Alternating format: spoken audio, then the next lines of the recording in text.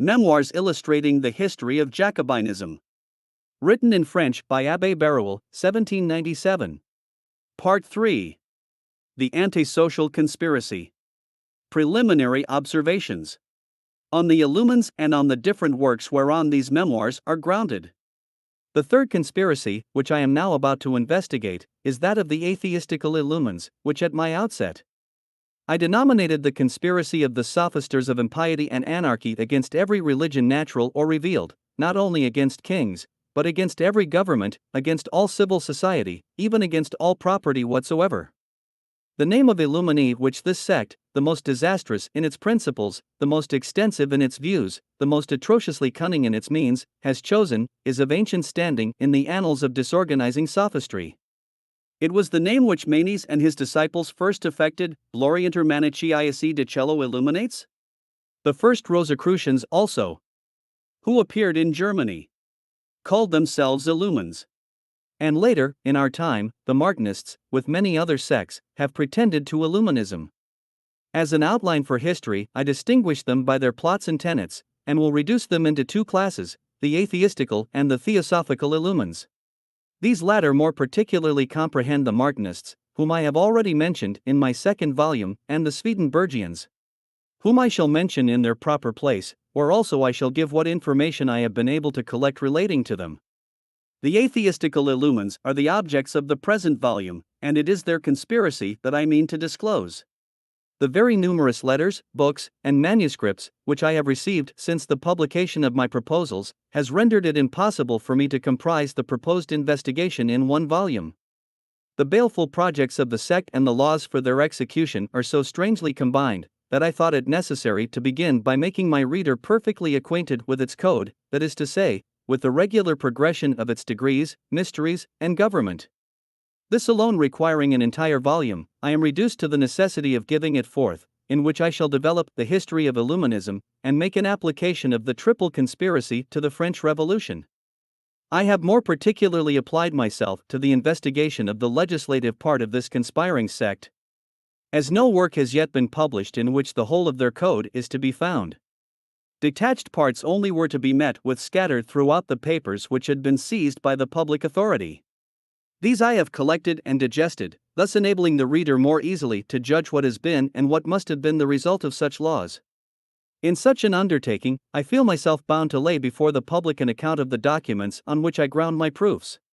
The following, then, is a list of the principal works, with a few observations on each, that the reader may form his own judgment as to their authenticity. 1. The first is a collection entitled Some of the Original Writings of the Sect of Illumines, which were discovered on the 11th and 12th of October, 1786, at Landshut. On a search made in the house of the Sieur Zwack, heretofore Councillor of the Regency, and printed by order of His Highness the Elector. Munich, by Ant. Franz, printer to the court. 2. The second is a supplement to the original writings, chiefly containing those which were found on a search made at the castle of Sandersdorf, a famous haunt of the Illumines, by order of His Highness the Elector. Munich, 1787.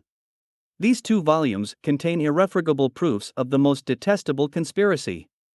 They disclose the principles, the object, and the means of the sect, the essential parts of their code, the diligent correspondence of the adepts, particularly that of their chief, and a statement of their progress and future hopes. The editors indeed have carried their attentions so far, as to mention by whose hand the principal documents or letters were written. At the beginning of the first volume, and on the frontispiece of the second, is seen the following remarkable advertisement by order of the Elector: those who may harbor any doubt as to the authenticity of this collection have only to apply to the office where the secret archives are kept at Munich, and where orders are left to show the originals. I entreat that my readers will recollect this advertisement whenever they shall see the original writings cited.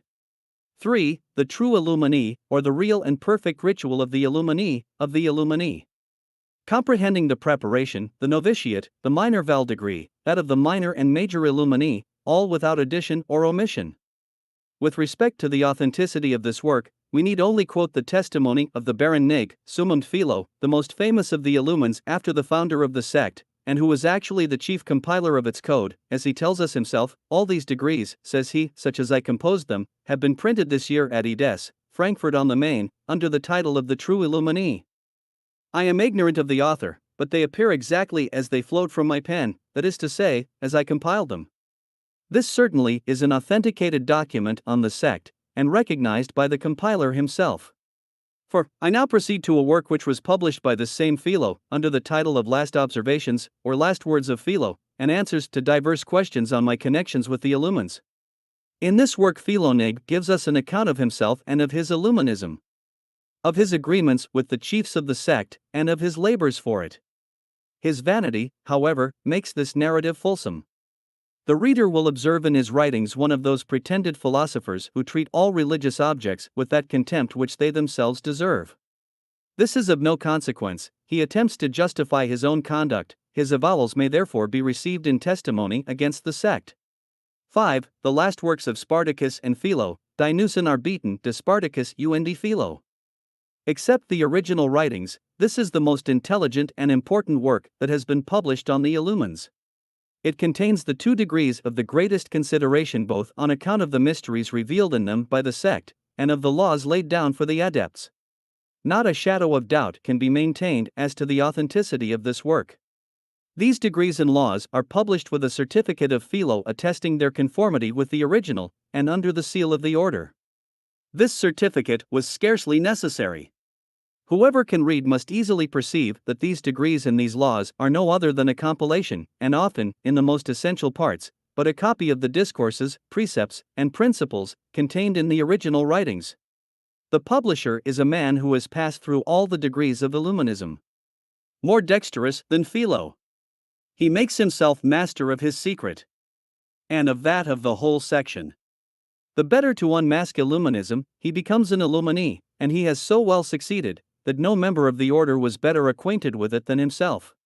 6. The same writer has published a critical history of the degrees of Illuminism, a valuable work, in which everything is proved from the very letters of the grand adepts. 7. The Directing Illuminee, or the Scotch Knight. This may be said to be the counterpart of the last works of Philo and Spartacus. It is a description of the most important intermediary degree of Illuminism. The editor does not indeed publish it under the signet of the order. But when the reader has compared it with the original writings, and even with the criticism on it by the chief, who was not much pleased with the compiler, he will soon decide that the grand seal of the order is not necessary to authenticate it. 8. Remarkable depositions respecting the Illumines. These are 3 juridical depositions on oath, and signed first by Mr. Cassandi, canon and professor at Munich, secondly by Mr. Renner, priest and professor of the same academy, thirdly by Mr. Utzkneider, councillor of the electoral chamber, fourthly by Mr. George Greinberg, a member of the Academy of Sciences, and professor of mathematics. As everything is juridical in these depositions, it would be useless for me to insist on the weight they must carry with them. These were 4 pupils, who did not wait to be initiated in the grand mysteries of the sect to form their judgment on, and to quit the section. They were cited at a tribunal to declare all they knew. And they answered with moderation and truth. Their depositions will find a place in the historical part of this work. 9. The apologies published by some of the leaders of the sect are also to be classed among the incontrovertible evidence which we have acquired. These gentlemen will not be expected to have aggravated their own wickedness. 10. The list would be endless were I to subjoin all the works that have been written against the section. But I must distinguish in this place the works of Mr. Hoffmann, professor at the University of Vienna. I am but little acquainted with those of Dr. Zimmermann, though I have been informed by letter that he furnished many valuable articles in a journal published at Vienna, and chiefly directed against the section. I often find Mr. Stark's name mentioned as a strenuous opponent of the section. I have seen no publication with his name to it, except an apology in answer to the calumnies of the sect, which it continues to repeat, notwithstanding the victorious manner in which he has answered them. Among the anonymous writings I find an excellent work entitled The Ultimate Fate of the Freemasons, Endlich Schicksal der Freimaurerordens. It is a discourse pronounced at the breaking up of a Freemasons' lodge. The writer of this discourse gives an excellent statement of the reasons why the lodges should suspend their labors since Illuminism had intruded itself into Masonry. I believe he would have pronounced this discourse much sooner, had he known that all lodges were not so pure as his own. I have also perused the biographical fragments of the Sieur Bode, a famous Illuminee. These will be very useful in our historical volume. As to numberless other works which I have read on the same subject, it will suffice to give the titles of them when quoted. I have said more than enough to show that I am not in the dark with respect to the subject on which I am writing. I could wish to express my gratitude to those virtuous men who, by their correspondence, and the memorials which they have sent me, have greatly advanced my undertaking. But open expressions of such a gratitude would prove fatal to them. To have contributed to the public utility is a sufficient reward for their virtue, and if my work is not so perfect as it ought to be, it arises not from any want of energy in their endeavors. I find myself much against my will obliged to answer certain objections which my translator has made, and which will, doubtless, be repeated by many other readers, grounded on the work of Mr. Robison, entitled Proof of a Conspiracy Against All the Religions and Governments of Europe, etc. That work was published just as this third volume was going to the press. Its author had not then met with my two first volumes. But in a second edition he is pleased to mention them in his appendix. I am much flattered by his approbation, heartily congratulate him on the zeal he has himself shown in combating the public enemy, and am happy to see that he has wrought on the best materials. Without knowing it, we have fought for the same cause with the same arms, and pursued the same course, but the public are on the eve of seeing our respective quotations, and will observe a remarkable difference between them. I fear lest we should be put in competition with each other, and the cause of truth suffer in the conflict. I entreat the reader to observe that these differences arise from the different methods followed by him and myself. Mr. Robison has adopted the easiest, though the most hazardous method. He combines together in one paragraph what his memory may have compiled from many, and sometimes makes use of the expressions of the German author when he thinks it necessary. Beside, he has seen much, and read much, and relates it all together in the paragraphs marked by inverted commas. The warning he has given in his preface will not suffice to remove the objections of some readers.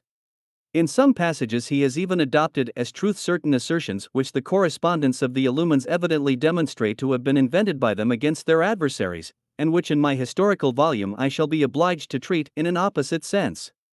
Nor will I pretend to say that Illuminism drew its origin from Masonry, for it is a fact demonstrated beyond all doubt that the founder of Illuminism only became a Mason in 1777, and that 2 years later than that he was wholly unacquainted with the mysteries of Masonry.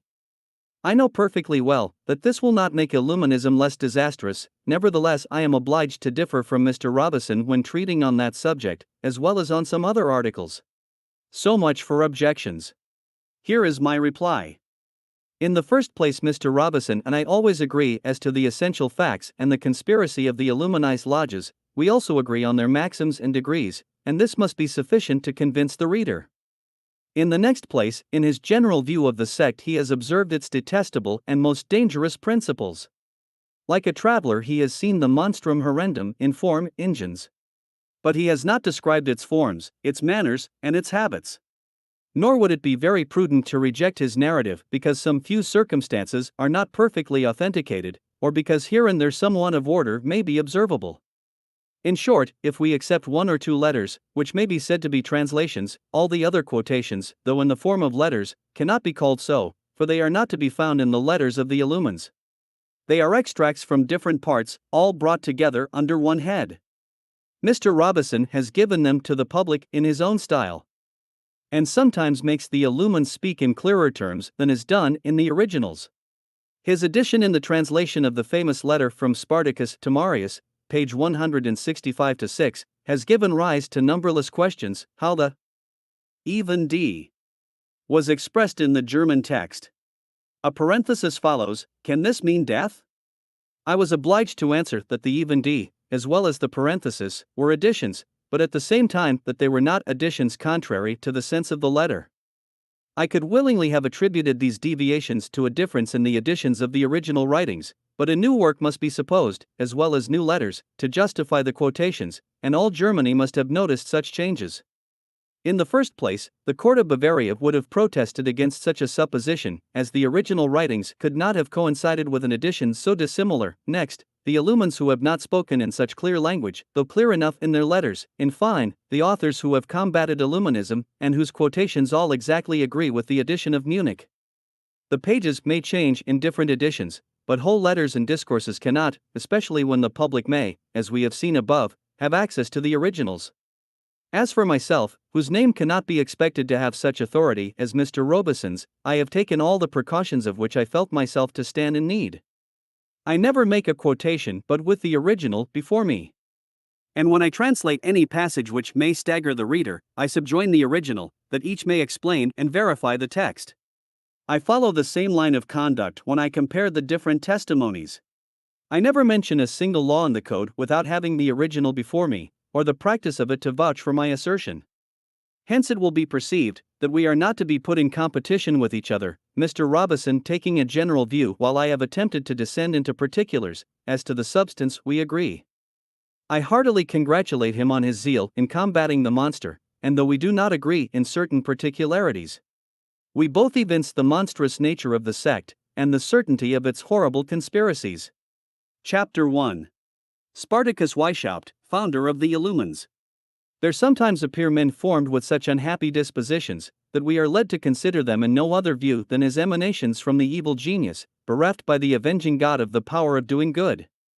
Imbecile in the sphere of wisdom, such men are only efficient in the arts of vice and destruction. They are ingenious in those conceptions, skillful in that cunning, and fruitful in those resources which enable them despotically to reign in the schools of falsehood, depravity, and wickedness.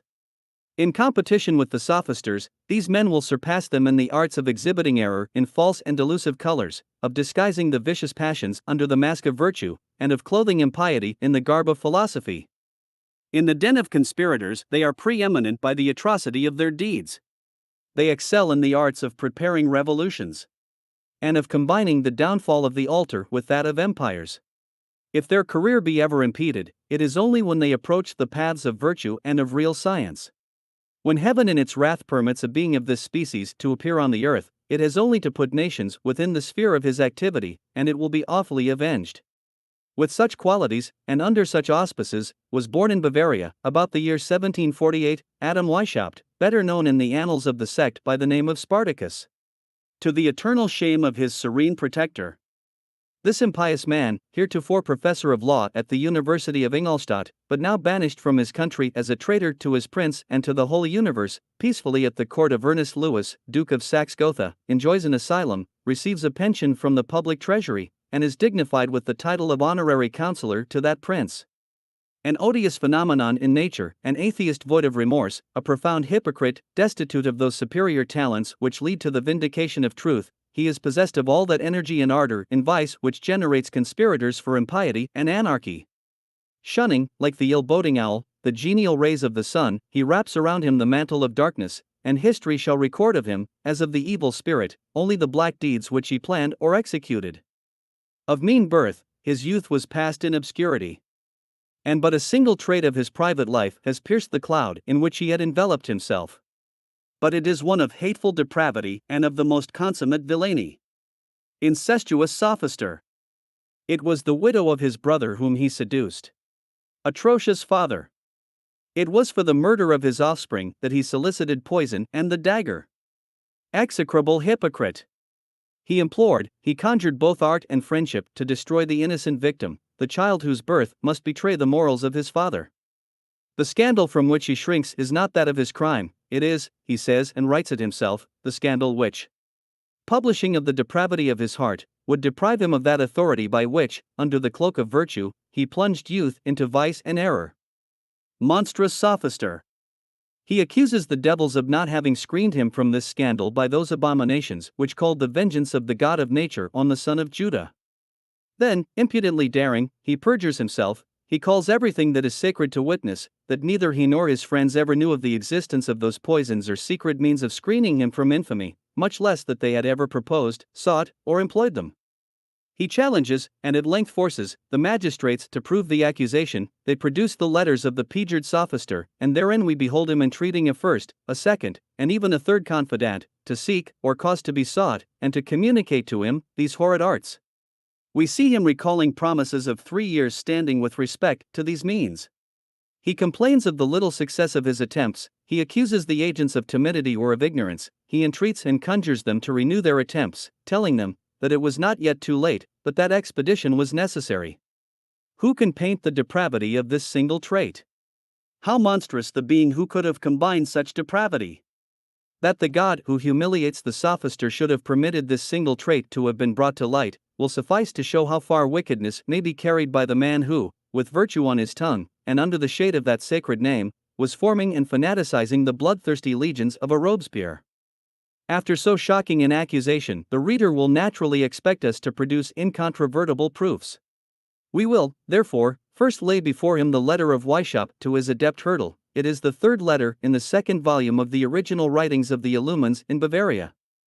Now, says Weishaupt to this adept, let me, under the most profound secrecy, lay open the situation of my heart. It destroys my rest, it renders me incapable of everything. I am almost desperate. My honor is in danger, and I am on the eve of losing that reputation which gave me so great an authority over our people. My sister-in-law is with child. I have sent her to Athens, Munich, to Eurofon, to solicit a marriage license from Rome. You see how necessary it is that she should succeed, and that without loss of time, every moment is precious. But should she fail, what shall I do? How shall I restore the honor of a person who is the victim of a crime that is wholly mine? We have already made several attempts to destroy the child. She was determined to undergo all, but Eurofon is too timid. Yet I scarcely see any other expedient. Could I depend on self-secrecy, the Professor Bader at Munich? He could be of great service to me, he had promised me his aid 3 years ago. Mention it to him if you think proper. See what can be done. I should be sorry that Cato knew anything of it, lest he should tell all his friends. If you could extricate me from this unfortunate step, you would restore me to life, to honor, to rest, and to authority, that is over his people.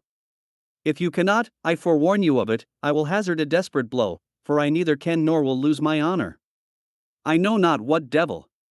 Here decency obliges us to be silent, but he continues, as yet nobody knows anything of it but Eurofor. It is not too late to make an attempt, for she is only in her 4th month, and the worst of it is, that it is a criminal case, and that alone makes the greatest efforts and the most extreme, or boldest, resolution necessary. Be well and live happier than I do, and do think of some means which can extricate me from this affair. I am yours, etc. Spartacus. Notwithstanding his repugnance to let Cato into the secret, Weishaupt is at length obliged to write to him on the subject, and, after repeating that which through decency we have omitted above, this monster of hypocrisy says, "What vexes me the most in all this is that my authority over our people will be greatly diminished. That I have exposed a weak side, of which they will not fail to advantage themselves whenever I may preach morality, and exhort them to virtue and modesty." Now let us observe the same Weishaupt barefacely saying in his Apology, "I think and declare before God, and I wish this writing to be looked upon as a most solemn declaration, that in all my life I have never heard of those secret means of abortion, nor of those poisons, that I have never seen nor had knowledge of any occasion when I or my friends could even have thought of advising, administering, or making any use whatever of them. And this I say in testimony and affirmation of the truth. It is thus that by the most abominable hypocrisy he sustains a barefaced and detestable perjury. So much for the moral virtue of this man, but our chief object is, to consider him in his character of a conspirator. Let us then descend into that baleful abyss, and observe him in the schools of impiety, rebellion, and anarchy. Here again he appears to have been ignorant of the gradations of crime, of the space that lies between the slightest deviation from rectitude and the most profound wickedness. Here, scarcely have the magistrates cast their eyes upon him when they find him at the head of a conspiracy which, when compared with those of the clubs of Voltaire and D'Alembert, or with the secret committees of d'Orleans, make these latter appear like the faint imitations of puerility, and show the sophister and the brigand as mere novices in the arts of revolution. It is not known, and it would be difficult to discover, whether Weishaupt ever had a master, or whether he is himself the great original of those monstrous doctrines on which he founded his school. There exists, however, a tradition which on the authority of some of his adepts we shall lay before the reader.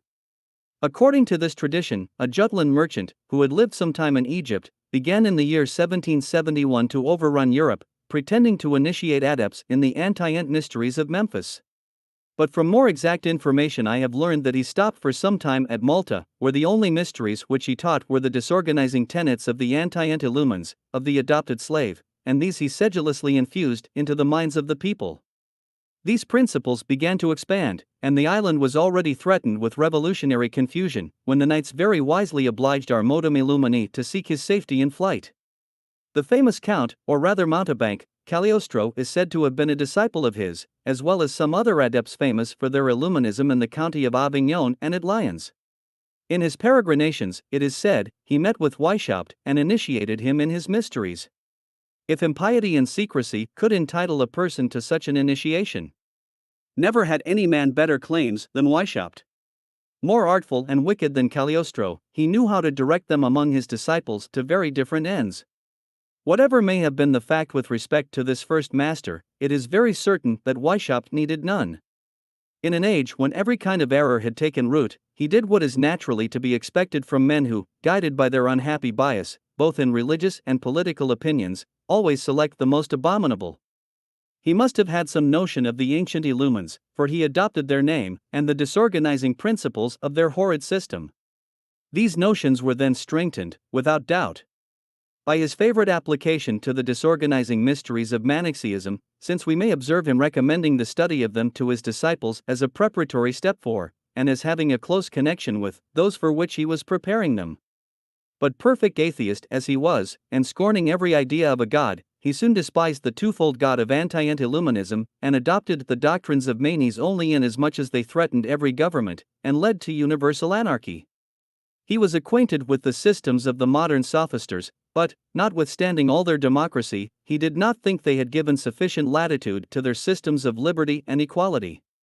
He only adopted their hatred for God, or pure atheism.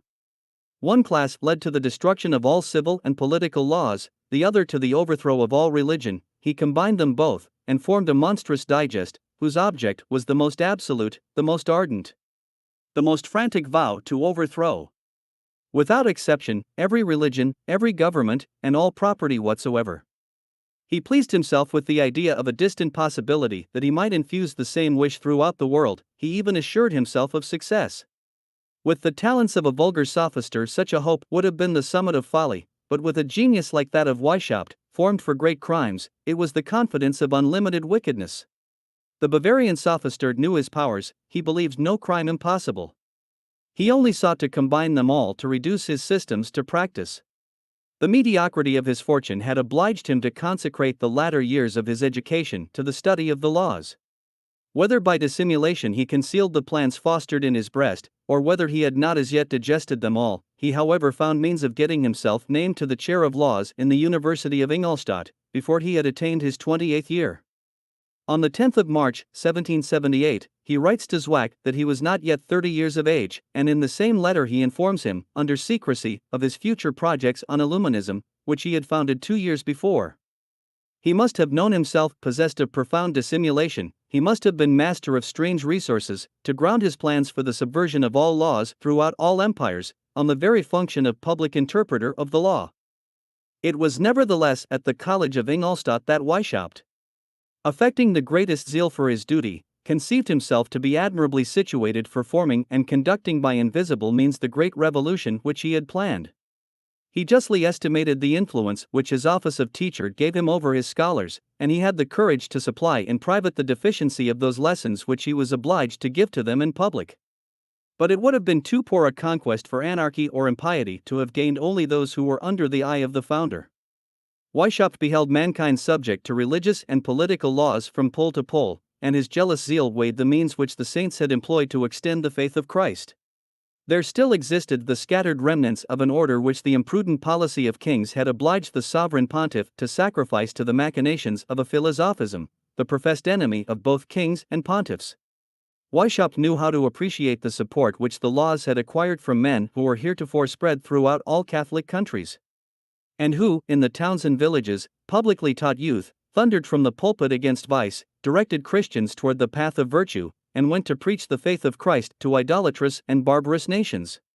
He well knew how much empires were indebted to religious orders, that in preaching the duty which each man owed to his God, strengthened the ties that bound him to his neighbor and to his prince. Though he in his heart detested the children of Benedict, Francis, or Ignatius, he admired the institutions of these holy founders, and was particularly charmed with those of Ignatius, whose laws directed so many zealous men dispersed throughout the world toward the same object and under one head. He conceived that the same forms might be adopted, though to operate in a sense diametrically opposite. What these men have done for the altar and the throne, said he to himself, why would not I do in opposition to the altar and the throne? With legions of adepts subject to my laws, and by the lure of mysteries, why may not I destroy under the cover of darkness what they edified in broad day? What Christ even did for God and for Caesar, why shall not I do against God and Caesar? By means of adepts now become my apostles? In attributing such a wicked emulation to Weishaupt, I will not leave the historian to fruitless conjectures. No, these very wishes in plain language are contained in his confidential letters to his disciples, and he even reproaches them with not imitating the submission of the followers of those holy founders. His most celebrated adepts have declared that they had observed him copying them throughout his code. They must also have remarked that Weishaupt, in planning his systems according to the forms adopted by those religious founders, had reserved it to himself to add all the artifices which the most infernal policy could suggest. At the actual period when this conspirator formed his plans, he was ignorant of the object of Freemasonry. He only knew that the fraternity held secret meetings. He observed that they were bound by mysterious ties, and recognized each other for brethren by certain signs and words, whatever might be their country or religion. In his mind, therefore, he combined the plan of a society, which was at once to partake as much as convenient of the government of the Jesuits, and of the mysterious silence and secret conduct of Masonry. Its object was the propagation of the most antisocial systems of ancient Illuminism, and of the most anti-religious systems of modern philosophism. Brooding over this disastrous project, Weishaupt cast his eyes on the young pupils whom government had entrusted to his care to form them for magistrates of their country, and defenders of the laws, and he resolved to begin his warfare against both by the perversion of these youths. He beheld in distant succession his first disciples seducing others, those again, subject to his laws, forming further adepts, and thus by degrees he came complacently to view his legions multiplying and spreading from the towns to the country, and resident even in the courts of princes. He already heard those oaths which, under the secrecy of the lodges, were to bind the minds and hearts of those new legions who, replete with his disorganizing spirit, were silently to undermine the altar and the throne. He calculated the time necessary, and smiled to think that he would one day have only to give the signal for the general explosion. Scarcely had this modum Eratosthenes attained his 28th year, ere he had laid the foundations of those laws which he meant to give to his disorganizing section. Though he had not actually written his code, he had arranged it in his mind, and he made his first essay on two of his pupils, one named Massenhausen, whom he summoned Ajax, about 20 years of age, and afterwards a counselor at Burghausen, the other called Mers, whom he summoned Tiberius, nearly of the same age, but whose morals and character proved so abominable that they made even his vile seducer blush.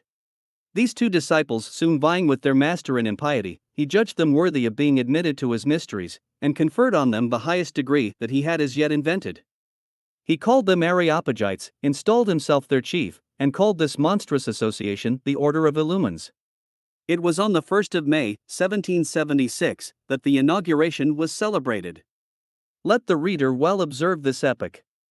It indicates a feeble beginning. It preceded the French Revolution but by a few years. That however was the time when that abominable sect first started into existence, which was to combine all the errors, all the conspiracies, and all the crimes of the adepts of impiety, rebellion, or anarchy, and which, under the name of Jacobin, was to consummate the dreadful revolution. Such was the origin of that sect which I had in view when I proclaimed to all nations, and unfortunately with too much truth, that whatever their government or religion might be, to whatever rank they might belong in civil society, if Jacobinism triumphed, all would be overthrown, that should the plans and wishes of the Jacobins be accomplished, their religion with its pontiffs, their government with its laws, their magistrates and their property, all would be swept away in the common mass of ruin. Their riches and their fields, their houses and their cottages, their very wives and children would be torn from them.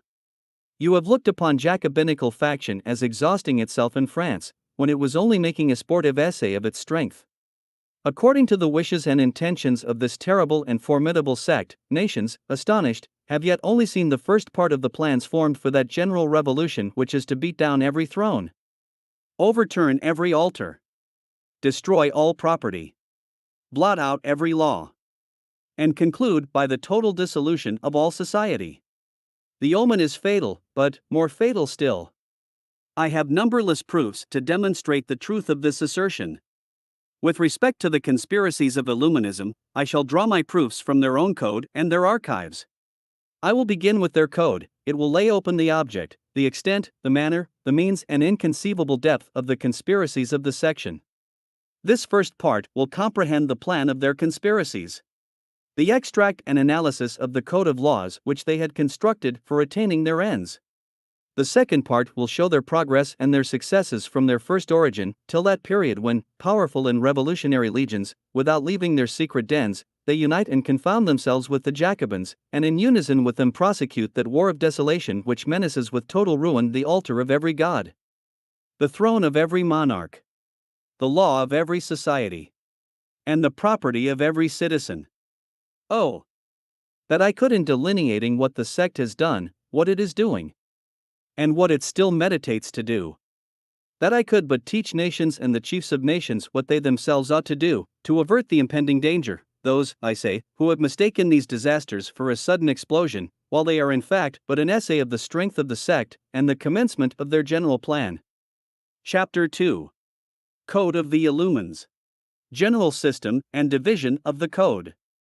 By the code of the sect of Illumines I mean the principles and systems which it had formed to itself on religion and civil society, or rather against all religion and civil society whatever. I mean the government and the laws which it has adopted to realize its plans, and to guide the adepts in bringing the whole universe into its systems. This was not so much a code springing from an ardent mind, and an enthusiastic zeal for a great revolution, as the offspring of reflection on the means of rendering it infallible. For no sooner had Weishaupt conceived a plan than he foresaw the obstacles which might thwart its success. Though he decorated the first pupils whom he had seduced with the title of his profound adepts, yet he did not dare unfold to them the vast extent of his plans. Pleased with having laid the foundation, he did not hurry the elevation of that edifice, which might have been exposed to fall for want of the proper precautions. No, he wished it to be as durable as time itself. For 5 whole years he meditated, and he foresaw that he should still have to pause for many a tedious day on the means of securing the success of his plans. His plotting head silently ruminated and slowly combined that code of laws, or rather of cunning, of artifice, of snares and ambushes by which he was to regulate the preparation of candidates, the duties of the initiated, the functions, the rights, the conduct of the chiefs, and even his own. He watched every means of seduction, weighed and compared those means, tried them one after the other, and when he had adopted any of them would still reserve the power of changing them, in case he should happen to fall upon any that would be more disastrous. Meanwhile his first disciples, now his apostles, gained him many partisans, he seduced many himself, and directed their conduct by letter. His advice was adapted to circumstances, and, artfully husbanding his promises, he kept the minds of his disciples perpetually in suspense as to the last mysteries.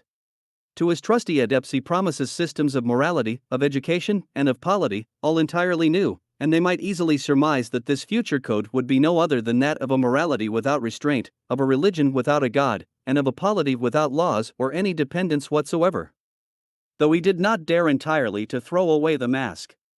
But his laws appeared imperfect, his snares were not sufficiently concealed, and he was convinced that time and experience alone could perfect the work on which he had so long meditated.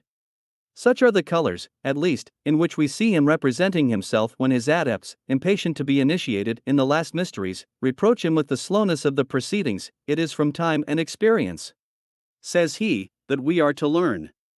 I daily put to the test what I made last year, and I find that my performances of this year are far superior. Give me then time to reflect on what may forward and on what may delay the execution of our plans, to weigh what may be expected of our people left to themselves or led and conducted by us. Remember that what is done in haste speedily falls to ruin. Leave me then to myself, let me act alone, and believe me, time and I are worth any other two.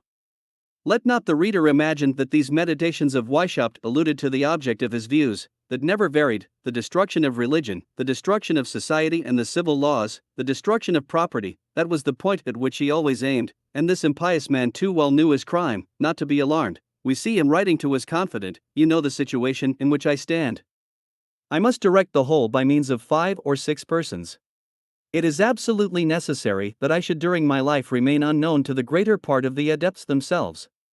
I am often overwhelmed with the idea that all my meditations, all my services and toils are perhaps only twisting a rope or planting a gallows for myself, that the indiscretion or imprudence of a single individual may overturn the most beautiful edifice that ever was reared. At other times wishing to appear above such fears, but still reproaching the adepts with want of caution, he says, "If our affairs already go on so ill, the whole will soon be undone, the fault will be thrown upon me, and, as author of everything, I shall be the first sacrificed.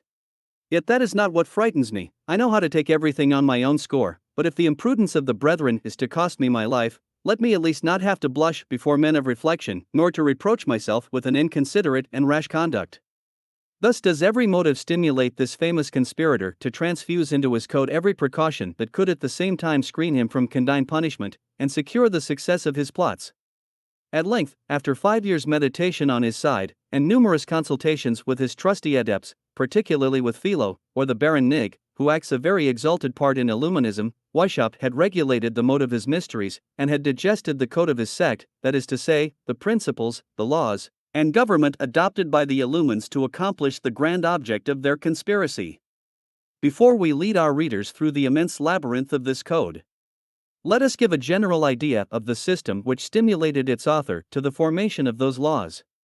The more we meditate on that part of the code which we shall lay before our readers when we come to treat of the mysteries of Illuminism, the more clearly we observe Weishaupt adopting the principles of equality and of liberty, propagated by modem philosophism, in order to present them in a new light, and to lead his disciples to the ultimate consequences of the most absolute impiety and anarchy. The modem sophisters, some following Voltaire, others Rousseau, had begun by saying that all men were equal and free, and they had concluded with respect to religion that nobody, though speaking in the name of a God who reveals himself, had the right of prescribing rules to their faith. The authority of revelation being cast aside, they left no other basis for religion to rest upon than the sophistry of a reason, the perpetual prey of our passions. They had annihilated Christianity in the minds of their adepts. With respect to governments, they had also asserted that all men were equal and free, and they had concluded that every citizen had an equal right to form the laws, or to the title of sovereign. This consequence, abandoning all authority to the capricious fluctuations of the multitude, no government could be legitimate but that founded on chaos, or the volcanic explosions of the democratic and sovereign populace. Weishaupt, reasoning on the same principles, believed both the sophisters and the democratic populace to be too timid in drawing their inferences, and the following may be said to be the essence of all his mysteries. Liberty and equality are the essential rights that man in his original and primitive perfection received from nature. Property struck the first blow at equality. Political society, or governments, were the first oppressors of liberty. The supporters of governments and property are the religious and civil laws. Therefore, to reinstate man in his primitive rights of equality and liberty, we must begin by destroying all religion, all civil society, and finish by the destruction of all property. Had true philosophy but gained admittance to these lodges of Illuminism, how clearly would she have demonstrated the absurdity of each and all of these principles, and the extravagance and wickedness of such consequences, both to the master and his adepts. She would have shown that the rights and laws of primitive man alone upon earth, or parent of a scanty generation, neither were nor ought to be the rights and laws of man living on an inhabited globe. She would have proved that nature, when she ordained that man should increase and multiply on this earth, and that he should cultivate it, clearly announced that his posterity were hereafter to live under the empire of social laws. She would have observed that without property this earth would have remained uncultivated and uninhabited, that without religious and civil laws the same earth would have only nurtured straggling hordes of vagabonds and savages. Then would our Bavarian Illumini have concluded that his equality and liberty, far from being the essential rights of man in the state of perfection, would only be the instruments of his degradation, and assimilate him to the beasts of the earth, if they were to be incompatible with property, religion, and society. But true philosophy was an alien to his school, and Weishaupt, with his detestable genius formed for error, applauds the sophism, makes it the basis of his system, and the ultimate secret of his mysteries. I am not simply to prove that such is the grand object of the conspiracy, and of the ultimate revolution which he is preparing with all his adepts. Were that my only task, I should cite the blessings which the Hierophant of Illuminism pours out on those hordes that roam without laws or society, and the curses which he vents against those men who, fixing their abodes, name chiefs and constituted states. The very menaces of the teacher unfold the whole of the conspiracy. Yes, princes and nations shall disappear from off the face of the earth, yes. A time shall come when man shall acknowledge no other law but the great book of nature. This revolution shall be the work of the secret societies, and that is one of our grand mysteries. This single passage of the code is sufficient to demonstrate both the object of the conspiracy and the extent of the projects of the sect, but though the conspiracy should be clearly proved, still that would be doing little for the public good. Instead of a terrible and formidable sect, nations and chiefs of nations might mistake the Illumines for a band of senseless madmen, plotting without means a chimerical revolution, therefore little to be feared, and too despicable to deserve notice. Thus would wickedness find a cloak in its excesses, the sect would prosecute its hellish plots more actively, more confidently, and more successfully, merely because their object was supposed impossible. Society would be dissolved, our laws, our religion, and our property would be wrested from us, because we believed them proof against any attempt. Nations would tranquilly slumber on the brink of the precipice, and be plunged into destruction while they considered the fatal cause as the delusion of delirium, and smiled on the plots of Illuminism. And its founder foresaw this, for he says to his adepts, "Let the laughers laugh, let the scoffers scoff. He that compares the past with the present will see that nature continues its course without the possibility of diverting it.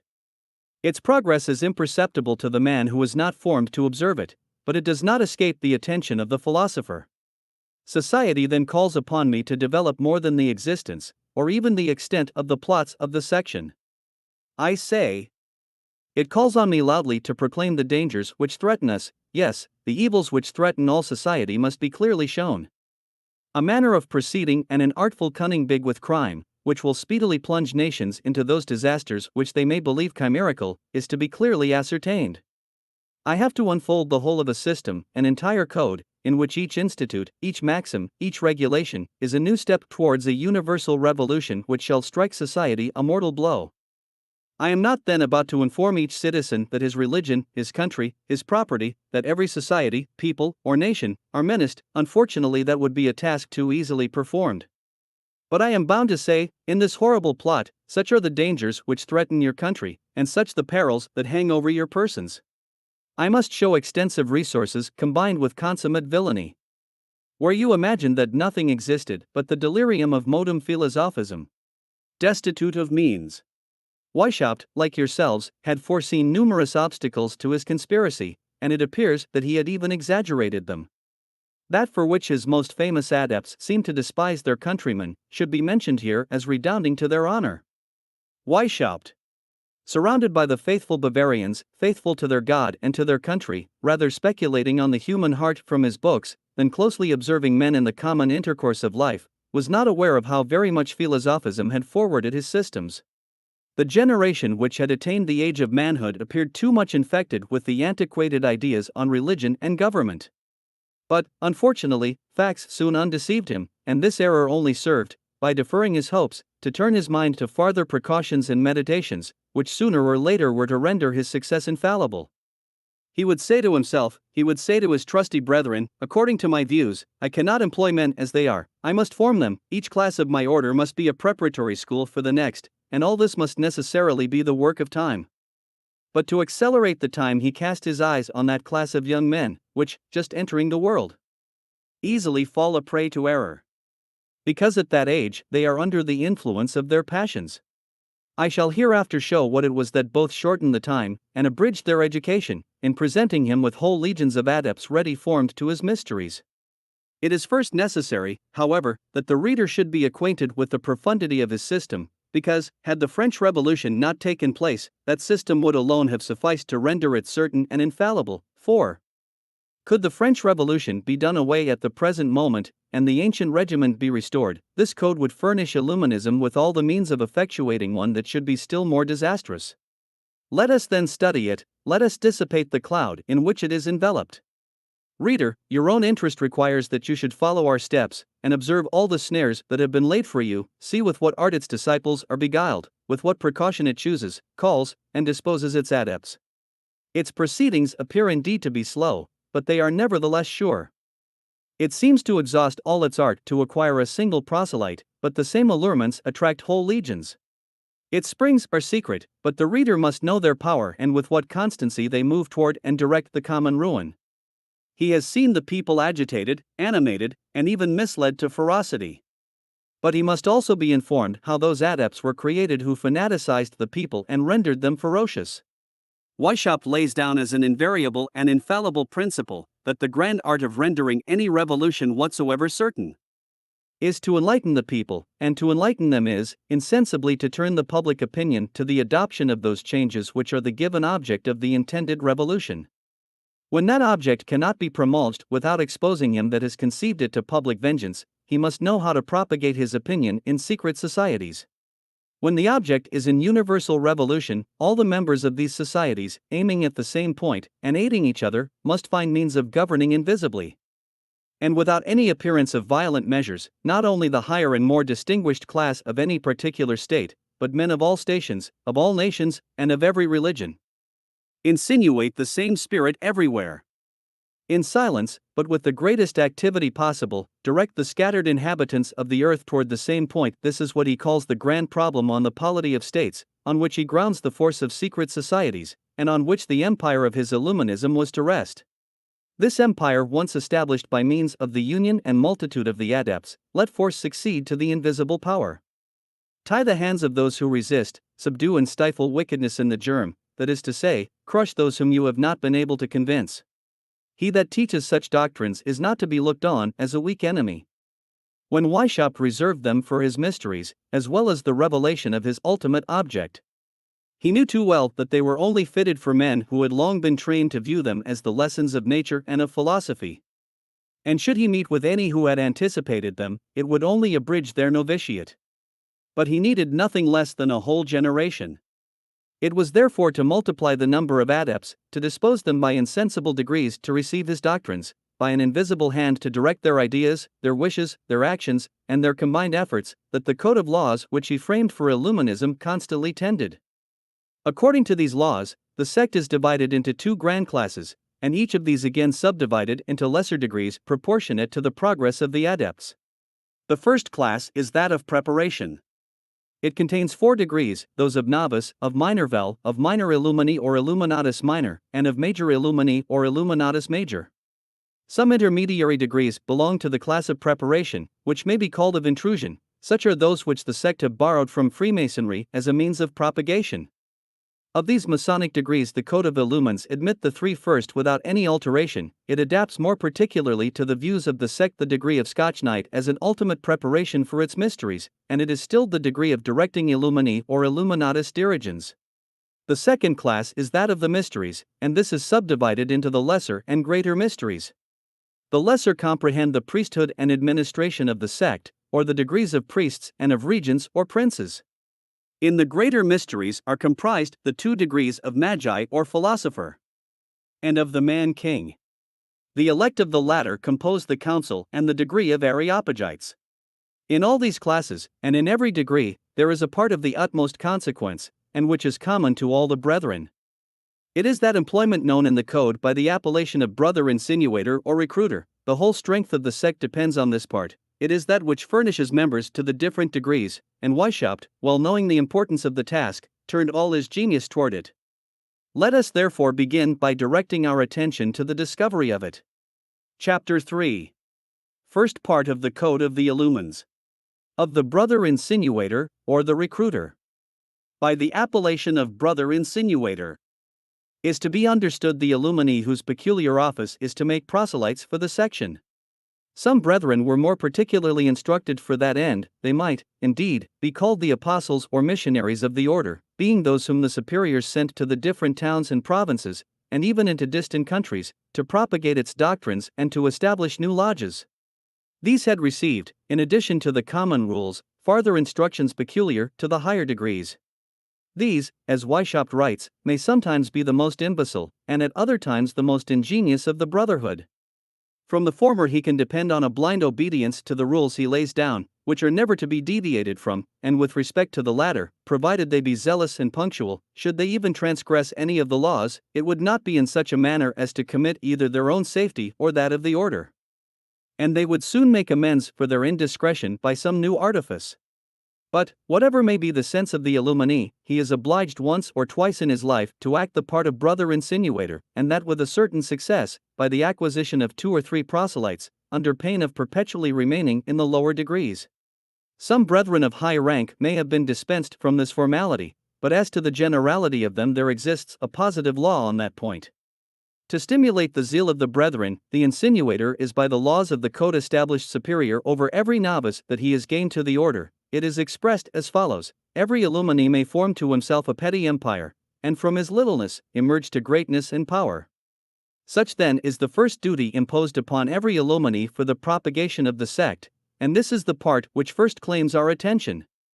In order that we may be able to form an idea of the immeasurable powers of Weishaupt for seduction, this part may be said to be subdivided into three.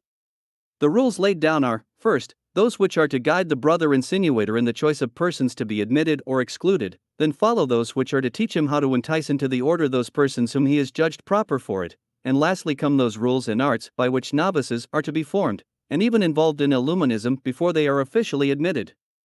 In order to judge of the qualifications of the persons whom he may enlist, every illuminee is to begin by procuring tablets, which he is to keep in the form of a journal, and this is his diary.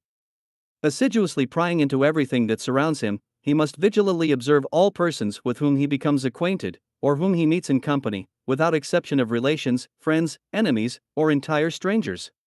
He must endeavor to discover their strong and their weak side, their passions and prejudices, their intimacies, and above all, their actions, interests, and fortune, in a word, everything relating to them, and the remarks of every day he must enter in his diary.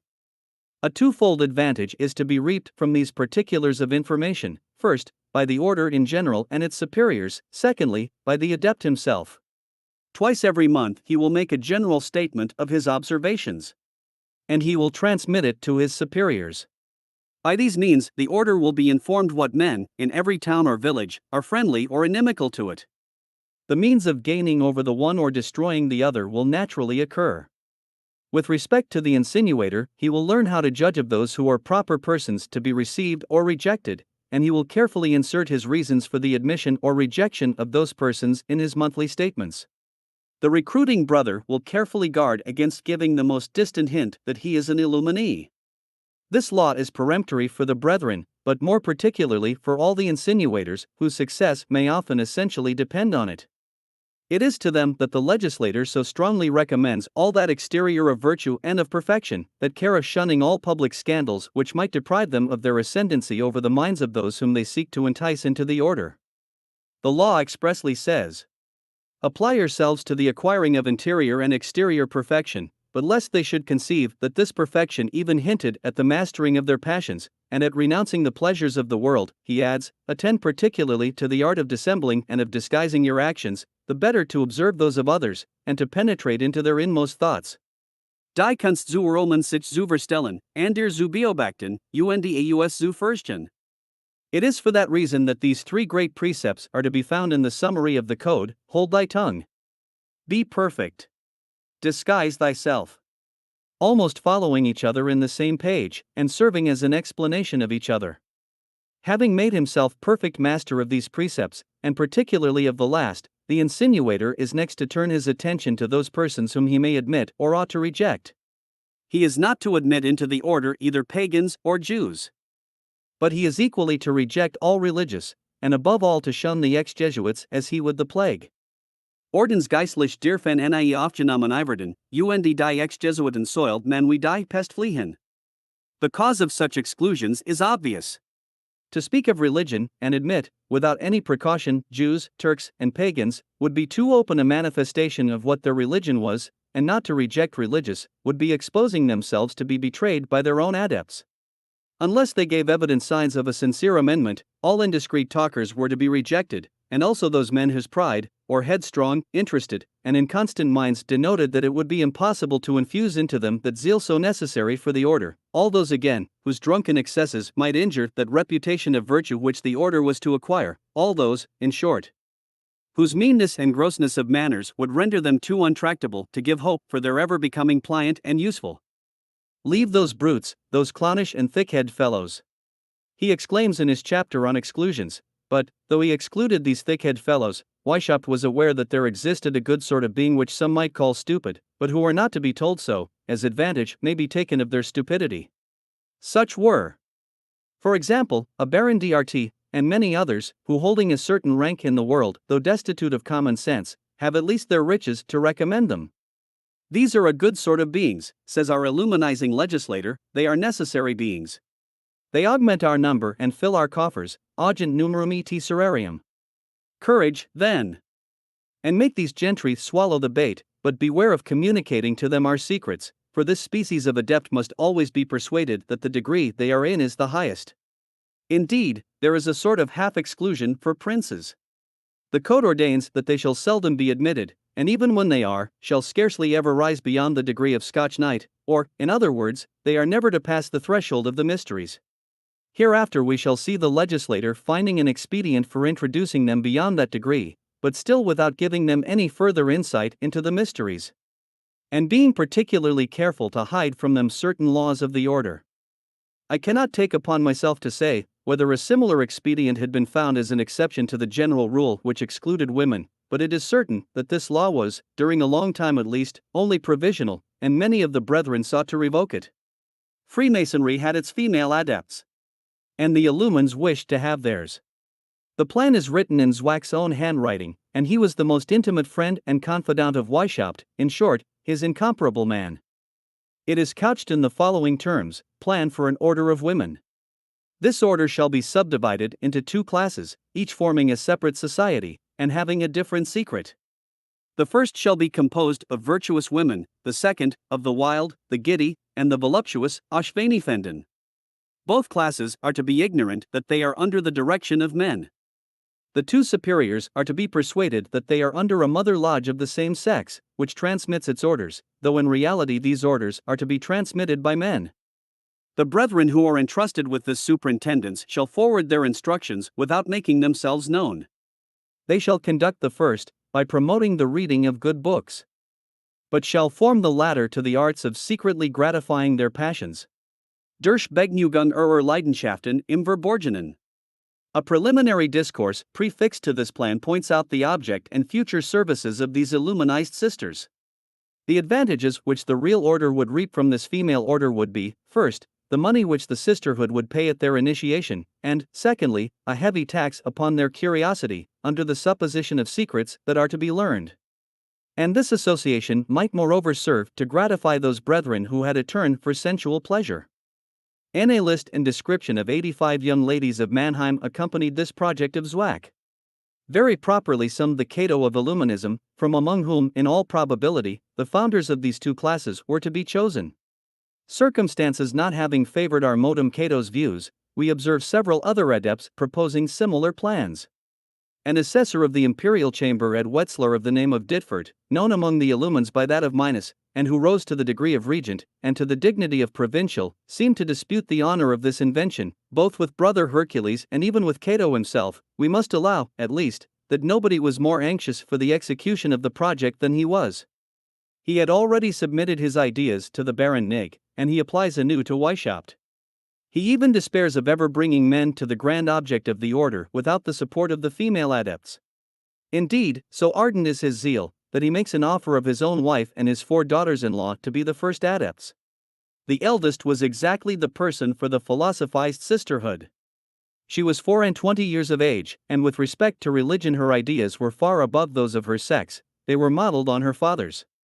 He had attained to the degrees of regent and prince of the Illumines, and she would have been regent and princess.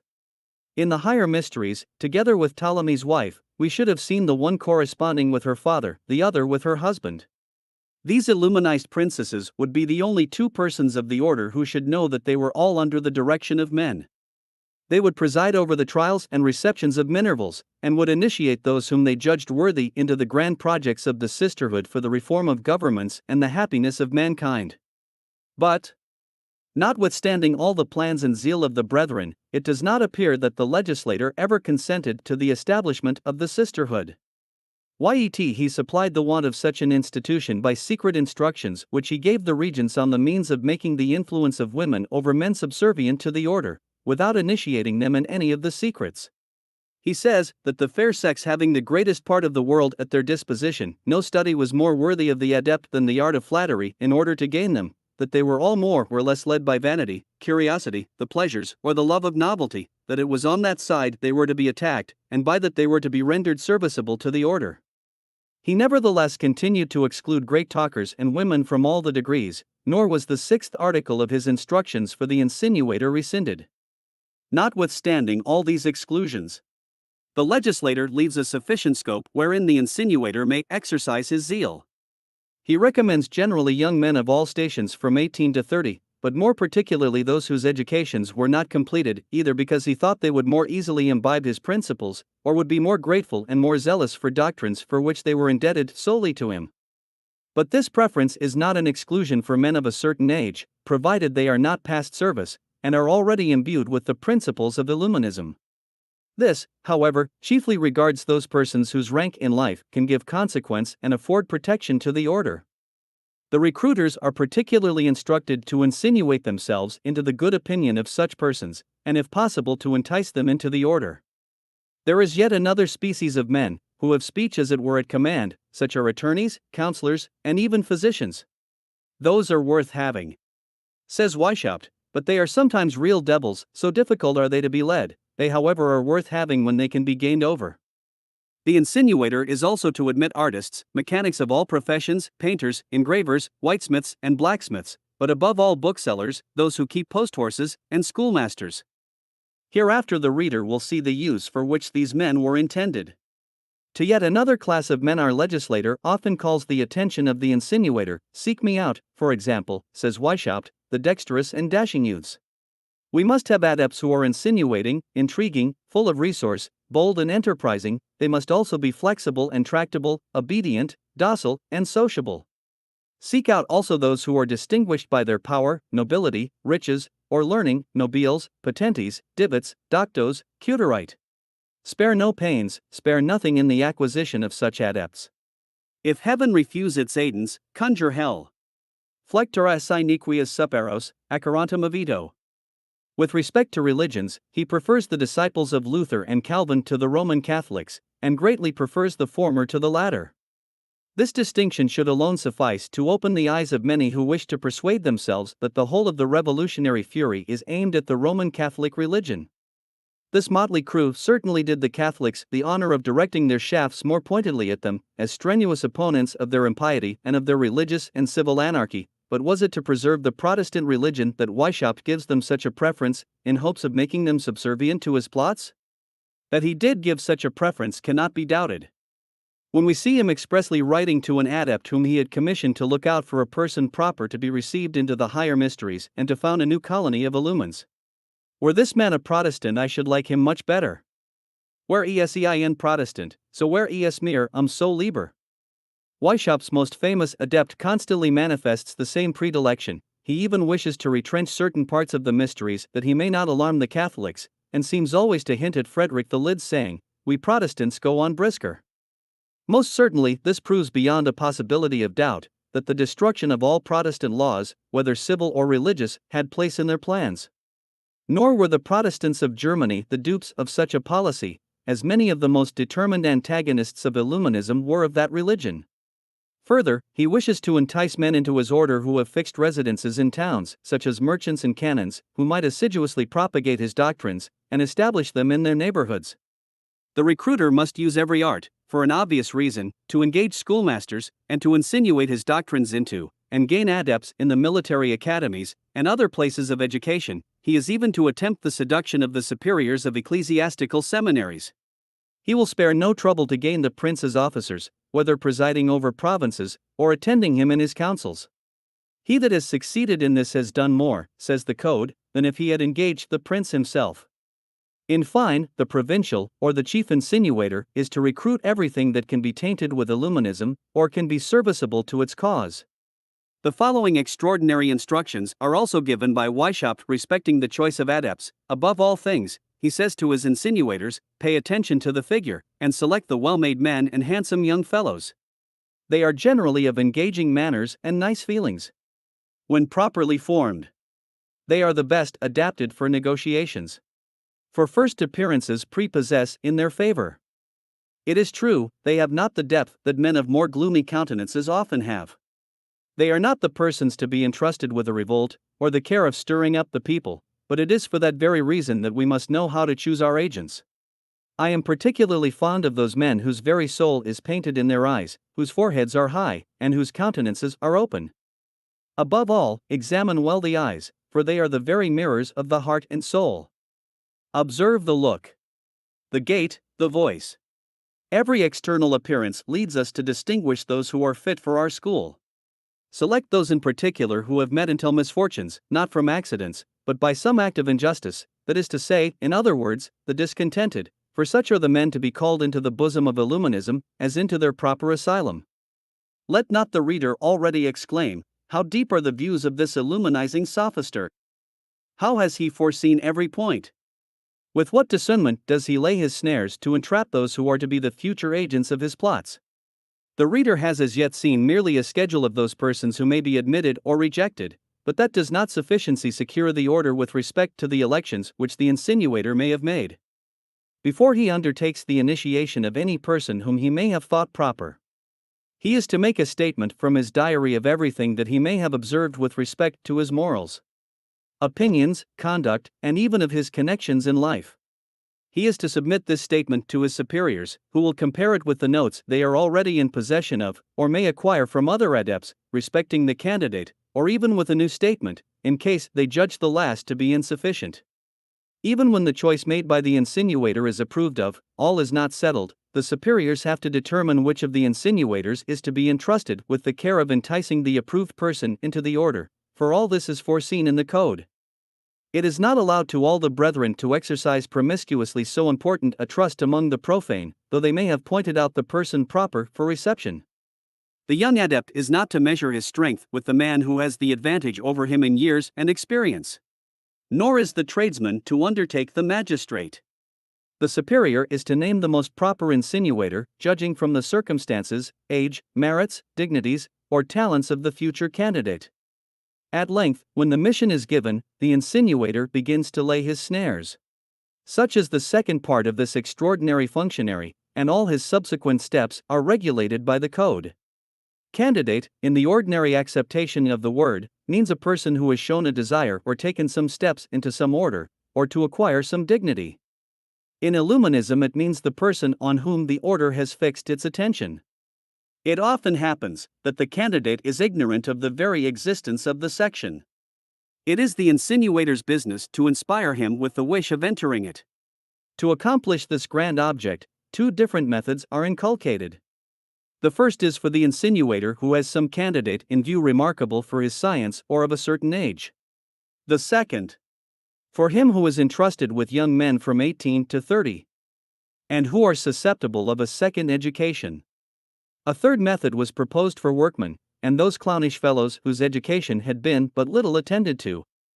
We may observe Weishaupt consulting with his confidant Zwack on this part of the code, but whether it was never digested, or that he saw the insinuators could easily supply the defect, no further mention is made of the third method. Let us then examine the essence of the first two.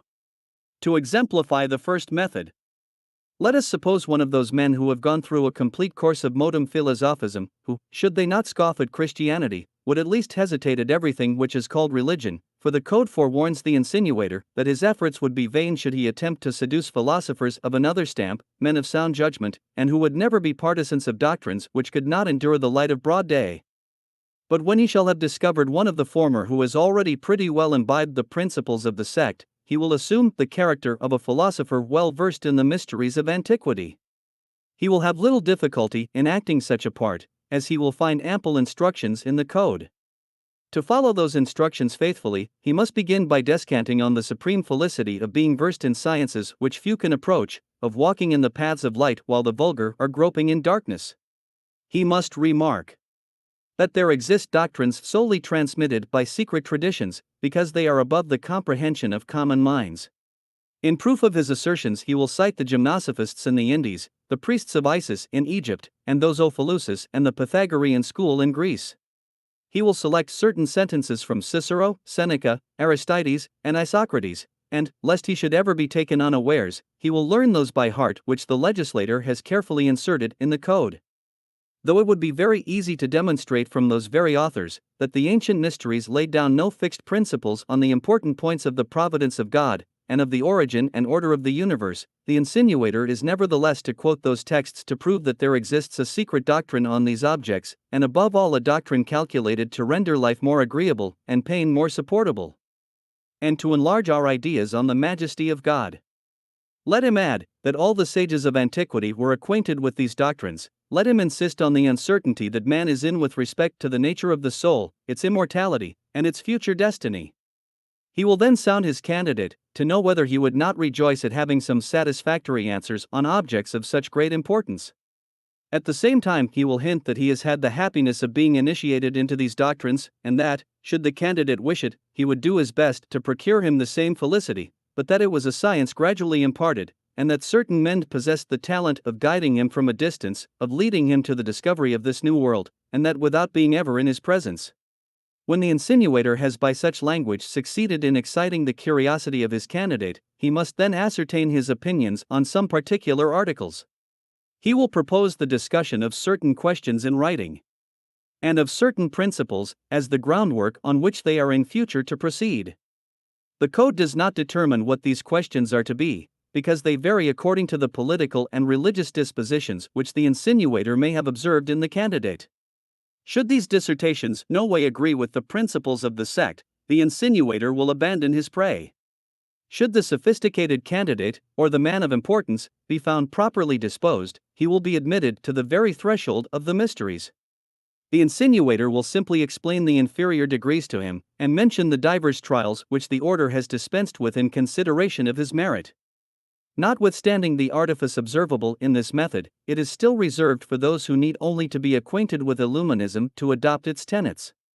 But should the insinuator be entrusted with a young candidate, or with one whose principles no way coincide with those of the sect, and who is yet to be formed, it is then that Weishaupt develops that immense theory of art and cunning by which he is insensibly to ensnare his victims.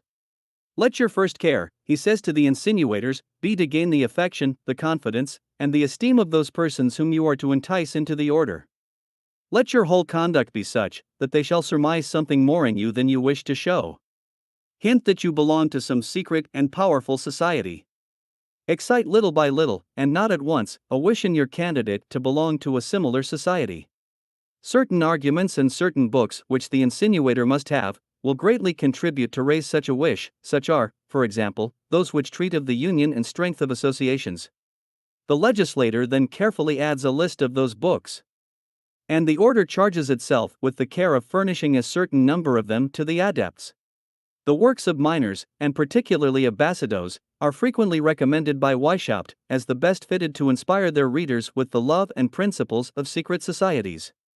But nothing can equal the art with which he himself has drawn up the reasons, by the help of which the insinuator is to persuade his young candidate of the pretended necessity for these mysterious associations.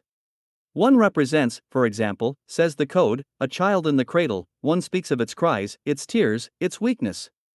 One remarks how this child, abandoned to itself, is entirely helpless, but that by the help of others it acquires strength. One shows how the greatness of princes is derived from the union of their subjects. One exalts the advantages of the state of society over the state of nature. Then one touches on the art of knowing and directing mankind. How easily, you will say, could one man of parts lead hundreds, even thousands, if he but knew his own advantages? This is evidently proved by the organization of armies, and the amazing power which princes derive from the union of their subjects. After having descanted on the advantages of society in general, touch upon the defects of civil society, and say how little relief is to be obtained even from one's best friends, and how very necessary it would be to support each other in these days. Add, that men would triumph even over heaven were they but united. That it is their disunion which subjects them to the yoke. This is to be explained by the fable of the wolf and the two dogs, the latter of whom could only be vanquished by the former after he had parted them, and by many other examples of the same kind which the insinuator will collect. As a proof of what great and important things secret societies can effectuate, he will adduce the examples of the Freemasons, of the mysterious societies of antiquity, and even of the Jesuits. He will assert that all the great events of this world are dependent on hidden causes, which these secret societies powerfully influence. He will awake in the breast of his pupil the desire of secretly reigning, of preparing in his closet a new constitution for the world, and of governing those who think they govern ms. When you shall have got thus far, says the code, begin to show, as it were unguardly, that you are not entirely ignorant of those secrets, throw out some half sentences which may denote it. Should your candidate take the hint, press him, and return to the charge, until you see him betray symptoms of a desire instantaneously to unite with such a society. The insinuator, however, who has thus far succeeded in inspiring his pupil with such a wish, has not played off every engine with which the code has furnished him. To sound the very bottom of his mind, he will pretend to consult him as if he had been entrusted with certain secrets. He will make objections on the secrecy of these societies, but should they make too much impression, he will resolve them himself. At other times, to stimulate the curiosity of his pupil, he will hold a letter in his hand written in cipher, or he will leave it half open on his table, giving his candidate sufficient time to observe the cipher, and then shut it up with all the air of a man who has important correspondences to keep secret. At other times, studying the connections and actions of his pupil, he will tell him of certain circumstances which the young man will think he has learned by means of these secret societies, from whom nothing is hidden, though they are concealed from all the rest of the world. These artifices may be greatly abridged, according as the friendship or communicative disposition of the candidate shall have laid him more open, but on the other hand, should they not suffice, the insinuator is not on that account to abandon his purpose. Let him try to accomplish by others what he has failed in himself. Let him examine his own conduct, and see if he has not neglected some one or more of the rules prescribed in the code. Let him redouble his attention and his complaisance. Should it be necessary to humble himself in order to command, let not the insinuator forget the formal precept of his legislator, learn also to act the valet in order to become master. Auch zu Weilenden Connect gemacht, WN Dienst hen zu werden. After such a long series of condescensions and discussions, the candidate at length must pronounce. If he submit to all these insinuations, he is admitted among the novices of the order, but should he persist in his refusal, let him lean the fate which awaits him from those who have experienced it. Unhappy, supremely wretched is the youth whom the illumines have sought in vain to entice into their section. Should he even escape their snares, do not let him flatter himself with being proof against their hatred, and let him take care. The vengeance of secret societies is not a common vengeance, it is the hidden fire of wrath. It is irreconcilable, and scarcely ever does it cease the pursuit of its victims until it has seen them immolated. Such at least is the account which history gives us of those who have been guarded enough to withstand the insinuations of the sect, and particularly of those who, after having gone the first steps with the insinuator, have refused to proceed any farther with him. I could cite diverse examples, though I once thought that I had met with one of a quite opposite nature, in the person of Camille de Jordan, the same deputy who was to have been involved in the sentence of transportation against Barthélemy and Pichegru after the revolution of the 4th of September, but who luckily escaped from the grasp of the triumvirate. I hear him speaking in the highest terms of one of these insinuators, who had for a long time endeavored to entice him into the order. He was much astonished at hearing me speak of these men as consummate in all the artifices of the most villainous hypocrisy. He maintained that his illuminee was mild, modest, and moderate, full of respect for the gospel, in a word, one of the most virtuous men he had ever known.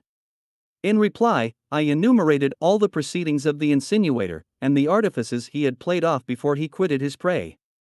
To all that Mr. Camille answered, "It is true, such was his behavior, but it was his zeal for the sect which blinded him, and made him have recourse to such expedients in order to work what he called my conversion. Yet, with all that, it was impossible for anybody to speak of virtue and religion in so impressive a manner as he did without being at least an honest man."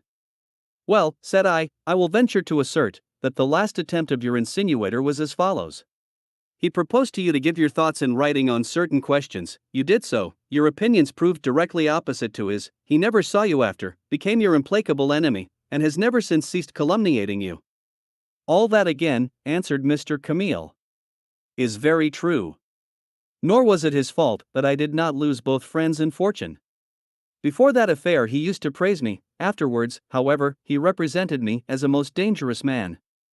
You cannot conceive what lies he invented about me.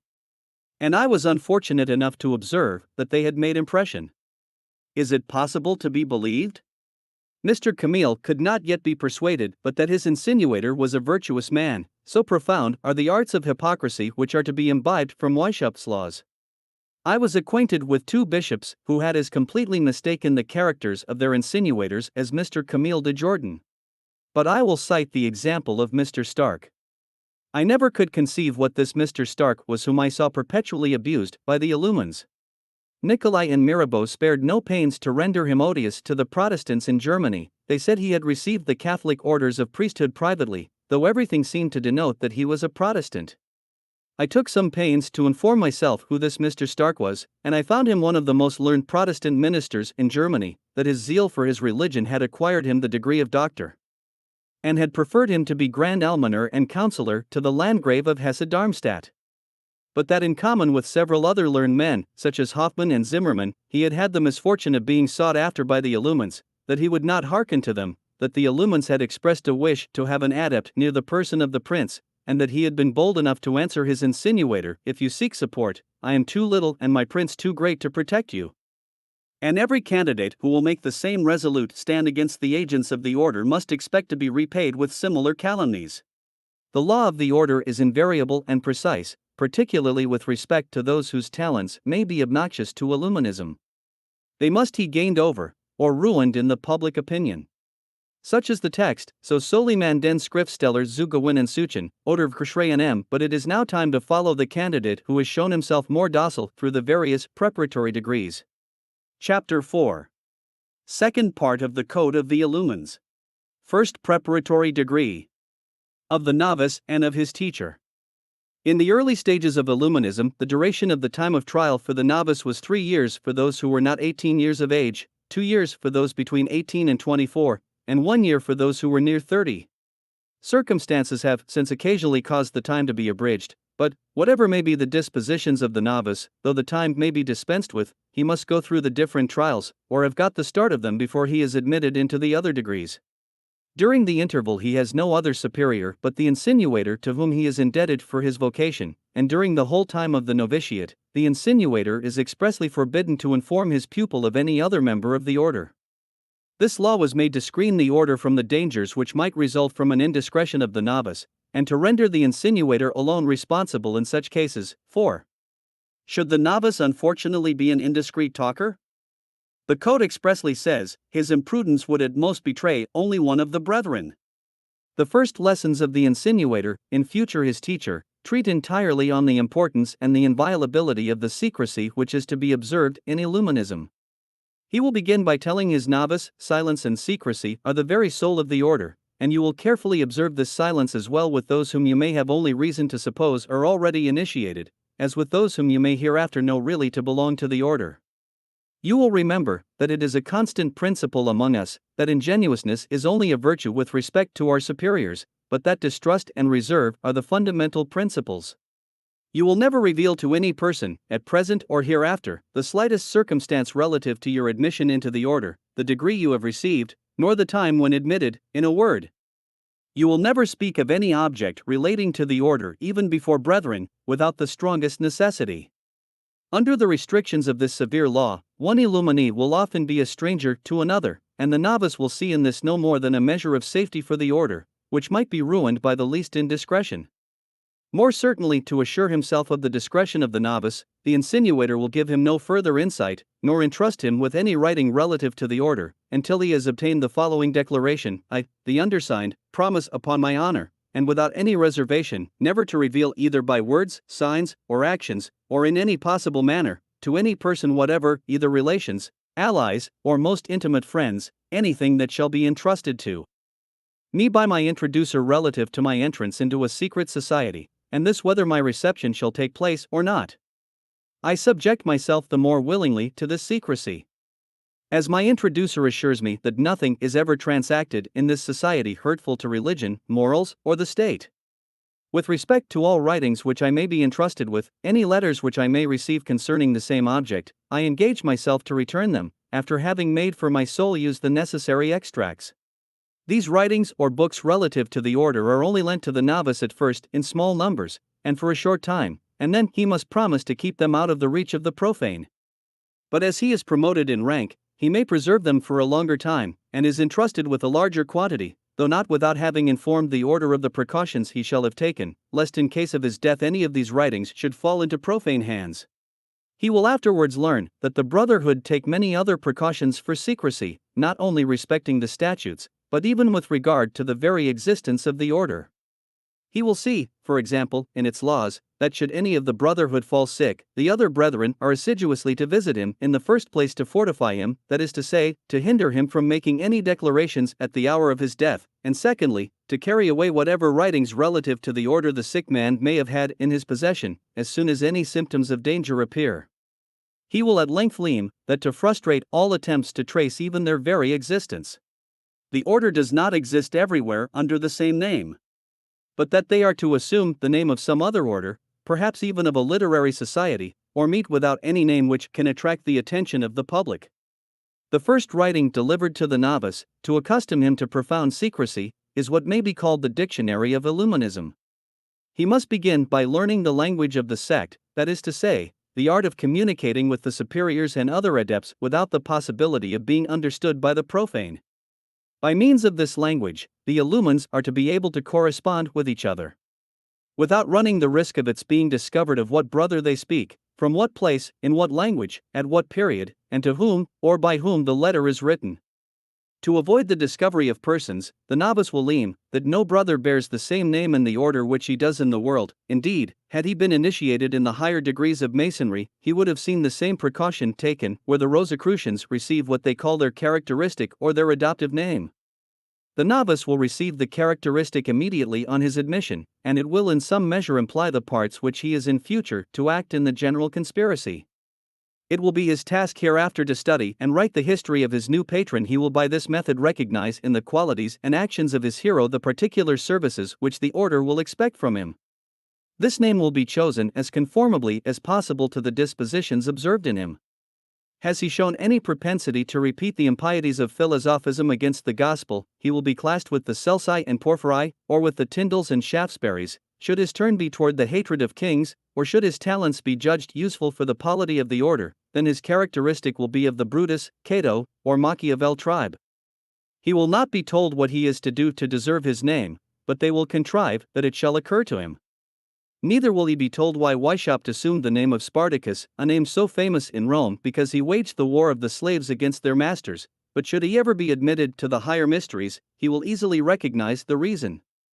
The place from whence they write, as well as the persons of whom or to whom they write, is in like manner to be kept secret. A new geography is therefore taught the novice.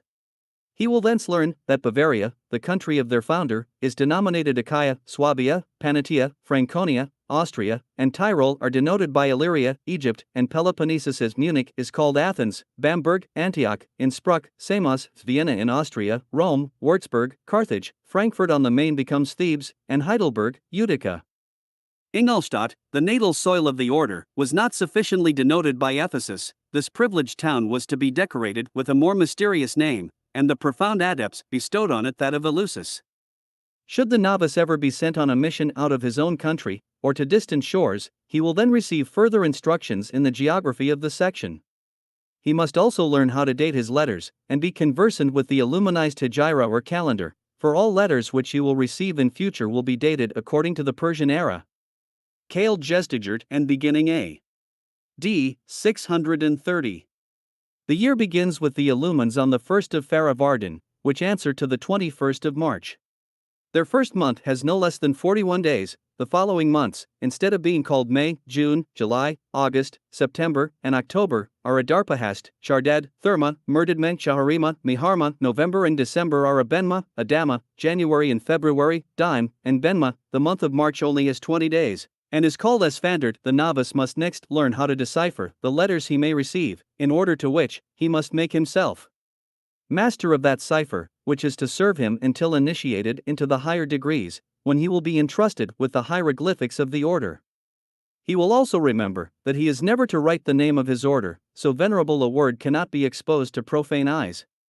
And a circle O with a point in the middle of it will supply this sacred word. And a long square or parallelogram will denote the word lodge. After these preliminary studies, the young brother receives a part of the code, under the title of Statutes of the Illumines. But these first statutes are nothing more than a snare, and the young novice, with pleasure no doubt, sees them begin with the following words: for the tranquility and security of all the brethren, whether novices or active members of the society, and to prevent all ill-grounded suspicions or disagreeable doubts, the venerable order declares that it absolutely has in view no project, enterprise, or undertaking hurtful to the state, to religion, or to good morals, and that it favors nothing of that nature in any of its members. Its designs, all its toils, solely tend to inspire men with a zeal for the perfection of their moral characters, to impregnate them with humane and sociable sentiments, to counteract the plans of the wicked, to succor oppressed and suffering virtue, to favor the advancement of men of merit, and to render those sciences universal which are as yet hidden from the generality of men. Such is not the colored pretext, but the real object of the order. Even should the novice not have entirely laid aside all suspicions respecting the intentions of the order, still so positive a declaration he must think would guarantee him as to all obligations which might be imposed upon him. His grand aim is to form his heart in such a manner as to gain not only the affection of his friends but even of his enemies. He is positively ordered to endeavor with all his might to acquire both interior and exterior perfection. It is true, he is soon after as positively ordered to study the arts of dissimulation in disguise, but then the brother insinuator is at his elbow to explain to him how that art coincides with true perfection, and thus suppress any suspicions which might arise from a comparison of these two injunctions. Beside, the novice has many other duties to fulfill, which will deprive him of opportunity for such reflections. He is next told that the brethren must have but one mind, one will, and similar sentiments, that, to effectuate this, the order has made choice of certain works, to which he must apply with the greatest attention. Should the novice be one of those men whom an attachment to the gospel rendered more circumspect as to the snares laid for his belief, the very choice of the books would suffice to show him that the first object of the insinuator was to persuade him that it is not even necessary to be a Christian to acquire the perfection enjoined by the statutes. The morality he is taught is that of Epictetus, Seneca, Antoninus, and Plutarch, all foreign to Christianity. He will also receive the works of modem sophisters such as Wieland, Minors, and Basidos, who by no means make perfection to consist in Christianity. Under the soothing and mellifluous language of a moderate and specious philosophy, he will be led to lubricity and impiety, traced by the sophisticated pen of Helvetius in his celebrated work de l'Esprit. But the insinuator must previously have sufficiently studied the dispositions of his pupil to know whether such propositions would any longer startle him. Beside, nothing is better calculated to dissipate all such fears than the constant application that is required to those books which are put into the hands of the novice, added to the care taken to deprive him of all such as might inspire him with contrary ideas.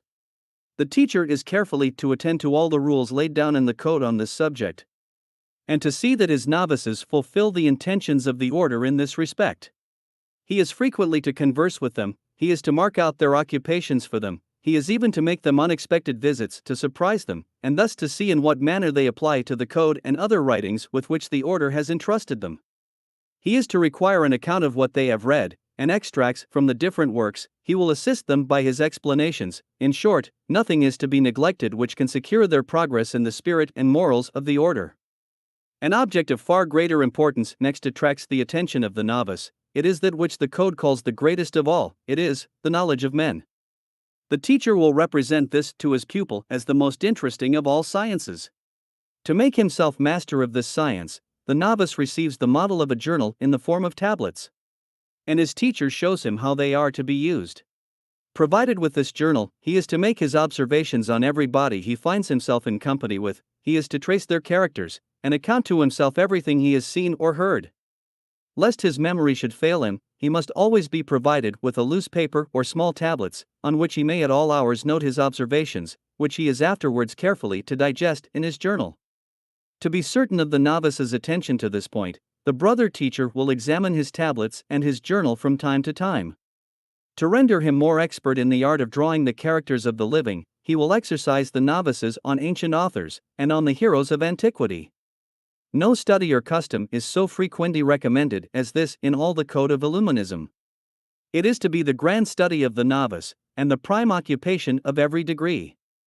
It is by his assiduity in this great art that the novice will learn how to distinguish those whom he may hereafter judge proper to be admitted into or rejected from the order, and it is with that view that the preceptor perpetually presses him to propose those whom he may think fit for the order. By this means a double object is attained: first, the propagation of the order, and, secondly, a knowledge of its friends or enemies, the dangers it may be threatened with, and the means to be adopted, or the persons to be gained or courted, to avert the impending storm, in fine, of extending its conquests. Whether the illuminee be a novice, or in any other degree, he is bound by the laws of the order to make his report in the prescribed forms at least once a month. While the novice is perpetually making researches of this nature, he is not aware that he is as carefully watched by his insinuator, who on his side notes and writes down everything that he observes either as to the failings or the progress, the strong or weak side of his pupil, and these he as regularly transmits to the superiors. The pupil little suspects that the grand object of his insinuator is to bind him in such a manner to illuminism, even long before he is acquainted with its secrets, that it shall be impossible for him to break those bonds which fear and terror shall have imposed upon him, should he ever wish to shrink from the horrid plots and systems which he might thereafter discover. This profound policy of binding the novices to illuminism consists, first, in giving them a magnificent idea of the grandeur of the projects of the sect, and, secondly, in a vow of blind obedience to the superiors in everything which they judge conducive to the ends of the order, which vow the insinuator is to find means of extorting from his pupil. It is here particularly that Weishaupt appears to wish to assimilate the government of his sect to that of the religious orders, and especially to that of the Jesuits, by a total sacrifice of their own will and judgment, which he exacts of the adepts, and to the exercising of the novices. In this point, he expressly adverts in his instructions to the insinuators. But this is precisely the place to remark on the amazing difference between the illuminized and the religious obedience. Of that immense number of religious who follow the institutes of Saint Basil, Saint Benedict, Saint Dominic, or Saint Francis, there is not one who is not thoroughly convinced that there exists a voice far more imperious than that of his superior, the voice of his conscience, of the gospel, and of his God. There is not one of them who, should his superior command anything contrary to the duties of a Christian, or of an honest man, would not immediately see that such a command was a release from his vow of obedience. This is frequently repeated and clearly expressed in all religious institutes, and nowhere more explicitly or positively than in those of the Jesuits. They are ordered to obey their superior, but in cases only where such obedience is not sinful, ubi non cerneritur peccatum. It is only in cases where such obedience can have no sinful tendency whatever, ubi definiri non possit aliquot peccati genus intercedere. And, as if this were not sufficiently expressed, we hear their founder, at the very time when he recommends obedience to his religious, expressly saying, "But remember that your vow is binding only when the commands of man are not contrary to those of God, ubi Deo contraria non processipit homo." All those persons therefore who, like Mirabeau, surmised certain coincidences, or as he calls them points of contact, between the religious institutes and the code of the Illumines, should have begun by observing that religious obedience is in its very essence an obligation of doing all the good which may be prescribed without the least taint of harm. It was easy for them on the contrary to demonstrate that the obedience sought for by Weishaupt's code was a disposition to obey every order received from the superior in spite of conscience, and unheedful of the most iniquitous guilt, provided it tended to the good of the order. Our society, for such are the expressions of the code, exacts from its members the sacrifice of their liberty, not only with respect to all things, but absolutely with respect to every means of attaining its end. Yet the presumption on the goodness of the means prescribed is always in favor of the orders given by the superiors. They are clearer sighted on this object. They are better acquainted with it. And it is on this very account that they are nominated superiors. It is their business to lead you through the labyrinth of errors and darkness, and in such a case obedience is not only a duty, but an object for grateful acknowledgement. Such is the obedience of the Illumines, nor is there a single exception to be found in all their code. We shall see the novice, before he terminates his trials, obliged to explain himself explicitly with respect to orders which he may receive from his superiors, and which he may think contrary to his conscience. In the first place, his teacher is to entangle him, and make himself perfect master of his most secret thoughts. Under the pretense of knowing himself better, while studying the art of knowing others, the novice is to draw a faithful picture of himself, to unfold his interests and connections, as well as those of his family. Here again the insinuator furnishes him with the tablets in the requisite form, that he may give this new proof of confidence to the order. But this will neither be the last nor the most important one for which he will be called upon. On these tablets, the novice is to write down his name, age, functions, country, and abode, the species of study in which he occupies himself, the books of which his library is composed, and the secret writings of which he may be in possession, his revenue, his friends, his enemies, and the reason of his enmities, in fine, his acquaintances and his protectors. To this table he is to subjoin a second, explaining the same objects with respect to his father, his mother, and all their other children. He is to be very explicit with respect to the education they received, to their passions and prejudices, to their strong and weak sides. We will exemplify this second table by an extract from the original writings, by which the reader will perceive that parents are not very much favored. The novice, Francis Antony at age 22, represents his father as violent and of soldier-like manners. His mother as a little avaricious, the weak side of both to be flattery and interest, both living after the old fashion, and with an antiquated frankness, in their devotion. Headstrong, arrogant, with difficulty abandoning an ill-conceived project, and still more unforgiving to their enemies, that they nevertheless were little hated, because little feared, and hardly in the way of doing anybody any harm. While the novice is thus occupied in revealing all his secrets, and those of his family, the insinuator on his side is drawing up a new statement of everything he has been able to discover during the whole time of his pupil's trial, either with respect to him or to his relations. On comparing the two statements, should the superior approve of the admission of the novice to the last proofs, he is then to answer the grand questions. It is by these questions that the novice is to judge of the extent of the sacrifice he is about to make, and of the awful subjection of his whole will, conscience, and person, to Illuminism, if he wishes to gain admittance. The questions are 24 in number, and couched in the following terms. 1. Are you still desirous of being received into the order of the Illumines? 2. Have you seriously reflected on the importance of the step you take, in binding yourself by engagements that are unknown to you? 3. What hopes do you entertain, or, by what reasons are you induced to enter among us? 4. Would you still persevere in that wish, though you should find that we had no other object or advantage whatever in view but the perfection of mankind? 5. What would be your conduct should the order be of new invention? 6. Should you ever discover in the order anything wicked or unjust to be done, what part would you take, when unanstandig, ungerecht sack and vorkamen, we are sich for halten word? 7. Can you and will you look upon the welfare of the order as your own? 8. We cannot conceal from you, that members, entering into our order without any other motive than to acquire power, greatness, and consideration, are not those whom we prefer. In many cases one must know how to lose in order to gain. Are you aware of all this? 9. Can you love all the members of the order, even such of your enemies as may be members of it? 10. Should it so happen that you should be obliged to do good to your enemies who are of the order, to recommend them, for example, or extol them, would you be disposed to do so? 11. Do you, moreover, grant the power of life and death to our order or society? On what grounds would you refuse? Or recognize in it such a right, ob ihr dieser Gesellschaft, oder auch das just wie die Tenesis, aus was gründen, oder nicht suggesti? 12. Are you disposed on all occasions to give the preference to men of our order, over all other men? 13. How would you wish to revenge yourself of any injustice, either great or small, which you may have received from strangers or from any one of our brethren? 14. What would be your conduct should you ever repent of having joined our order? 15. Are you willing to share with us happiness and misfortune? 16. Do you renounce the idea of ever making your birth, employment, station, or power serve to the prejudice or contempt of any one of the brethren? 17. Are you, or have you any idea of becoming a member of any other society?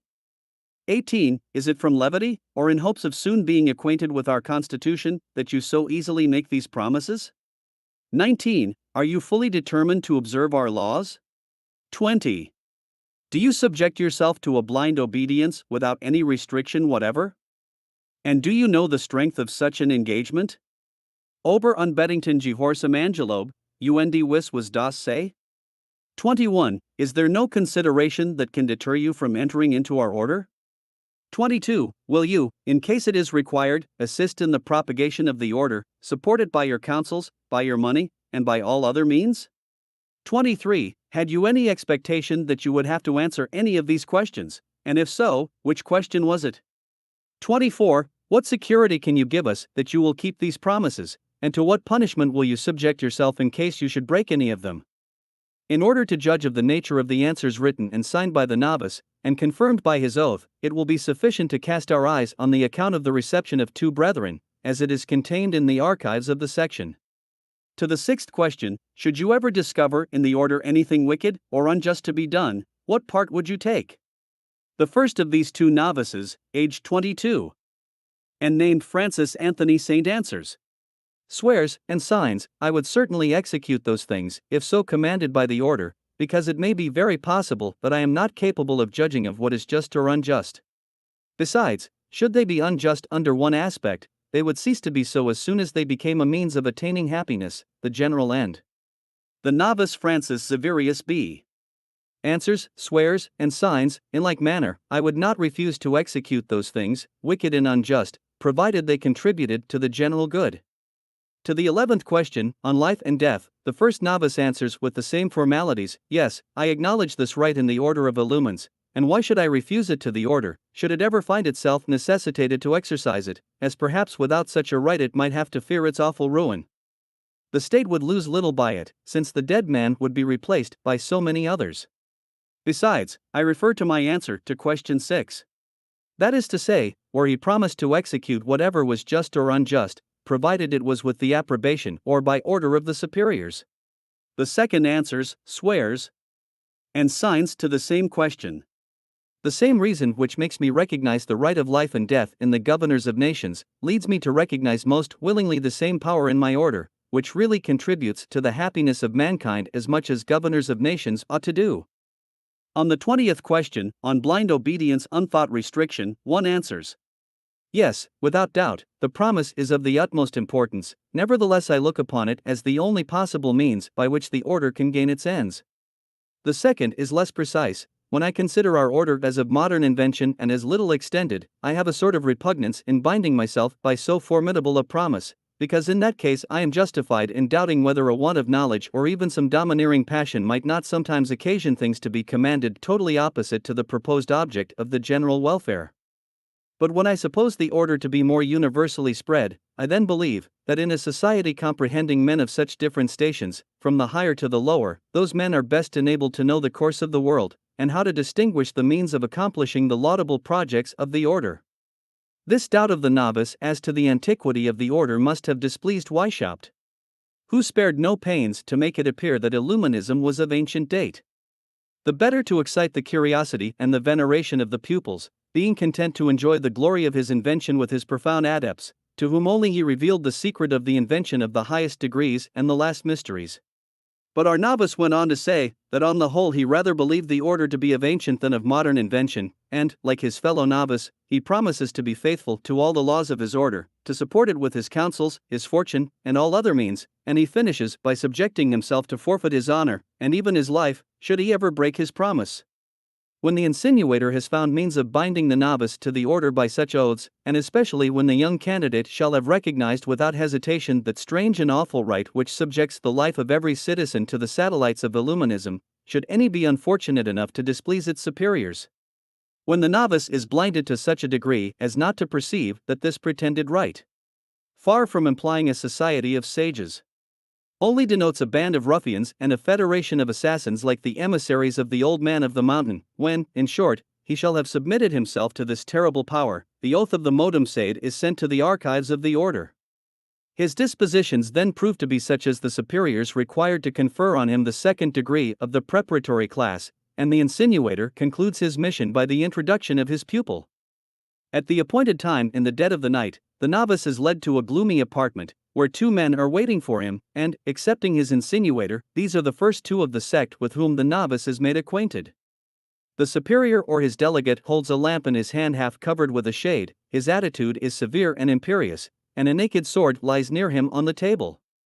The other man, who serves as secretary, is prepared to draw up the act of initiation. No mortal is introduced but the novice and his insinuator. Nor can anyone else be present. A question is first asked him, whether he still perseveres in the intention of entering the order. On his answering in the affirmative, he is sent by himself into a room perfectly dark, there to meditate again on his resolution. Recalled from thence, he is questioned again and again on his firm determination blindly to obey all the laws of the order. The introducer answers for the dispositions of his pupil, and in return requests the protection of the order for him. Your request is just, replies the superior to the novice. In the name of the most serene order from which I hold my powers, and in the name of all its members, I promise you protection, justice, and help. Moreover, I protest to you once more, that you will find nothing among us hurtful to religion, to morals, or to the state. Here the initiator takes in his hand the naked sword which lay upon the table, and, pointing it at the heart of the novice, continues, "But should you ever be a traitor or a perjurer, assure yourself that every brother will be called upon to arm against you. Do not flatter yourself with the possibility of escaping, or of finding a place of security. Wherever thou mayst be, the rage of the brethren, shame and remorse shall follow thee, and prey upon thy very entrails." He lays down the sword. "But if you persist in the design of being admitted into our order, take this oath." The oath is conceived in the following terms: "In presence of all-powerful God, and of you plenipotentiaries of the most high and most excellent order into which I ask admittance, I acknowledge my natural weakness, and all the insufficiency of my strength. I confess that, notwithstanding all the privileges of rank, honors, titles, or riches which I may possess in civil society, I am but a man like other men, that I may lose them all by other mortals, as they have been acquired through them. That I am in absolute want of their approbation and of their esteem, and that I must do my utmost to deserve them both. I never will employ either the power or consequence that I may possess to the prejudice of the general welfare. I will, on the contrary, resist with all my might the enemies of human nature and of civil society." Let the reader observe these last words, let him remember them when reading of the mysteries of Illuminism. He will then be able to conceive how, by means of this oath, to maintain civil society. Weishaupt leads the adepts to the oath of eradicating even the last vestige of society. "I promise," continues the adept, "ardently to seize every opportunity of serving humanity, of improving my mind and my will, of employing all my useful accomplishments for the general good, inasmuch as the welfare and the statutes of the society shall require it of me. I vow, ich gelobe, an eternal silence, an inviolable obedience and fidelity to all my superiors and to the statutes of the order. With respect to what may be the object of the order, I fully and absolutely renounce my own penetration and my own judgment. I promise to look upon the interests of the order as my own, and as long as I shall be a member of it, I promise to serve it with my life, my honor, and my estates. Should I ever, through imprudence, passion, or wickedness, act contrary to the laws or to the welfare of the serene order, I then subject myself to whatever punishment it may please to inflict upon me. I also promise to help the order, to the best of my power, and according to my conscience, with my counsels and my actions, and without the least attention to my personal interest, also, to look upon all friends and enemies of the order as my own, and to behave to them as the order shall direct. I am equally disposed to labor with all my might and all my means at the propagation and advancement of the order. In these promises I renounce every secret reservation, and engage to fulfill them all, according to the true purport of the words, and according to the signification attached to them by the order when it prescribed the oath. So help me God. N.N.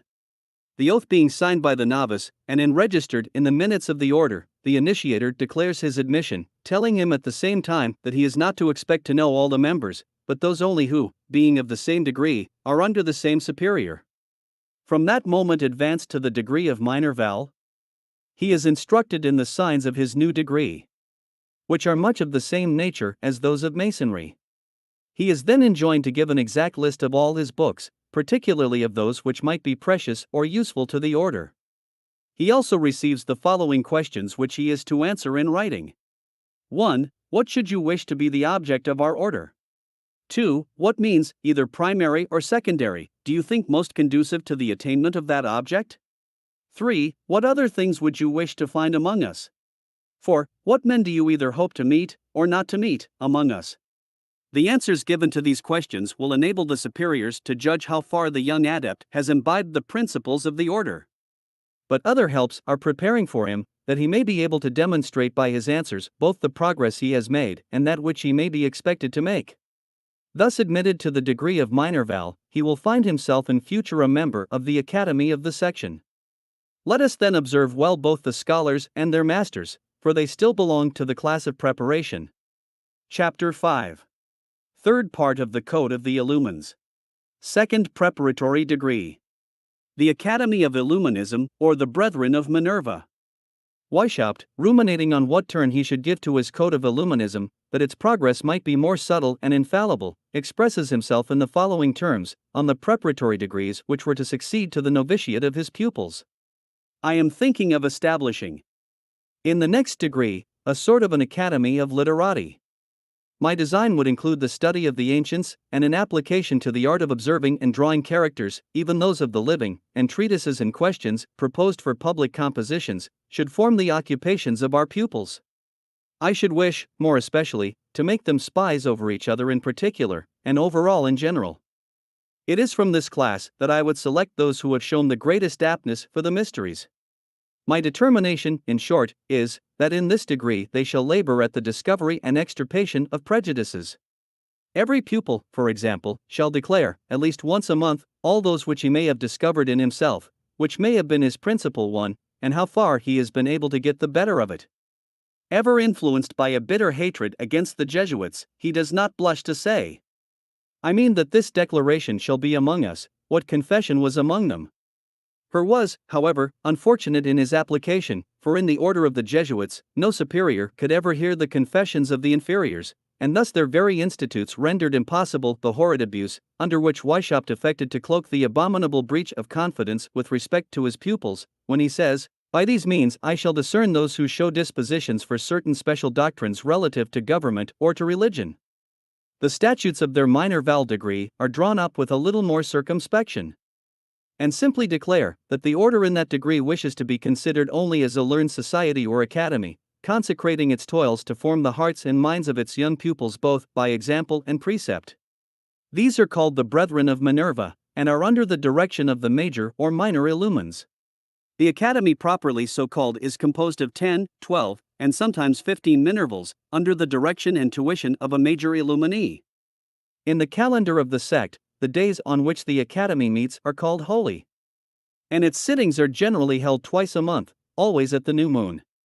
The place where they meet is called, in their language, a church. It must always be preceded by an antechamber, with a strong door armed with bolts, which is to be shut during the time of the meeting, and the whole apartment is to be so disposed that it shall be impossible for intruders either to see or hear anything that is going forward.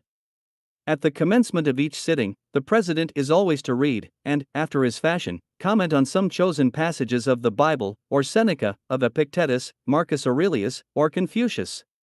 The care he takes to give to all these works the same weight and authority will be sufficient to make the pupils view the Bible in a similar light with the works of the pagan philosophers. This lecture over, each pupil is questioned as to the books which he has read since the last meeting, on the observations or discoveries he may have made, and on his labors or services toward the progress of the order. Nor are the studies and the books of which the brethren are to give an account left to their own choice. To each of these academies there is appropriated a particular library, whenever circumstances will permit, calculated to ensure the spirit of the order, and this collection the sect takes care to furnish.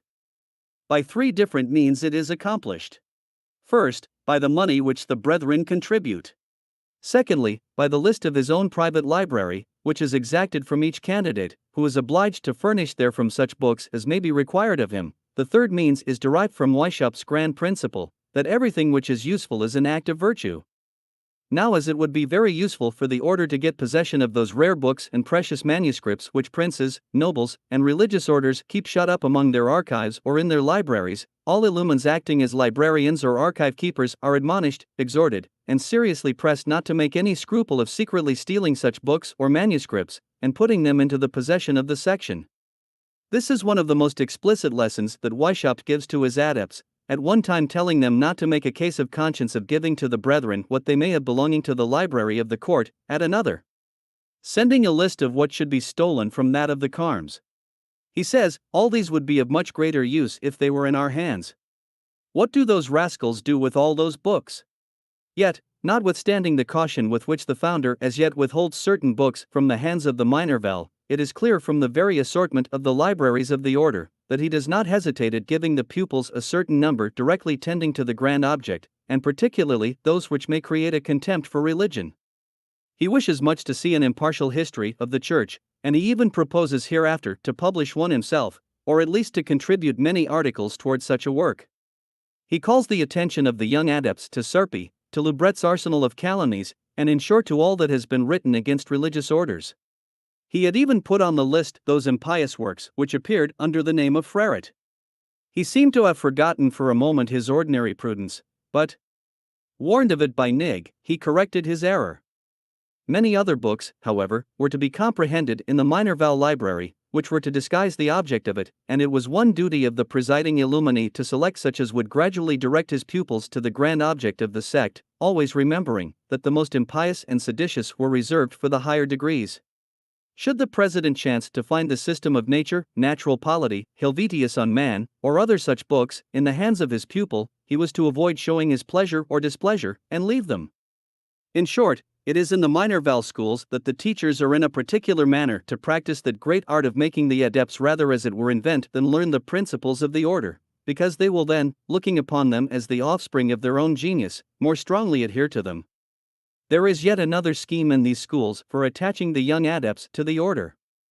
Every brother is, at his first reception, to declare to what art or science he means principally to apply, unless his station, genius, or particular circumstances debar him from the literary career, in which latter case, pecuniary contributions are to be an equivalent for those services which his talents cannot contribute.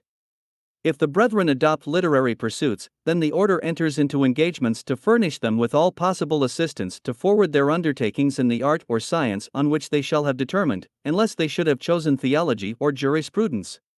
Two sciences which the order absolutely accepts from any such agreement. Their succors for the minor val have a twofold tendency. On the one side, they serve to prove that the adept does not neglect the science he has determined on, as he is to give an annual account of the discoveries he has made, and of the authors from which he has made selections. On the other hand, the brethren following the same branches of study are desired to help him with all the means in their power. Should he meet with difficulties which he cannot solve, he may apply to his superior, who will either solve them himself, or send them to other members of the order, who, better versed in those sciences, and bound to enlighten their brethren, will send the required solutions. That his degree of minor val may have all the appearances of a literary society, the superiors annually propose some question for a public composition. The answers or dissertations are judged as in academies, and the discourse which obtains the prize is printed at the expense of the order. The same advantages are held out to all adepts who wish to publish their works, provided they are not foreign to the views of the founder. They are sure to coincide with his intentions should they be of the nature of those which he calls pasquils, or such as would create mirth among the people at the expense of the priesthood, and of religious truths, such as parodies on the lamentations of Jeremiah, or burlesque imitations of the prophets, in a word, all such satires as dispose the people to the grand object of the section. The minor val can give no better proofs than these of his progress.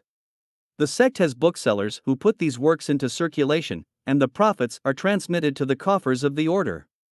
It is, however, to be observed, that should a minor val, or any other of the brethren, make a discovery in any art or lucrative science, he is obliged, under pain of being looked upon as a false brother, to impart the secret to the order, who will look upon itself as proprietor of such secrets should they have been discovered by a brother after his admission among them. Lest he should be unobserved when traveling, the minor val is never to undertake any journey without previously informing his superiors, who will send him letters of recommendation for different brethren on the road. He, in return, must carefully report everything that he shall discover during his travels, which may be to the advantage or disadvantage of the order. But we must not forget to mention that during the academic sittings, the presiding illumine is at least once a month to take a review of the principal faults which he may have observed in any of his pupils. He is to interrogate them concerning those which they may have observed themselves. And it would be unpardonable neglect, says the statutes, should any pupil pretend that during the space of a whole month he had remarked nothing reprehensible. This would be a proof of the utmost negligence in the training of his mind to observation, and the superior must not suffer it to pass without reprehension. He must also make his observations in such a manner as to excite their serious attention, and effectually to impress them with proper notions, so that each on returning home shall be ready to put in practice his advice for the advantage of the order. Beside, the superior is as much as possible to avoid letting a day pass without seeing his pupils, either he visiting them or they him. But what can be the object of such vigilance, such unremitting attention to the minor val academy? A single word from the adept who, under the inspection of Weishaupt, organized its laws, will explain the enigma. It is, to adopt Nigg's expressions, by the works required of the young academicians that the order will be able to judge whether they are of that sort of stuff, that is to say of that turn of mind, susceptible of all the principles of impiety and anarchy, which is necessary for the higher degrees. After all these labors, should the minor Val adept still retain any of what they call religionist inclinations, he will then receive the 3 first Masonic degrees, and in them he may molder during the rest of his life in the insignificant study of all their hieroglyphics.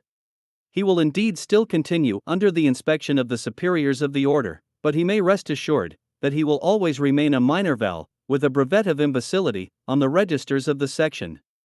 On the contrary, should he have shown a sufficient want of attachment to religion or to his prince?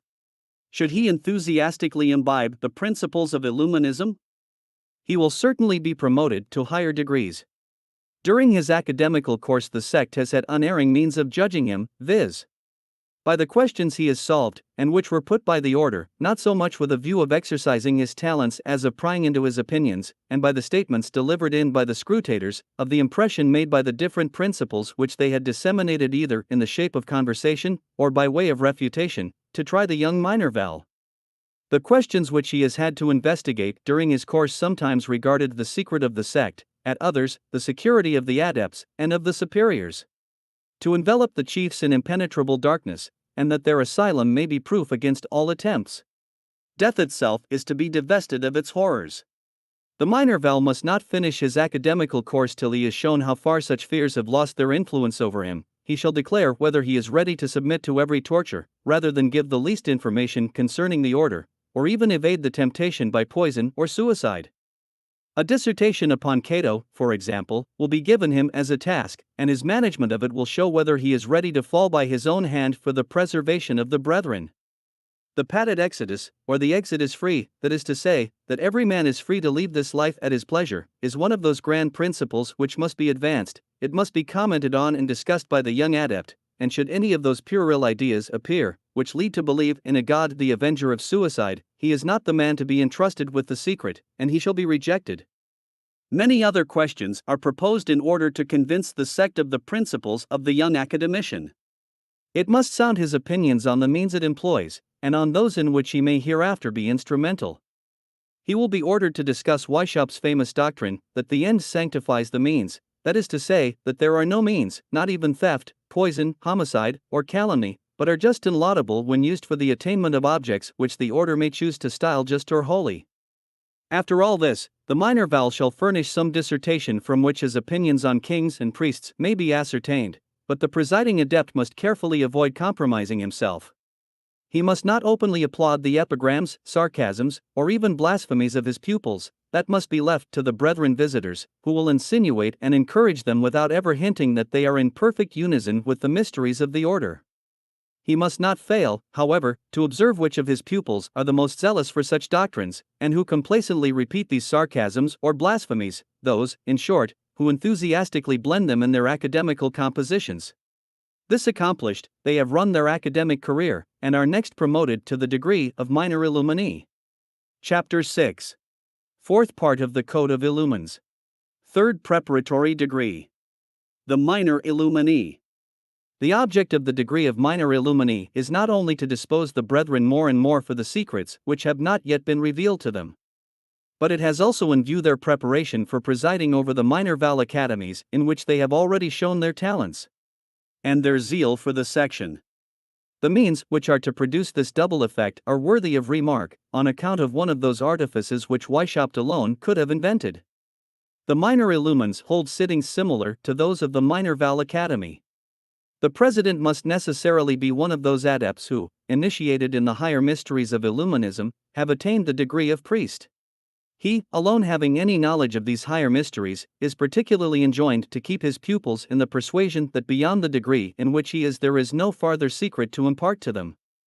But he is to spare no pains to infuse those opinions into their minds, of which the last mysteries are but the development. The minor Illumines are imperceptibly to become as it were the inventors and authors of Weishaupt's principles. That, believing them to be the offspring of their own genius, they may more zealously defend and propagate them. It is necessary, says the Code, that the adept look upon himself as the founder of the new order, that hence he may conceive a natural ardor for its success. To effectuate this object, an exordium is appropriated to the initiation in this degree. It is one of those discourses which, replete with voluntary obscurities, presents the most monstrous errors to the mind, but expressly mentions none. The veil which is thrown over them is neither coarse enough to hide, nor fine enough clearly to shew them. All that the new adepts can observe at a first hearing is, that the object of the order is worthy of admiration and zeal, that an ardent enthusiasm should inflame the mind of the young adept for the attainment of the grand object of all the labors of Illuminism. That the enjoyment of this happiness depended much more on the actions than on the words of the adepts. What then is this object, and what are the obstacles that are to be overcome? Of what species are those actions, those labors of the adept, which are to forward its views? It is in these points that enigma and obscurity veils the intent, and it is here that genius is to invent. That the errors of the sect might be considered as originating with the adepts, it goes on to say, the same discourse shall serve in future as a text for all those which the brethren shall prepare for the meetings of the order. The president will select the obscure passages, which may lead to the development of those opinions which he wishes to instill into his pupils, such will the subjects chosen for their themes, and he will carefully exact practical conclusions. But to give the reader a better idea of what these themes or commentaries are to be, we shall quote a part of the original text. There certainly exist in the world public crimes which every wife and honest man would wish to suppress. When we consider that every man in this delightful world might be happy, but that their happiness is prevented by the misfortunes of some, and by the crimes and errors of others, that the wicked have power over the good, that opposition or partial insurrection is useless, that hardships generally fall upon men of worth, then naturally results the wish of seeing an association formed of men of vigorous and noble minds, capable of resisting the wicked, of succoring the good, and of procuring for themselves rest, content, and safety. Of producing all these effects, by means drawn from the greatest degree of force of which human nature is capable. Such views actuating a secret society would not only be innocent, but most worthy of the wise and well-inclined man. What an ample field already opens itself to the commentating genius of the young adept. The minor illuminee will begin by investigating those general crimes to which the sect wishes to put an end. And what are the crimes? Who are the wicked persons that disturb the peace of mankind by means of power exercised over the good? What secret societies are they which are destined to consummate the wishes of the sages, not by partial insurrections, but by the greatest degree of force of which human nature is capable? In a word, what is that new order of things, which are by such unheard of exertions to be substituted in place of existing institutions? The greater progress the adept shall make, and the nearer his commentary shall coincide with the spirit of the order, so much the more worthy shall he be judged to fulfill the second object of this degree. He is not yet to preside over a minor Val Academy, he is too inexperienced in the arts of a superior, and the order only entrusts him with 2 or 3 of those pupils, but, as a consolation for the smallness of his flock, he reads in his instructions, that should he have only formed 1 or 2 men for the order during his whole life, he will have done a noble act. Small as this mission is, still the adept is not left to his own prudence in the execution of it, he receives instructions by which he is to be guided. I forewarned my reader that in this part of my memoirs on Jacobinism, my object was not solely to prove the conspiracy of the Illumines, but to render conspicuous the dangers which threaten society, while I was unveiling the means adopted by the section. Among these means, the laws laid down by Weishaupt for the minor illumines are to be eminently distinguished, as the authority given, and the manner in which it is to be exercised, at first over 2 or 3 adepts only, naturally prepare them for more extensive commands. These laws and these instructions seem to be traced with the venom of the prudent serpent. Unfortunately, so much more active and ingenious in the arts of vice and seduction than good men are in the cause of virtue. This part of Weishaupt's code is called Instructions for Forming Useful Laborers in Illuminism, and from it I shall make a large extract. Let the reader meditate on the tendency and probable consequences of such precepts, such laws, and artifices, all designed to form adepts for the most general, most astonishing, and most dreadful conspiracy that ever existed. Assiduously observe, say these instructions, every brother entrusted to your care, watch him particularly on all occasions where he may be tempted not to be what he ought to be, that is precisely the moment when he must show himself, it is then that the progress he has made is to be discovered. Observe him again at those times when he least suspects it, when neither the desire of being praised, the fear of being blamed, nor the shame of, or reflection on the punishment, can actuate his conduct. Be exact on such occasions in making your notes and observations. You will gain much both with respect to yourself and to your pupil. Be careful lest your own inclinations should bias your judgment. Do not think a man excellent because he has a brilliant quality, nor judge him to be wicked because he has some striking defect, for that is the grand failing of those who are captivated at first sight.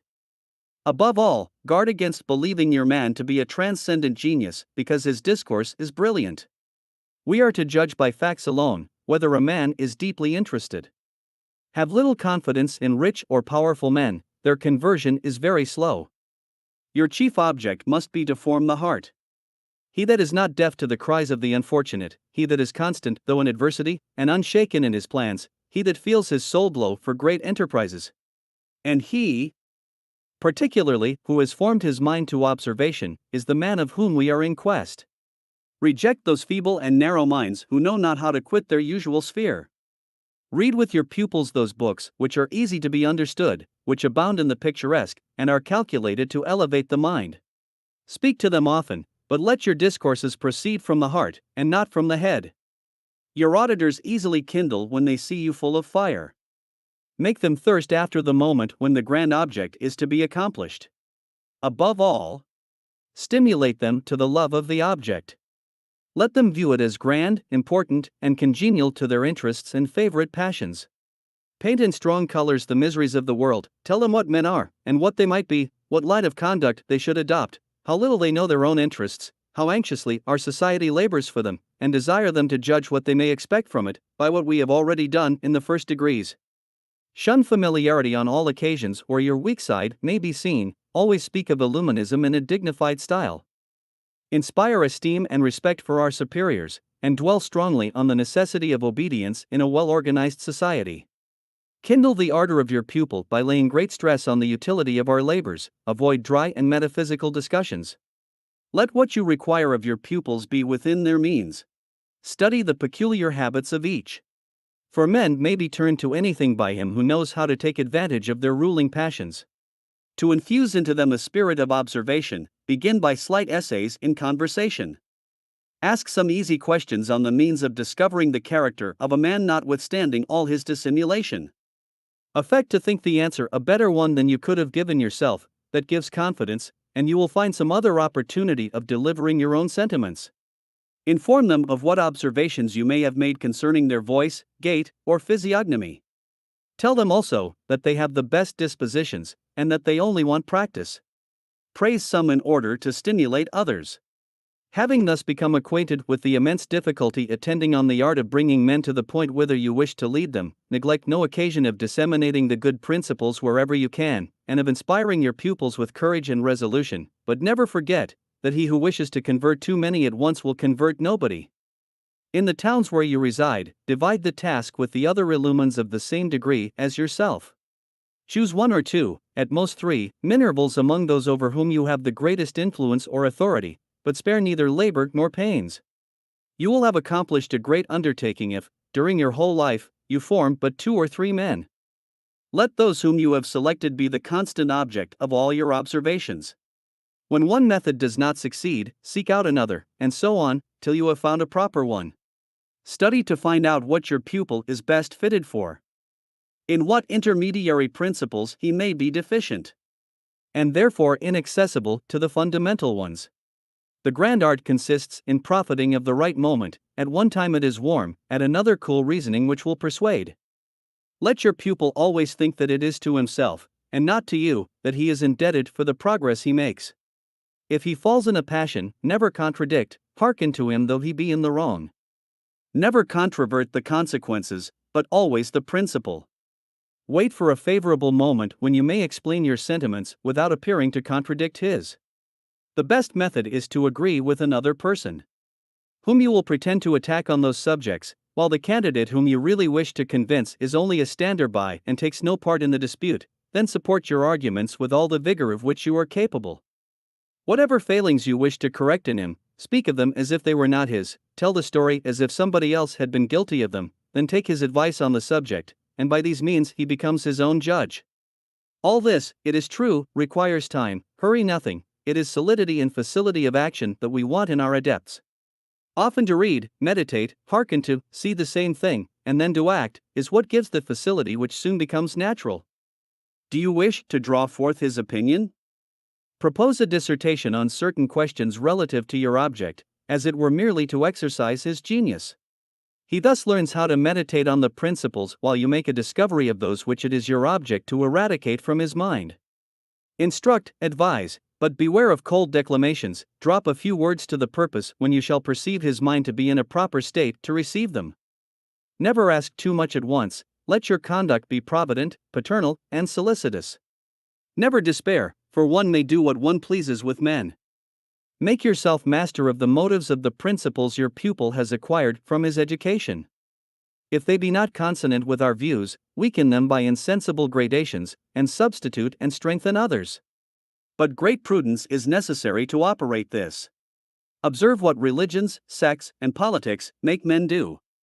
One may enthusiastically wed them to follies. It is therefore in the manner of leading them that the whole art of giving the upper hand to virtue and truth consists. Only employ the same means for a good purpose which impostors employ for evil, and you will succeed. If the wicked are powerful, it is because the good are too timid and too indolent. There may be circumstances also under which it will become necessary to show displeasure, and even anger, in defense of the rights of man. Tell your pupils that they are only to attend to the purity of the views which actuate the order, and that antiquity, power, or riches should be perfectly indifferent to them. Tell them that should they find elsewhere a society which would lead them with greater speed or with more certainty to the desired end, the order would eternally regret the not having been acquainted with it before. That in the meantime we obey the laws of our superiors, laboring in peace, and persecuting no man. Follow these rules of conduct, and once more remember that you will have rendered an essential service to the world, though you should form but 2 men according to our principles. Carefully profit of those moments when your pupil is discontented with the world, and when everything goes contrary to his wishes, those moments when the most powerful man feels the want of the support of others. To attain a better order of things. It is then that you must press the swelling heart, stimulate the sensibility, and demonstrate how necessary secret societies are for the attainment of a better order of things. But be not too easy in your belief with respect to the reality or constancy of such feelings. Indignation may be the effect of fear, or of the fleeting hopes of some passion which one wishes to gratify. Such feelings are not naturalized, men are not perfect in so short a time. Prepare for the worst, and then insist. A heart which easily melts easily changes. Never promise too much, that you may be able to perform more than you promise. Rekindle exhausted courage, repress excessive ardor, inspire hope in misfortune, and fear in success. Such are the rules which will form you for a good preceptor and a leader of men. By an exact attention to them you will add to the number of the elect.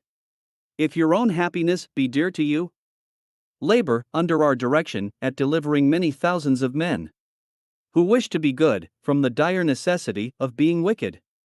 Believe us, for it is the precept of experience, bereave vice of its power, and everything will go well in this world, for if vice be powerful, it is only because one part of the good is too indolent, while the other is too ardent, or else, that men suffer themselves to be divided, or leave the care of revolutions to futurity. The fact is, that in the meantime they had rather bend under the yoke, than efficaciously resist vice. If they once became sensible that virtue does not entirely consist in patience, but in action also, they would start from their sleep. For your part, unite with the brethren, place your confidence in our society, nothing is impossible to it, if we follow its laws. We labor to secure to merit its just rewards, to the weak support, to the wicked the fetters they deserve, and to man his dignity. Such is the new Canaan, the new land of promise, the land of abundance and blessing, though as yet, alas, we discover it but from a distance. I was frequently tempted to interrupt the course of this extract by my reflections, but what reader is there that will not ask himself, what zeal, what strange ardor is this, that can have led Weishaupt to combine and dictate means so powerful to captivate the minds of his pupils? Is there a parent, is there a preceptor, whose love for his child or his pupil ever suggested more efficacious rules? These, however, are only a few of the lessons which the minor illuminee is always to have present to his mind to direct him in the training of the young adepts. He is not alone entrusted with the task. All the brethren of the same degree partake in the care of watching over the lower ones. And each notes on his tablets even the most insignificant circumstances. Their several observations are compared, and of the whole a general statement is formed, according to which each pupil will be judged by his superiors. Meanwhile, it is natural to ask, what can these principles be for which the youth is so carefully trained? What can be the sublime virtue that is to be the result of so much care? We shall soon discover them, the principles of shameless villainy. This sublime virtue is the combination of every art that can plunge mankind into corruption, and immerse him in all the horrors of universal anarchy. Yes, we shall see the man who says to his disciples, "Employ the same means for a good purpose which impostors employ for evil," prove to be the arch-impostor, training his disciples to every crime, and preparing the most terrible disasters for society with more ardor and more artifice than ever the upright man has been seen to employ zeal and wisdom in the cause of virtue and the support of the laws. The better to dispose the young adepts, the minor illuminee is assisted in his functions and overlooked by the major illuminee, that is to say, by the adepts of the highest degree among those of the preparatory class. Chapter 7. Fifth part of the Code of Illumines. Fourth preparatory degree. The major illuminee, or the Scotch novice. The degree which follows chat of minor illuminee is sometimes called major illuminee, at other times, Scotch novice. Under this twofold denomination a double object is comparized. As Scotch novice, the adept is turned in upon masonry, and it is only a snare for imposing upon the credulity of those who have not given the requisite symptoms for being initiated in the higher mysteries of the section. It is an introduction to the degree of Scotch knight, which terminates the career of the dupes. But as a degree of illuminism, it will encompass the adept with new bonds, more extraordinary and more firm than the former. It is a more immediate preparation for the grand mysteries. In short, it is from this degree that the masters of the minor val academies are selected. Let us begin by laying open the artifice of that strange bond which the adept will never dare to rend asunder, though he should wish to withdraw from illuminism, or more particularly should he be tempted to reveal what he may have already discovered of the artifices, principles, or grand object of the section. Before the candidate is admitted to the new degree, he is informed that his reception is resolved on, provided he gives satisfactory answers to the following questions. 1. Are you acquainted with any society grounded on a better constitution, or more holy and solid than ours, and which tends with more certainty or expedition to the object of your wishes? 2. Was it to satisfy your curiosity that you entered our society? Or, was it to concur with the chosen among men to universal happiness? 3. Are you satisfied with what you have seen of our laws? Will you labor according to our plan, or have you any objection to propose against it? For, as there will be no medium for you, declare at once whether you wish to leave us, or whether you will remain attached to us forever. 5. Are you a member of any other society? 6. Does that society impose anything detrimental to our interests, for example, the discovery of our secrets, or does it require you to labor for itself exclusively? 7. Should such things be ever required of you, tell us upon your honor, whether you would be disposed to acquiesce in them? These questions answered, there still remains another proof of confidence which the order expects from the candidate. This is nothing less than an exact and candid account of his whole life, written without any reservation or dissimulation whatever. The necessary time is given him, and this is the famous bond, or rather snare, into which when Weishaupt has once brought the candidate he exultingly exclaims, "Now I hold him, I defy him to hurt us, if he should wish to betray us, we have also his secrets." It would be in vain for the adept to attempt to dissimulate. He will soon find that the most secret circumstances of his life, those which he would most anxiously wish to hide, are all known by the adepts. The arts which he has hitherto practiced to pry into the most secret motions of the hearts of his pupils, into their tempers and passions, their connections, their means, their interests, their actions and opinions, their intrigues and faults, have all been more artfully employed by others in watching himself. Those who compose the lodge into which he is going to be received are the very persons that have been scrutinizing his past life. All the discoveries made by his insinuator, all the statements he has been obliged to give of himself as required by the code, everything which the brother scrutators, either known or unknown, have been able to discover concerning him during his degrees of minor val or of minor illuminee, have been accurately transmitted to the brethren of the new lodge. Long before his admission, they had accomplished themselves in the scrutinizing arts. These wretches then will mimic even the canonization of the saints. The very precautions which Rome takes to discover the least taint in those whom it proposes to the veneration of the faithful, this illuminizing sect will adopt, in order to satisfy itself that in its adepts no civil nor religious virtue can be traced. Yes, the villains in their dens wished to know each other, and smiled to see their accomplices as wicked as themselves. I cannot conceive whence Weishaupt could have taken this part of his code, but let the reader form an idea of a series of at least 1,500 questions on the life, the education, the body, the mind, the heart, the health, the passions, the inclinations, the acquaintances, the connections, the opinions, the abode, the habits, and even the favorite colors of the candidate, on his relations, his friends, his enemies, his conduct, his discourse, his gait, his gesture, his language, his prejudices, and his weaknesses. In a word, questions which relate to everything that can denote the life or character, the political, moral, or religious sentiments, the interior or exterior of the man, everything he has said, done, or thought, and even what he would say, do, or think under any given circumstances. Let the reader form an idea of 20, 30, and sometimes 100 questions on each of these heads. Such will be the catechism to which the major illuminee must be able to answer. Such are the rules he is to follow in tracing the lives or characters of the young brethren, or even of those profane of whom the sect wishes to have particular information. Such is the scrutinizing code which has directed the researches made as to the life of the candidate antecedent to his admission to the degree of major illuminee. These statutes are called by the order the nos te ipsum, know thyself.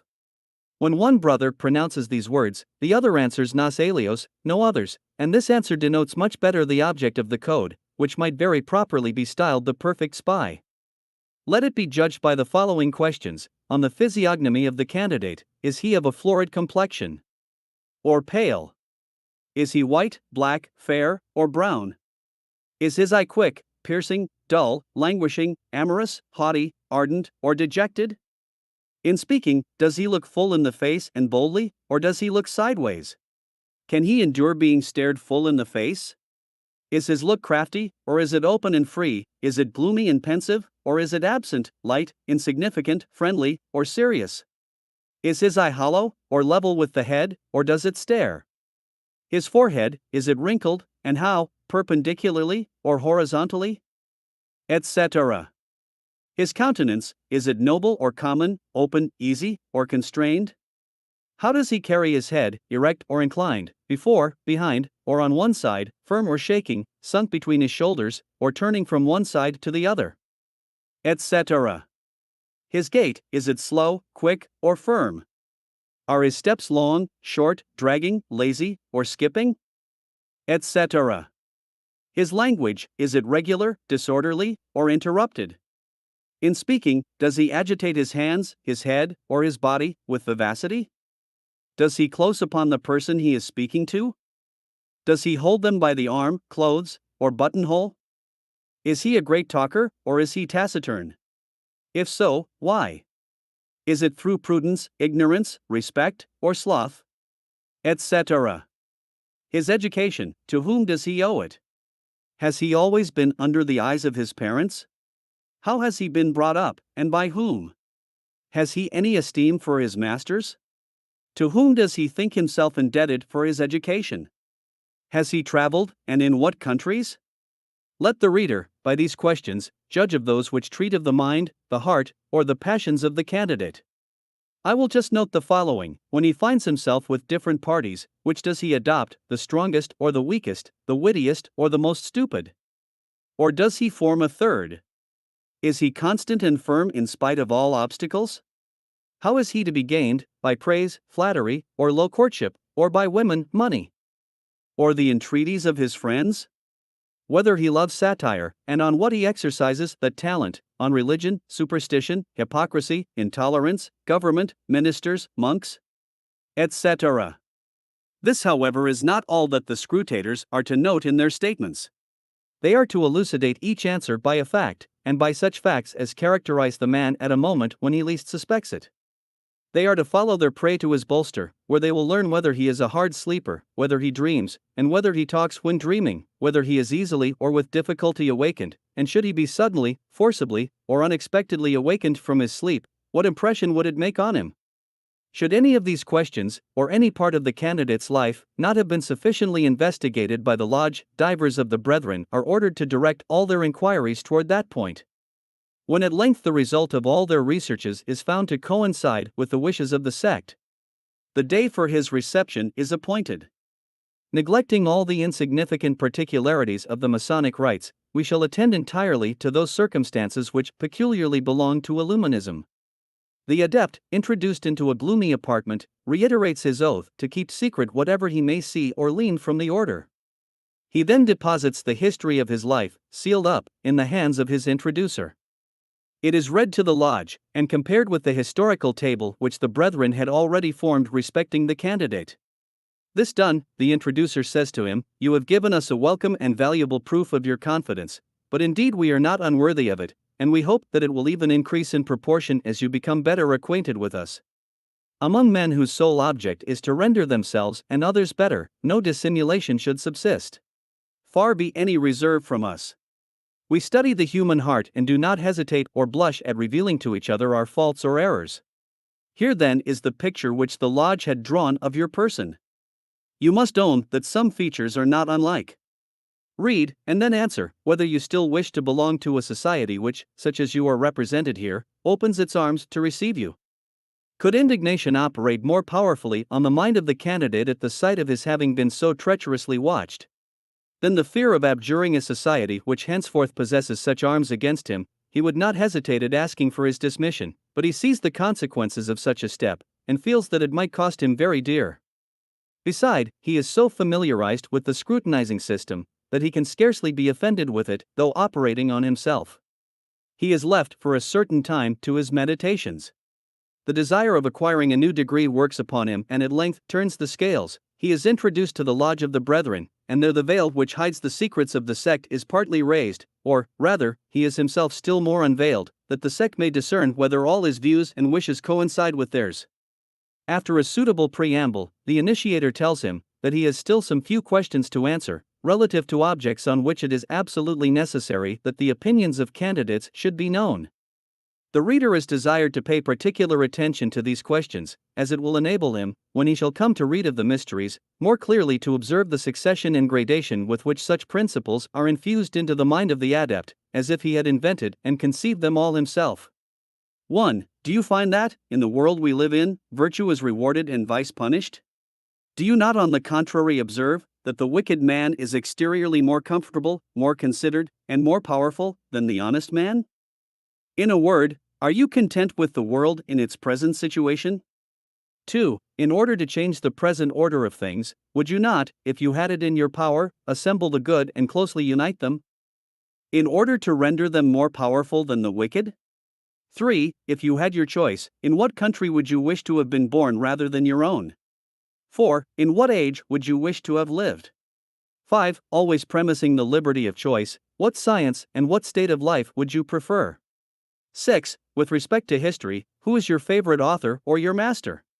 7. Do you not think yourself in duty bound to procure all the exterior advantages possible for your tried friends, in order to recompense them for their probity, and to render life more agreeable to them? Are you ready to do what the order exacts of each member in this degree, when it ordains that each one shall bind himself to give advice every month to the superiors, of the employments, support, benefices, or other such like dignities, of which he can dispose, or procure the possession by means of his recommendations, that the superiors may present worthy subjects of our order to all such employments? The answers of the candidate are to be returned in writing, and inserted in the registers of the lodge.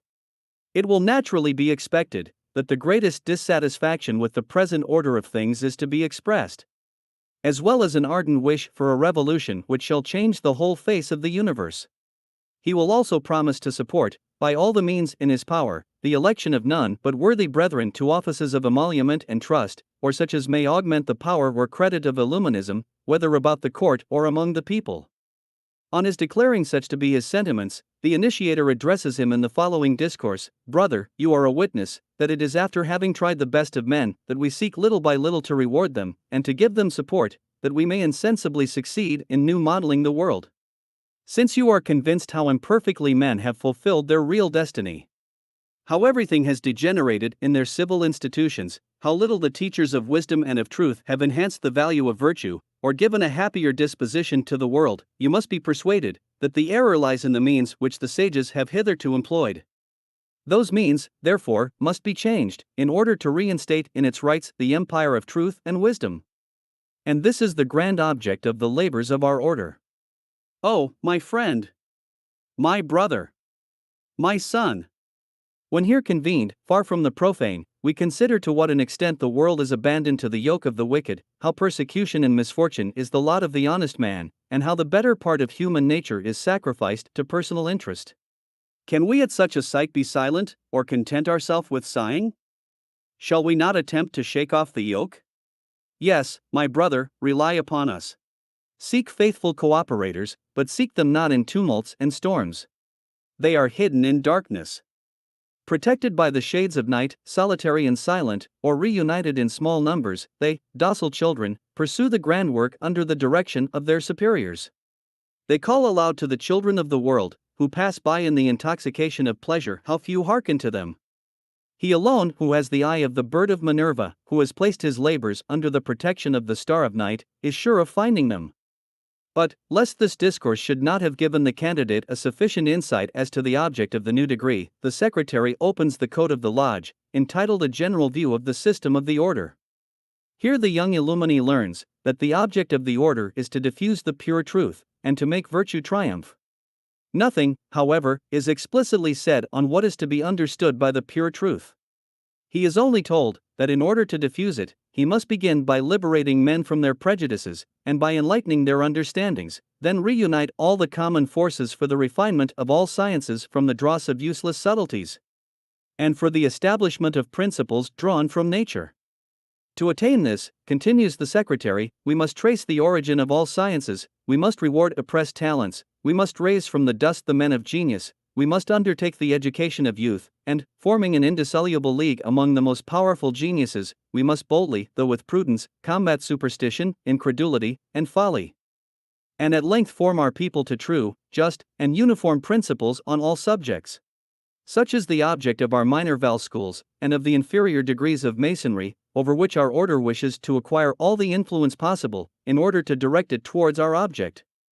We also have our superior degrees, where the brethren, after having passed through all the preparatory degrees, become acquainted with the ultimate result of the labors and of all the proceedings of the order. To obtain the completion of that result, it will be necessary to divest vice of its power, that the honest man may find his recompense even in this world, but in this grand project, we are counteracted by the princes and the priesthood, the political constitutions of nations oppose our proceedings. In such a state of things, then, what remains to be done? To instigate revolutions, overthrow everything, oppose force to force, and exchange tyranny for tyranny? Far be from us such means. Every violent reform is to be blamed, because it will not ameliorate things as long as men remain as they are, a prey to their passions, and because wisdom needeth not the arm of violence. The whole plan of the order tends to form men, not by declamation, but by the protection and rewards which are due to virtue. We must insensibly bind the hands of the protectors of disorder, and govern them without appearing to domineer. In a word, we must establish an universal empire over the whole world, without destroying the civil ties. Under this new empire, all other governments must be able to pursue their usual process, and to exercise every power, excepting that of hindering the order from attaining its ends and rendering virtue triumphant over vice. This victory of virtue over vice was formerly the object of Christ, when he established his pure religion. He taught men that the path to wisdom consisted in letting themselves be led for their greater good by the best and wisest men. At that time preaching might suffice, the novelty made truth prevail, but at present, more powerful means are necessary. Man, a slave to his senses, must see sensible attractions in virtue. The source of passions is pure, it is necessary that everyone should be able to gratify his within the bounds of virtue, and that our order should furnish him with the means.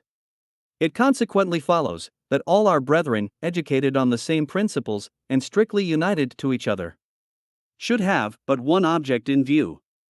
We must encompass the power of the earth with a legion of indefatigable men, all directing their labors, according to the plan of the order, towards the happiness of human nature, but all that is to be done in silence. Our brethren are mutually to support each other, to succor the good laboring under oppression, and to seek to acquire those places which give power, for the good of the cause.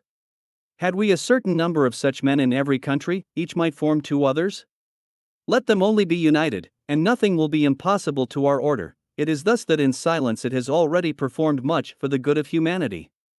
You behold, brother, an immense field opening to your activity. Become our faithful and worthy cooperator, by seconding us with all your might, and remember that no service will pass without its just reward. After this lesson, 2 chapters directly treating on the functions of the major illumini are read to him. With the first he is already acquainted. It is the code of the insinuator or brother recruiter.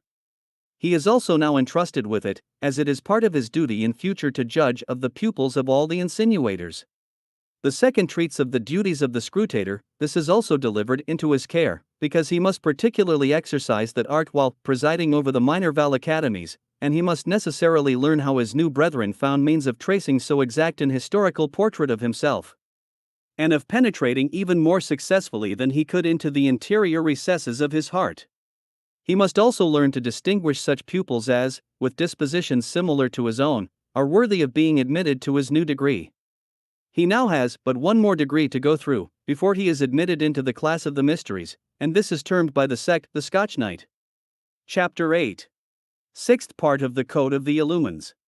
Intermediary class. The Scotch Knight of Illuminism, or Directing Illumini. Under the appellation of intermediary class of Illuminism might be comprehended all the degrees which Weishaupt had borrowed from Freemasonry. In that case we should comprise under this denomination the 3 degrees of apprentice, fellowcraft, and master. But it has been already said that these degrees are simply a passport for the sect into the Masonic lodges, and that its object may be less conspicuous, it leaves them in their original Masonic state. This, however, is not the case with the higher degrees of Scotch Masonry. The sect shrewdly surmised that the views of these degrees coincided with their own. Beside, it wanted some of these superior degrees, either for the direction of those Masonic lodges which it composed of its own members, or who were to gain admittance, dominate, and preside over other lodges which were not devoted to Illuminism. The great veneration in which the Scotch Knights are generally held by Masons, more strongly determined the Baron Nig to make himself master of this degree, and engraft it on Illuminism. The sect has constituted this into both an intermediary and a stationary degree. It is stationary for those into whom it despairs of ever infusing the principles required for a further admission to the mysteries. But it is only intermediary for those who have shown dispositions more accordant with the pursuits of the section. Whatever may be his destiny, no brother is ever admitted into this new degree, until he has previously given proofs of the progress he has made in the arts of scrutator, whose code must have been his chief study since his admission to the degree of Major Illumini. The secret chapter of the Knights has had the precaution to propose certain questions to him to ascertain how far he is capable of judging of the state of the mind by exterior appearances. He will have had to answer, for example, to the following ones. What is the character of a man whose eyes are perpetually in motion, and whose countenance is changeable? What features denote voluptuousness, melancholy, and pusillanimity? As a further proof of the progress he has made, he is to transmit to his superiors another dissertation on the life of the hero whose name he bears for his characteristic. The history of his own life, which he had delivered in the antecedent degree, had laid open the whole of his existence, and all his actions through life. This new dissertation will show the order what he admires or disapproves of in others, and will particularly demonstrate whether he has discovered those qualities in his patron which the order wished he should imbibe and imitate when it gave him his characteristic. Should any part of his life have escaped the vigilance of the scrutators, he is still at liberty to give a new proof of his confidence in the order, and this is described as a meritorious act, but he may reserve it for the cognizance of the superior of the order only. He is then to declare under his handwriting that he looks upon the superiors of Illuminism as the secret and unknown though legitimate superiors of Freemasonry, that he adheres and always will adhere to the Illuminized system of Masonry, as the best and most useful existing. That he utterly renounces every other association. That he is, in short, so persuaded of the excellence of Illuminism, that he fully adopts its principles, and firmly believes himself bound to labor, under the direction of his superiors, at the object and according to the intentions of the order for the happiness of mankind. After having received these numerous pledges, the Scotch Knights invite the new brother to a secret chapter, for such is the name given to the lodges of this degree. It is hung with green, richly decorated and brilliantly lighted. The prefect of the Knights, booted and spurred, is seated on a throne erected under a canopy all of the same color. On his apron a green cross is seen, and on his breast the star of the order. He wears the riband of St. Andrew and Psalter from right to left, and holds a mallet in his hand. On his right stands the brother sword-bearer, holding the sword of the order, on his left the master of the ceremonies with a stick in one hand, and the ritual in the other. The knights assembled are all booted and spurred, each girt with a sword, and all wear the cross suspended at their necks by a green riband. The officers of the order are to be distinguished by a plumage, and a priest of the order completes the lodge. The prefect then delivers himself as follows to the candidate: "You here behold a part of those unknown legions which are united by indissoluble bonds to combat for the cause of humanity. Are you willing to make yourself worthy of watching with them for the sanctuary? Your heart must be pure, and a heavenly ardor for the dignity of nature must fire your breast. The step you are taking is the most important one of your life. Our games are not vainly ceremonial. In creating you a knight, we expect of you that you will perform exploits grand, noble, and worthy of the title you receive. Long life to you. If you come to us to be faithful, if honest and good, you answer our expectations. Should you prove a false brother, be both cursed and unhappy, and may the grand architect of the universe hurl you into the bottomless pit. Now bend thy knee, and on this sword take the oath of the order." At these words, the prefect seats himself, the knights are standing with their swords drawn, and the candidate pronounces the following oath: "I promise obedience to the excellent superiors of the order. Inasmuch as it shall depend upon me, I engage never to favor the admission of any unworthy member into these holy degrees. To labor at rendering the ancient masonry triumphant over the false systems which have crept into it. To succor, like a true knight, innocence, poverty, or oppressed honesty, never to be the flatterer of the great, nor the slave of princes, to combat courageously, though prudently, in the cause of virtue, liberty, and wisdom. To resist boldly, both for the advantage of the order and of the world, superstition and despotism. I never will prefer my own private interest to that of the order. I will defend my brethren against calumny. I will dedicate my life to the discovery of the true religion and real doctrines of Freemasonry, and I will impart my discoveries to my superiors. I will disclose the secrets of my heart to my superiors as to my best friends. So long as I shall remain in the order, I shall look upon the being a member of it as a supreme felicity. I also engage to look upon all my domestic, civil, and social duties as most sacred. So help me God, both for the happiness of my life and for the peace of my mind." In return for this oath, the prefect declares to the candidate that he is going to create him a Knight of St. Andrew. According to the ancient usage of the Scotch rise, he says, "And in future beware of ever bending thy knee before him who is only man like thyself." To these ceremonies the adept Nig added a certain number of others which were mere derisions of the rites of the Church. Such, for example, was the triple benediction which the priest pronounced over the new knight, such the atrocious mockery of the Last Supper, which terminated the ceremony. But, impious as is the imitation, Weishaupt declares it to be disgusting because it is still religious, theosophical, and borrowed from superstition. But what perfectly coincided with the views of the Bavarian founder were the instructions given to the new knight. He is enraptured with that discourse, where one may observe the illuminizing orator selecting the most impious, artful, and disorganizing systems of Masonry, to make them at once the mysteries of their Masonic lodges, and an immediate preparation for those of Illuminism. Let the reader recall to mind what was said in the second volume of these memoirs concerning the apocalypse of the Martinists, entitled Of Errors and of Truth. He will there have read of a time when man, disengaged from the senses and free from matter, was still more free from the yoke of the laws and from political bondage, to which he was only subjected by his fall. He will there have seen that the daily efforts of man should tend to the overthrow of governments, that he may recover his former purity and ancient liberty, and thus retrieve his fall. I might there have demonstrated that absurd idealism reducing our senses to vain fictions, that the prostitution of them might be but a chimerical crime. There, in short, I might have shown, according to the Martinist, that in all ages this system of corruption and disorder has been the doctrine and secret of true philosophy. This intermediary degree was destined by Weishaupt to serve as a point of union between the Masonic lodges and Illuminism. It was but natural that they should have selected the most monstrous and most artful system of the craft. Let not the reader therefore be astonished when he sees the antitheosophist, the atheist, the materialist Weishaupt borrowing in this degree the doctrines of the Martinists on the twofold principle or double spirit. But let it be also remembered that whenever, in consequence of this artifice, he is obliged to use the words spirit or soul, he informs the candidate that such words are employed in the code only to conform to the vulgar expression. This precaution taken, the initiator may without apprehension repeat the sophisticated lessons on the twofold principle. And indeed one might be tempted to think that the doctrines he lays down as the grand object of Freemasonry had all been copied from the Martinist system.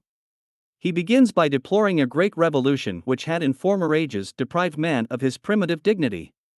He then represents man as having had the faculty of recovering his ancient splendor, but that by the abuse of his faculties he had again immersed himself still deeper in his defiled and degraded station. The very senses are blunted and said to lead him into error on the nature of things. Everything that he beholds in its actual state is falsehood, show, and illusion, and he lays particular stress on those schools of sages which had, ever since the time of the Grand Revolution, preserved the secret principles of the antique doctrines, or of true Masonry. Nor does the monstrous Hierophant blush at placing Jesus of Nazareth among those sages, and blasphemously numbering the God of the Christians among the grand masters of Illuminism. But soon was the doctrine of Christ falsified, and priests and philosophers raised on these divine foundations an edifice of folly, prejudice, and self-interest. Soon also does the tyranny of priesthood and the despotism of princes coalesce in the oppression of suffering humanity. Freemasonry opposes these disastrous attempts, and endeavors to preserve the true doctrine, but it has overbumped it with symbols, and its lodges gradually subside into seminaries of ignorance and error. The Illumines alone are in possession of the real secrets of Masonry, many of them are even still to be the objects of their researches, and the new knight is to devote all his attention to their discovery. He is particularly recommended to study the doctrines of the ancient Gnostics and Manichaeans, which may lead him to many important discoveries on this real Masonry. He is also told that the great enemies which he will have to encounter during this investigation will be ambition and other vices which make humanity groan under the oppression of princes and of the priesthood. The obscurity which enwraps these lessons on the new and grand revolution which is to counteract the ravages of the former, is not the slightest of Weishaupt's artifices. With respect to princes, this is the last degree to which they are admitted. They are to be persuaded that the antique revolution was no other than the coalition of the powers of the earth with the priesthood, in order to support the empire of religious prejudice and superstition. And that the new revolution to be effected is the reunion of princes with philosophy, to overthrow that empire and ensure the triumph of reason. Should the serene adept be startled at his having sworn never to flatter the great, nor to be a slave of princes, he will be reconciled again by the latter part of the oath, where he engages to look upon his domestic, civil, and social duties as most sacred. But let him form what opinion he may as to his initiation, he has nevertheless sworn that he will protect the brotherhood from superstition and despotism, that he will obey the most excellent superiors of the order, that he will favor its progress with all his power, and that he behaves it alone to be in possession of the secrets of real Masonry. In the less important class of adepts, should any still hanker after their theosophical ideas, that is to say, should Weishaupt despair of ever infusing into them its anarchical and atheistical principles, they are condemned to become stationary in this degree. And he imposes on them as a task the explication of all the hieroglyphics of Masonry, which they may set to the tune of the Grand Revolution. Under pretense of discovering a more perfect religion, he persuaded them that Christianity was at this day nothing more than superstition and tyranny. He has infused into them his hatred for the priesthood and the existing forms of government. That will suffice to procure him agents of destruction. As to re-edification, he has not so much as mentioned it to them. But should there be found among the number of knights men who of themselves dive into the meaning of that great revolution which only deprived man of his primitive dignity by subjecting him to the laws of civil society, should they have comprehended the meaning of this other revolution, which is to restore everything by re-establishing man in his primitive independence, such men will be pointed out by the scrutators. It is at them that the code particularly aims when it says, "Let the Scotch knights seriously reflect that they are presiding over a grand establishment, whose object is the happiness of mankind." In short, these knights have to act the parts of superiors in the order, they are the inspectors or the directors of all the preparatory class. They have on that account assemblies peculiar to themselves, called secret chapters. The first duty of these chapters is to watch over the interests of the order within their district. The Scotch knights, says their first instruction, are to pay particular attention to the discovery of any plans which may contribute to fill the coffers of the order. It were much to be wished that they could devise means of putting the order into possession of some considerable revenues in their province. He that shall have rendered so signal a service must never hesitate at believing that these revenues are employed in the most noble purposes. The whole must labor with all their might to consolidate the edifice little by little within their district. until the finances of the order shall be found to be competent to its views. The second part of the code entrusts these knights with the government of the preparatory class. Each knight is to correspond with a certain number of brethren who have the direction of the minor val academies. The code contains instructions which point out to them upon what objects they are permitted to decide, what brethren they are to forward or thwart in their promotion, and what reports they are to make to their superiors. In their correspondence with their inferiors, they make use of the common cipher. But when they write to the chiefs, they employ a peculiar character which may truly be called hieroglyphic. They are particularly charged with the inspection of the major illumines. The Scotch knights, says the code, shall be particularly attentive that the major illumines do not neglect to mention in their monthly letters such employments as they may have to dispose of. I have shown, in the foregoing chapter, how useful and indeed how necessary this precaution proved for recompensing the zeal of the brethren. The adept Nig wished to demonstrate that it might be equally useful for princes, when combined with the scrutinizing code. Let us suppose, says he, that a prince, having an illuminee for his minister, wishes to find a proper person to fill any vacant office. By means of the scrutators, the minister may immediately present the faithful portrait of divers personages, from among whom the prince will only have to make his election. But every reader, I hope, will recollect that in consequence of the oath that has been taken by the minister to dispose of all places in favor of the brethren, and that according to the direction of the knights, he will only present such adepts for those offices as the order shall have chosen, and thus will Illuminism soon dispose of all benefices, employments, and dignities, and have the entire direction of the whole power of the state. Meanwhile, until the sect shall exert this influence over courts, the Scotch knights are to acquire an absolute sway in the Masonic lodges. Their laws on this head deserve particular attention. We shall select the following. In every town of any note situated within their district, the secret chapters shall establish lodges for the 3 ordinary degrees, and shall cause men of sound morals, of good repute, and of easy circumstances, to be received in these lodges. Such men are much to be sought after, and are to be made Masons, even though they should not be of any service to Illuminism in its ulterior projects. If there already exists a lodge in any given town, the Knights of Illuminism must find means of establishing a more legitimate one. At least, they should spare no pains to gain the ascendancy in those which they find established, either to reform or to destroy them. They must strongly exhort the members of our lodges not to frequent, without leave of their superiors, any of those pretended constituted lodges, who hold nothing of the English but their diplomas, and some few symbols and ceremonies which they do not understand.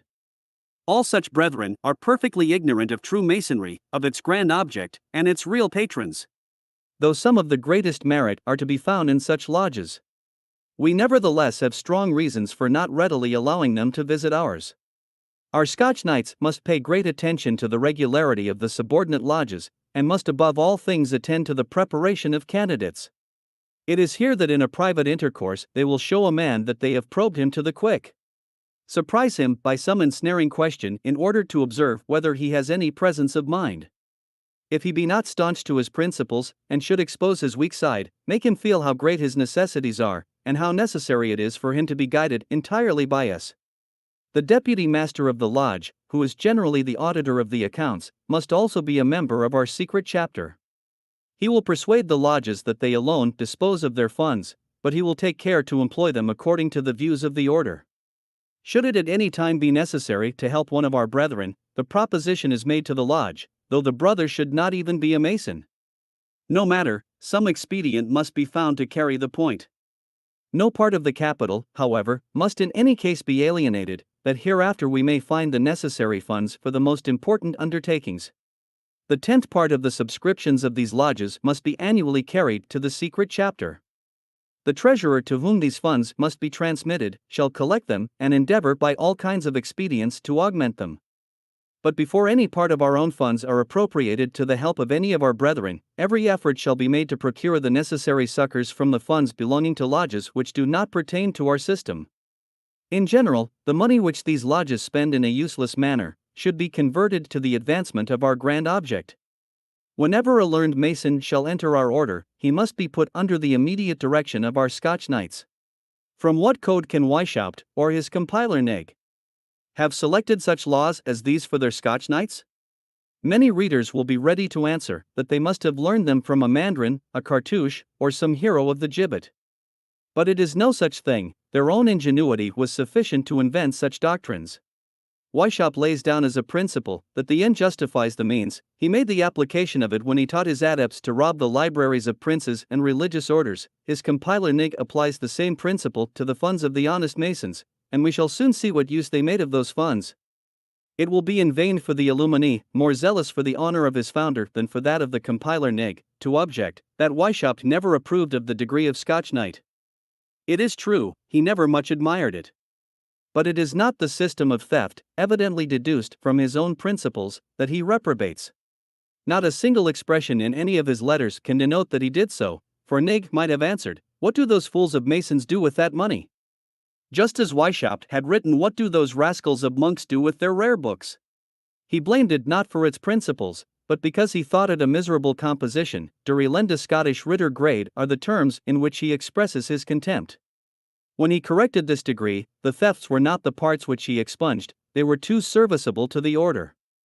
Weishaupt, however, consented to let this degree, such as it was, serve as a preparation for the mysteries of his apopts, that is to say, for his priests of Illuminism, and when considered in that light it may be truly said that the Knights Brigands were but pitiful and miserable indeed. I will, however, give the reader an opportunity of judging for himself. Chapter 9. Seventh part of the Code of the Illumines. Class of the Mysteries. Of the Lesser Mysteries. The Epopt or Priest of Illuminism. However accurately the sect may have ascertained the progress of its adepts in the preparatory degrees, still Weishaupt seems to fear that some may be startled when they come to be acquainted with the ultimate views of Illuminism. He wishes therefore to lead them to his darkest plots by gradual shades. Hence the division of lesser and greater mysteries, and the subdivision into degrees. The first degree into which the adepts are initiated in this class is that of Epopt, but these new dignitaries are only known by that title to the inferior class. The higher degrees call them priests. Let not the reader take alarm at the denomination of lesser mysteries, as if they were of no consequence. For he will gradually, as he ascends, discover their dark designs and dealings. But before the adept is allowed to proceed, he must collect everything that his mind, his memory, or all his former lessons can afford, of anti-religious and anti-social principles, to enable him to give written answers to the following questions. 1. Do you think the present state of nations corresponds with the object for which man was placed upon earth? For example, do governments, civil associations, or religion attain the ends for which they were designed? Do the sciences to which men apply furnish them with real lights? Are they conducive, as they ought to be, to real happiness? Are they not, on the contrary, the offspring of numberless wants, and of the unnatural state in which men live? Are they not the crude inventions of crazy brains, or of geniuses laboriously subtle? 2. What civil associations and what sciences do you think tend or do not tend to the grand object? Did there not formerly exist an order of things more simple?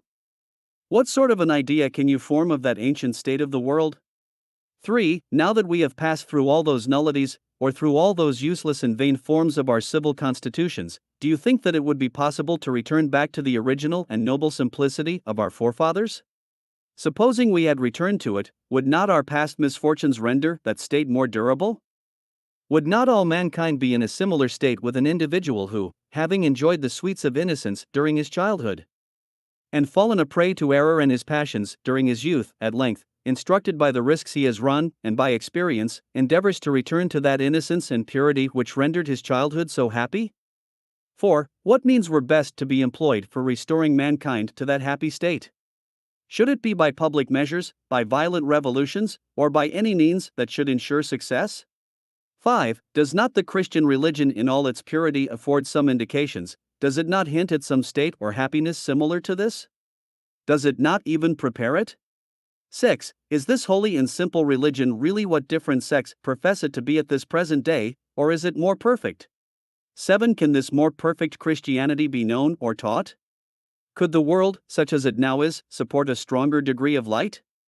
Do you not think that, before the numberless obstacles could be removed, it would be proper to preach to mankind a religion more perfect, a philosophy more elevated, and the art of each one's governing himself according to his greatest advantage?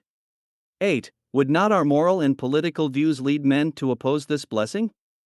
From our political and moral views then, or from an ill-judged interest, or even from deep-rooted prejudices, these obstacles originate. If men, therefore, oppose the renovation of human happiness, is it not because, slaves to ancient forms, they reject and reprobate everything which is not to be found in those forms, though it should be the most natural, the grandest, and most noble of all possible things? Does not personal interest, alas, at present predominate over the general interest of mankind? 9. Must we not then silently and gradually remedy those disorders before we can flatter ourselves with the re-establishment of the Golden Age? Meanwhile, is it not advisable to disseminate the truth in secret societies? 10. Can we trace any such secret doctrine in the ancient schools of the sages, or in the allegorical lessons given by Jesus Christ, the Savior and Liberator of mankind, to his most intimate disciples? Have you not observed a sort of gradual education in that art which you see has been transmitted to our order, from the highest antiquity?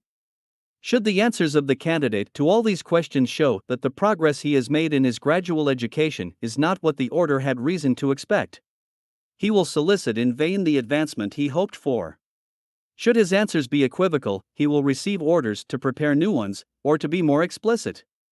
But if he show the proper dispositions, and the sect foresee no probability of his being startled at the lessons of the Hierophant on those grand objects which are to be disclosed to him, the superiors give their assent, and a synod of the illuminized priesthood is held.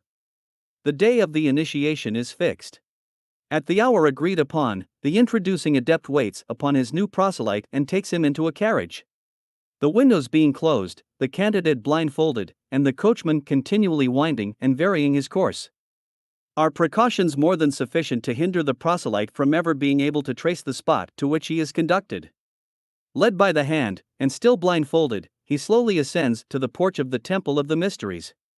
His guide then divests him of the Masonic insignia, puts a drawn sword into his hand, takes off the bandage from his eyes, and leaves him, strictly forbidding him to proceed a step until he hears the voice which is to call him.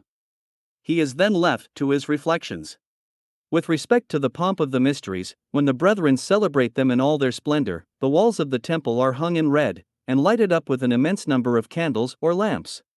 A voice is at length heard, saying, "Come, enter, unhappy fugitive. The fathers wait for you, enter and shut the door after you." The proselyte obeys the voice which calls him.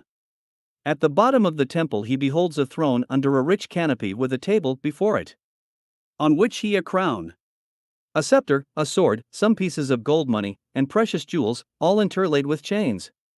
At the foot of this table, on a scarlet cushion, is thrown a white robe, a girdle, and the simple ornaments of the sacerdotal costume. The proselyte, standing at the bottom of the temple and in front of the throne, is addressed by the Hierophant as follows: "Behold and fix thine eyes on the splendor of the throne." If all this childish mummery, these crowns, these scepters, and all these monuments of human degradation, have any charms in your eyes, speak, and it may be in our power to gratify your wishes. Unhappy man! If such are your objects, if you wish to rise to power that you may assist in the oppression of your brethren, go, and at your peril make the trial.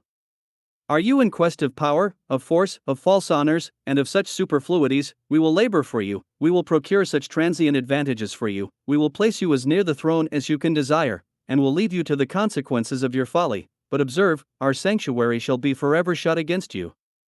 On the contrary, do you wish to be initiated into wisdom?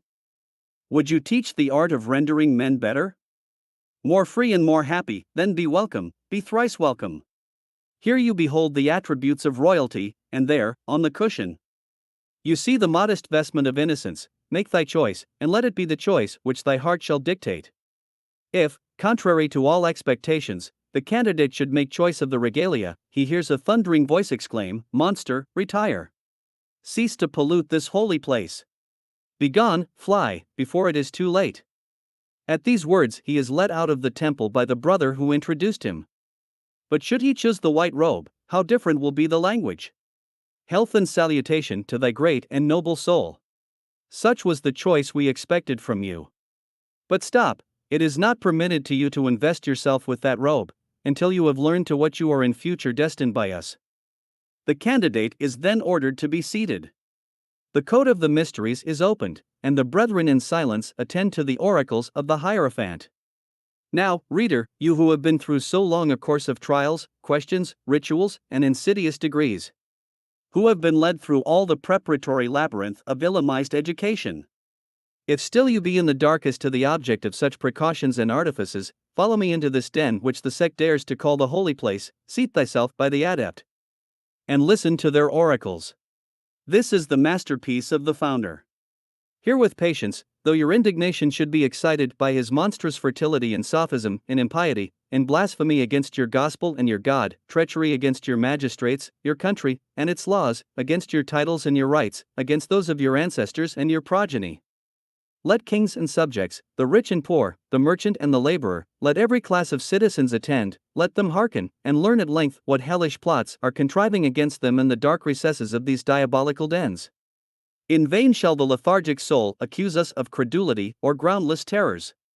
Those lessons which the sect view as the masterpiece of their code lie before me, such as they flowed from the pen of the legislator, such as they were published by order of the sovereign who seized the archives of the sect, that all nations might learn the dreadful dangers with which they were menaced.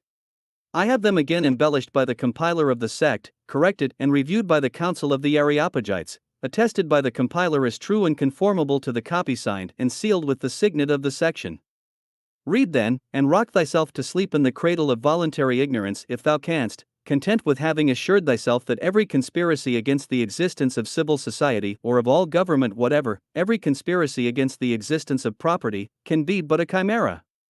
It is to the candidate, and in presence of the brethren already initiated to these mysteries, that the illuminizing president addresses the following discourse of the Hierophant for the degree of priest or epopt of the illumines. At length, he says, the time of your reward succeeds to the trials of an assiduous preparation.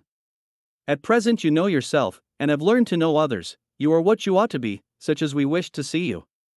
It will now be your duty to conduct others. What you already know, and what you are about to learn, will expose to your view the extreme weakness of human nature. In this advantage alone lies the true source of power which one man exercises over another. The dark clouds dissipate, the sun of light rises, the gates of the sanctuary unfold, a portion of our mysteries is going to be revealed to you. Let the gates of the temple be shut against the profane. I will only speak to the illustrious, to the holy, to the elect. I speak to those who have ears to hear, who have tongues which they can command, and who have minds sufficiently enlightened to understand. Surrounded by the illustrious, you are about to enter into that class which bears an essential part in the government of our sublime order. But do you know what it is to govern? Can you conceive what this right can be in a secret society? To exercise such an empire, not over the vulgar or the grandees of the people, but over the most accomplished men, over men in all stations, of all nations, of all religions, to reign over them without any exterior constraint, to keep them united by durable bonds, to inspire them all with one spirit, to govern with all possible precision, activity, and silence, men spread over the whole surface of the globe, even to its utmost confines. This is a problem which no political wisdom has ever been able to solve. To reunite the distinctions of equality, despotism, and liberty, to prevent the treasons and persecutions which would be the inevitable consequences of nothing, to create great things, to stand firm against the swelling torrent of evils and abuse, to make happiness universally shine on human nature, would be a masterpiece of morality and polity reunited. The civil constitutions of states offer but little aid to such an undertaking. Fear and violence are their grand engines. With us, each one is voluntarily to lend his assistance. Were men what they ought to be, we might on their first admission into our society explain the greatness of our plans to them. But the lure of a secret is perhaps the only means of retaining those who might turn their backs upon us as soon as their curiosity had been gratified. The ignorance or imperfect education of many makes it requisite that they should be first formed by our moral lessons. The complaints, the murmurs of others against the trials to which we are obliged to condemn them, sufficiently show you what pains we must bestow, with what patience and what constancy we must be endowed, how intensely the love of the grand object must glow in our hearts, to make us keep true to our posts in the midst of such unthankful labor, and not abandon forever the hope of regenerating mankind. It is to partake with us of these labors that you have been called. To observe others day and night, to form them, to succor them, to watch over them.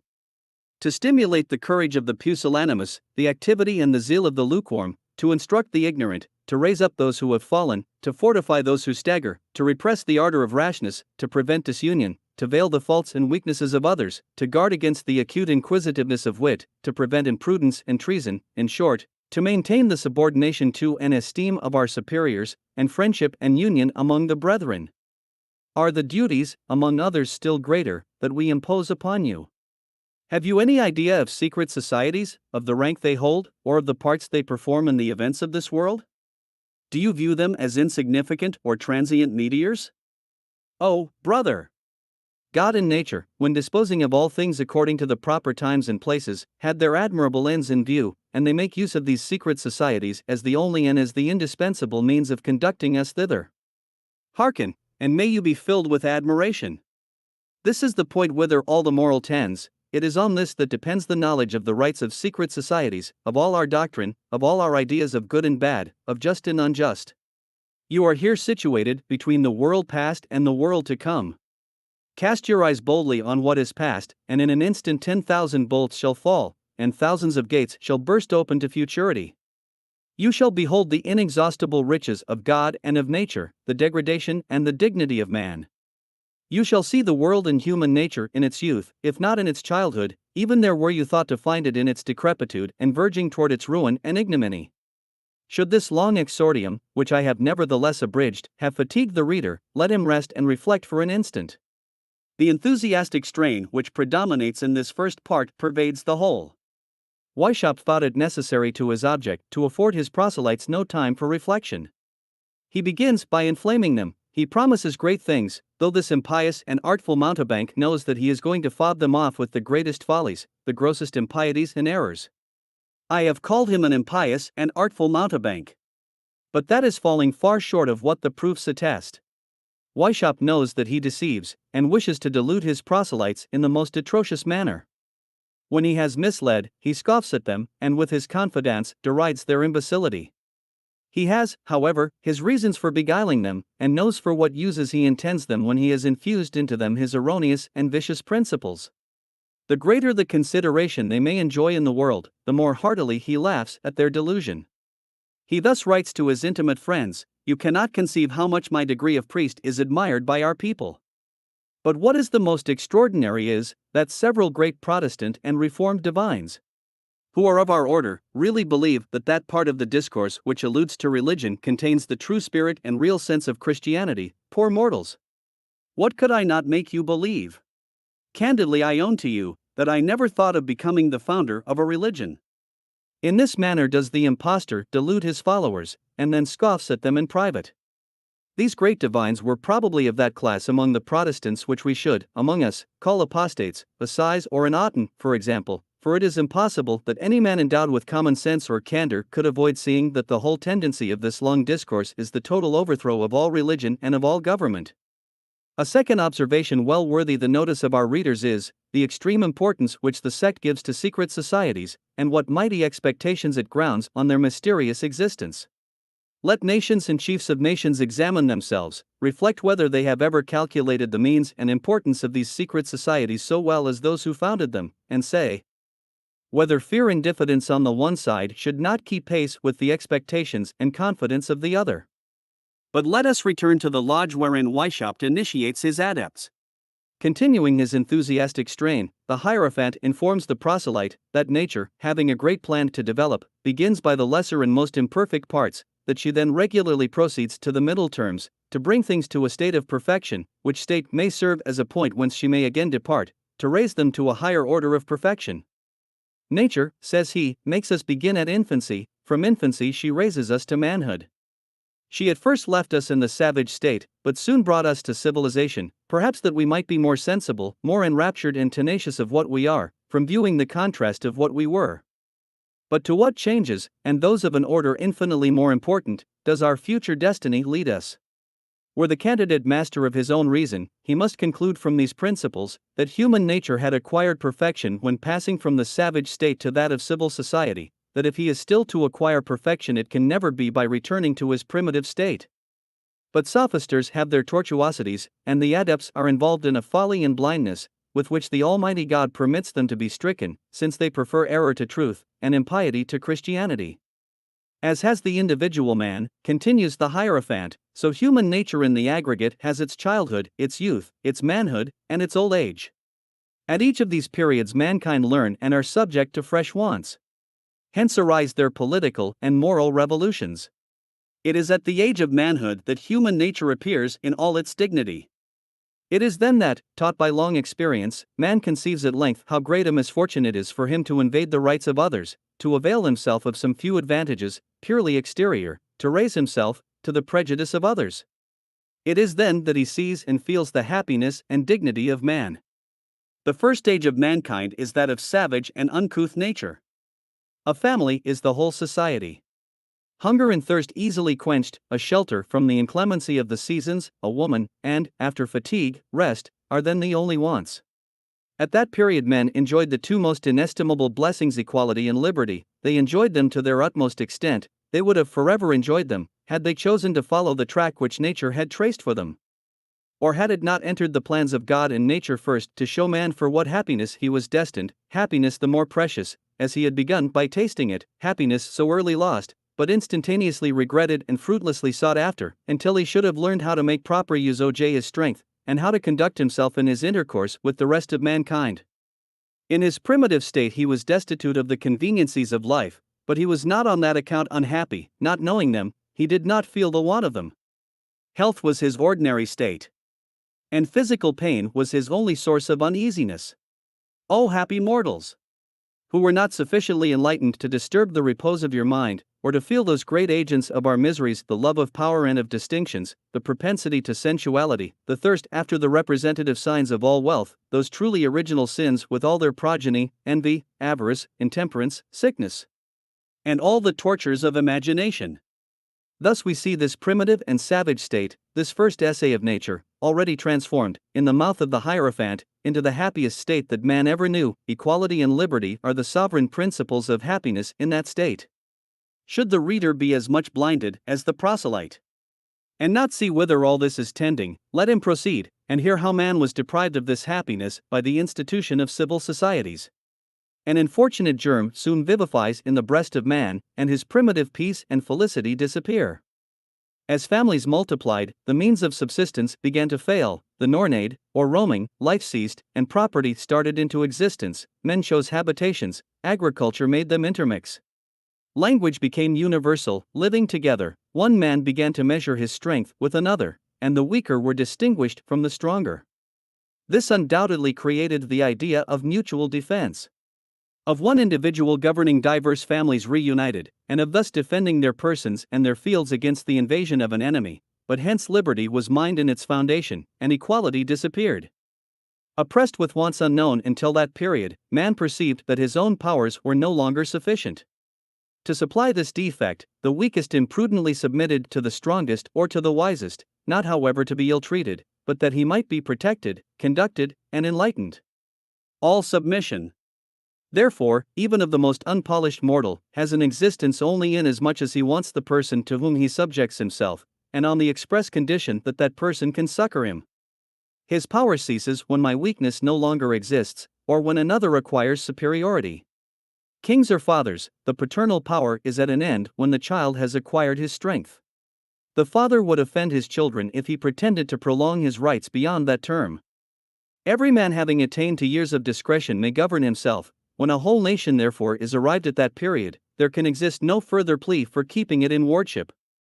In putting such language into the mouth of the Hierophant, the founder of Illuminism had too well studied the strength and illusion of words. He had been too cautious in the choice and preparation of his adepts ever to fear that any of them would answer, "You who thus give oracles, what do you understand by nations having attained their majority?"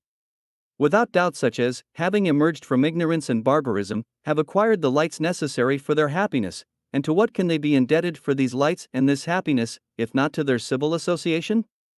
It will be then, if ever, that they will find it both reasonable and necessary to remain under the guardianship of their laws and of their government, lest they should fall back into the barbarism and ignorance of the roaming clans, or be precipitated into the horrors of anarchy, from revolution to revolution, under the successive tyranny of the brigand, of the executioner of the sophisticated despot, or under that of a sophister Size and his colegislative Marcellois, of a Robespierre and his guillotines, of the triumvirs and their proscriptions.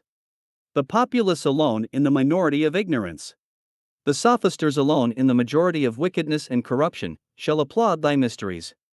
Certain of not meeting with such reflections from the adepts, the Hierophant continues to inculcate his principles by attributing everything to strength, and destroying all principles of morality or of reason, though he will affect the tone of both, and ends by forming his judgment on man and society, as he would judge tigers and wild beasts in the forests.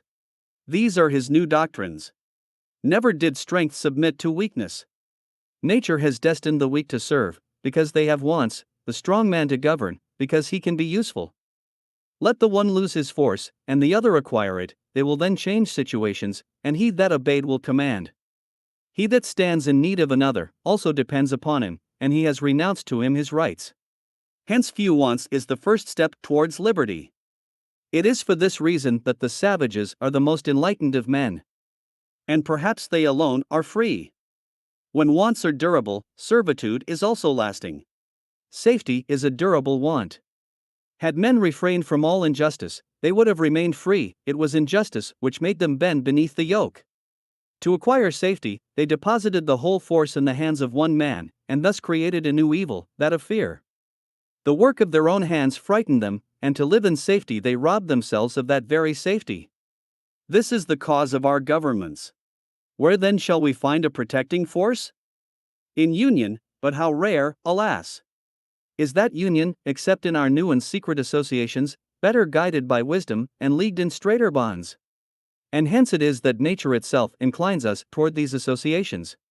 Subtle as is the artifice in this description of human nature, and in that affectation of beholding on the one side nothing but tyrants and despots, and on the other only oppressed and trembling slaves in the state of society, whatever share nature may have had in the institution of social order, or in reclaiming mankind from forests and wildernesses to live under laws and a common chief, the Hierophant nevertheless exultingly exclaims, such is the faithful and philosophic picture of despotism and of liberty, of our wishes and of our fears.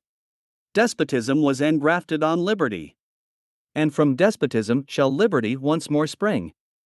The reunion of men in society is at once the cradle and the grave of despotism, it is also the grave and cradle of liberty. We were once possessed of liberty, and we lost it but to find it again and never lose it more, to learn by the very privation of it the art of better enjoying it in future. Reader, observe these words, if they do not evidently point out the object of the sect, if you do not perceive the wish of bringing mankind back to those times of the nomade herds of savages, and of men destitute of property, laws, or government. Read and convince yourself by what follows. Nature drew men from the savage state and reunited them in civil societies. From these societies we proceed to further wishes, and to a wiser choice. Aus den Staaten treten wir in neue Tiger Gewalt. New associations present themselves to these wishes, and by their means we return to the state whence we came, not again to run the former course, but better to enjoy our new destiny. Let us explain this mystery. Men then had passed from their peaceable state to the yoke of servitude. Eden, the terrestrial paradise, was lost to them. Subjects of sin and slavery, they were reduced to servitude and obliged to gain their bread by the sweat of their brow. In the number of these men some promised to protect, and thus became their chiefs. At first they reigned over herds or clans. These were soon conquered, or united together in order to form a numerous people, hence arose nations and their chiefs. Kings of nations. At the formation of states and nations, the world ceased to be a great family, to be a single empire. The great bond of nature was rent asunder.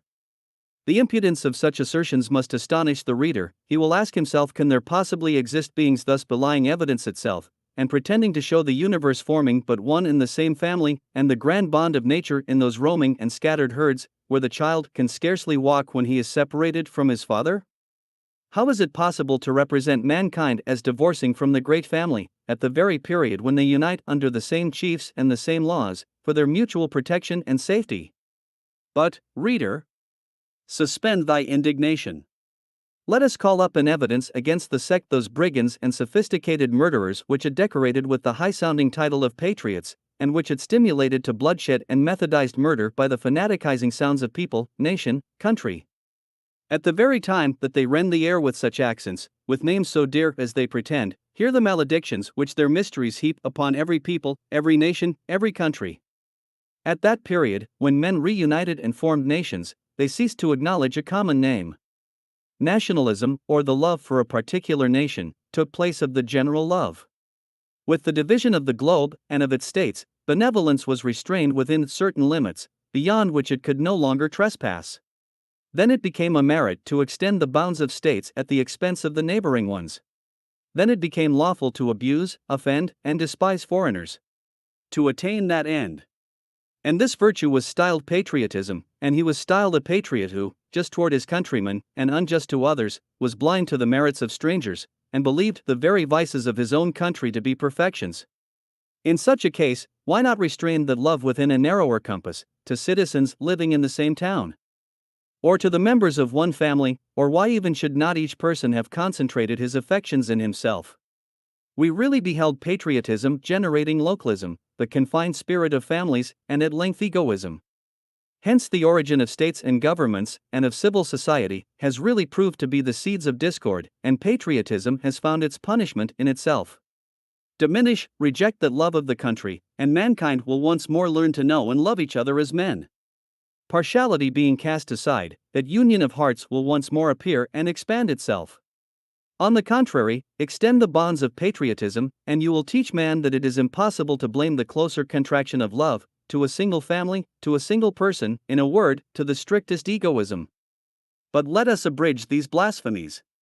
The Hierophant, under pretense of his universal love, may vent his spleen against the distinctions of Greeks or Romans, of French or English, of Italian or Spanish, of pagan or Jew, of Christians or Mohammedans, which denote nations and their religions. He may repeat, if he pleases, that amidst these different denominations that of man is overlooked. What will be the result of such declamation? With our illuminizing doctor, in common with every class of the disorganizing sophisters, is not this pretended universal love to be a cloak for the most odious hypocrisy?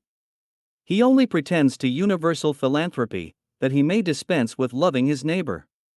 He detests the love of one's country, only because he detests the laws of nations. He cannot even brook the love of one's family. He has given us a fine specimen in the person of his sister, and he will substitute that universal love because he is no more attached to them than he is to the Chinese, the Tartar, or the Hottentot, which he neither has seen nor ever will see, and that all human nature may be equally indifferent to him.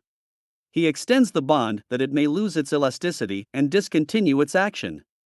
He calls himself citizen of the universe, that he may cease to be a citizen in his own country, a friend in society, or a fond father and dutiful child in his own family. His love, he tells us, extends from pole to pole, that he may love nothing that is near him. Such is the philanthropy of our cosmopolites. The proselyte stands astonished in stupid admiration at these expressions of universal love. The Hierophant proceeds to the codes of nations. Still in ecstasy at these doctrines, he learns that they are in direct opposition to the laws of nature, nor will he even perceive that his new code is in direct opposition to the very first laws of nature, as it eradicates the love of one's own family and that of one's country. Nor will he ask, why the fulfilling of his duty toward his fellow countrymen should hinder him from treating the barbarian or the savage with proper affection. Then follow new sophisms, to persuade the adept that the original fault of man was the dereliction of the equality and liberty of the savage state by the institution of civil laws. Here, more than ever, are calumny and hatred blended with enthusiasm by the Hierophant, who, reviewing the different ages of the world since the existence of civil institutions, pictures nations as groaning under oppression, despotism, and slavery, or glutted with the blood of wars and revolutions, which always terminate in tyranny. At one time it is the representation of kings surrounding themselves with herds or legions called soldiers, in order to gratify their ambition by conquests on strangers, or to reign by terror over their enslaved subjects. At other times, it is the people themselves brandishing their arms, not to attack tyranny in its source, but merely to change their tyrants. If they think of giving themselves representatives, it is these very representatives who, forgetting that they only hold their missions and powers from the people, form aristocracies and oligarchies, which all end by flowing into the general reservoir of monarchy and despotism. He never loses sight of his sophism of human nature degraded and vilified under the yoke of tyranny. These declamations, enthusiastically pronounced, at length make the proselyte exclaim, in unison with his master, are such then the consequences of the institution of states and of civil society? O folly! O people! That you did not foresee the fate that awaited you, that you should yourselves have seconded your despots in degrading human nature to servitude, and even to the condition of the brute.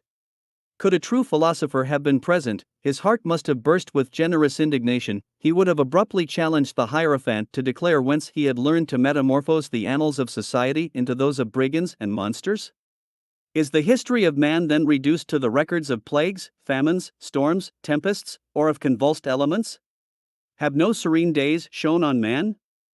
Shall the sun be represented as a malevolent object, because it is sometimes obscured by fogs or clouds? Are we to fly from our habitations, because many have been destroyed by fire? Shall we curse life and health, because we are subject to pains and infirmities? Why else this fable painting of the disasters which have in the course of ages befallen civil society? Why are we to be silent on the misfortunes from which it has preserved us, or on the advantages which it has heaped on man, in reclaiming him from the forests?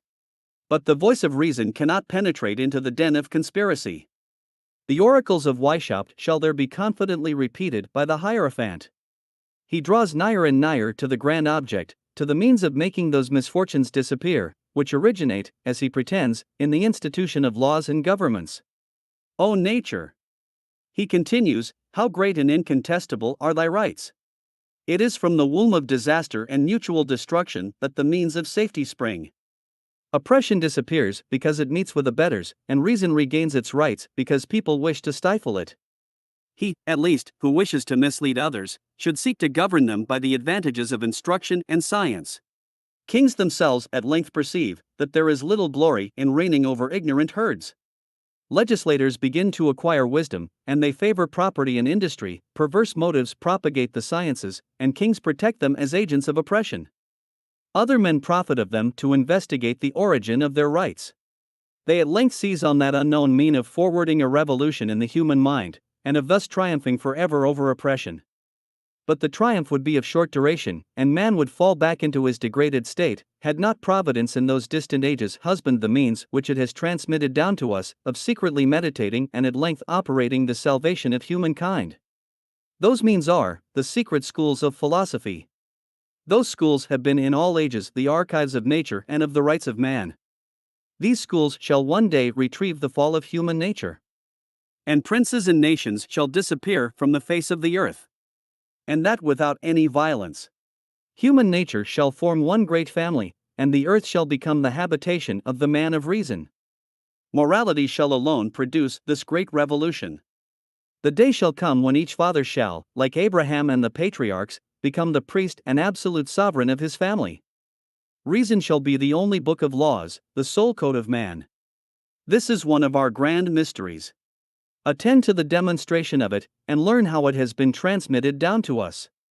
I have already said that had my object been only to prove the reality of a conspiracy formed by Illuminism against the existence of every society, every civil code, and every nation, these lessons of the Hierophant would render every other proof superfluous.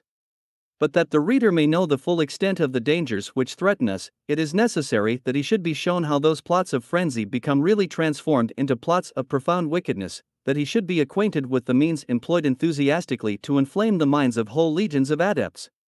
Let us then attend to the Hierophant.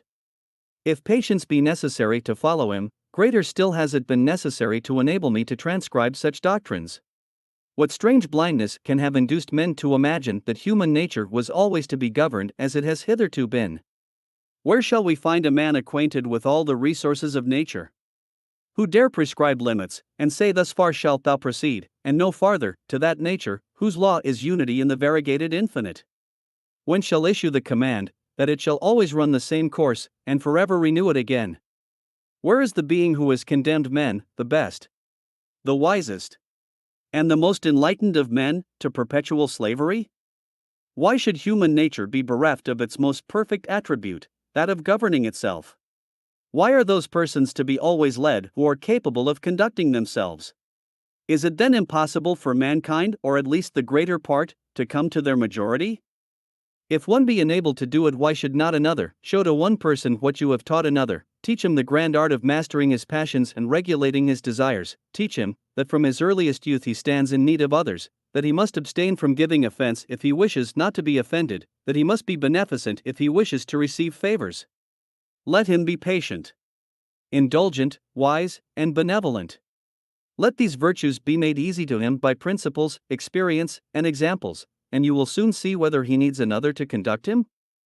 If it be true that the greater part of mankind are too weak or too ignorant to conceive these simple truths, and to be convinced by them, then our happiness will be at an end, and let us cease to labor at rendering mankind better, or at seeking to enlighten them. O prejudice! O contradiction of the human mind! shall the empire of reason, the capacity of governing ourselves, be but a chimerical dream for the greater number of men, while on the other hand prejudice leads us to believe that such is the inherent right of the children of kings, of reigning families, and of every man whom wisdom or particular circumstances render independent. What horrid artifice is contained in these sentences? The poor proselyte really imagines that he sees the most striking contradictions in the very foundations of our civil societies. He really thinks that we believe them to rest on the hereditary privilege of kings and of their children, to be born with all the necessary wisdom to conduct themselves, while nature has refused such gifts to other mortals. The Weishaupt, who scoffs in private at the credulity and folly of his adepts, knows as well as we do that such has never been the idea even of the most ignorant populace. He knows that we believe kings to be born children like other men, with the same weaknesses, the same passions, and like incapacity. He knows as well as we do that the gift of conducting ourselves and others is to be acquired by education, and by the helps and lights with which a man may be encompassed, and we know as well as he does that the child of the most obscure parentage would often make a better king than many sovereigns, as he might also be an excellent magistrate, or a great general, had he received a proportionate education.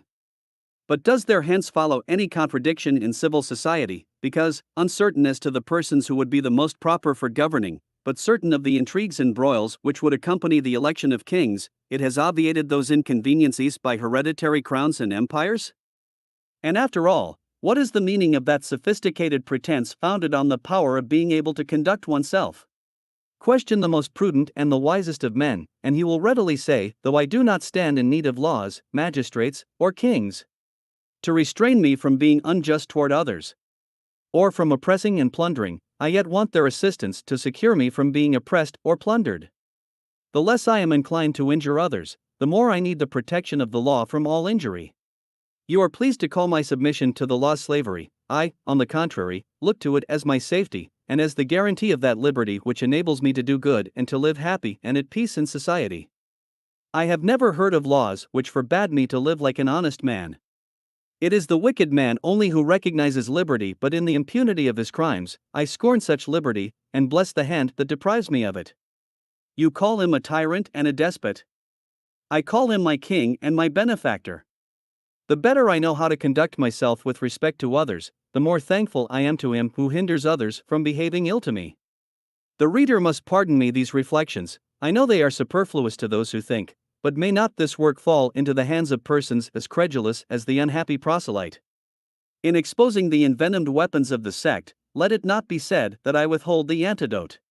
Should any be still blind enough not to perceive the tendency of all these sophisms of Illuminism, let them hearken to the sect ardently declaring their hopes. The Hierophant continues, are we then fallen from our dignities so low as not even to feel our chains, or to hug them, and not cherish the flattering hope of being able to break them, or to recover our liberty, not by rebellion or violence, for the time is not yet come, but by force of reason? Because a thing cannot be accomplished tomorrow. Should we despair of ever being able to effect it? Abandon such short-sighted men to their own reasonings and their own conclusions. They may conclude again and again, but nature will continue to act. Inexorable to all their interested remonstrances, she proceeds, and nothing can impede her majestic course. Some events may take place contrary to our wishes, but they will all rectify of themselves, inequalities will be leveled, and a lasting calm shall succeed the tempest. The only conclusion to be drawn from all these objections is, that we are too much accustomed to the present state of things, or perhaps self-interest has too great sway over us, to let us own that it is not impossible to attain universal independence. Let then the laughers laugh and the scoffers scoff. He that observes and compares what nature has done with what she does at present will soon see that in spite of all our intrigues she tends invariably toward her object. Her proceedings are imperceptible to him who reflects but little, they are visible only to the sage whose mind's eye penetrates even to the womb of time. From the summit of the mount he discovers in the horizon that distant country, the very existence of which is not surmised by the servile multitude of the plain.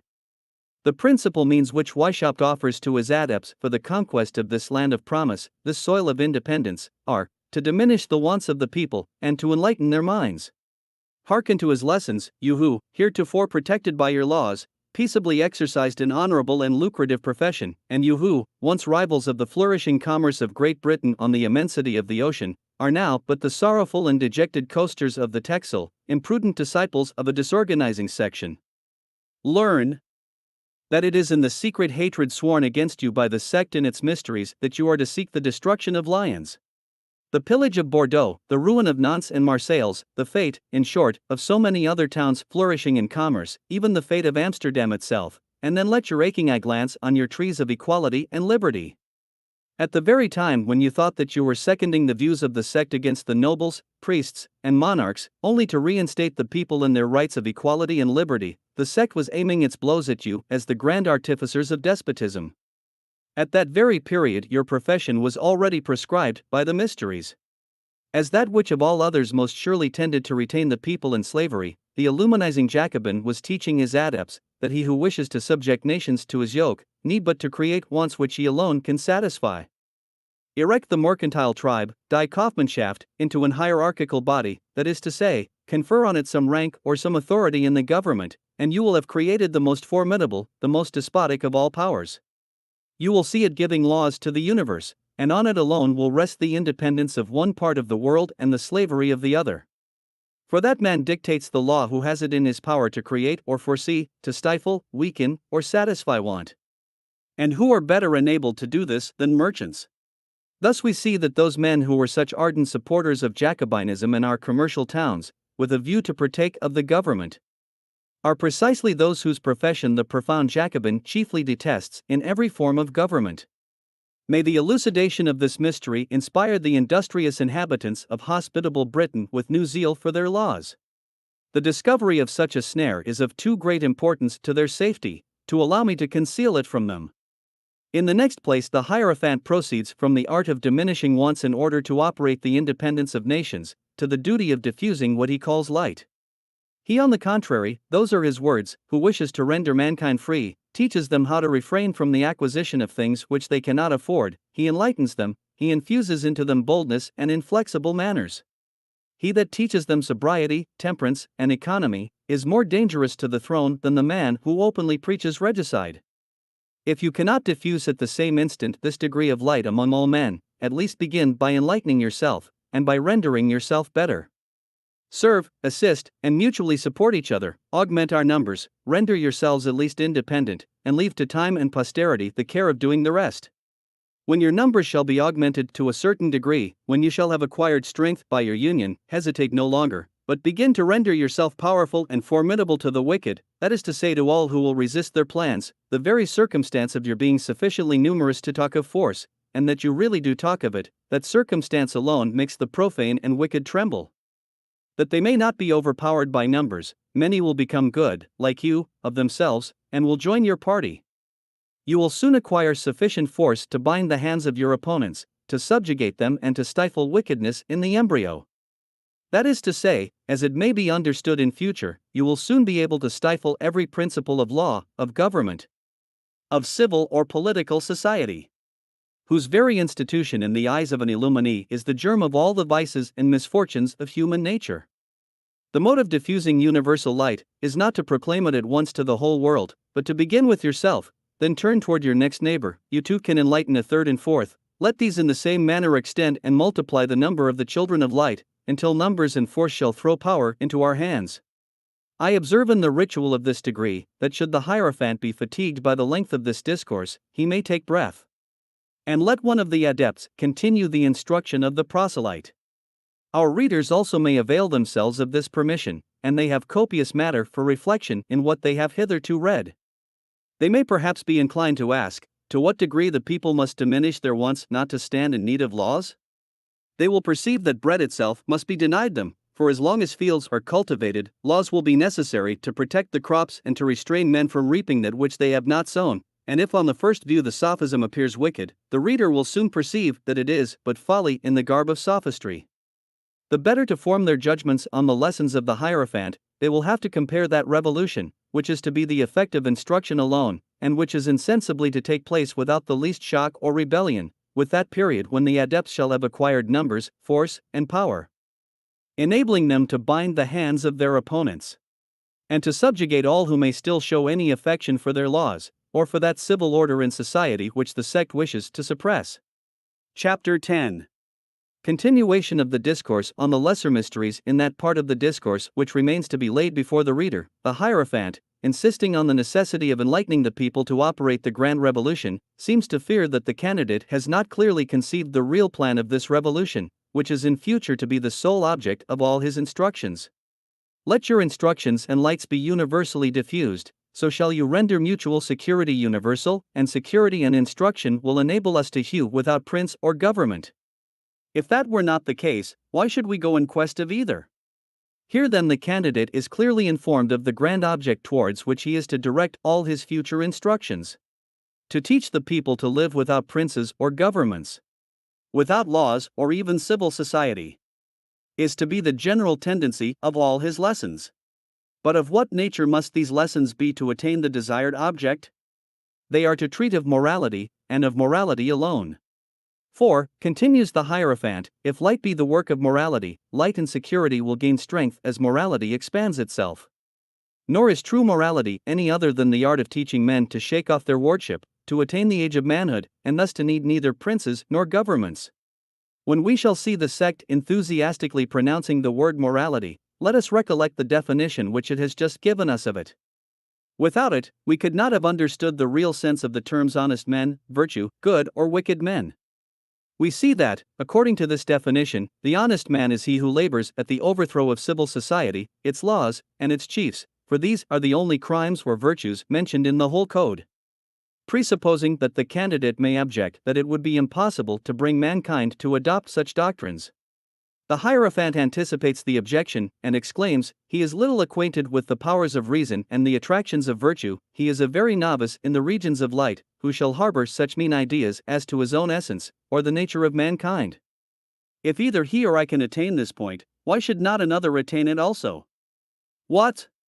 When men can be led to despise the horrors of death, when they may be inflamed with the enthusiasm of religious and political follies, shall they be deaf to that very doctrine which can alone lead them to happiness? No. No, man is not so wicked as an arbitrary morality would make him appear. He is wicked because religion, the state, and bad example perverts him. It would be of advantage to those who wish to make him better, were there fewer persons whose interest it is to render him wicked in order that they may support their power by his wickedness. Let us form a more liberal opinion of human nature. We will labor indefatigably, nor shall difficulties affright us. May our principles become the foundation of all morals. Let reason at length be the religion of men, and the problem is solved. This pressing exhortation will enable the reader to solve the problem of the altars, the worship, and the festivals of reason in the French Revolution, nor will they be any longer at a loss to know from what loathsome den their shameless goddess rose. The candidate also obtains the solution of all that may have appeared to him problematic in the course of his former trials. Since such is the force of morality and of morality alone, says the Hierophant, since it alone can operate the grand revolution which is to restore liberty to mankind, and abolish the empire of imposture, superstition, and despotism, you must now perceive why on their first entrance into our order we oblige our pupils to apply closely to the study of morality, to the knowledge of themselves and of others. You must see plainly that if we permit each novice to introduce his friend, it is in order to form a legion that may more justly be called holy and invincible than that of the Thebans, since the battles of the friend fighting by the side of his friend are those which are to reinstate human nature in its rights, its liberty, and its primitive independence. The morality which is to perform this miracle is not a morality of vain subtleties. It is not that morality which, degrading man, renders him careless of the goods of this world, forbids him the enjoyment of the innocent pleasures of life, and inspires him with the hatred of his neighbor. It must not be a morality favoring the interests only of its teachers, which prescribes persecution and intoleration, which militates against reason, which forbids the prudent use of the passions, whose virtues are no other than inaction, idleness, and the heaping of riches on the slothful. Above all, it must not be that morality which, adding to the miseries of the miserable, throws them into a state of pusillanimity and despair, by the threats of hell and the fear of devils. It must, on the contrary, be that morality so much disregarded and defaced at the present day by selfishness, and replete with heterogeneous principles.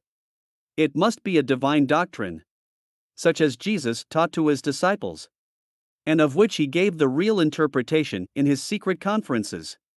This sudden transition naturally leads Weishaupt to the development of a mystery of iniquity for which we have long since seen him preparing his major illumines, and particularly the Scotch Knights of Illuminization.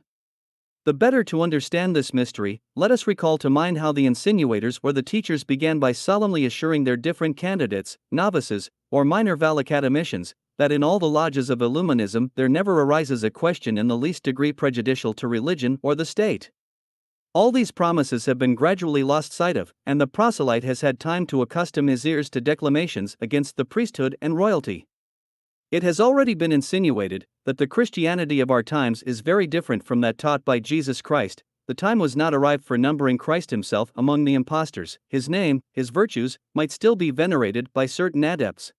Some there were, perhaps, who would be shocked at barefaced atheism, and it is on their account that Weishaupt has thus treated of Christ.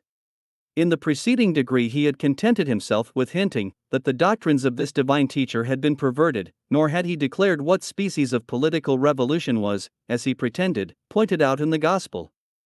But here the execrable sophister apostrophizes the God of the Christians in language similar to that in which we have since seen the two famous Fauchet declaiming in the revolutionary pulpit. It is here that Weishaupt declares Jesus Christ to be the father of the Jacobins. Or rather, to speak the revolutionary language, the great doctor of the sans-culottes. But, to enable us the better to judge of the cunning and premeditated villainy of this detestable artifice, let us first attend to the correspondence of the adept who, under Weishaupt, is charged with the compiling of the code.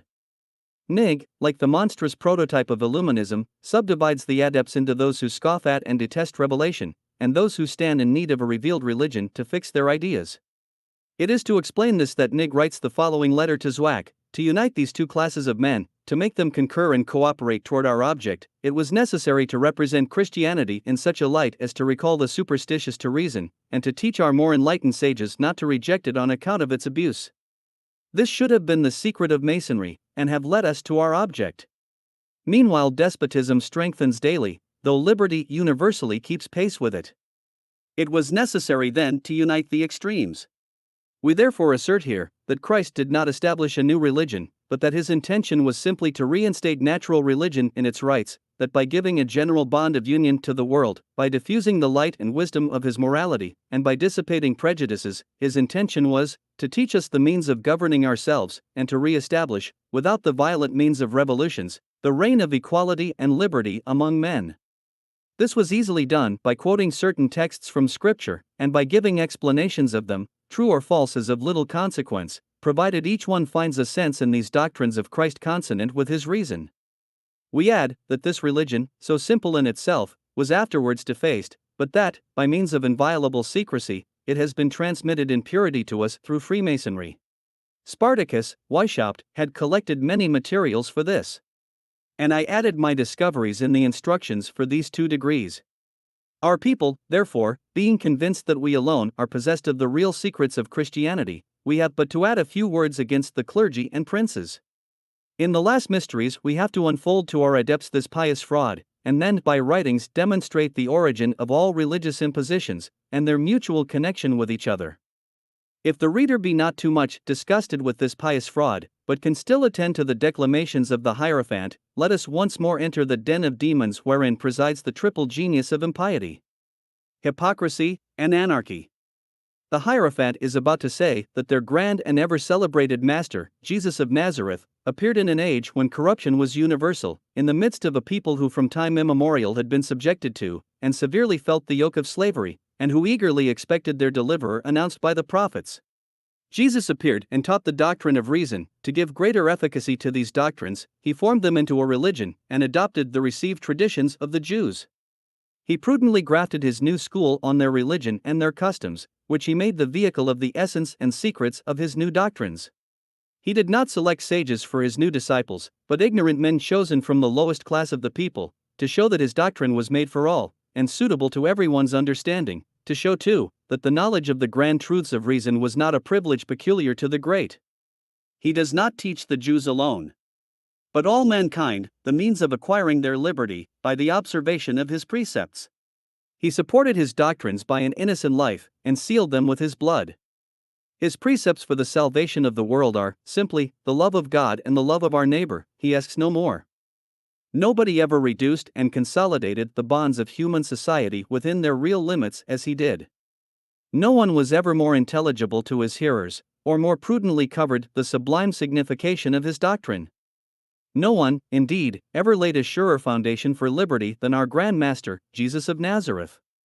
It is true that on all occasions, in Ganzen, he carefully concealed the sublime meaning and natural consequences of his doctrines, for he had a secret doctrine, as is evident from more than one passage of the Gospel.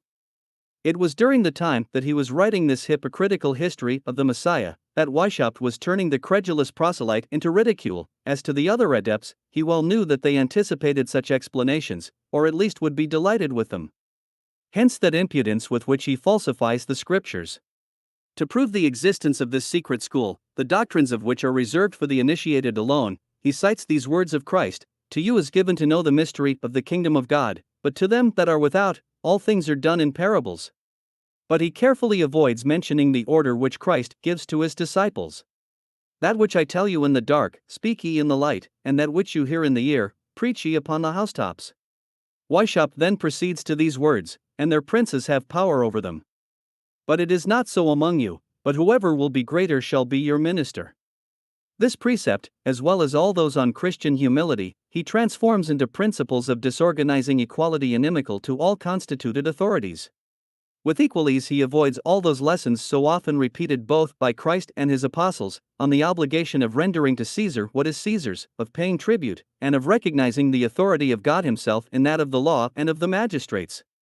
If Christ has preached the love of our neighbor, or fraternal love, his words are immediately perverted by Weishaupt into a love of his equality.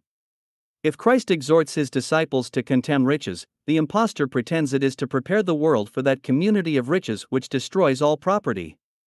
In time, the conclusions drawn from these impious and deriding explanations, and from many others of a similar nature, are contained in the following words: "If therefore the object of the secret of Jesus, which has been preserved by the institution of the mysteries, and clearly demonstrated both by the conduct and the discourses of this divine Master, was to reinstate mankind in their original equality and liberty, and to prepare the means, how many things immediately appear clear and natural, which hitherto seemed to be contradictory and unintelligible." This explains in what sense Christ was the Savior and the liberator of the world. Now the doctrine of original sin, of the fall of man, and of his regeneration, can be understood. The state of pure nature, of fallen or corrupt nature, and the state of grace, will no longer be a problem. Mankind, in quitting their state of original liberty, fell from the state of nature and lost their dignity. In their civil society, under their governments, they no longer live in the state of pure nature, but in that of fallen and corrupt nature. If the moderating of their passions and the diminution of their wants reinstate them in their primitive dignity, that will really constitute their redemption and their state of grace. It is to this point that morality, and the most perfect of all morality, that of Jesus, leads mankind. When at length this doctrine shall be generalized throughout the world, the reign of the good and of the elect shall be established. This language is surely not enigmatical. The proselyte, once master of the mysteries it contains, needs only to be informed how the great revolution, which they foretell, became the object of secret societies, and what advantages accrue to these societies from the secrecy in which they exist. The Hierophant, then, for the instruction of the proselyte, goes back to the origin of Masonry. He declares it to be the original school and depository of the true doctrine. He takes a view of its hieroglyphics and shapes them to his system. The rough stone of Masonry becomes the symbol of the primitive state of man, savage but free. The stone split or broken is the state of fallen nature, of mankind in civil society. No longer united in one family, but divided according to their states, governments, or religions. The polished stone represents mankind reinstated in its primitive dignity, in its independence. Yet Masonry has not only lost these explanations, but the Illuminizing orator goes so far as to say, the Freemasons, like priests and chiefs of nations, have banished reason from the earth. They have inundated the world with tyrants, impostors, specters, corpses, and men like to wild beasts.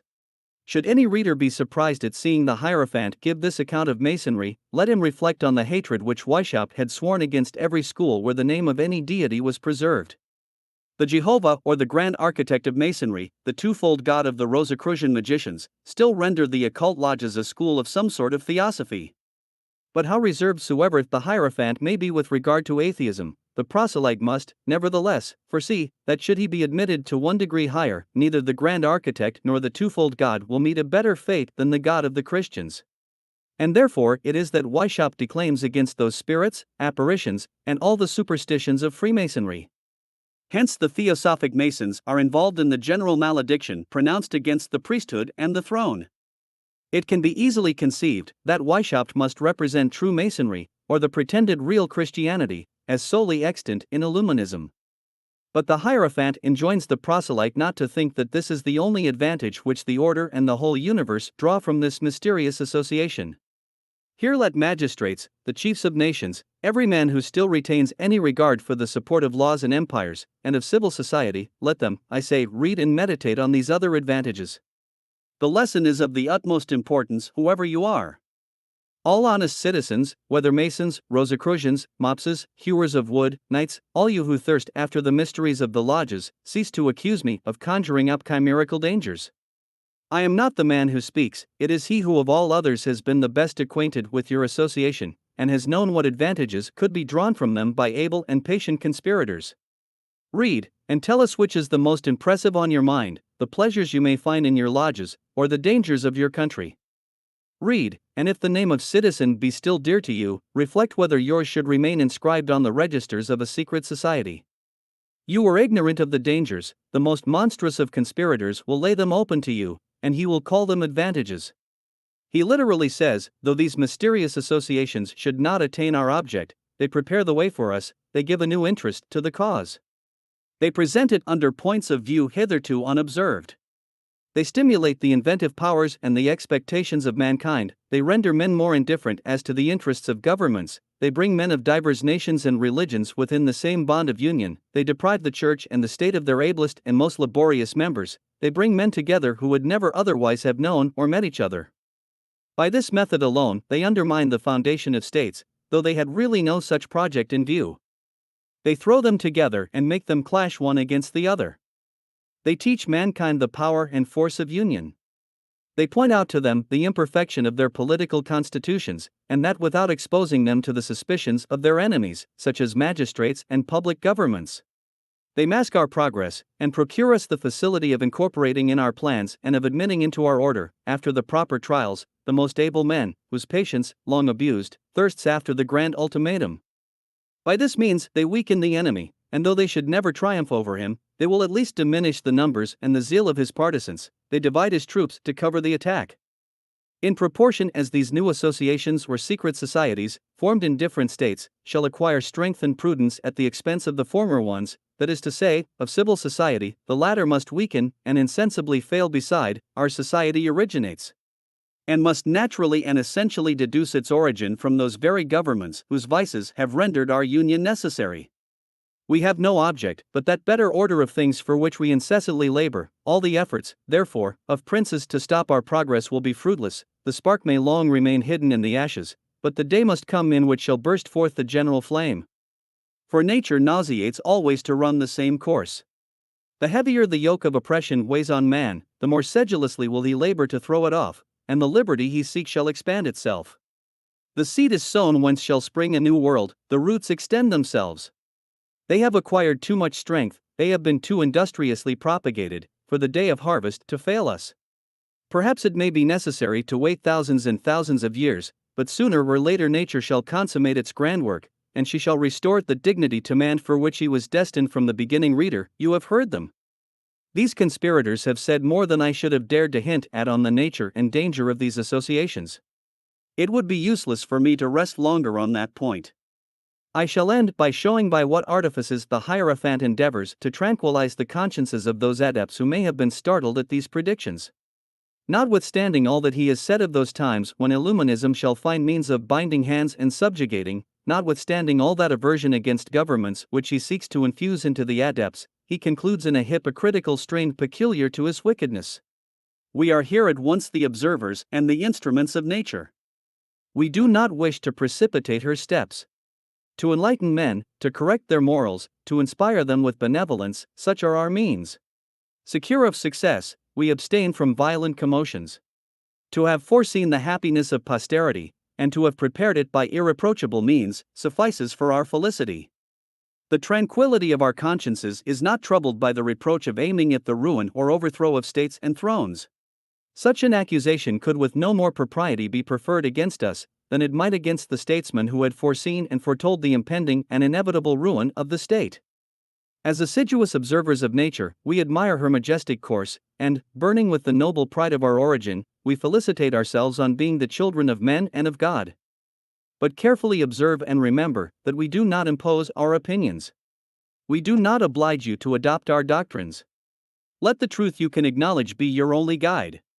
Freeman, exercise here thy primitive right, seek, doubt, examine. Do you know of, or can you find elsewhere, anything that is better?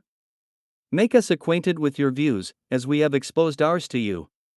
We do not blush at the limits of our understandings. We know that we are but men. We know that such are the dispositions of nature, such the lot of man, that he is not to expect to attain perfection at his outset. He can attain it but by degrees.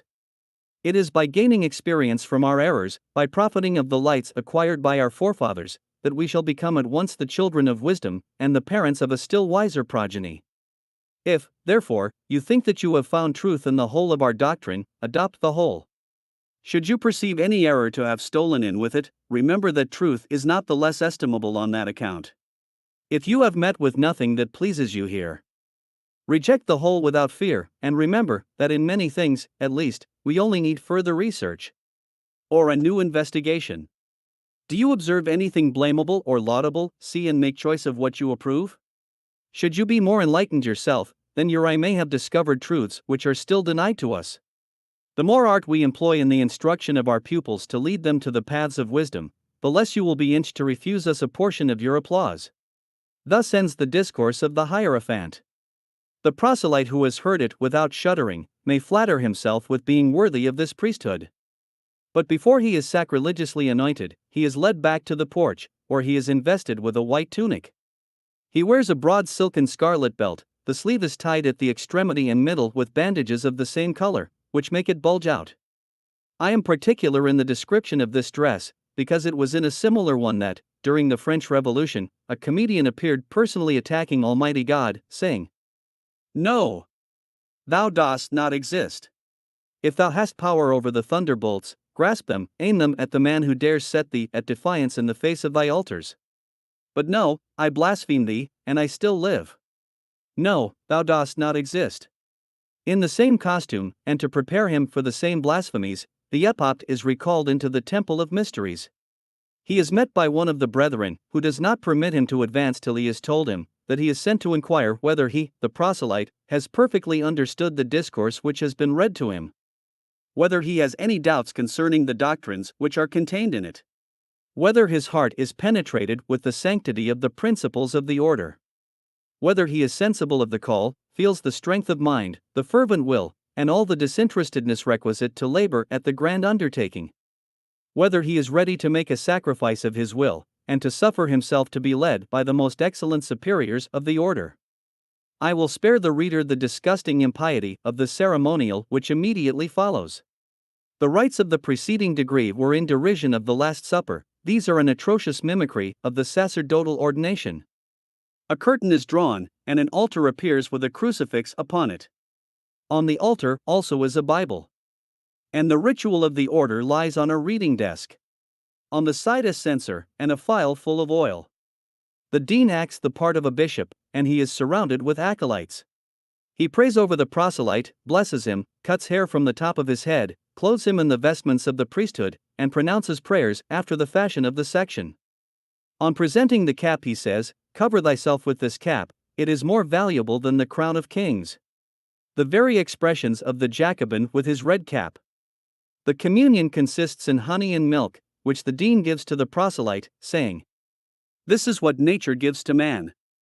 Reflect how happy he would still have been, if the desire of superfluities had not, by depriving him of a taste for such simple food, multiplied his wants, and poisoned the balm of life. All the preceding part of this degree sufficiently explains the real meaning of these words. The ceremonies are terminated with delivering to the epopt that part of the code which relates to his new degree. I shall relate all that is necessary for the reader to be informed of, when, after having treated of the degree of regent and of the grand mysteries, I shall come to investigate the government of the order. Chapter 11.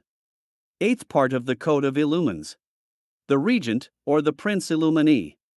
The one of our epochs has sufficiently distinguished himself to bear a part in the political government of our order, that is to say, when he unites prudence with the liberty of thinking and of acting. When he knows how to temper boldness with precaution, resolution with complaisance, subtlety with good nature, loyalty with simplicity, singularity with method, transcendency of wit with gravity and dignity of manners, when he has learned opportunely to speak or to be silent, how to obey or to command, when he shall have gained the esteem and affection of his fellow citizens, though feared by them at the same time, when his heart shall be entirely devoted to the interests of our order, and the common welfare of the universe shall be uppermost in his mind, then, and only then, let the superior of the province propose him to the national inspector as worthy of being admitted to the degree of regent. Such are the qualities required by the sect for the admission of its adepts to the degree which in the code is sometimes termed regent, at others the Prince Illuminee. Such are the very words to be found in the preamble of the rules of this degree. 3 things of the utmost consequence, says the code, are to be observed. In the first place, the greatest reserve is necessary with respect to this degree. Secondly, those who are admitted into it must be as much as possible freemen and independent of all princes. They must indeed have clearly manifested their hatred for the general constitution or the actual state of mankind, have shown how ardently they wish for a change in the government of the world, and how much the hints thrown out in the degree of priest has inflamed their wishes for a better order of things. If all these requisites are to be found in the candidate, then let the national inspector once more examine, in his records, everything relative to the conduct and character of the new adept. Let him inspect the divers questions which have been put to him, and discover where he has shown his strong or his weak side. According to the result of this examination, let the inspector propose some new questions on those articles on which the candidate may have shown the greatest reserve. For example, some of the following: 1. Would you think a society objectionable, which should, till nature shall have ripened its grand revolutions, place itself in a situation that would deprive monarchs of the power of doing harm, though they should wish it, a society whose invisible means should prevent all governments from abusing their power? Would it be impossible, through the influence of such a society, to form a new state in each state, status and statute, that is to say? Would it be impossible to subject the rulers of every state to this illuminizing society, and to convert them into mere tools of the order even in the government of their own dominions? 2. Were it to be objected that such a society would abuse its power, would not the following considerations do away such an objection? Do not our present rulers daily abuse their power? And are not the people silent, notwithstanding such an abuse? Is this power as secure from abuse in the hands of princes as it would be in those of our adepts whom we train up with so much care? If then any government could be harmless, would it not be ours, which would be entirely founded on morality, foresight, wisdom, liberty, and virtue? 3. Though this universal government, founded on morality, should prove chimerical, would it not be worthwhile to make an essay of it? 4. Would not the most skeptical man find a sufficient guarantee against any abuse of power on the part of our order, in the liberty of abandoning it at pleasure, in the happiness of having superiors of tried merit, who, unknown to each other, could not possibly support each other in their treasonable combinations against the general welfare, superiors, in short, who would be deterred from doing harm by the fear of the existing chiefs of empires? 5. Should there exist any other secret means of guarding against the abuse of that authority entrusted by the order to our superiors? What might they be? 6. Supposing despotism were to ensure, would it be dangerous in the hands of men who, from the very first step we made in the order, teach us nothing but science, liberty, and virtue? Would not that despotism lose its sting, in the consideration that those chiefs who may have conceived dangerous plans will have begun by disposing a machine in direct opposition to their views? To understand the tendency of these questions, let us reflect on the meaning given by the sect to liberty and general welfare. Above all, let us not forget the lesson already given to the adepts on morality, the art of teaching men to shake off the yoke of their minority, to set aside princes and rulers, and to learn to govern themselves. This lesson once well understood, the most contracted understanding must perceive, in spite of the insidious tenor of these questions, that their sole tendency is to ask whether a sect would be very dangerous who, under pretense of hindering the chiefs of nations, Kings, ministers, and magistrates, from hurting the people, should begin by mastering the opinions of all those who surrounded kings, ministers, or magistrates, or should seek by invisible means to captivate all the councils and the agents of public authority, in order to reinstate mankind in the rights of their pretended majority, and to teach the subject to throw off the authority of his prince, and learn to govern himself, or, in other words, to destroy every king, minsider, law, magistrate, and public authority whatever? The candidate, too well trained to the spirit of Illuminism not to see the real tendency of these questions, but also too much perverted by it to be startled at them, knows what answers he is to give to obtain the new degree. Should he still harbor doubts, the ceremonies of his installation would divest him of them. These are not theosophical or insignificant ceremonies. Every step demonstrates the disorganizing genius and the hatred for all authority, which irritates the spleen of their impious author, and it is therefore that Weishaupt, when writing to Zwack, represents them as infinitely more important than those of the preceding degree. When the admission of the new adept is resolved on, he is informed that as in future he is to be entrusted with papers belonging to the order, of far greater importance than any that he has yet had in his possession. It is necessary that the order should have further securities. He is therefore to make his will, and insert a particular clause with respect to any private papers which he may leave in case of sudden death. He is to get a formal and juridical receipt of that part of his will from his family, or from the public magistrate, and he is to take their promises in writing that they will fulfill his intentions. This precaution taken, and the day for the initiation fixed, the adept is admitted into an antechamber hung with black. Its furniture consists in a skeleton elevated on 2 steps, at the feet of which are laid a crown and a sword. There he is asked for the written dispositions he has made concerning the papers with which he may be entrusted, and the juridical promise he has received that his intentions shall be fulfilled. His hands are then loaded with chains, as if he were a slave, and he is thus left to his meditations. The provincial who performs the functions of initiator is alone in the first saloon, seated on a throne. The introducer, having left the candidate to his reflections, enters this room, and in a voice loud enough to be heard by the new adept, the following dialogue takes place between them. Provincial: Who brought this slave to us? Introducer: He came of his own accord, he knocked at the door. Provincial: What does he want? Introducer: He is in search of liberty, and asks to be freed from his chains. Provincial: Why does he not apply to those who have chained him? Introducer: They refuse to break his bonds, they acquire too great an advantage from his slavery.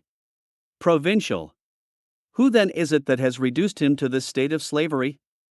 Introducer: Society, governments, the sciences, and false religion.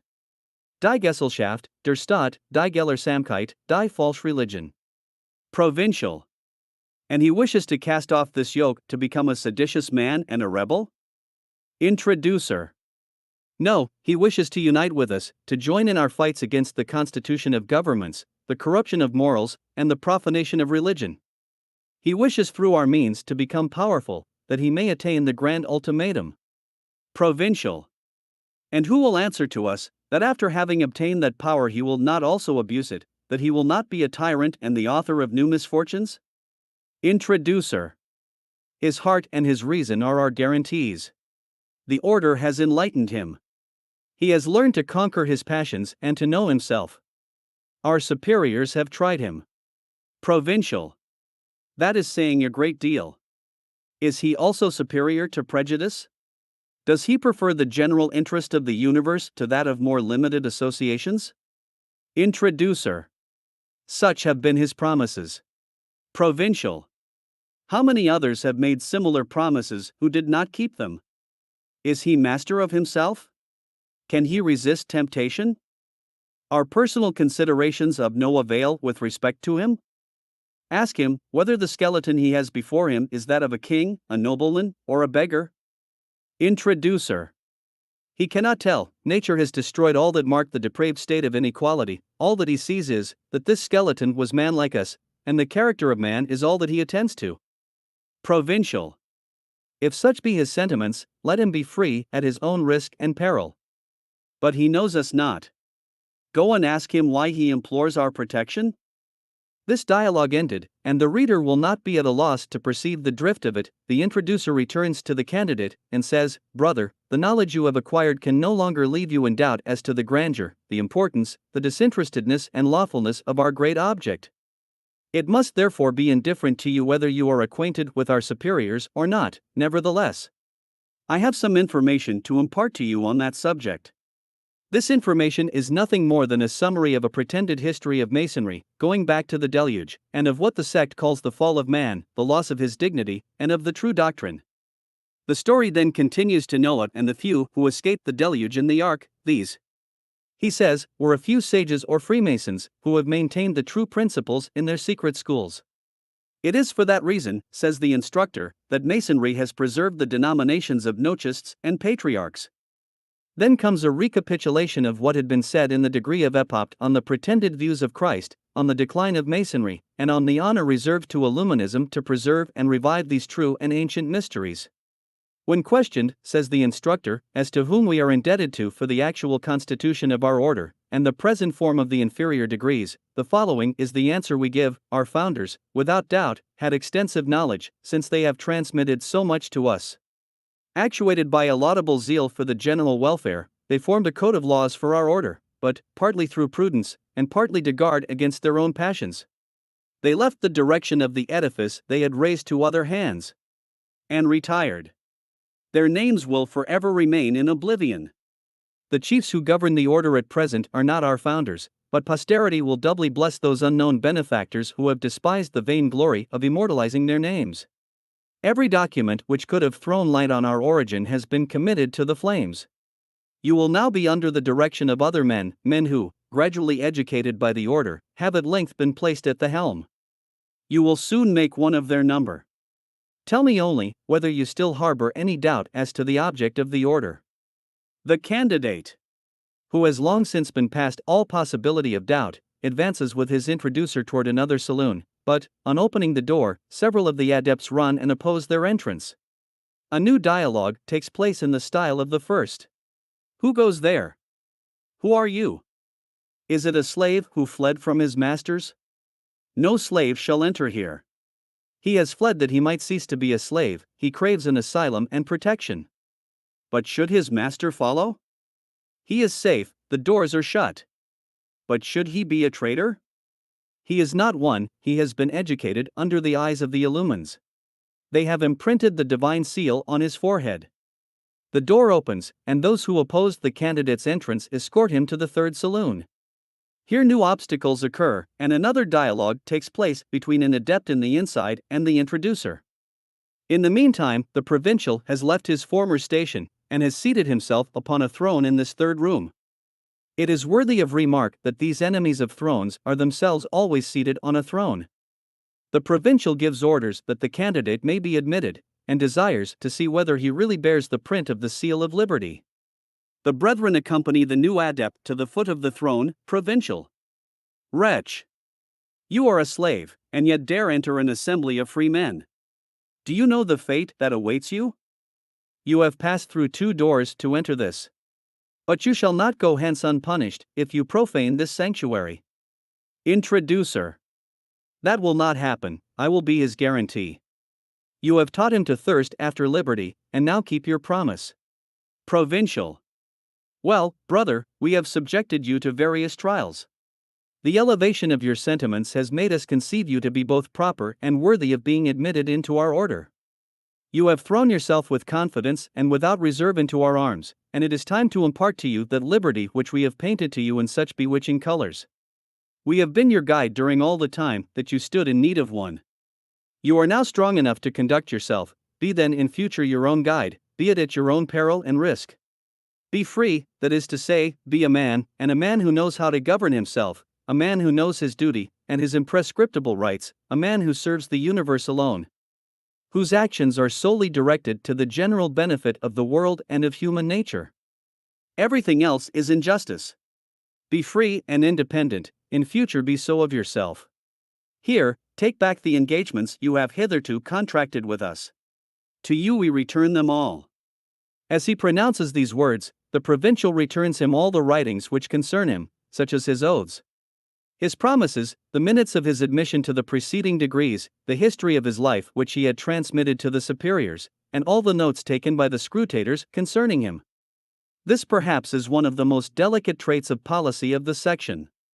The chiefs have had full leisure to pry into the most secret recesses of his heart, and the scrutators have no further discoveries to make. The candidate may take back his oaths and his secrets, but recollections, perhaps copies, still remain, and the initiator may well continue, "In future you will owe us nothing but that which your heart shall dictate. We do not tyrannize over men, we only enlighten them. Have you found contentment, rest, satisfaction, happiness, among us? You will not then abandon us. Can we have mistaken you, or can you have mistaken us? It would be a misfortune for you, but you are free. Remember only that men free and independent do not offend each other, on the contrary. They assist and mutually protect each other. Remember that to offend another man is to give him the right of defending himself. Do you wish to make a noble use of the power we give to you?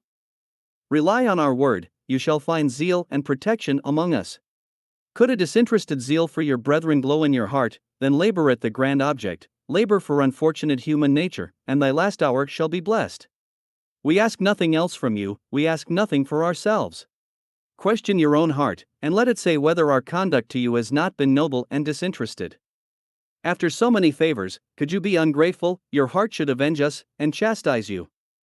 But no, many trials have proved you to be man of constancy and resolution. Be such your character, and in future govern with us oppressed man, and labor at rendering him virtuous and free. Oh, brother! What a fight, what hopes! When one day happiness, affection, and peace shall be the inhabitants of the earth. When misery, error, and oppression shall disappear with superfluous wants. When, each one at his station laboring only for the general good, every father of a family shall be sovereign in his tranquil cot. When he that wishes to invade these sacred rights shall not find an asylum on the face of the earth / when idleness shall be no longer suffered. When the clod of useless sciences shall be cast aside. And none shall be taught but those which contribute to make man better, and to reinstate him in his primitive freedom, his future destiny. When we may flatter ourselves with having forwarded that happy period, and complacently view the fruits of our labors. When, in fine, each man viewing his brother and his fellow creature, shall extend a succoring hand. With us and ours you shall find happiness and peace, should you continue faithful and attached to us. You will also remark that the sign of this degree consists in extending your arms to a brother with your hands open, to show that they are not sullied by injustice and oppression, and the gripe is to seize the brother by the two elbows, as it were to hinder him from falling. The word is redemption. The foregoing passages so clearly demonstrate the meaning of this word redemption, that the reader must be surprised at learning that there still remain further mysteries to be revealed. The candidate is not yet admitted into the highest class. He is only the Prince Illumini, and has to gain admission to the 2 degrees of philosopher and of the man-king. He is invested in his new principality by receiving a buckler, boots, a cloak, and a hat. The words pronounced at the investiture are worthy of the reader's attention. On presenting the bucket, the initiator says, "Arm thyself with fidelity, truth, and constancy, be a true Christian, and the shafts of calumny and misfortune shall not pierce thee." Be a Christian. Und say in Christ. What a strange Christian, what a wicked wretch then must be the initiator who dares carry his dissimulation to such lengths, and profane that sacred name in mysteries so evidently combined for the eradication of every trace of Christianity. But the adept smiles, or his stupidity must be beyond expression if he does not see through so miserable a cant. On presenting the boots, be active in the service of the good, and fear no road which may lead to the propagation or discovery of happiness. This will recall to our minds the principle, whatever may be the means, fear not to employ them when they lead to what the sect calls happiness. On giving the cloak, be a prince over thy people, that is to say, be sincere and wise, the benefactor of thy brethren, and teach them science.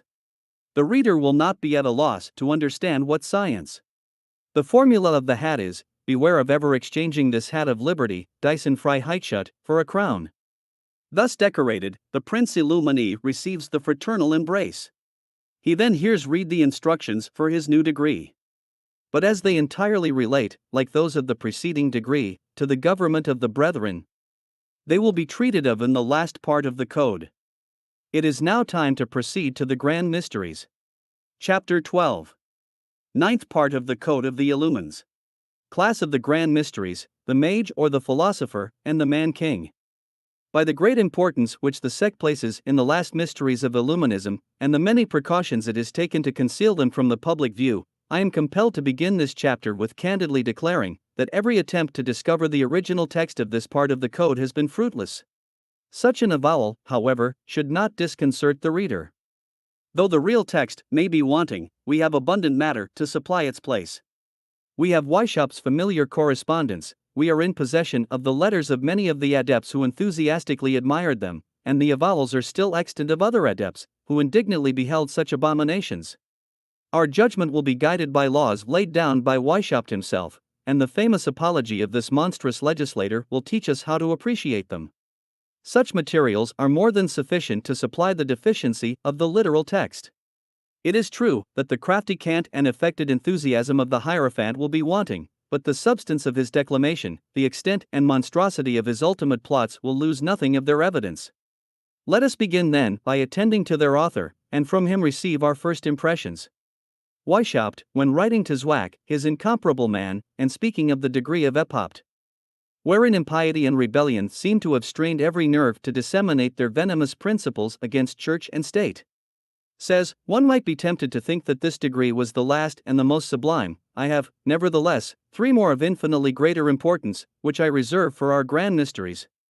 But these I keep at home, and only show them to the Areopagites, or to a few other brethren the most distinguished for their merit and their services. Were you here, I would admit you to my degree, for you are worthy of it. But I never suffer it to go out of my hands. It is of too serious an import, it is the key of the ancient and modem, the religious and political history of the universe. That I may keep our provinces in due subordination, I will take care to have only 3 copies of this degree in all Germany, that is to say, 1 in each inspection. He soon after writes again to the same adept, I have composed 4 more degrees above that of regent, and with respect to these 4, even the lowest of them, our degree of priest will be but child's play. Wogen den schlechtesten der Priester grad Kinderspiel sein soll. Before we draw any conclusion toward forming our judgment, let me recall to the mind of the reader those letters wherein Weishaupt declares that every degree shall be an apprenticeship for the next, a sort of novitiate for the higher degrees. That these degrees were always to be in crescendo, in fine, that in the last class of the mysteries a perfect statement of the maxims and polity of Illuminism was to be given. UNDM Endefold die Tadel einzig in die Politik UND Maximen de Ordens. After such letters, the text of these mysteries is scarcely necessary. I know that these degrees were reduced to 2 for the last class of the mysteries. I know, from the agreement made by the founder and his intimate adepts, that the first was the mage, or philosopher, the other, the man-king. I will start from these data, and shall not hesitate to say that this monster of impiety and of wickedness imposes on himself when he speaks of degrees infinitely more important for the higher mysteries, or when he pretends that those of epopt and regent are but puerile in comparison with those which he reserves for his intimate adepts. His execrable pride may flatter him with surpassing even the devils themselves, in his wicked inventions for sending forth the pestiferous blast, but their combined efforts could not suggest more hideous plots than those in which Weishaupt glories when calling them his lesser mysteries. What?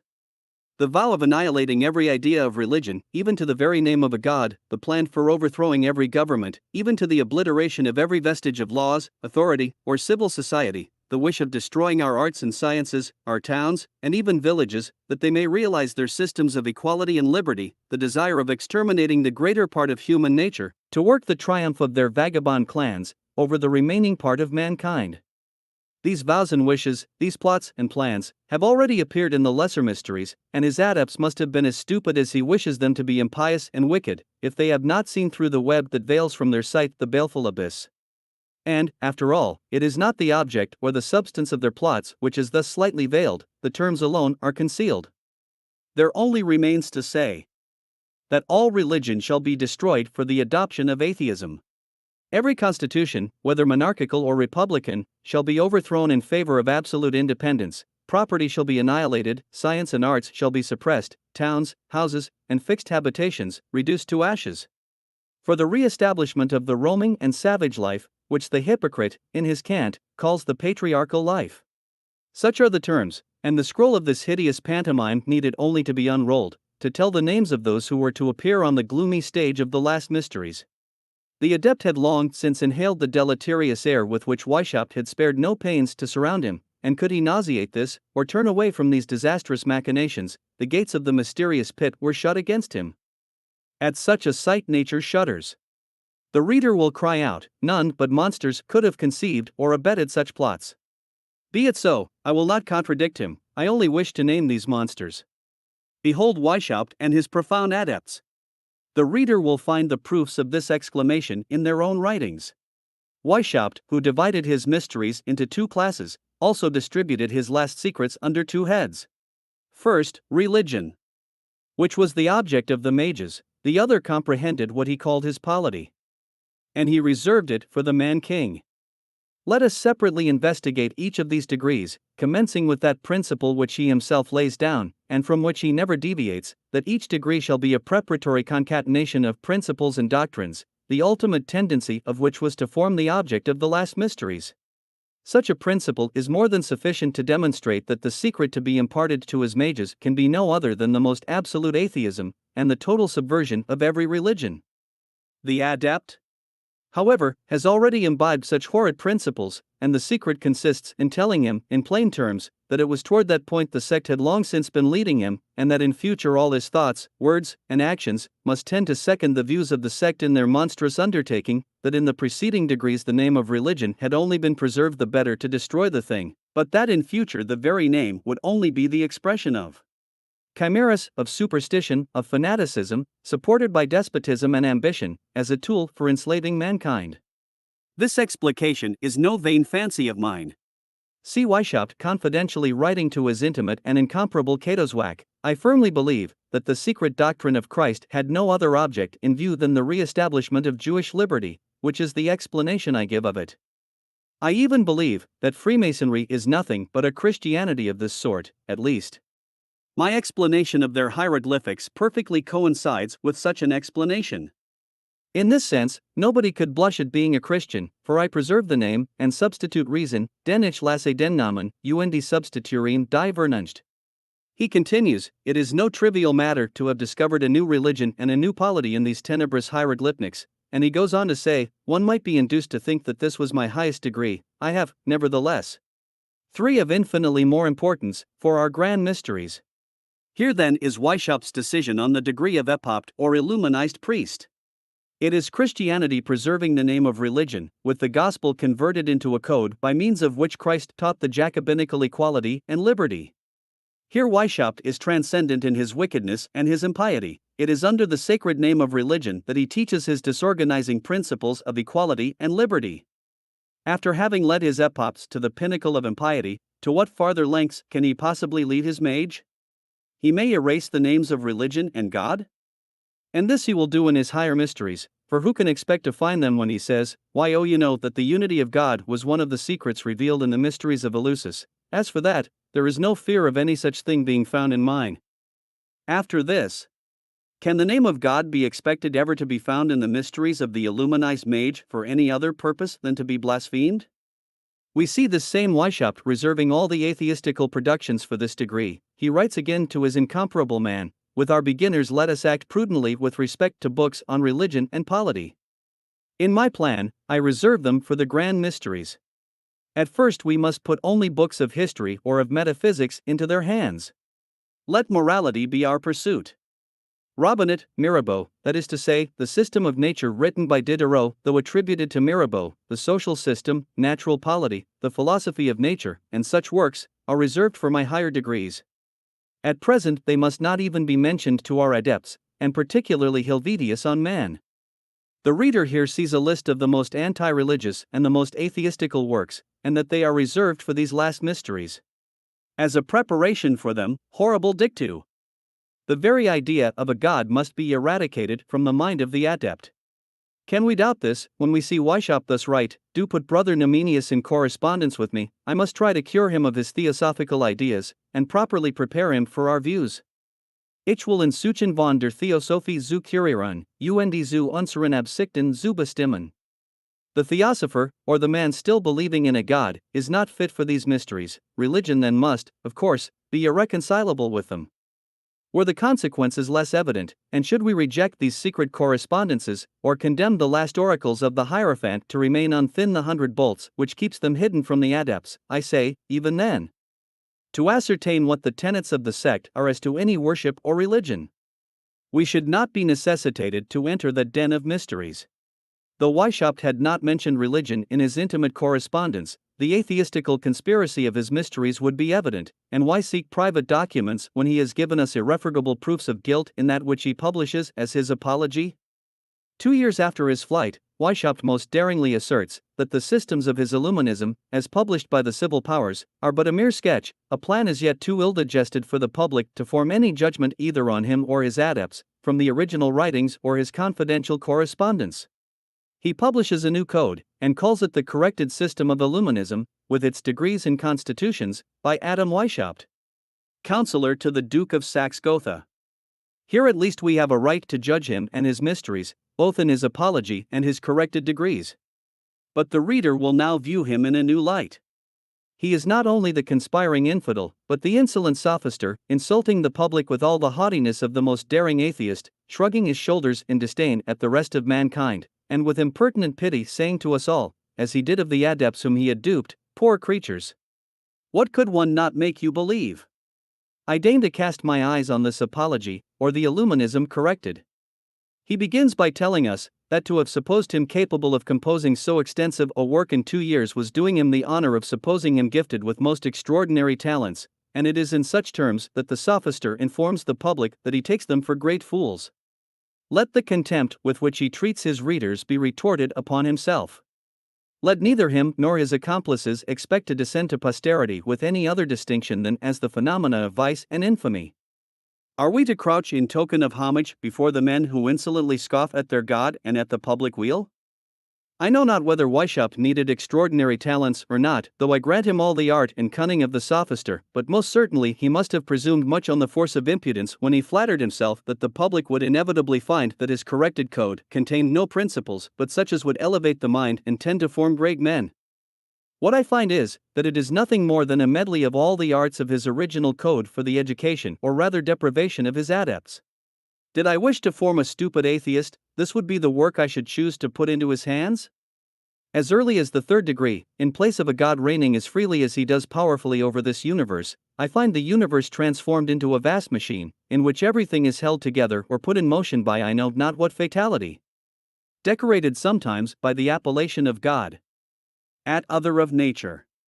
Again, did I wish to decorate with the name of Providence a destiny which cannot annihilate a single atom without depriving the stars of their support and involving the whole universe in ruin, this would be the work I should recommend. I would give it to the narrow-minded adept, who, in a world where everything is said to be necessary, should still pretend to talk of virtue or vices, or who could comfort himself for all the harm which the wicked could do him, by learning that the wicked, like the virtuous man, only followed the course which nature had traced for him, and that they would both arrive at the same point as himself. In fine, I would put it into the hands of the imbecile, who would call the art of making merry the art of being always happy, ars semper gaudenti, the art of persuading oneself that one's misfortunes are incurable, or that they are all necessary.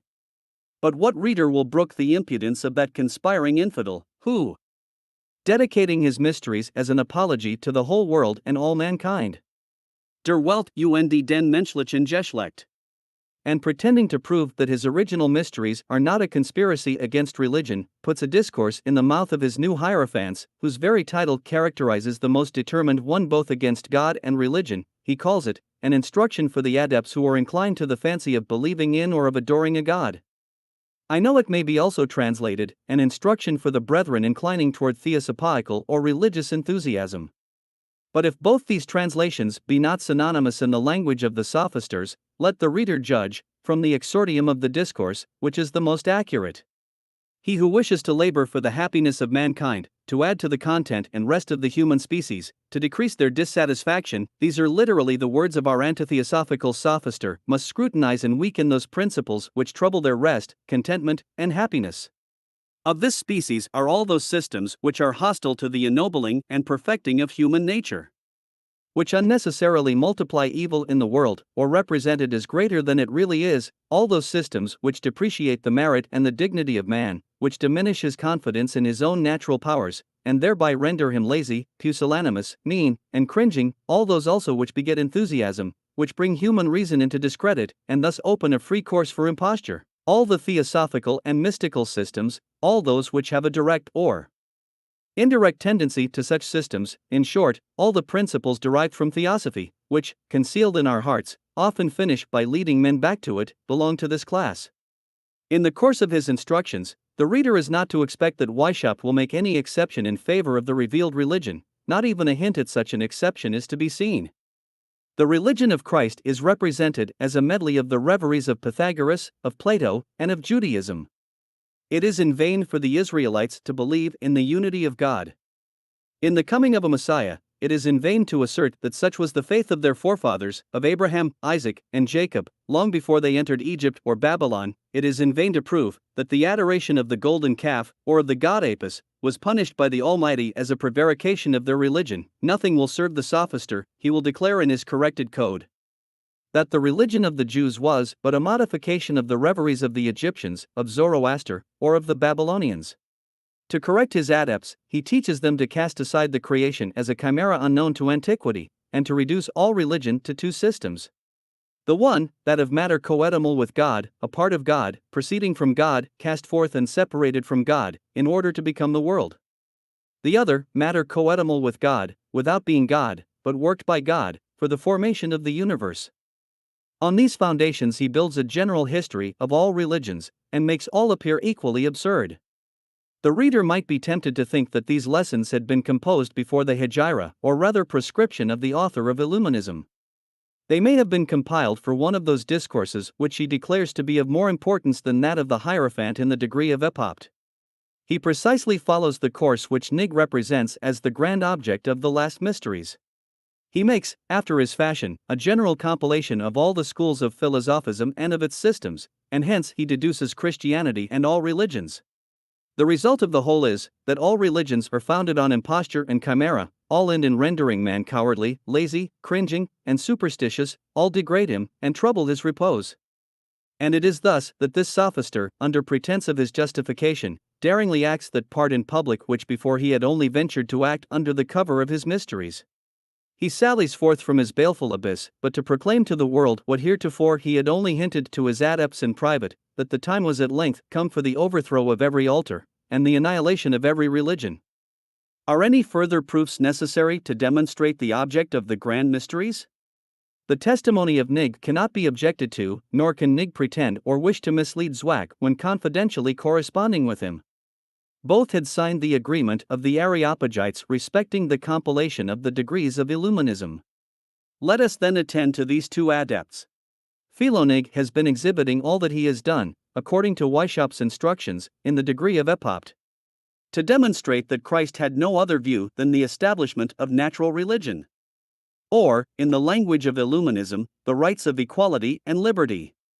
Nig then continues, after having thus shown to our people that we are the real Christians, we have only a word to add against priests and princes. I have made use of such precaution in the degrees of Epopt and of Regent, that I should not be afraid of conferring them on kings or popes, provided they had undergone the proper previous trials. In our last mysteries we have to acknowledge this pious fraud, to prove, upon the testimony of authors, the origin of all the religious impostures, and to expose the whole with their connections and dependencies.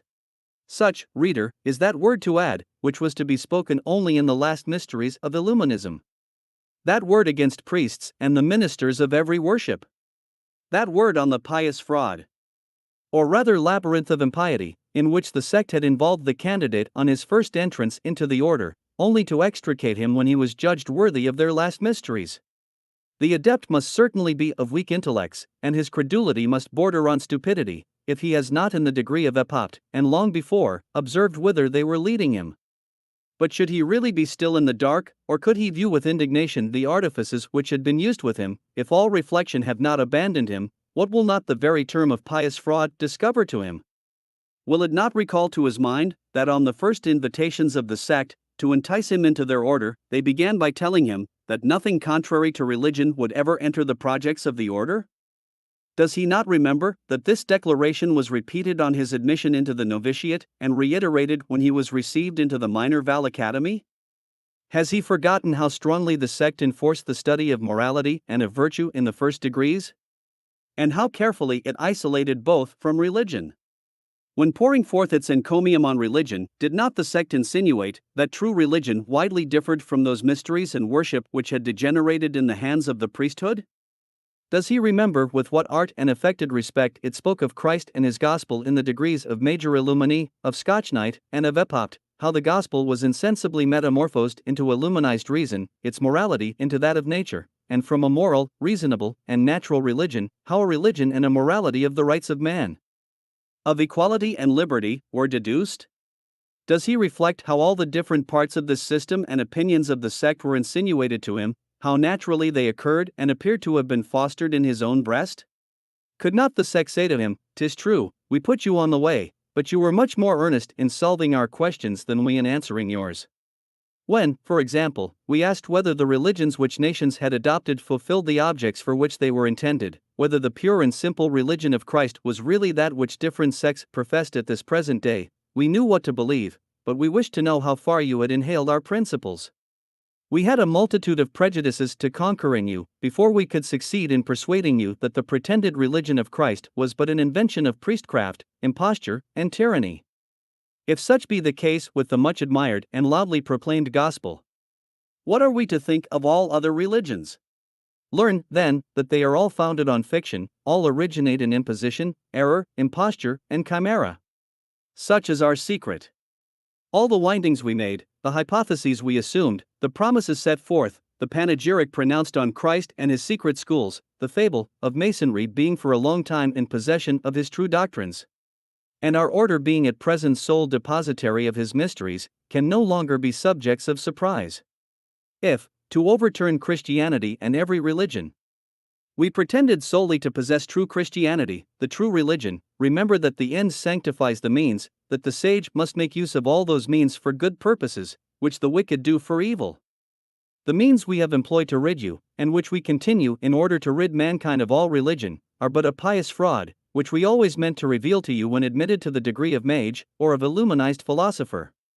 To these reflections on the word to be added in the last mysteries, sufficiently demonstrated by the ascension of the degrees, by Weishaupt's apology, by his intimate correspondence, and that of his most perfect adepts, let us subjoin the avowal of a man little calculated indeed for a member of such an abominable tribe, but who has better than any person known how to tear the mask from their hideous countenances, and expose their wickedness. I am acquainted with his real name.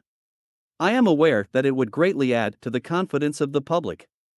But I also know that could Illuminism discover his asylum, it would follow him to drink his blood, though it were to the southern pole.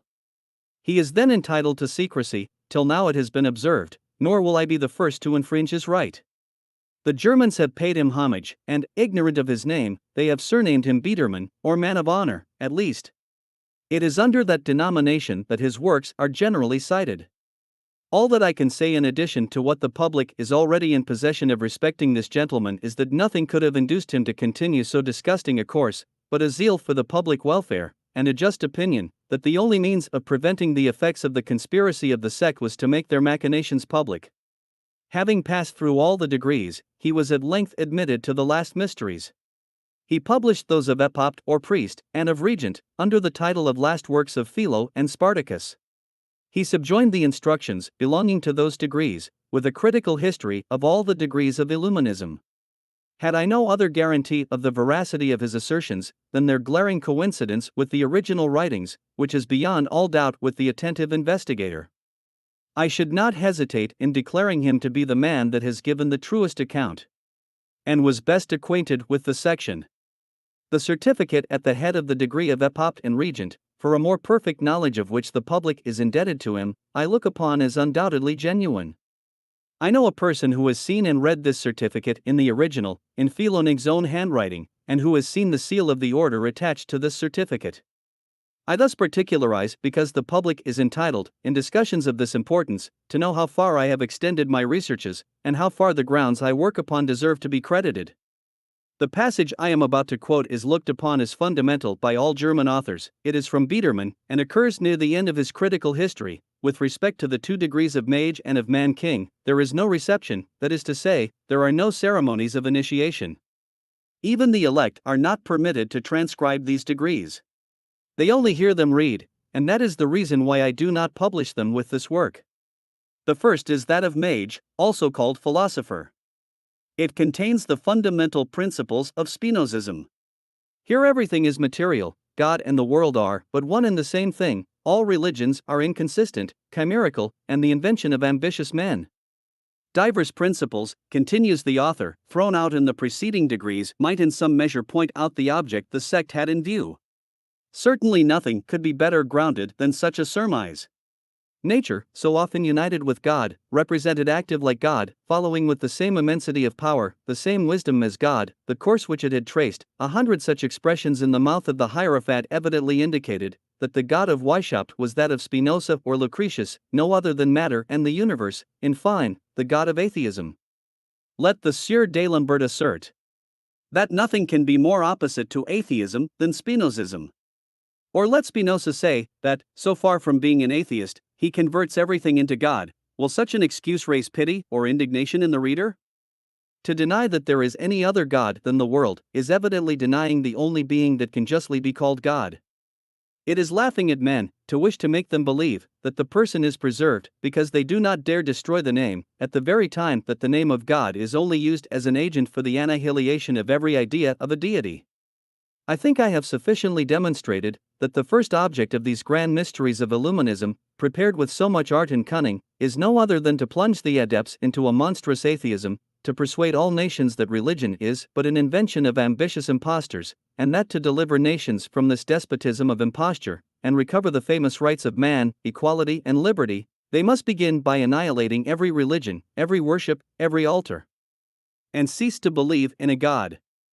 Let us continue the declaration of Biedermann, and the object of the last part of the mysteries, or the degree of the man-king, will be equally clear.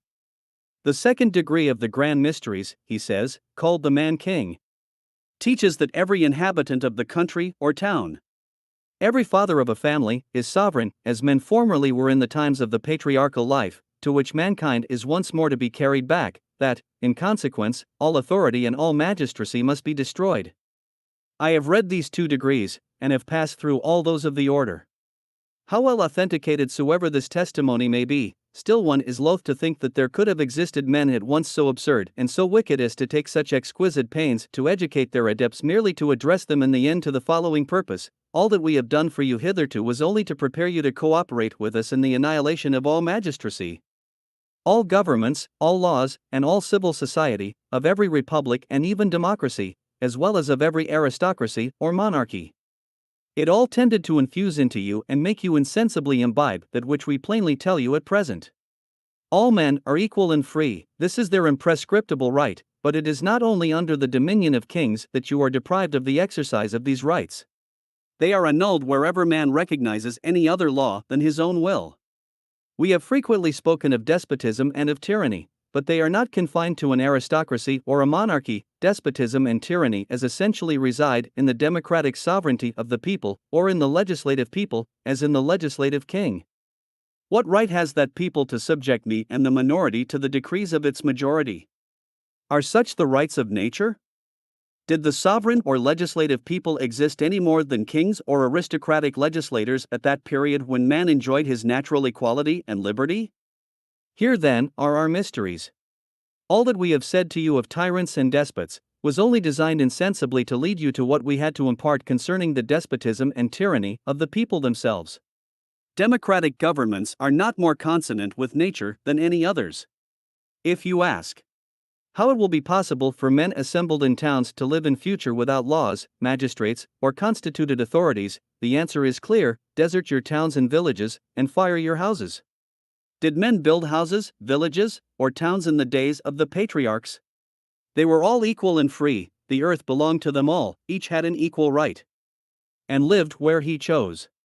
Their country was the world, and they were not confined to England or Spain, to France or Germany. Their country was the whole earth, and not a monarchy or petty republic in some corner of it. Be equal and free, and you will be cosmopolites or citizens of the world. Could you but appreciate equality and liberty as you ought, you would view with indifference Rome, Vienna, Paris, London, or Constantinople in flames, or any of those towns, boroughs, or villages which you call your country. Friend and brother, such is the grand secret which we reserved for our mysteries. It is painful indeed to believe that stupidity, pride, and wickedness should have thus combined to prepare adepts who, attending Weishaupt's mysteries, could mistake them for the oracles of time, wisdom, and transcendent philosophy. How many Jacobins and those pretended patriots of democracy blush when they learn the real object of the sect which directs their actions? When they learn that they have only been the tools of a sect whose ultimate object is to overturn even their democratic constitutions.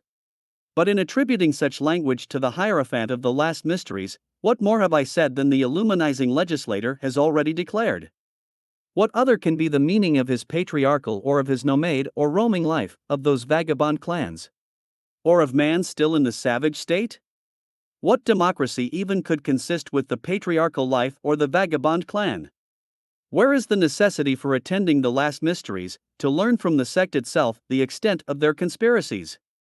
We have seen Weishaupt cursing that day as one of the most disastrous for mankind, when, uniting themselves in civil society, they instituted laws and governments, and first formed nations and people. We have seen him depreciate nations and the national spirit as the grand source of egoism, call down vengeance on the laws and the rights of nations as incompatible with the laws and rights of nature. What else can the sect mean by saying that nations shall disappear from the face of the earth, but the annihilation of all civil or national society? Why those blasphemies against the love of one's country, if not to persuade the adepts to acknowledge none? Have we not heard the Hierophant teaching that true morality consisted in the art of casting princes and governors aside and of governing oneself? That the real original sin in mankind was their uniting under the laws of civil society, that their redemption could be accomplished only by the abolition of this civil state? And when his frantic hatred against all government exalts his imagination, does he not enthusiastically exclaim, "Let the laughers laugh, the scoffers scoff, still the day will come, when princes and nations shall disappear from the face of the earth, a time when each man shall recognize no other law but that of his reason"? Nor does he hesitate to say that this shall be the grand work of secret societies. They are to reinstate man in his rights of equality and liberty, in an independence of every law but that of his reason. Such he formally declares to be one of the grand mysteries of his Illuminism, and can the reader quietly sit down and think that all these declarations of the author of Illuminism, who must be superior to his mysteries, have not the absolute ruin of every law, government, and civil society in view? Has he not seen the sect anticipating those objections which evidence might have suggested against systems still more wicked than stupid, forewarning the adepts that independence once more restored among men, it was not to meet the same fate it formerly had, and was never to be lost again, teaching that mankind, having acquired wisdom by its disasters, will resemble a man corrected of his errors by long experience, and who carefully avoids those faults which were the cause of his past misfortunes? Has not the reader heard him proclaim to his elect that this independence once recovered, the empire of the laws and all civil society would cease? And will he still continue to disbelieve the existence of the most deliberate and most dangerous conspiracy that ever was formed against society? Should any of my readers be weak enough to be seduced by the imaginary sweets of a patriarchal life, so artfully promised by Weishaupt, let them receive the explanation of that life from these pretended apostles of nature. At my outset I did not only declare that the destruction of civil society was the object of their views, I did not confine myself to saying that should Jacobinism triumph every religion and every government would be overthrown, but I added that to whatever rank in society you may belong, your riches and your fields, your houses and your cottages, even your very wives and children would be torn from you. I also rejected fanaticism and enthusiasm in my own and my reader's name. I have said it, and adopting the simplest construction, do not proofs of the most extensive plots crowd upon us from the very lessons of the sect? Can common sense, nay can the strongest prejudice, refuse to admit such powerful evidence? Let him who may wish to preserve his field, his house, or the smallest part of his property, under this patriarchal life, go back to the lesser mysteries. There let him hear the Hierophant teaching the adept that it would have been happy for man, had he known how to preserve himself in the primitive state in which nature had placed him. But soon the unhappy germ developed itself in his heart, and rest and happiness disappeared. As families multiplied, the necessary means of subsistence began to fail. The nomade or roaming life ceased, property began, men chose fixed habitations, agriculture brought them together. What were in the eyes of the sect the dreadful consequences of this deviation from the nomade or patriarchal life? Why, the Hierophant hastens to tell us. Liberty was ruined in its foundations, and equality disappeared. This patriarchal or nomade life is then no other than that which preceded property, the building of fixed habitations, of houses, cottages, or the cultivation of your fields. It was this beginning of property, therefore, the building of habitations, the cultivation of lands, which struck the first mortal blow at equality and liberty. Should anyone wish to return to the patriarchal or nomade life with such wretches as these apostles of equality and liberty, let him begin by renouncing his property, let him abandon his house and his field. Let him, in unison with the sect, declare that the first blasphemy which was uttered against equality and liberty was by the man who first said my field, my house, my property. It must be voluntary blindness, indeed, in the man who will not see the hatred conceived and the conspiracies entered into by the sect against titles or pretensions to, nay, against the very existence of property. It will acknowledge none, nor can it in any shape be compatible with their explanations of equality and liberty, or with that primitive state of nature which no more entitles you or me to the possession of this gold or silver, or that field, than it does a third person. Here it is not simply the question of establishing the agrarian laws, where lands, riches, and other properties are to be equally distributed among all. It is not simply to abolish the distinction of rich and poor, no, every property is to be destroyed, that of the poor like that of the rich. The first man who was weary of the nomade, roaming, vagabond, and savage fief, built a cot and not a palace. The first who furrowed the earth was in quest of bread and not of gold, but he nevertheless, according to the principles of the sect, was the man who struck the first deadly blow at equality and liberty. Poor or rich man then, according to the doctrine of the sect, the field you have recovered from the waste, and that you have cultivated, belongs to me equally as to you, or else to nobody. I, though idle and inactive, am entitled to the fruit of your labors. I have a right to share those fruits which you have raised on the land which I left uncultured. Does not equality disappear, whether it be a poor or rich man who shall pretend to be entitled to or say this field is mine, I have that property? If the poor man has a title to his property, has not the rich man also one? Treasures and palaces are no more property than the cot or cottage. Here an Illumini spies want, their abundance, equality and liberty are everywhere banished, despotism or slavery is universal. Nevertheless, equality and liberty in his eyes are the rights of nature, and he beholds them mortally wounded on the first appearance of property, when man became stationary. Poor or rich, you all imbrued your hands in this foul assassination of equality and liberty when you pretended to property. From that instant you are both involved in the curse pronounced in the mysteries, you are both objects of the conspiracies of the sect from the first instant that you dared assert your right to your habitations whether cots or palaces, to your properties whether fields or domains. But these cannot be the whole of the secrets, they are only those of the lesser mysteries. Weishaupt has revealed them to his epophs, he reserves the grander secrets for his mage and man-king. Then let any man rich or poor harbor, if he can, a hope of seeing the sect respect his property. Or rather, let him behold the sect at present pillaging the rich in favor of the poor. The last mysteries or ultimate conspiracy will take place, and then the poor man will learn that if Illuminism begins by pillaging the rich, it is only to teach him that he is no better entitled to his property than the rich man was, and that the time is near when he will also be pillaged and fall a victim to the curse which has been pronounced against every proprietor. The progress of this sophism is worthy of remark. If we judge by its present growth, what a gigantic form will it assume for posterity? The Genovese sophister of equality and liberty, anticipating the modern Spartacus, had already dogmatically asserted that the man who, having enclosed a piece of ground, first took upon himself to say this is mine, and found beings simple enough to believe him, was the true founder of civil society. He then continues, what crimes? What wars? What murders, what miseries, what horrors would that man have spared mankind, who, tearing down the fences or filling up the ditches of this new enclosure, had called out to his equals, beware of hearkening to this impostor, you are ruined if ever you forget that the fruits belong to all, though the land belongs to none.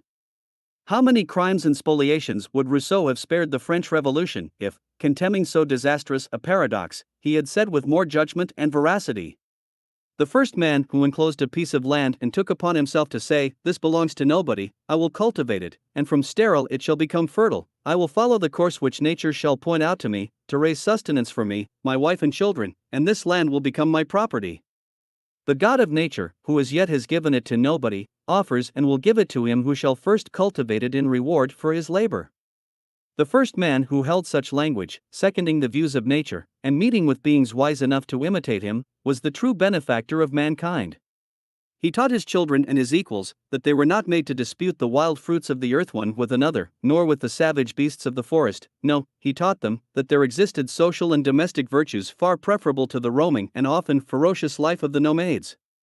His posterity was blessed, his generations were multiplied.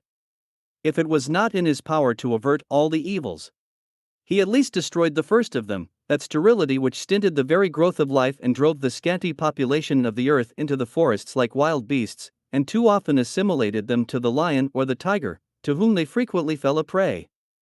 Had the sophister of Geneva held this language, he would not have exposed himself to the ignominy of being the precursor of Weishaupt. But human imbecility has lavished its praises on this paradox, and have decorated it with the name of philosophy.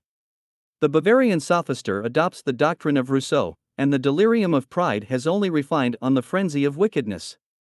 That which in the mouth of the master had been but a paradox in support of the wildest independence, becomes in the scholar, without divesting itself of its folly, the blackest of conspiracies. It is now too late to say that those were the wild chimeras of the sophisters. At present we are compelled to say, such are the plots contriving against all and each one's property, plots which have been awfully illustrated by the spoliation of the church, of the nobility, of the merchants, and of all rich proprietors. Let them be called chimeras if you are so determined, but remember that they are the chimeras of Weishaupt, of the genius of conspiring brigands, of a genius the most fertile in sophisms and artifice for the execution of those plans supposed to be chimerical. What Jean-Jacques teaches his sophisters, the modum Spartacus infuses into his Illuminized legions, the fruits belong to all, the land to none. He farther states in his dark recesses, when property began, equality and liberty disappeared, and it is in the name of this equality and of this liberty that he conspires, that he invites his conspirators to restore mankind to the patriarchal or wandering life. Let not the reader be imposed upon by the term patriarchal life. The Illuminizing Hierophant speaks of Abraham and of the patriarchs, of the father priest and king, sole sovereign over his family. He is not to expect to see the father surrounded by his children, exercising the sweetest of all dominions, and each child, docile to the dictates of nature, revering the orders and anticipating the will of a beloved father. No. This empire is as imaginary as his priesthood. We have seen in the degree of Mage that the Illuminized patriarch can no more pretend to the acknowledgement of a god than can an atheist. We must then begin by withdrawing from the patriarchal life that interesting sight of the father offering up to heaven the prayers of his children, sacrificing in their name, and exercising in the midst of them the functions of the priest of the living God. In the next degree of the mysteries, all his dominion over his children is to disappear, as his priesthood has already done. Nor was I afraid to assert in the beginning of this work, if Jacobinism triumphs, your very children shall be torn from you. I now repeat it, all this pretended sovereignty of the father is but a conspiracy against the paternal authority. The proofs are extant in the codes of the section. Here again is Weishaupt deprived of the glory of the invention. Rousseau and the encyclopedists had long since told us that the authority of the father ceased with the wants of the son. This was one of their principles of rebellion. The man who invented his Illuminism only to convert it into the common sewer of every anti-Christian and antisocial error, could not leave your children in the dark as to these lessons of independence, though under the sanctuary of the paternal roof, nor with respect to the pretended right of governing themselves, and of acknowledging no other law than that of their reason, as soon as they were strong enough to disobey, or no longer needed your assistance. Tell the Illuminizing Hierophant that your children belong to you, it will be useless, for he has already answered, the paternal authority ceases with the wants of the children, the father would wrong his children, should he pretend to any authority over them after that period. This is but a principle laid down in the lesser mysteries. Follow up the consequences. Or rather leave it to the revolution to develop such a principle. The reader will soon see to what this authority of the father is reduced. Scarcely can the child lisp the words equality and liberty, or that of reason, when the commands of his parents become the most horrid despotism, oppression, and tyranny. Nor is the patriarchal sovereign to expect any more affection than obedience from his subjects or his children. In imparting the doctrines of equality and liberty, the Hierophant had taught them to blaspheme the love of one's family even still more than the national love, or the love of one's country, as being the more direct and immediate principle of the most disastrous egoism. Let the father then inquire by what bonds his children still remain united to him, or how they are subjected to him, when, without fear, they may openly resist his patriarchal power as soon as their feeble arms have acquired sufficient strength to gather the fruits which were to serve them as food. No, this hellish sect acknowledges no ties. All those of nature, as well as those of government or religion, were to be dissolved in Weishaupt's last mysteries. The child, like the savage tiger of the forest, was to abandon his parents when strong enough to go alone in quest of his prey. And this is what the sect calls restoring man to his primitive state of nature, to the patriarchal life, to those days when filial piety compensated for all the necessary laws of civil society. Yes, it is by the most abandoned deprivation of all morals, by the extinction of the purest and justest sentiments of nature, that these conspirators consummate their last mysteries. In the name of equality and liberty, they abjure the love and authority of their country. In that name they curse the authority and love of their own family. As I proceed in revealing these plots, I know not whether the reader does not frequently ask himself, what then can these men want? Have they not fortunes to preserve in our state of society? Have they not children in their families? Can they be conspiring against themselves? Or, are they ignorant that their conspiracies will fall back upon themselves? Those who can propose such questions are little acquainted with the enthusiasm of error when inflated by the spirit of independence and pride, of impiety and jealousy. They have not, like us, heard the cant of the heroes, demi-heroes, and sans-culottes of the Revolution. They will be equal and free, they will it above all things. It must cost them many sacrifices, but they are ready to make them.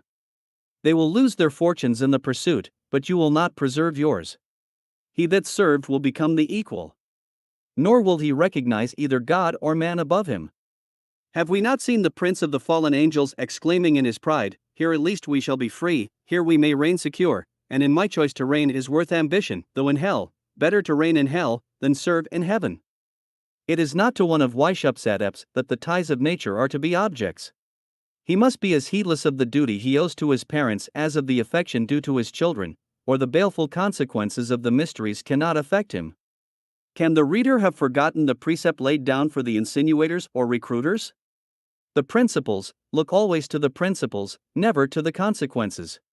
Or, in other words, strenuously support and insist upon these great principles of equality and liberty, never be frightened or stopped by their consequences, however disastrous they may appear. These wretches, blinded by their pride, do not know, then, that one single consequence proved to be false, contrary to nature, or hurtful to mankind, is a sufficient demonstration that both nature and truth hold the principle in detestation as the prime mover of these disasters. These madmen, with all the confidence of an atheistical Condorcet, when once become the adepts of Weishaupt, will exclaim even in the very tribune of the National Assembly, "Perish the universe, but may the principle remain." They will not see that this principle of equality and liberty, devastating human nature, cannot be an equality and liberty congenial to mankind. These unhappy men fall victims, perishing under the axe of these disorganizing principles, and spend their last breath in crying, "Equality and liberty forever." No, they are all ignorant of the power of error stimulated by pride, who could think of counteracting the plots of the sect by the cries of nature, or even by the self-interest of the illuminized adept. They have not sufficiently comprehended the artifice with which the Hierophant insinuates, vivifies, and inflames the enthusiastic zeal of his adepts. The reader may rest assured that villainy never slumbers, it watches incessantly the opportunity for the completion of its views. It will persuade the imbecile adept that all his wants are to disappear on the establishment of the reign of equality and liberty, that he will be as free from wants as the savage, that nature shall provide for them, and this heedless adept thirsts after such an equality. If the adept ruffian be taught that the fruits belong to all, though the land to none, he will easily find means of obtaining his share. But am I really thinking of reconciling the adepts with their plots? What is it to them whether you see any agreement between them or not? Villainy, we all know, is replete with contradictions. But is it the less wicked on that account? Or are its crimes less real? In vain would the reader object and say, what can these men want with their monstrous equality, with their plots against our civil laws, our title to even the very name of property? Must we then, to please them, abandon our habitations, must we renounce all arts and sciences, and end with burning our cities, towns, and villages, to follow them in herds like the savage and nomade clans? Are half the inhabitants of the globe to be slaughtered, the better to scatter these roaming herds? What can be the object of those arts and sciences, and particularly of those minor Val academies of Illuminism? Can it be for the propagation of science, or the involving mankind again in the disasters of barbarism, that all this parade of science is made? Can these illumines resemble the Goths, Elans, or Vandals? And is Europe once more threatened with an inundation of barbarians like those which formerly sallied from the north? In answering such questions, the reader may expect that I would put certain restrictions on the views of the section. Nothing like a restriction or qualification. No, you must renounce all the arts, all the sciences, you must begin by firing your habitations, not only your cities, towns, and villages, in short all your fixed habitations, unless you stop the disorganizing career of the section. Yes, wherever its legions shall be at liberty to act and accomplish the grand object of the sect, there you may expect to see those scenes of plunder, rapine, and devastation, which heretofore trace the awful progress of the Huns, Goths, or Vandals, and this inference is fairly drawn from the very code of the section. Has not the reader heard the Hierophant insinuating the designs of the sect upon the arts and sciences? Has he not taught the adept to answer, when asked what misfortunes reduced human nature to slavery, that it was civil society, the state, governments, and sciences? Has he not heard him exclaim, when shall the day come when, the clod of useless sciences banished from the earth, man shall recognize no other but the savage or nomade state, and which the sect styles patriarchal, primitive, natural? Has he not declared that the happiness and glory of the sect would be at its zenith when, beholding those happy days, it could say, this is our work? When die Beschleunigung dieser Periode, unser Werk ist? Are we to be duped by the name of minor Val academies, with which the sect decorates its schools? Can we observe there any other study than that of applying the sciences to the subversion of science, as well as to the total annihilation of all religion or society? When we remark the anxiety with which the sect puts the following questions to the adept on his coming out of these academies, wishing to know what progress he has made in its principles before he is admitted to the illuminized priesthood, do the general and common sciences to which men apply infuse real light? Do they lead to true happiness? Are they not rather the offspring of variegated wants, or of the antinatural state in which men exist? Are they not the invention of crazy brains laboriously subtle? The reader has heard these questions, he has heard the sect blaspheme science, and will he still believe that Illuminism recognizes any other sciences but those of the man savage equal and free, roaming in the forests? Have not the revolutionary devastations, the multitude of monuments fallen beneath the hatchet of the Jacobin brigand, already demonstrated the frantic hatred of the modern Vandals? But the mysteries elucidate this enigma in a clearer manner. Reader, give vent to your indignation. Ask again. What can this Weishaupt be? What are these adepts of Illuminism? Treat them as barbarians, as Huns, as Ostrogoths, but see him smiling at your contempt, and teaching his adepts to honor themselves by imitating, and glory in the hope of hereafter surpassing, the disastrous devastations of those barbarians. Do you know in what light the illuminizing legislator views these northern clans sallying from their forests and desolating the most flourishing countries of Europe, firing its towns, beating down its empires, and strewing the earth with ruins? He complacently beholds the precious remains of the patriarchal race, the true offspring of nature. It is with their hatchets that he means to regenerate mankind and shape them out to the views of the section. I did not note the lessons of the Hierophant on this subject when lecturing the future epoch. Hear the account which Weishaupt gives of these clans, when he pretends to history human nature, at that epoch marked in the annals of Europe as a scourge, and called the inundation of the barbarians. Here is his description: at that period when all Europe had fallen prey to corruption, nature, which had preserved the true race of men in its original vigor and purity, came to the assistance of mankind. From distant, but poor and sterile countries, she calls those savage nations and sends them into the regions of luxury and voluptuousness to infuse new life into the enervated species of the south, and with new laws and morals to restore that vigor to human nature which flourished until an ill-extinguished germ of corruption infected even that portion of mankind which originally arrived in so pure a state, or those barbarians, the pretended regenerators of Europe sent by nature. Such are the encomiums lavished by the sect on the Goths and Vandals. You thought it would be offending this illuminized tribe to compare them to barbarians, whereas they glory in the comparison. History has described these northern clans as carrying everywhere fire and sword, as ravaging countries, firing towns, destroying the monuments of the arts, depopulating empires, their courses to be traced by ruins and wastes, and in their train appear ignorance and the Iron Age. But in the eyes of the adept this is not the exceptionable part of their conduct. On the contrary, it was by such means that they were to regenerate mankind, and second the grand object of nature. These barbarians leave the regeneration in an imperfect state. In time they adopt our usages and manners, they are civilized, the plains rise once more in fertile crops, society is re-established, science returns, the arts flourish under the protection of the laws, towns are repeopled, the savage and primitive race, confounded among the citizens, is subjected to the same laws, and governments acquire their pristine luster. Here, in the eyes of the adept, is the grand crime of these barbarians. The Hierophant, deploring their fall, exclaims, "Oh, had there remained any sages among them, happy enough to have preserved themselves from the contagion, how would they sigh after, and ardently wish to return to the former abodes of their ancestors, there again to enjoy their former pleasures on the banks of a rivulet, under the shade of a tree laden with fruit, by the side of the object of their affections." It was then that they conceived the high value of liberty, and the greatness of the fault they had committed in placing too much power in the hands of one man. It was then that the want of liberty made them sensible of their fall, and seek means of softening the rigor of slavery, but even then their efforts were only aimed against the tyrant, and not against tyranny. It is thus that the insidious and declaiming sophister, but able conspirator, leads the adept through the labyrinth of his lesser mysteries, not barely to imitate these barbarians, but to surpass their devouring rage. By constancy, perseverance, and the perpetuation of their devastations. Thus are to be explained all those questions on the danger of reconquering equality and liberty only to lose them again. Hence those exhortations to unite and support each other, to increase their numbers, and to begin by becoming powerful and terrible. You have already done it, for the multitude sides with you. The wicked, who fear you, seek protection beneath your banners. Henceforward your strength will be sufficient to bind the remainder of mankind.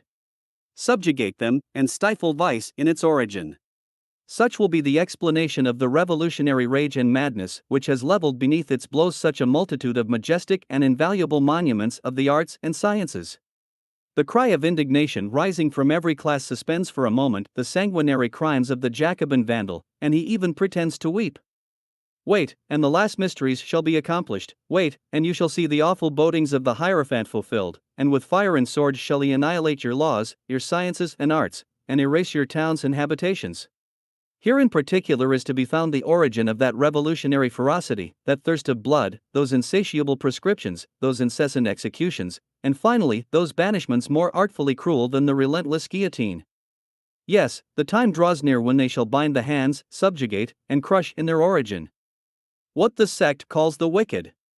Or, in other words, all who are proof against their vile efforts, the time for subjugating and destroying every citizen zealous in the cause of religion, or wishing to support the laws, civil society, or property. Like Huns and Vandals, the sect has begun its career, but it will carefully avoid terminating it like them. The devastations of its followers shall be perpetuated, and they will be Vandals to the last. Until religion, property, and the laws shall be irrecoverably lost. Such atrocious plots are only the consequences of the lesser mysteries, but trust the author of the sect, the modern Spartacus, for the farther development of them. Has he not told you that his last mysteries were but the consequences, a clearer and more absolute exposition of the foregoing secrets of the order? He informed you that nations, together with their laws and social institutions, shall vanish, and that they shall disappear before the all-powerful arm of his adepts, or his modern Vandals. What new secret then remains to be discovered, unless it be that no time shall blunt the sword or slack the unrelenting fury of his proselytes, that they shall persevere until the end of time in their vandalism, lest religion, society, science, arts, the love of their country, and respect for property, should shoot forth again and overshadow the venomous growth of his illuminized equality and liberty? But Spartacus is not to be contented with these last secrets of the conspiracy. His pride cannot endure that others should usurp the glory of the invention. Hitherto we have seen him play upon the credulity of his adepts, inflame their zeal, and acquire their respect by the pretended antiquity of his order, and successively attribute the honor of instituting his mysteries to the children of the patriarchs, the sages, even to the God of Christianity, and to the founders of the Masonic lodges. But now the time has come when the adept, initiated in the higher mysteries, is supposed to be sufficiently enthusiastic in his admiration of the order for the chiefs no longer to fear to disclose the real history of Illuminism. Here they inform him that this secret society, which so artfully led him from mystery to mystery, which has with such persevering industry rooted from his heart every principle of religion, all false ideas of love of the country or affection for his family, all pretensions to property, to the exclusive right to riches, or to the fruits of the earth, this society, which took such pains to demonstrate the tyranny and despotism of all that he calls the laws of empires, this society, which has declared him free, and teaches him that he has no sovereign but himself, no rights to respect in others, but those of perfect equality, of absolute liberty, and of the most entire independence. This society is not the offspring of an ignorant and superstitious antiquity, it is that of modern philosophy, in a word, it is of our own invention. The true father of Illuminism is no other than Spartacus Weishaupt. We must also perceive by many of Weishaupt's letters that this latter part of the secret, which attributed to him the whole honor of the invention, always remained a mystery to the greater part of his mages and men kings. Those alone who, under the title of Areopagites, formed the Grand Council of the order, were to be made acquainted with the real chief and founder, except in certain cases where an adept was judged worthy of so distinguished a mark of confidence. Whatever merit the adept might boast, Weishaupt knew no higher recompense than to tell them in the end, this general overthrow of the altar, of the throne, and of all society, is a conception of my own, to me and to me alone is due the whole glory. I have revealed the disastrous secrets of Illuminism, I have laid open the gradation and progressive degrees, the long chain of artifice, by which the sect prepares its adepts for the last mysteries, to behold them stripped of their veil without shuddering, and to embrace them with enthusiastic ardor. We must either commit the code of the sect to the flames, and deny the truth of its annals, even refuse the evidence of the familiar correspondence of Spartacus Weishaupt the founder, and of Philonig the principal compiler. We must dispute all the agreements of its most arduous cooperators. Or else must we wait, as the only possible demonstration, the entire and fatal execution of these disastrous plots, before we positively pronounce that the sole object of their infernal plans and of their frantic wishes is no other than the total overthrow of every altar, of every throne or magistracy, the annihilation of all authority and of all civil or religious society, the destruction of property whether in the hands of the rich or of the poor, and the very arts and sciences which can only be cultivated in civil society are to be banished from the face of the earth. Equality and liberty, together with the most absolute independence, are to be the substitutes for all rights and all property. Our morals and social intercourse are to make place for the savage, vagabond, roaming life, which the sect alternately decorates with the name of nomade and of patriarchal. The means to be employed in operating this change will be found in the artifice, deceit, illusion, and wickedness which the sophisters are masters of, until the force of numbers shall have declared for the sect. But when at length, powerful in numbers, the sect shall have acquired strength, it shall not only bind hands, subjugate, murder, ravage, and renew all the horrors and atrocities of the barbarians of the north, but also surpass those Vandals in the arts of destruction, and without pity or distinction butcher all that part of mankind that shall dare to oppose the progress of the sect, presume to heave a sigh over the ruins of religion, society, or property, or attempt to raise them from their ashes. If I have not proved that such are the wishes, the secret machinations of the sect and of its flagitious principles, let me be informed what is to be understood by proof. Or what is to be the operation of evidence on the human mind. Were it possible that any of my readers still consoled themselves with the idea that the frantic extravagance of these plots surpassed their wickedness, let them remember that I have still something more to say. I have still to investigate the laws and interior government of the sect, laws adopted for the destruction of every other law or government, and that it might hereafter prove that however monstrous the object of the plots of the sect may be, it was far from being chimerical. Chapter 13. 10th and last part of the Code of the Illumines. Government of the Order. General idea of that government, and of the share which the inferior classes of Illuminism bear in it. It is not enough for the founder of a sect of conspirators to have fixed the precise object of his plots, the trials and degrees through which his adepts are to rise insensibly to the acquisition of his profoundest mysteries. His accomplices must form but one body animated by one spirit, its members must be moved by the same laws, under the inspection and government of the same chiefs, and all must tend toward the same object. Such a genius as Weishaupt's could not be suspected of having overlooked in his code so important a means of success. From what I have already said, the reader will have observed what connection and subordination subsisted in the gradation of his mysteries, how all the adepts of a given town formed, notwithstanding the inequality of their degrees, but one and the same academy of conspirators. While each one labored separately at the overthrow of religion and the laws in the state in which he lived. In this academy, the candidate and the novice are under the direction of the insinuator, who introduces them into the minor val lodges. These lodges are governed by the minor illumines, who in their turn are inspected by the major illumines. Next to these preparatory degrees follow the intermediary or Masonic degree, called the Scotch Knight, and his power extends on the one side over the major illumines, and on the other over the illuminized Masons, or, in general, over all that part of the order stilled in the code, the lower part of the edifice.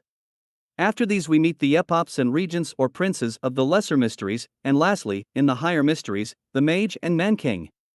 The aggregate of all these degrees forms a complete academy of conspirators, and impendent ruin threatens the country where such a one exists. The magistrate and the citizen may expect to see their property and their religion annihilated. The sect recognizes no country but the universe. Or rather acknowledges none. The very term country is a blasphemy against the rights of man, against equality and liberty. What each member in his particular academy performs by himself, is performed throughout all of them by the sect in general, and the combined efforts of the whole are regularly directed toward the concerted plan of devastation.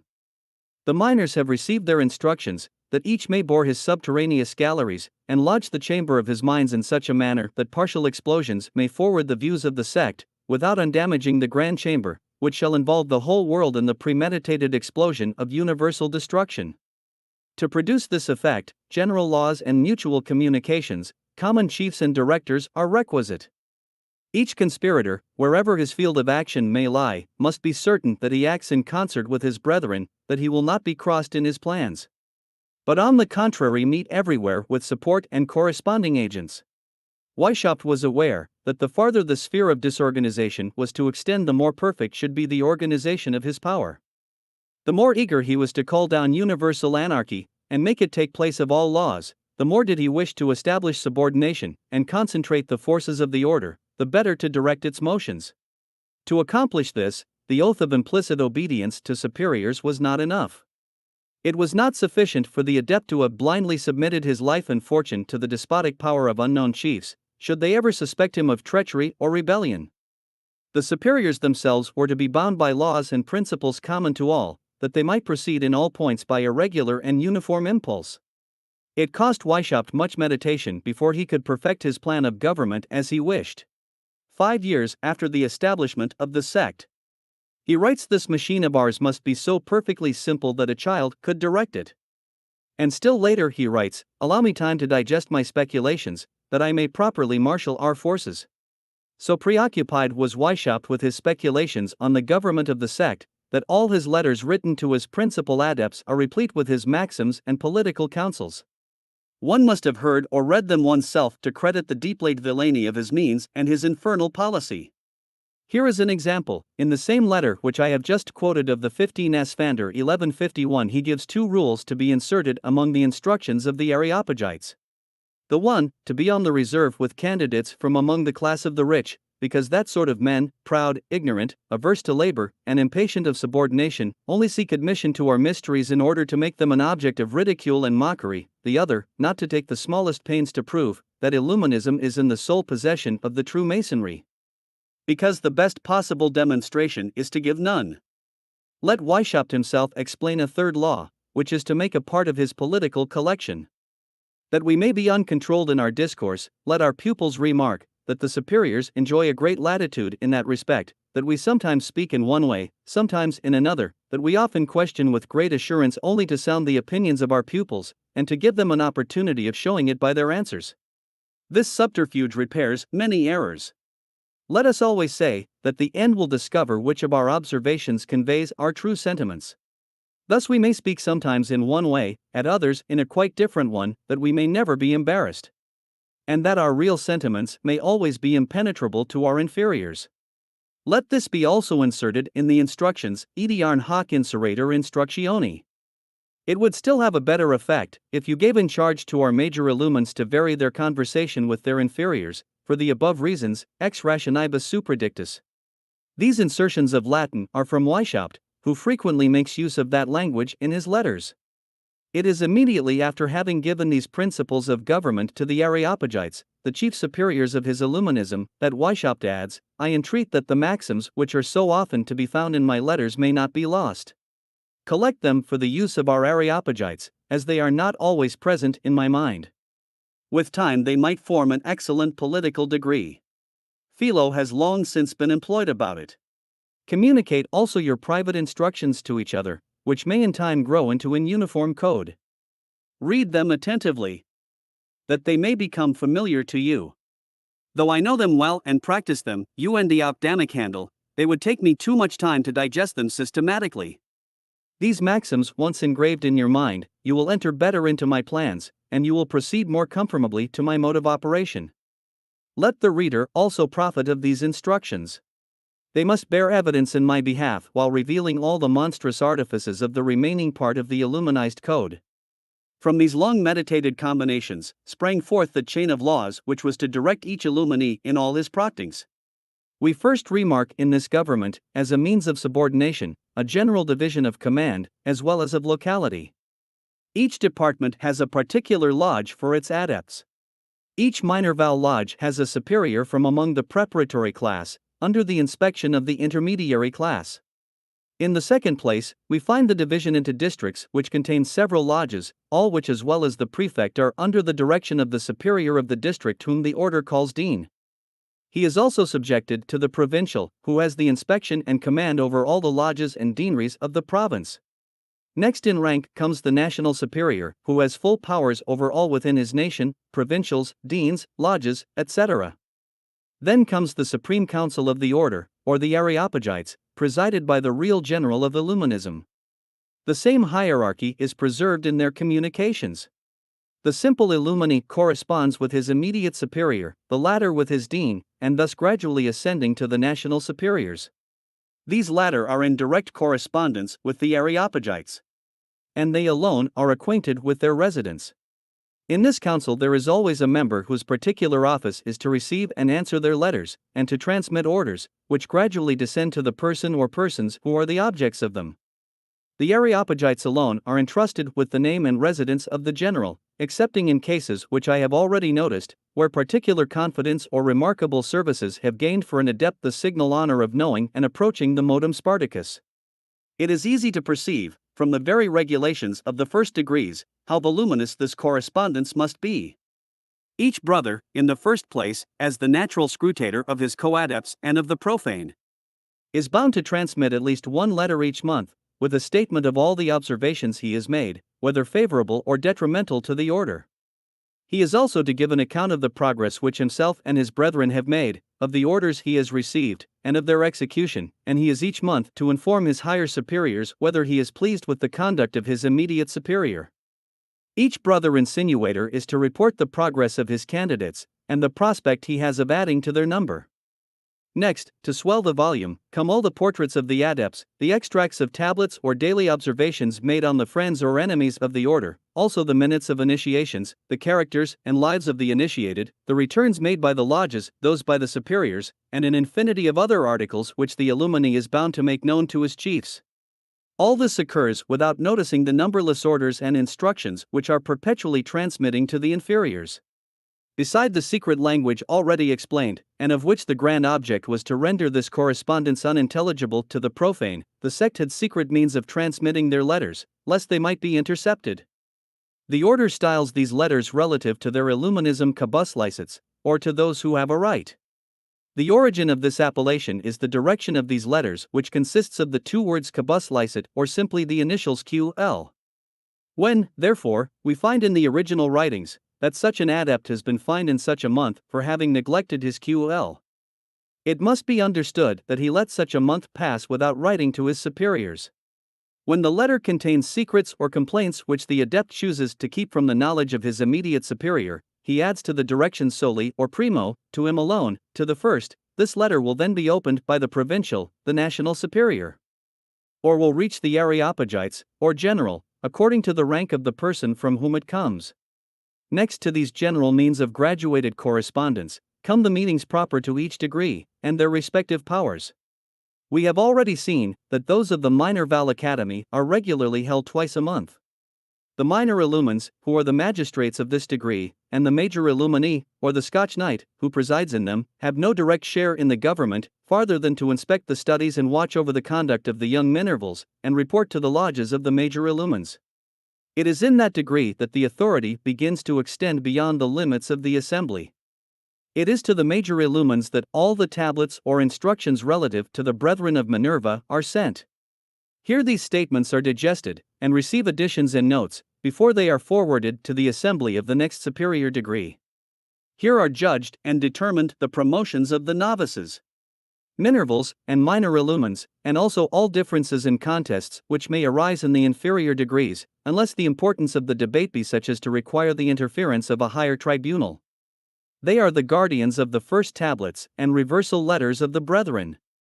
As to what knowledge a major illumine may have acquired either relative to other secret societies, or to employments or dignities which might be obtained for adepts, he is bound to report it to his lodge, which will note it, and inform the assembly of the directing lumines or Scotch Knights. When treating of the intermediary degree of Scotch Knight, I gave an account of their particular functions, and especially their charge of superintending the Masonic lodges. The part they act in the general government of the order chiefly consists in hearing all the cabus licets of the preparatory classes read in their chapters, even those of the novices which had already been opened by the officers of the minor Val school, the latter having only the power of deciding provisionally on these letters. The authority which the Scotch Knights exercise over this correspondence seems to give still more propriety to their denomination of intermediary degree. Their cabus licets are directly sent to the provincial lodge, which is composed entirely of adepts initiated in the mysteries of the order. But the knights read all letters coming from the preparatory class which have not the distinction of primo or soli. They classify and make extracts from all the cabus licets of lesser importance coming from the inferior degrees, and send the general extract to the provincial. To these extracts they subjoin a circumstantial account of everything that is going forward in the lodges of the preparatory class, to which they transmit all the orders coming from the adepts initiated in the mysteries, even from those of the highest degrees with the very names of which they are unacquainted, and thus constitute a link between the two extremities. Both the intermediary and preparatory classes, however, form but the lower part of the edifice. The prefects of the chapters of the Scotch Knights are rather tools than superiors. They receive their impulse from the higher mysteries. It is there that the grand polity of the order is to be sought for in the instructions laid down for the epopt and the regent, and these are the instructions which, beginning with those of the epopt, demand our utmost attention. Chapter 14. Of the government and political instructions for the epopts. Enlightened nations, that is to say, efface from the minds of the people what we call religious and political prejudices, make yourself master of the public opinion, and, this empire once established, all the constitutions which govern the world will disappear. Such are the grand means, such the hopes, on which Weishaupt has been observed in his mysteries to have grounded his hopes of success. We have seen even the sciences involved in the vortex of his conspiracies.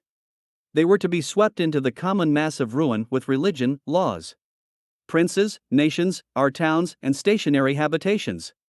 Vandalism and the era of barbarism were to be revived, and science was to be reduced to that of the nomade and savage clans equal and free. This gigantic mass of destruction could be the operation but of a general corruption and perversion of the public opinion, which is itself dependent on science, or at least upon the reputation of wisdom and knowledge which he possesses who pretends to instruct us. To prepare the attack, therefore, it was necessary to make the sciences serve under the banners of the sect in the cause of their own annihilation, and through their means captivate the public opinion in favor of the section. Its errors once triumphant, and everything dear and sacred to man vandalized and overthrown, sciences would of themselves shrink back and vanish from before the man savage and free. Such were the fruits of Weishaupt's meditations, such the spirit which dictated the laws given to his epopts. This degree was to extend the conquests of the sect over public opinion by science, or, in other words, to dispense its anti-religious and anti-social doctrines under the bewitching name of science. He entirely devoted his degree of epops to the sciences, and may be said to have forestalled them all, that he might usurp and dictate to the public opinion, or, rather, tainted them all, to make them subservient to his views, well assured that they would not survive the contagion. In his minor val degree, it was the minds of the young adepts that he wished to pervert. But in his degree of epopt, his means and views expand, and, under the same mask, he aims at nothing less than the perversion of the whole universe. He formed it into a secret academy, whose hidden ramifications, widely spreading throughout the globe, were, by means of the disastrous laws he had combined, at one blow to annihilate all society and the empire of science. The plan may appear inconceivable, and above the reach of the most disorganizing genius, but let the reader remember how clearly it has been proved in the Mysteries, that Weishaupt and his followers were firmly resolved to bring back the human race to the days of the Huns and Vandals, and, by means of this vandalism, to all the ignorance of the nomade and savage clans, and to reduce the standard of science to that of the equality and liberty of Sanskelitism. Let the reader now condescend to follow me in the exposition of the lessons which the sect has appropriated to the instruction of its epops, and the organization of their academy. The illuminized priests, or epops, are presided over by a dean chosen by themselves. They are to be known to the inferior degrees only under the appellation of epopt. Their meetings are called synods. All the epops within the circle of the same district compose a synod, but each district shall contain no more than 9 epops, exclusive of the dean and prefect of the chapter. The higher superiors may attend these synods. Of the 9 epops, 7 preside over the sciences distributed under as many heads in the following order. 1. Physics. Under this head are comprehended dioptrics, catoptrics, hydraulics and hydrostatics, electricity, magnetism, attraction, etc. 2. Medicine, comprising anatomy, chirurgery, chemistry, etc. 3. Mathematics, algebra, architecture, civil and military, navigation, mechanics, astronomy, etc. 4. Natural history, agriculture, gardening, economics, the knowledge of insects and animals including man, mineralogy, metallurgy, geology, and the science of the earthly phenomena.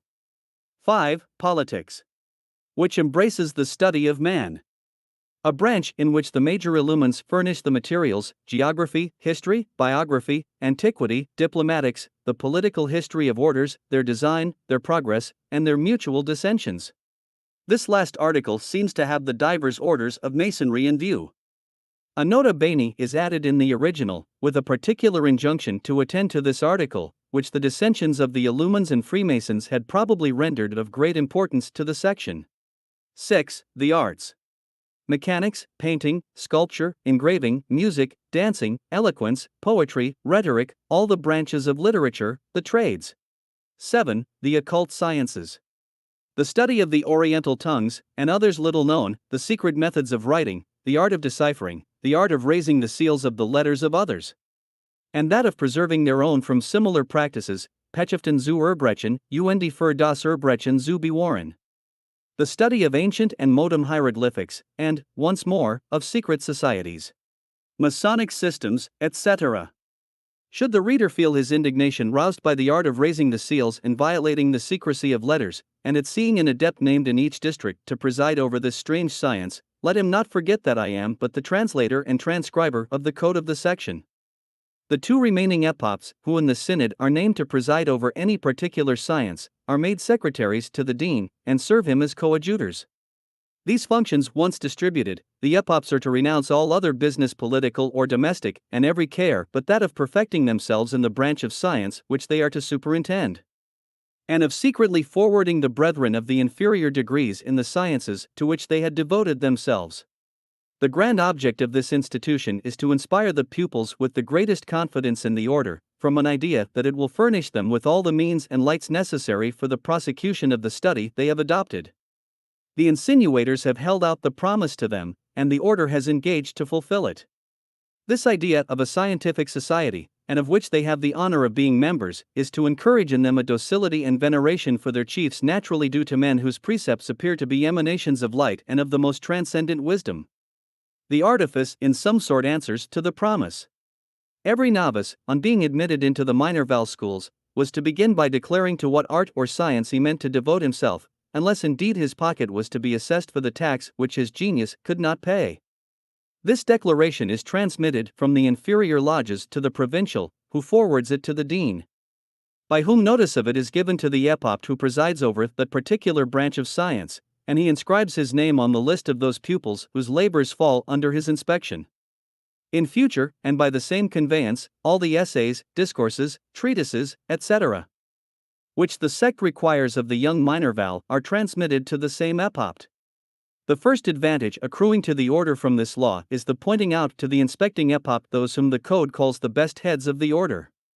Should any doubts arise in the minds of the pupils, any difficulties to vanquish, or any questions to propose, they have been taught that the order is the fountain of science, that they have but to apply to their superiors, and light will instantaneously shine upon them.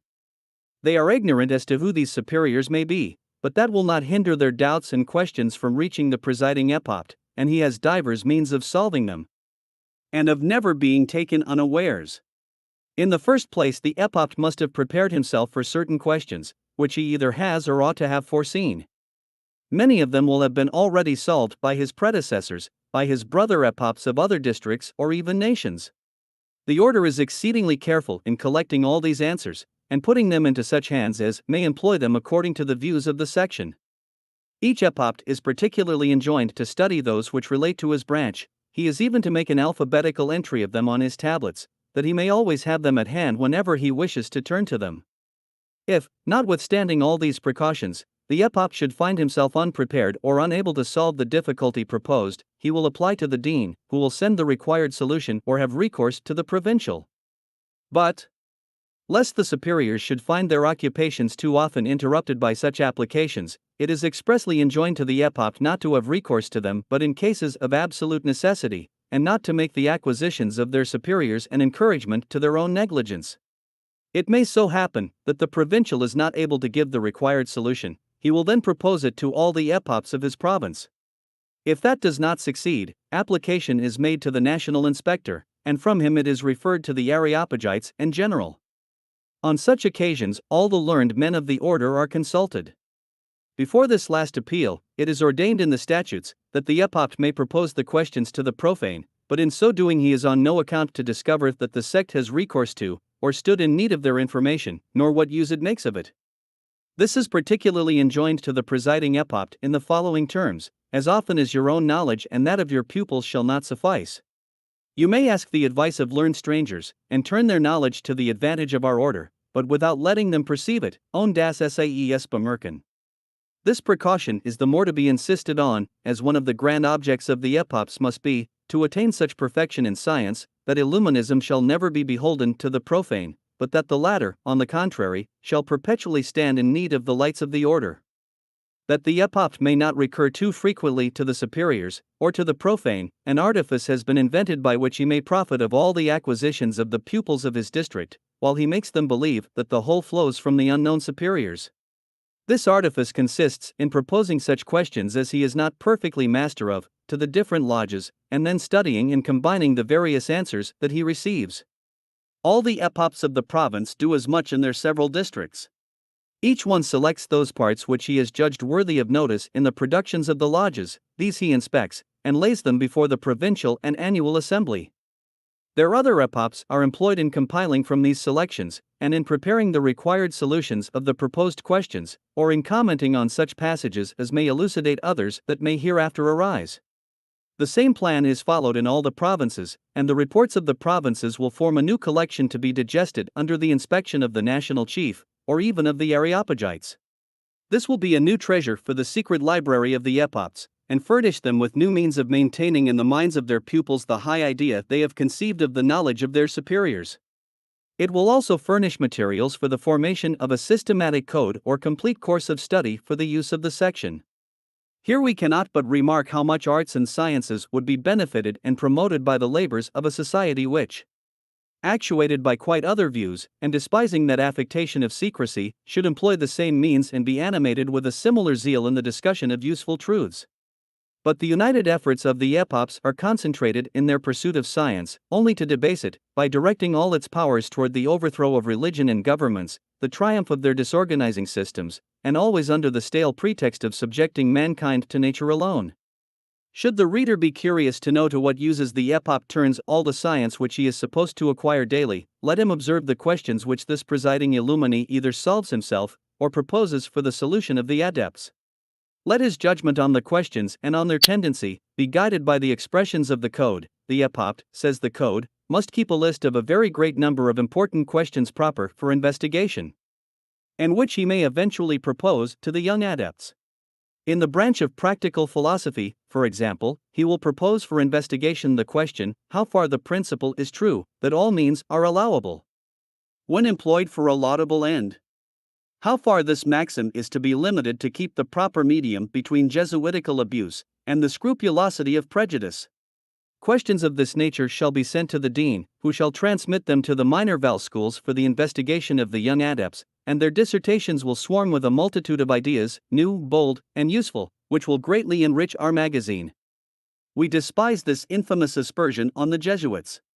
Let those pass sentence on them who have learned to judge them by their conduct and by their real doctrines, and not by calumnious assertions or satires which, in spite of all the powers of genius and irony, have been justly condemned by various tribunals as replete with falsehood and misrepresentation. Let those who have been educated by the Jesuits pronounce on these atrocious imputations of the illumines. I do not think myself bound to follow the example of the celebrated Hoffmann, professor at the University of Vienna, one of the most formidable adversaries of the Illuminizing sect, by inserting a long justification of that persecuted order. But it is impossible not to observe that the legislator of Illuminism has not the most distant idea of modifying or limiting this famous principle. The end sanctifies the means. His object is evidently to give rise to ideas, new, bold, and useful to the sect, or, in other words, to dispose the young adepts hereafter to decide as he has already done, that nothing is criminal, not even robbery or theft, provided it be useful to the views and forward the grand object of Illuminism.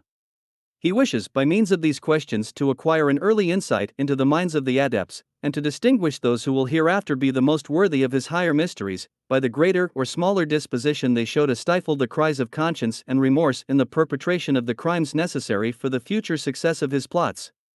This is the sum total of the science to be carefully inculcated by the epochs in the branch of practical philosophy. With respect to religion, it is not even admitted among the sciences to be studied by the epochs. The code has, however, furnished them with a means of traducing and blaspheming it. That the epoch may never be at a loss for questions of this nature to solve or propose, he will have them noted on a register in alphabetical order. For example, says the code, at the letter C in the register of secret sciences and hieroglyphics the word cross is to be found, and under it is the following note. For the antiquity of this hieroglyphic, consult such a work, printed such a year, such a page, or else such a manuscript, signature M. It is not necessary to be endowed with any extraordinary share of perspicacity to see that the whole object of these pretended secret sciences, or hieroglyphics, is merely to teach the young pupils to view the cross in no other light than as an ancient hieroglyphic erected by ignorance and superstition into a symbol of the redemption of mankind. The illuminized explanation of this glorious symbol will, doubtless, long remain buried in the occult sciences of the order. Meanwhile, we may defy them to point out in the history of mankind any nation whatever revering the cross as the symbol of salvation anterior to the grand epoch when the Son of Man died on the cross to consummate the triumph of Christianity. The epochs have also their historians and annalists, and their duties are laid down in the code. The following rules may be remarked: each province of Illuminism must have its historian, in imitation of the ancient annalists and chronologists. He is to keep a journal, in which, beside facts of public notoriety, he will particularly collect, and even give the preference to, anecdotes of secret history. He will endeavor to redeem from oblivion all men of merit, however deep they may have sunk into obscurity. He will make them known to the provincial, who will inform the brethren of their situation. Each provincial will have a calendar of his own, in which, instead of saints, for each day of the year shall be inscribed the name of some man as an object of veneration or execration, according as he has merited or demerited of the section. My name may perhaps be inscribed under the black letter, but I anticipate the glory and consolation of seeing it by the side of that of Zimmermann and of Hoffmann, who, like myself, are entitled to the sable wreath twined by Illuminism for its most strenuous opponents. But how different is that to which the code declares that all the brethren may aspire. probably, to be seated beside a brother Mirabeau or a Marat. The same laws ordain that the chronologist shall inform the minor vowel lodges of all memorable facts. He will not fail to insert all mean and odious actions, nor to paint them in their proper colors. He will not pass unnoticed those of men occupying the first dignities, or enjoying the highest consideration. Next to the laws of the historian follow those for the epopt who superintends that branch of science relating to politics, and particularly to the knowledge of mankind. The reader has already seen what stress the order lays upon this science, and how much they make it depend on the spirit of observation. Let no brother pretend to the dignity of epopt, nor to the honor of presiding over any branch of science, until he has answered the three following questions. What is the spirit of observation? How is this spirit to be acquired? And what constitutes a good observer? What method is to be followed, in order to make just and exact observations? When an epopt has sufficiently distinguished himself by his answers on these heads, to be judged worthy of being chosen the chief of the observers or scrutators, he is entrusted with all those notes which the reader has seen the sect so carefully collecting on the character, the passions, the talents, and history of the brethren. When these notes contain the portrait or life of any adept more than commonly interesting, he will make him, without naming him, the object of various questions to be proposed to the minor vowel schools. He will ask, for example, what are the ideas which a man, with such and such passions or dispositions, will adopt or reject? How on such data can such and such inclinations be encouraged or weakened? What adept could be employed with most advantage in such a business? What must such a man's ideas be on religion and governments? Can he be looked upon as being superior to all prejudices? And ready to sacrifice his own personal interest to that of truth? Should he be deficient in confidence and attachment, what means should be employed to invigorate them, and what sort of man would be the fittest for such an undertaking? Finally, what employment in the state, or in the order, would he fill to the greatest advantage, or in which would he the most useful? The scrutator in chief digests these answers into a proper statement, which he sends to the dean.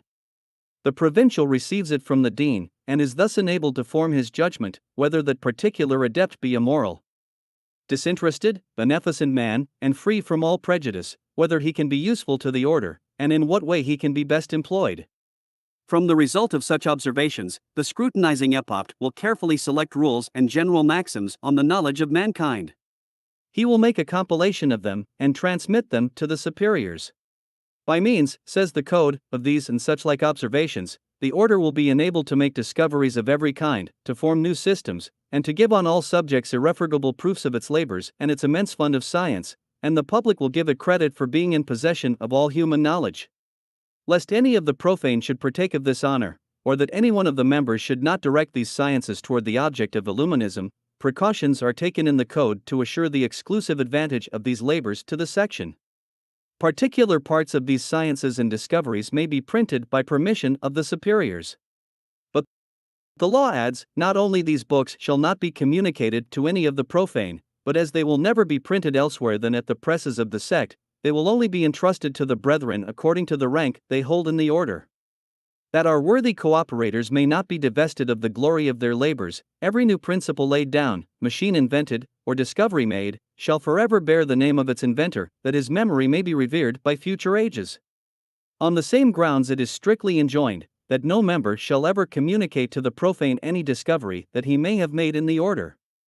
No book treating of these discoveries shall be printed without the permission of the superiors, and hence arises the general regulation that no brother shall publish any of his productions without leave of the provincial. He also is to decide whether the work is of a nature to be printed by the secret presses of the order, and what particular brethren may be allowed the perusal of it. Should it be necessary to dismiss any of the brethren from the order, the local superior is to receive notice that he may have the necessary time to withdraw from him not only the manuscripts, but even the printed works of the order. The illuminizing legislator, in justification of all these precautions, alleges, in the first place, the undeniable right vested in the order to all the labors of its brethren, then the lure of secrecy, which stimulates curiosity and the thirst of science, finally, the advantage accruing to the sciences themselves, by being preserved among men who only impart them to others so prepared as to render them of the greatest possible utility. Beside, says he, every man has it in his power to make himself an illuminee if he pleases, and to partake of their science, And who better able to render them useful to mankind, or to preserve them, than we are? After this justification, which the reader may appreciate, he returns to his epochs, and tells them that it is incumbent on them to direct and turn all the sciences toward the views of Illuminism.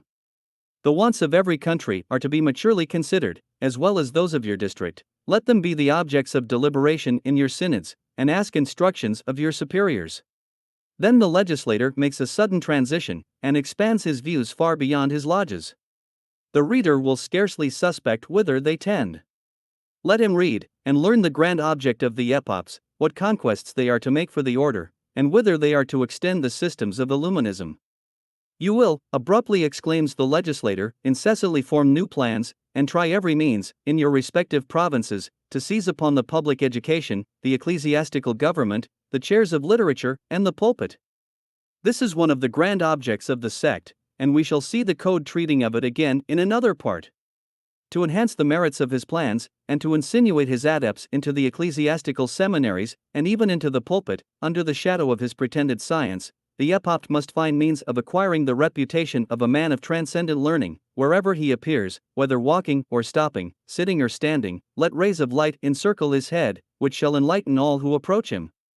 Let everyone think himself happy in hearing the pure truth from his lips. Let him on all occasions combat prejudice, but with precaution and according to the rules laid down, until dexterity and with all the respect due to the persons he is addressing.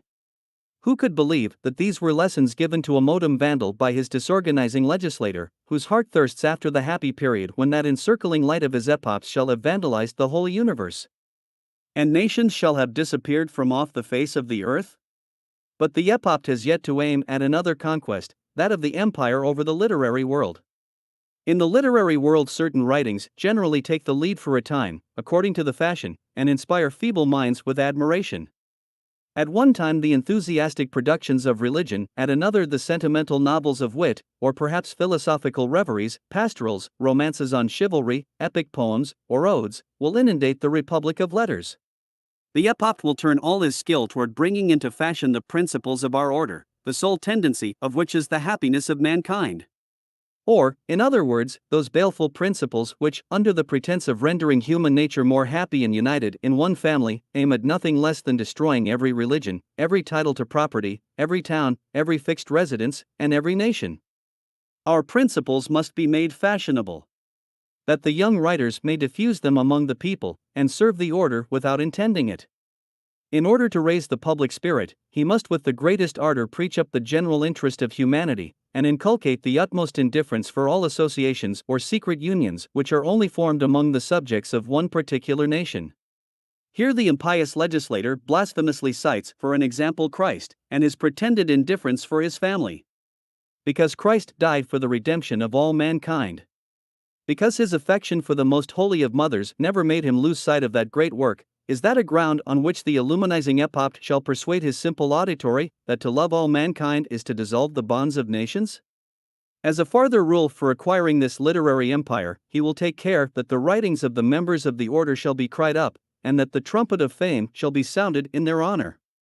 He will also find means of hindering the reviewers from casting any suspicions on the writers of the section.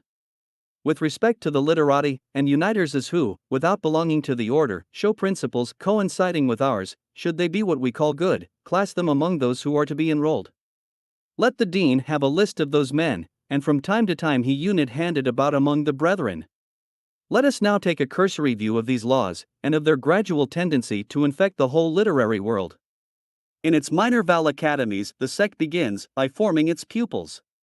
And the care with which its disorganizing principles are instilled into the young adept has already been displayed. Lest any of these principles should swerve from the grand object, the epochs oversee all the schools of the same district. These latter have their provincial assemblies, where everything is prepared, combined, and foreseen. At this assembly the epoch attends, bringing with him his notes and observations on his particular district, and on those means which may there contribute to the advancement or disparagement of the illuminizing principles and science. The minutes of these assemblies are sent to the national inspector, who overlooks the whole, and sees that the original spirit is everywhere preserved, and the Areopagites hold the same line of conduct with respect to all nations that he does within his particular one. Hence then the minor val academies, the epochs, The provincials, the national inspectors, in a word, the disorganizing whole, form but one and the same invisible academy, spreading its subterraneous ramifications, everywhere infusing the same principles, actuated by the same spirit, and subjected to the same laws, and these laws, this science, are but the machinations and the forebodings of universal impiety and disorganization. But the union and universality of this conspiring academy is not sufficient for the sect, it extends its views to the public schools and to the pulpit. The man of letters, the transcendent genius, all are to bend beneath its laws, and fashion is to aid its plots. From the child that spells, to the doctor enveloped in mazy science, all are to be subjected to illuminism, and science itself, so instrumental to the progress of the sect, shall sink beneath the effort of bringing forth that vandalism which is to annihilate the altar and the throne, all laws, individual property, and national society. Let the reader compare the mysteries of the sect with the code of its epochs, and pronounce if such be not the real tendency of this empire of science. Horror impresses the mind, and indignation rises at such a sight. But the monstrous legislator who has compiled them pretends that they are entitled to the admiration of the young adepts, and it is his epochs who are to inspire them with this admiration. You must, says he, infuse so great a respect for the sublimity and sanctity of our order, that a promise made by the adepts on the honor of illuminism shall be more binding than the most sacred oath. At length the atheist has found an equivalent for the name of God. He seeks bonds to bind his followers, and he has broken those of conscience. He appeals to honor, and perverts it into a bond of villainy. He, says Weishaupt, who shall dare violate the oath he shall have sworn on the honor of my society, shall be declared infamous. I care not what his rank may be, his infamy shall be proclaimed throughout the whole order, and it shall be so without remission or hope of pardon. My intention is, that the members should be informed of this, that they should deliberately reflect on the sacredness of this oath in my order, I mean that the consequences of it should be clearly and warmly represented to them. The epochs charged with this mission are of a degree too much revered in the order to compromise their dignity. They attend, at pleasure, the meetings of the inferior degrees, but they are never to occupy any office in them, excepting that of prefect of the Scotch Knights. Their presence might overawe and intimidate the young adepts, and thus be detrimental to the observations they are ordered to make, for, so far from constraint, the epopt is to endeavor to study them in their most unguarded moments. He is therefore never to intermix with them, but as their equal. There is a particular law forbidding him to disclose the degree or the class to which he belongs, or even his costume. Thus, hiding his superiority, and seated on the same benches beside the young adepts, he exercises his functions of scrutator more freely among them in their mutual intercourse, and he judges better of the talents of each. His lessons, coming apparently from an equal, will sink deeper into their minds, and, without betraying his authority, he will the better observe their progress and their failings. Should any of these pupils have shown a zeal and fidelity beyond all doubt, he may take them into his confidence, he will point them out to the dean, who may call them about his person and make them his acolytes. The dean may even throw a great part of the weight of his correspondence on them, and carry them to the synod of the epochs, until they shall have shown themselves worthy of being initiated to all the mysteries reserved for this class. Thus ends that part of the code which is to be communicated to the epochs. The following chapters will delineate the laws and instructions which are to guide their conduct when admitted to the degree of regent or prince of Illuminism. Chapter 15. Instructions for the Regent or Prince Illumini, on the government of the order. The prominent feature of all the instructions given by the illuminizing legislator to his epochs is the consecration of their degree to the perversion of the public opinion, and to the attainment of the empire of sciences, that he may direct them all to the support of his disorganizing equality and liberty and to universal anarchy. This mission of perversion requires an assiduity to which not many men are equal, but adepts may be found, who, unable to distinguish themselves in such missions, may yet be endowed with a sufficient zeal and with the necessary talents for the superintendence and direction of the brethren. There are others again whose disastrous successes are to be recompensed by the higher employments in the order, and it is from these two classes of epochs that the order selects its regents. It is also for their instruction that the legislator descends into all the gubernatory minutiae of his illuminism. His instructions are comprised under 4 different heads. 1. General system of government for the order. 2. Instructions for the degree of regent. 3. Instructions for the prefects or local superiors. 4. Instructions for the provincial. I have, it is true, been obliged to anticipate many parts of this code when unfolding the artifices of the lower degrees, but as a confirmation of what has already been exposed, in order to bring the different objects within one point of view, and to show the dangers of his disastrous combinations, let us attend to the legislator when treating of the whole collectively. What particularly endeared this degree of regent to Weishaupt was that part of his instruction which takes a general view, and which lays open the progressive plan to be observed in the government of the brethren. The reader perusing the instructions in the same order in which Weishaupt has written them, with more easily conceive the cause of his predilection. Instruction A. Plan of the general government of the order. 1. The most high and excellent superiors of the illustrious order of true Freemasonry do not immediately attend to the minutiae of the edifice. They must not, however, on that account be considered as contributing less to our happiness, by their counsels, their lessons, their plans, and the many and powerful resources with which they furnish us. 2. These excellent and most gracious superiors have established a class of Masons to whom they have entrusted the whole plan of our order. This class is that of the regents. 3. In this plan our regents hold the first dignities. Until admitted to this degree, no person can hold the office of prefect or of local superior. For every country has its national superior, who holds an immediate correspondence with our fathers, at the head of whom is a general who holds the helm of the order. 5. Under the national and his assistants are the provincials, who each govern their circle or their province. 6. Every provincial is surrounded by his councillors. 7. Each provincial also commands a certain number of prefects, who may in like manner have their coadjutors in their districts. All these, as well as the dean, belong to the class of regents. 8. All these offices are for life, excepting in cases of deposition or ejectment. 9. The provincial is to be chosen by the regents of his province and the national superiors, and approved by the national. I do not understand how the code distinguishes between the several national superiors and the national in chief, unless it be that it denotes in this place as superiors those who are called a little higher up assistants, Geholfen, of this chief. 10. The whole success of Illuminism depending on the regents, it is but just that their domestic wants should be provided for. They shall therefore be the first supplied from out of the funds of the order. 11. The regents of each province form a particular body immediately under the provincial, whom they are to obey. 12. The offices of Illuminism not being considered in the light of dignities, nor of places of honor, but as mere employments freely accepted, the regents must be always ready to labor for the good of the order, each according to his situation and to his talents. Age is never to be set forth as a title. It may often happen that the youngest is chosen provincial, and the eldest only a local superior or councillor, should the one live in the center, while the other only inhabits the extremity of the province, or, should the former, on account of his natural activity or his station in life, be more fitted for the place of superior than the latter, though far more eloquent.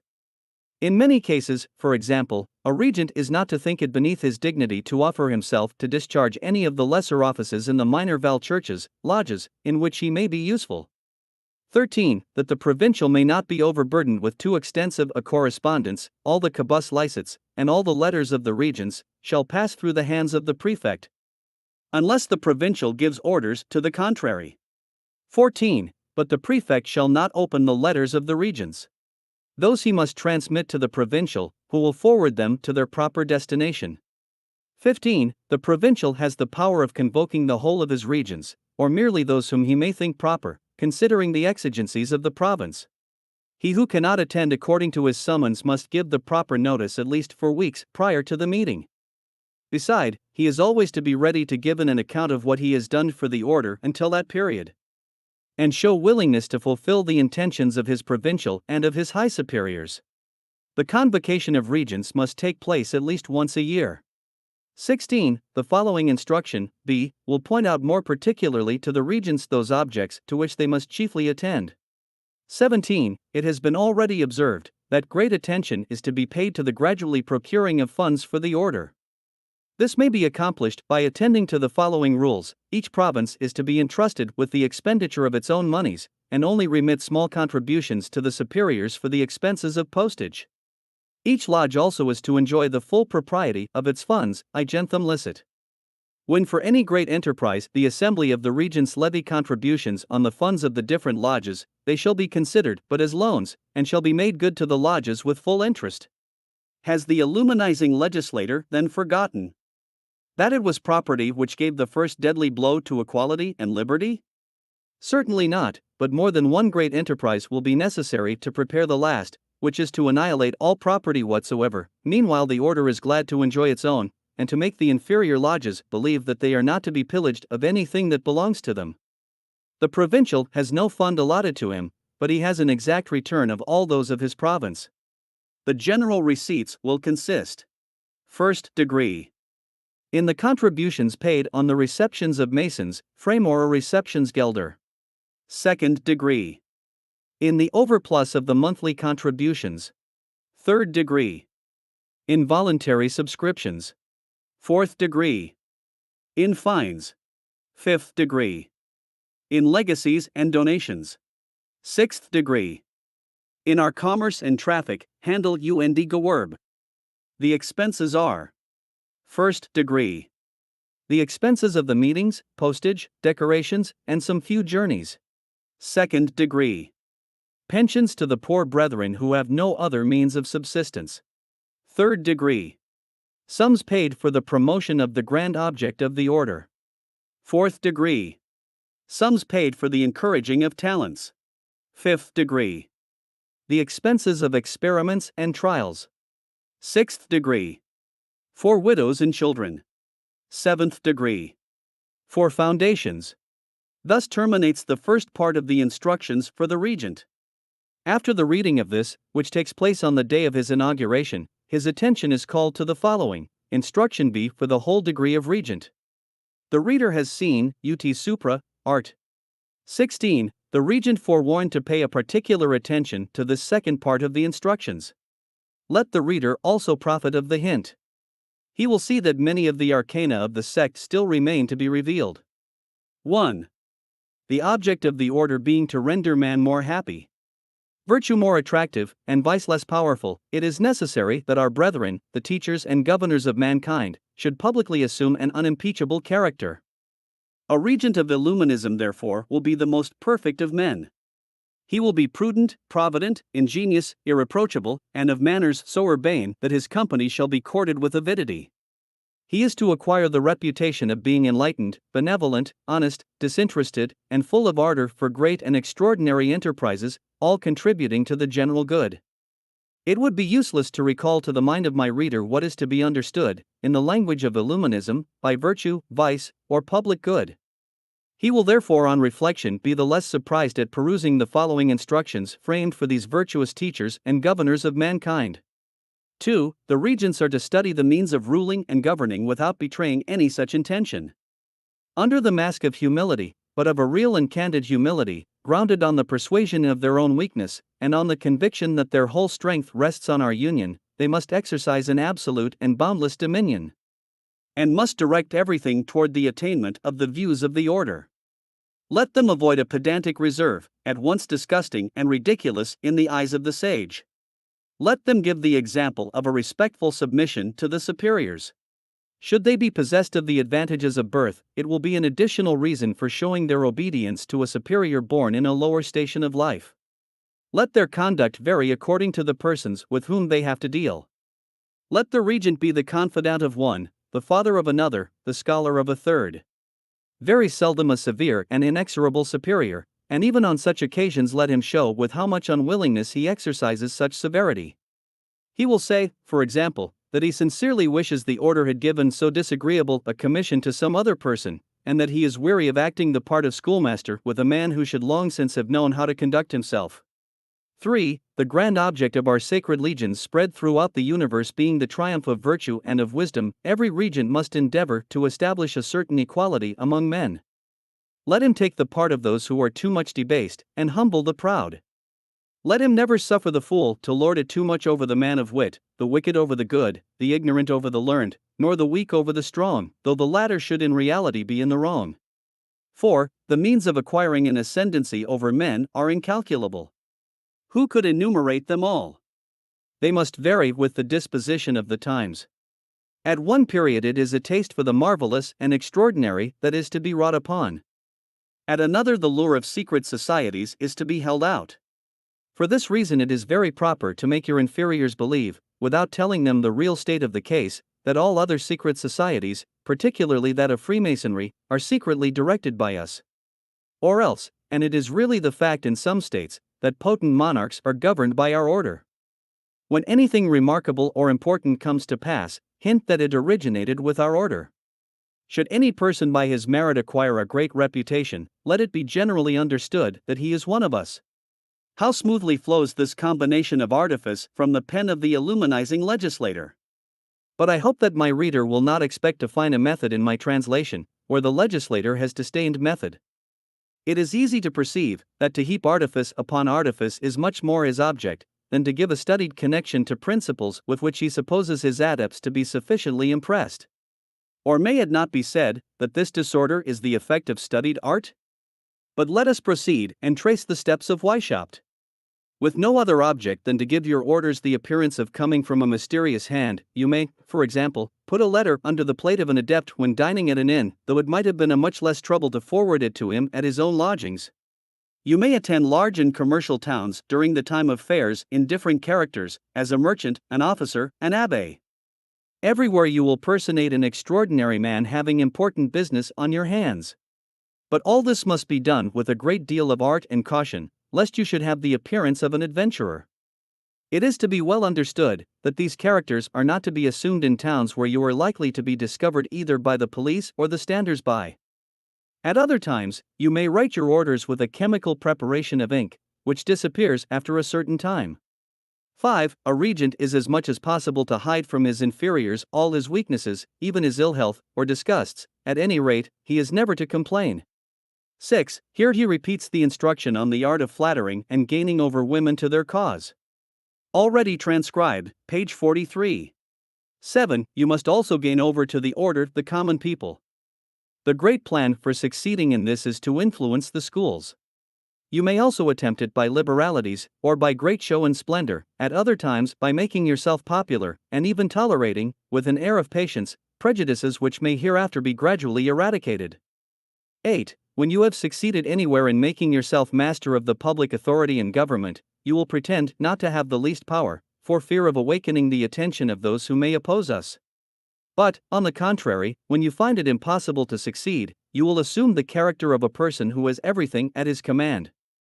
That will make us both feared and sought after, and of course will strengthen our party. 9. All the ill success or disgusts which may befall the order are to be concealed with the utmost caution from the inferiors. 10. It is the duty of the regents to supply the wants of the brethren, and to procure the best employments for them, after having given the proper intimation to the superior.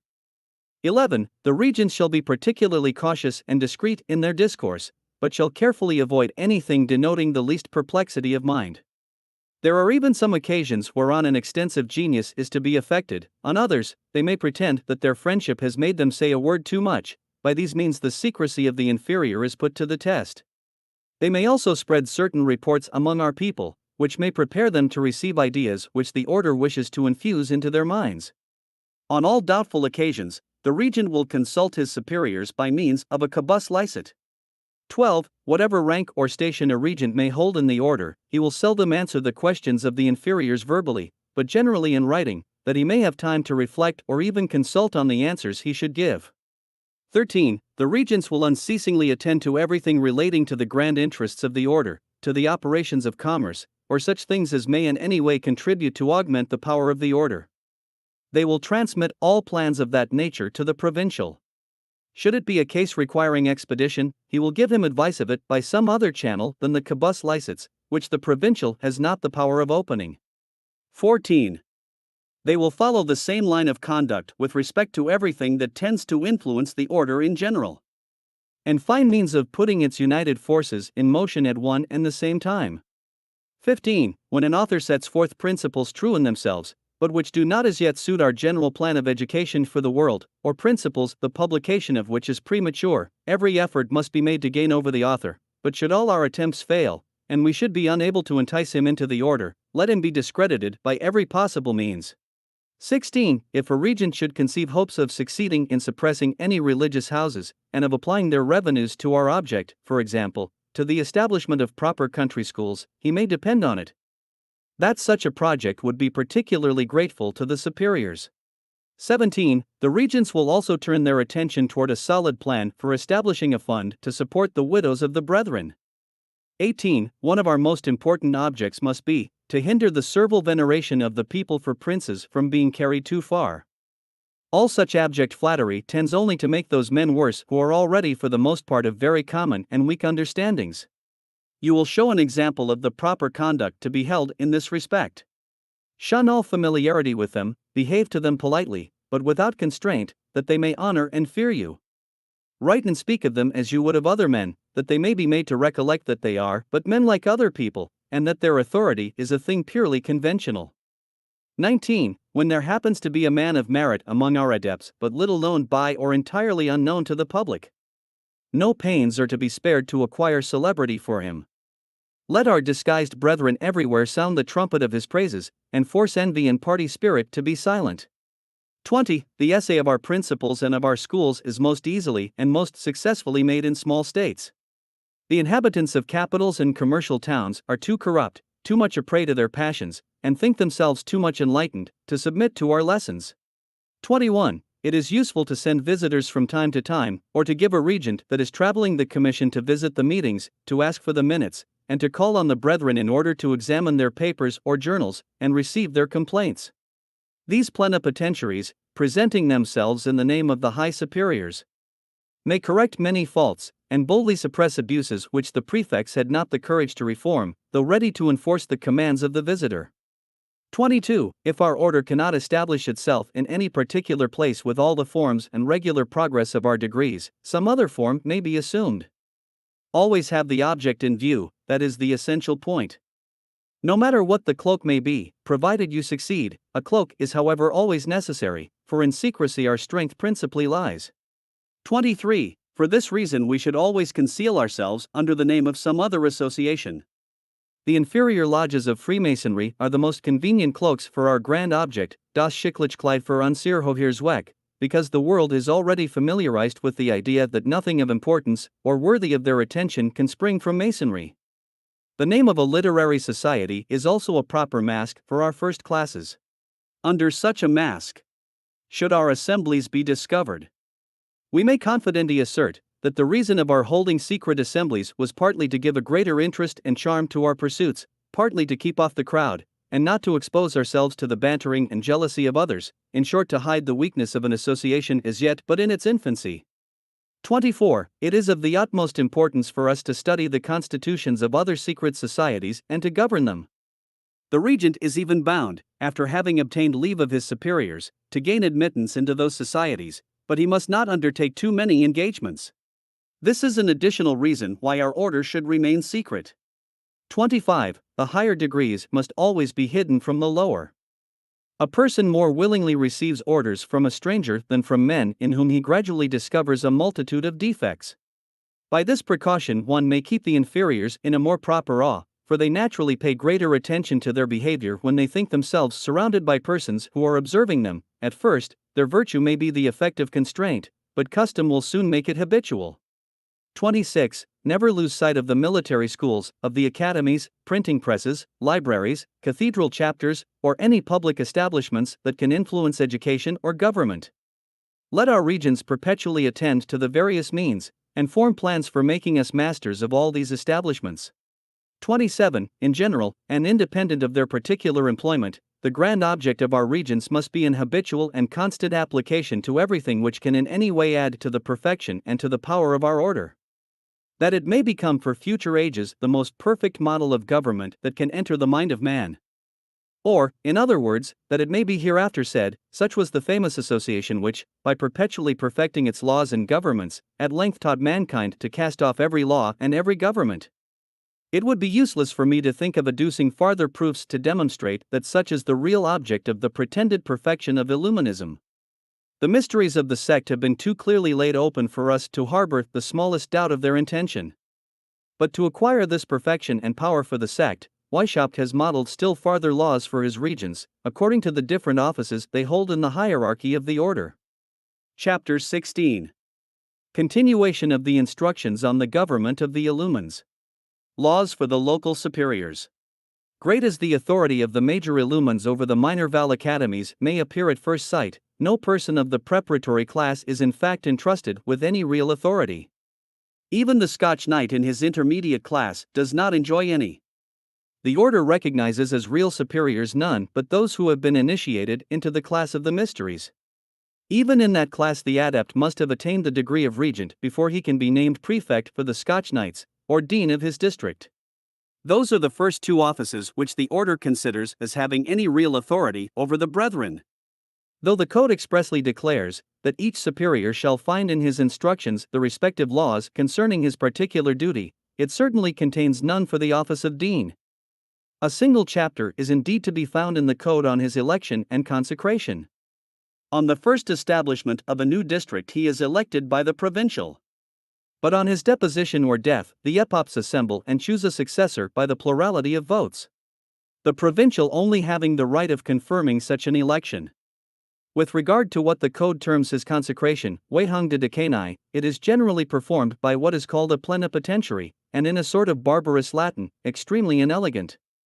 Were not the impiety of it as abominable as the ceremonial is low, it might form an excellent scene for the theatres of Bartholomew Fair. The illuminizing legislator, a very inferior copyist of Molière's Malade Imaginaire, ridicules St. Paul, Moses, and all religious ceremonies, as Molière did the quack disciples of Hippocrates. Little wit is required to scoff at religious rites, and yet our legislator has only succeeded in being disgustingly impious. Such turpitude is not worthy of our notice, for none but epops can admire it. This nevertheless is all the information the code can give us respecting the dean. The same cannot be said of the instructions for the prefects. These local superiors may have as many as 8 lodges at a time under their command. Partly minor val, and partly Masonic. The prefect is the first regent within his prefecture, and has the direction of all that part of the order stilled in the code, the lower part of the edifice. All the cabus licets of his district pass through his hands. He opens those of the Scotch Knights, and the solice of the novices and minervals, but everything else he transmits to the higher superiors. When he founds new lodges, or receives new brethren, he gives the new geographical names and characteristics, which he selects from the list that he has received from the provincial. He makes a general report to the provincial of everything that has happened within his prefecture once a month, and every 3 months transmits the reversal letters, the tablets sent by the scrutators with notes on their political and moral conduct, and an exact return of the state of the funds belonging to each lodge. He decides on the promotion of the brethren as far as Scotch Knight, but can confer the latter degree only with the consent of the provincial. He has the right once a year of commanding all the adepts under his direction to return whatever writings the order may have entrusted them with. He returns them to those on whose fidelity he has reason to rely, but not to those whom he may have any reason to suspect, or who are intended to be dismissed.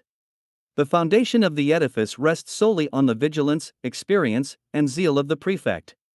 And it was to the direction of their conduct in every part of the government that Weishaupt dedicated his lessons under the following heads: 1. Preparations. 2. Tuition of the pupils. 3. Spirit or love of the order. 4. Subordination. 5. Secrecy. Each of these articles contains a cloud of those artifices which the reader has seen interspersed in divers parts of the code, but which now become the peculiar study of the prefect. I shall only extract the most striking, or those on which the legislator particularly insists, such, for example, as the following, to be found in the first pages of the head preparation. Our strength chiefly consists in numbers, but much will also depend on the means employed to form the pupil. Young people are pliant and easily take the impression. The prefect will therefore spare no pains to gain possession of the schools which lie within his district, and also of their teachers. He will find means of placing them under the tuition of members of our order, for this is the true method of infusing our principles and of training our young men. It is thus that the most ingenious men are prepared to labor for us and are brought into discipline. And thus that the affection conceived by our young pupils for the order will gain as deep root as do all other early impressions. Under the same head are to be found instructions for the prefect equally curious, on the propagation of the order. When a new colony is to be founded, begin by choosing a bold and enterprising adept entirely devoted to the order. Send him some time beforehand to live on the spot where you intend making the new establishment. Before you proceed to people the extremities, begin by making your ground good at the center. Your next object must be to gain over such persons as are constant residents, as merchants and canons. Such missions should only be entrusted to brethren of independent fortune, and who would occasion no expense to the order, for though all the brethren are entitled to succor when in real want, yet those of one province are as seldom as possible to be an expense to the neighboring ones. Nor are the other districts by any means to be made acquainted with the weakness of the order in yours. Beside, the funds must find a sufficiency to succor those of the minor val school who may stand in need of it, that our promises in their case may be performed. You will not seek to extend yourself till you have consolidated your establishment in the capital of your district. You will seriously examine and cautiously select from the brethren those who are the most able to undertake such a mission. You will next consider whether it will be proper to begin your establishment by a minor val church or a Masonic lodge. Pay most particular attention to the man whom you place at the head of the new colony. Observe whether he is courageous, zealous, prudent, exact, and punctual, whether fitted for the forming new adepts, whether he enjoys a good reputation or is much considered, whether he is a man of business and capable of a serious and constant application, in short, whether he has all the necessary qualifications for an undertaking of such high importance. Consider also the locality. Is the place proposed near to or distant from the capital of your district? Is it a dangerous or safe situation for such an undertaking? Is it great or small, more or less populous? By what means can you best succeed, and which can be easiest employed? What time would be requisite for the perfecting of such an establishment? To what persons can you apply on first setting off? If your first applications be ill-made, all future attempts will be fruitless. What pretense or what name is to be assumed? How is the new colony to be subordinated or coordinated? That is to say, what superiors shall it be under, and with what lodges shall it correspond? When you shall have acquired sufficient strength in your new colony, and particularly if our brethren enjoy the first dignities of the state, if they may freely and openly show themselves formidable to their opponents, and make them feel the painful consequences of counteracting the views of the order, if you have wherewith to satisfy the wants of the brethren, if, so far from having to fear from the government, the order directs those who hold the reins, then be assured that we shall not be wanting in numbers or in the choice of adepts. We shall soon have more than we have occasion for. I cannot too strongly recommend this method of proceeding. If it be necessary for us to be masters of the ordinary schools, of how much more importance will it be to gain over the ecclesiastical seminaries and their superiors? With them, we gain over the chief part of the country. You greater than ye acquire the support of the greatest enemies to innovation, and the grand point of all is, that through the clergy we become masters of the middle and lower classes of the people.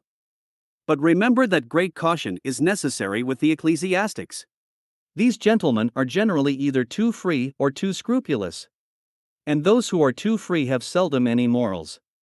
The legislator then proceeds to the exclusion of the religious, and tells the insinuator to avoid the Jesuits as he would the plague. While perusing these laws, I suppose the reader makes nearly the same reflections which I am tempted every instant to commit to paper. Should the following article ever meet the eye of a prince, it will give him ample room for reflection. When the prefect shall have gradually succeeded in placing the most zealous members of the order in the councils and offices under the prince, he will have arrived at the full extent of his commission. He will have done much more than if he had initiated the prince himself. In general, princes are not to be admitted into the order, and even those who are received are seldom to be permitted to rise above the degree of Scotch Knight. After what has been seen of this degree and those that precede, it is rather extraordinary that Wishop should deign to grant admission to princes. For he did not wait for this degree before he clearly insinuated his plans. Princes, at least, who had not surmised them before their admission to that degree must have been void of penetration indeed. What hopes then could the legislator entertain of their not perceiving his plots against all legitimate authority? His confidential letters will explain the enigma. Brethren, he writes to his Areopagites, you will take care to have the following corrections made before you show the constitutions of our degrees to the elector. In the degree of minor illumini, in place of the words imbecile monks, say imbecile men. In the degree of major illumini, blot out the words priests and princes are in our way. With respect to the degree of priest, show no part of it excepting the discourse on sciences, and read that over carefully lest any allusion or reference to any other part of the degree should remain. These corrections begin to clear the enigma. A more insidious expedient will veil his plots in complete darkness. I mean, says Weishaupt when speaking to the Areopagites of the inferior degrees. To revise the whole system. Then, attributing to the Jesuits his own immorality, he says, I mean that it should be a complete Jesuitical peace, not a single word shall be found in it that can in any way be cavilled at by religious or political governments. Let us act with caution, do nothing without a reason, things must be prepared and brought on step by step. The adept who has given us the most complete and candid account of the degrees of Illuminism assures us that he had seen a discourse for the degree of Epopt in which everything respecting religion and government was omitted. Here then we find Weishaupt not only correcting but even forming fictitious degrees to dupe the princely adept, and to persuade him that the dark and mysterious recesses of the hireling crew have been laid open to him, while the real adept smiles at his credulity. Such artifice certainly aggravates Weishaupt's criminality. But will that excuse the princely adept? Notwithstanding the veil artfully thrown over the impious and seditious principles of the sect, did he not begin by swearing obedience and protection to the order? His court soon swarms with illumines, he thinks he reigns over them, but is no more than their stately captive. And should he fall their victim, will it not be said that he met with his just fate? What strange madness can induce princes to inscribe their names on the registers of secret societies? Have they not duties to fulfill toward the public? On what right can their oaths of submission and protection be grounded, sworn in the recesses of secret lodges, to men who hide themselves from public view, when their labors, cares, and protecting power are to extend over the whole state and to all its citizens? On the throne, or with pretensions to it, do they not degradingly swear obedience and protection to masters of lodges? By what right will they promulgate laws emanating from lodges?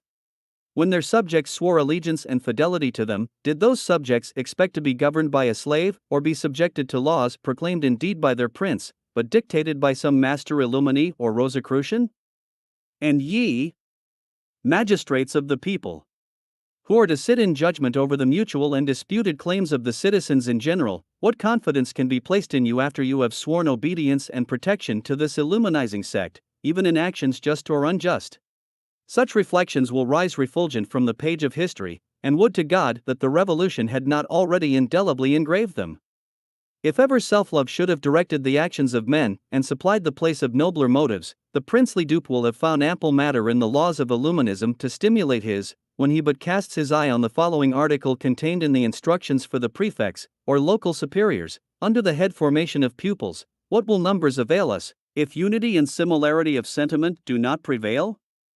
No rank, no state of life, can dispense the brethren from our labors or our trials.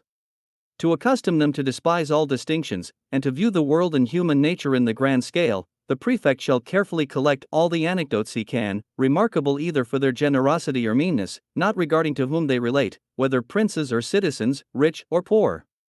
He will transmit them to the masters of the minervals, and these will expose them in a proper manner to their pupils.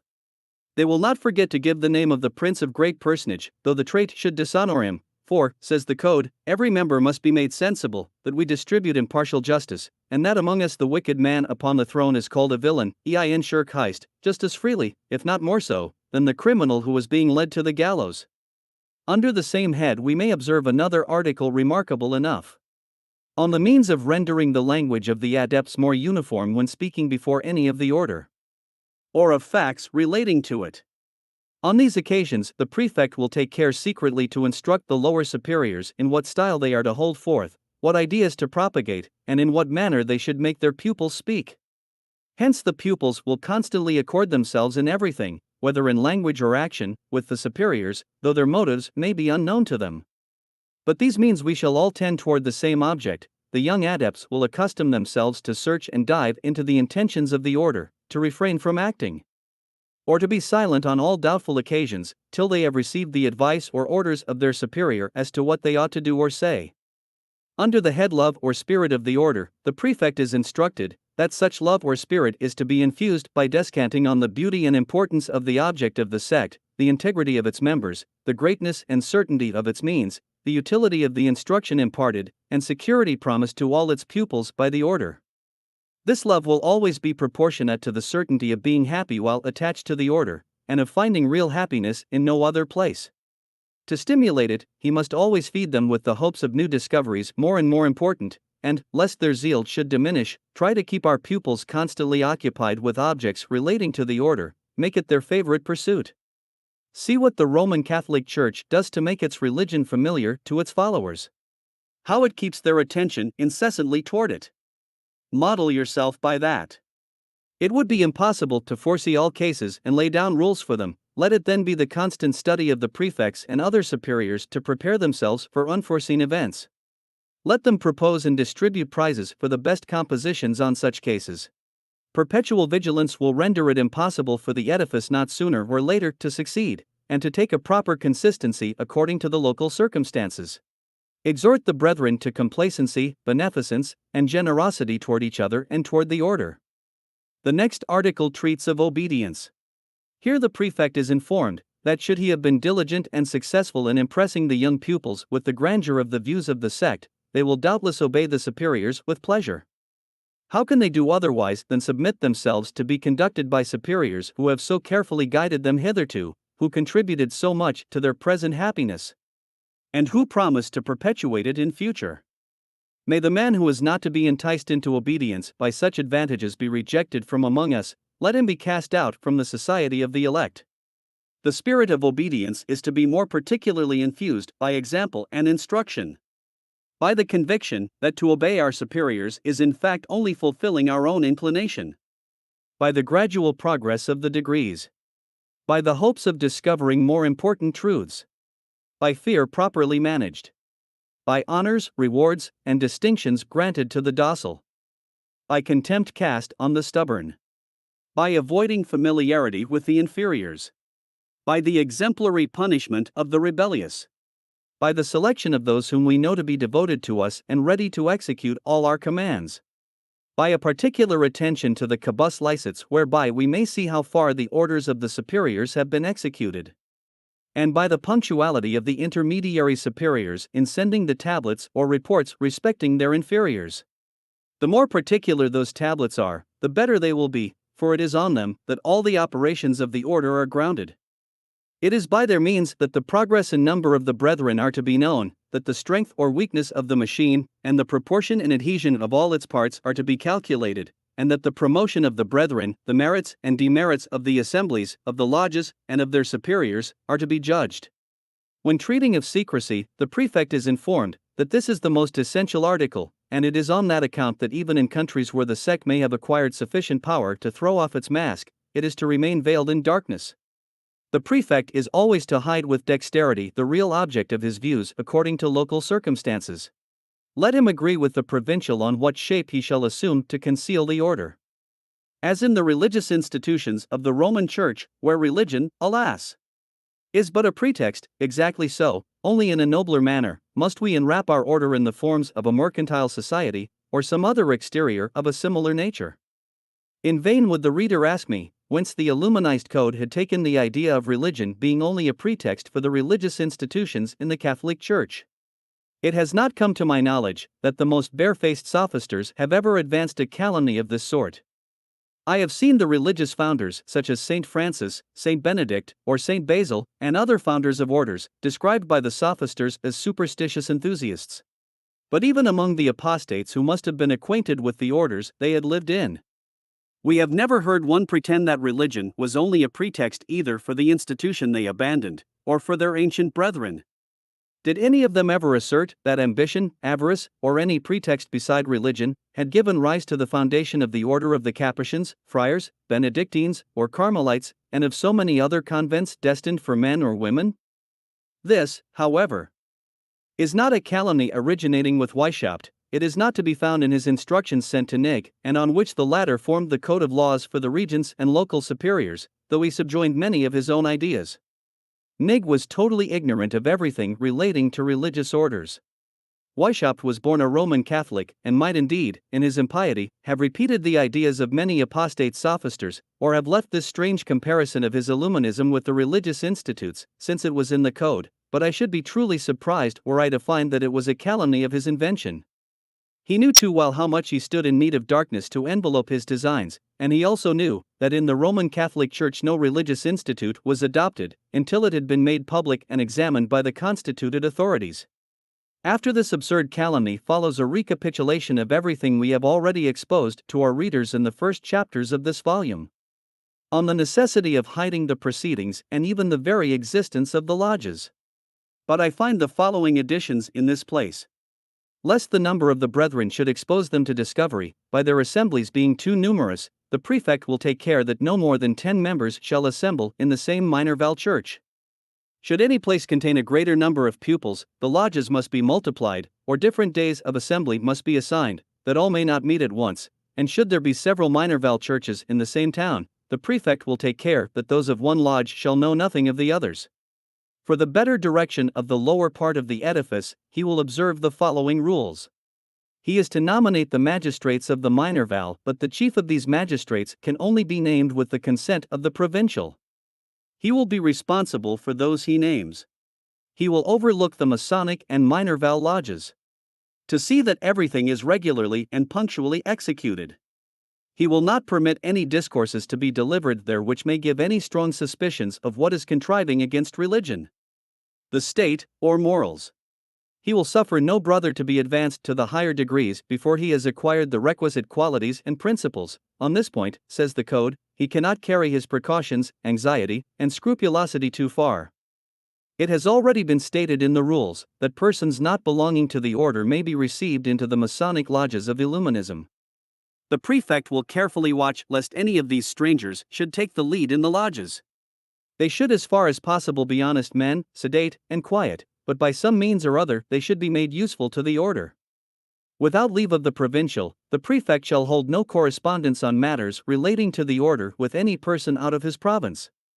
As his peculiar object will be to watch over and to instruct the superiors of the minor val and Masonic lodges, he will have recourse to the provincial in all doubtful cases of any importance. Let the prefect make himself perfect master of these rules. Let him follow them with precision, let him always attend to the whole of the object, let him take care that each one may attend to his duty, doing neither more nor less than the law requires, and he will find in this instruction that is necessary for the regulation of his conduct. Such is the promise which terminates the laws for the prefect of Illuminism. The 5 articles treated of in these regulations are prefaced by a far more pompous promise. If, it is said, we have exactly foreseen everything relating to these 5 articles, nothing will be impossible for us in any country under the sun. Chapter 17. Instructions for the Provincial. By far the greater part of the Code of Laws which has just been laid before the reader as relating to the regents and prefects of the Illumines was originally written by Weishaupt for the instruction of his provincials. This is evident from the first digest of these laws, as they appear in the second part of the second volume of the original writings of the sect, from page 17 to 43. It is even one of those parts which Nig looked upon as a masterpiece of politics. So replete with artifice did he think it, that he deemed it a pity to circumscribe the knowledge of it to the provincials alone. The reader has seen what use he has made of them, thoroughly persuaded that the regents in general, and particularly the local superiors, could greatly benefit the order by attending to them. The Areopagites in general consented to these new dispositions, but the following part of this chapter remained appropriated to the provincials. 1. The provincial shall make himself perfect master of the whole constitution of the order. The system of it should be as familiar to him as if he had invented it. 2.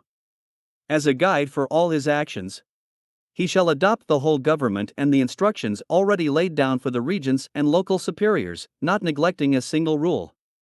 3. The provincial shall be chosen by the regents of his province, and be confirmed by the national superior. The high superiors, the Areopage in general, have the power of deposing him. 4. He shall be a native of, or at least be thoroughly acquainted with the province under his inspection. 5. He shall be engaged as little as possible in public concerns, or in any other enterprise, that he may devote all his time to the order. 6. He shall assume the character of a man retired from the world, and who only seeks rest. 7. He shall fix his residence as nearly as possible in the center of his province, the better to watch over the different districts. 8. On his being named provincial, he shall leave his former characteristic, and assume that which the high superiors shall give him. The same superiors will send him the impression of the seal he is to bear, and he will wear it engraved on his ring. 9. The archives of the province, which the regents will have taken care to seal up and carry away on the demise of his predecessor, are to be entrusted to him on his nomination. 10. The provincial will monthly transmit the general report of his province to the national inspector immediately over him. As he himself only receives the reports of the local superiors a fortnight after the month is up, he will necessarily be always a month behindhand, making, for example, the report of May about the end of June, and so on. This report will be subdivided into as many parts as he has prefects under his inspection. He will carefully note everything of consequence that has happened in any of the schools or lodges, also the names, ages, country, station in life, and the date of the reversal letters of each new adept, the high superiors wishing to have no further information concerning the new adepts until they come to the class of regent, unless on some particular occasion. 11. Beside this monthly report, he is to apply to the national superior in all extraordinary cases which are not left to his decision. He is also to send in his personal tablets every 3 months. And he will undertake no political enterprise without having first consulted. 12. He has nothing to do with the other provincials. Let things go on well or ill in a neighboring province, it is no business of his. If he wishes to ask anything of the other provincials, let him apply to the national inspector. 13. If he has any complaint to make against the inspector, he will direct his letter solely or primo. 14. All the regents of the province are his counselors, they are to second and help him in all his enterprises. If it be convenient to him, he should have 2 of them near his person to serve him as secretaries. 15. He confirms the nominations of all the superiors of the inferior degrees. He also names the prefects, but they must be approved by the director, who can refuse his sanction. 16. He has a right to send the brethren who are pensioned by the order, and to employ them in those parts of the province where he may think them most useful. 17 and 18. He transmits the characteristics of the brethren and geographical names of the lodges to the prefects, as he receives them from the high superiors. 19. He is also to send the names of the excluded brethren, that an exact list may be preserved in all the assemblies. 20. When he has any reprimand to make to a brother, whom it may be dangerous to offend, he will assume an unknown hand, and the signature of Basil. This name, which no member of the order bears, is peculiarly preserved for that object. 21. He will sometimes write to the inferior degrees, and on the proposition of the epops he will decide what books are to be put into the hands of the young adepts according to the degrees they are in. He is as much as possible to promote libraries, cabinets of natural philosophy, museums, collections of manuscripts, etc. In the most convenient parts of his province, these, it may easily be conceived, are only intended for the adepts. 22. The provincial opens the letters of the minor and major illumines which are directed solely. He also reads the cabus licets of the epops and pritnos of the novices, but can neither open the primo of the minor vel, the soli of the knight, nor the cabus licet of the regent. This gradual power of opening the letters of the brethren according to the degree they belong to plainly indicates that some mark peculiar to each degree is made use of. But I have not been able to discover that mark. The reader will have observed that all the letters, even the cabus licets, are opened by brethren of a higher degree than that of the adept who writes, and consequently he can never know who it is that answers him, as the rules of this hierarchy are only made known to the brethren in proportion as they rise in dignity. The provincial himself can only form a conjecture as to the persons who open his letters and those of the other brethren which he is not permitted to open himself.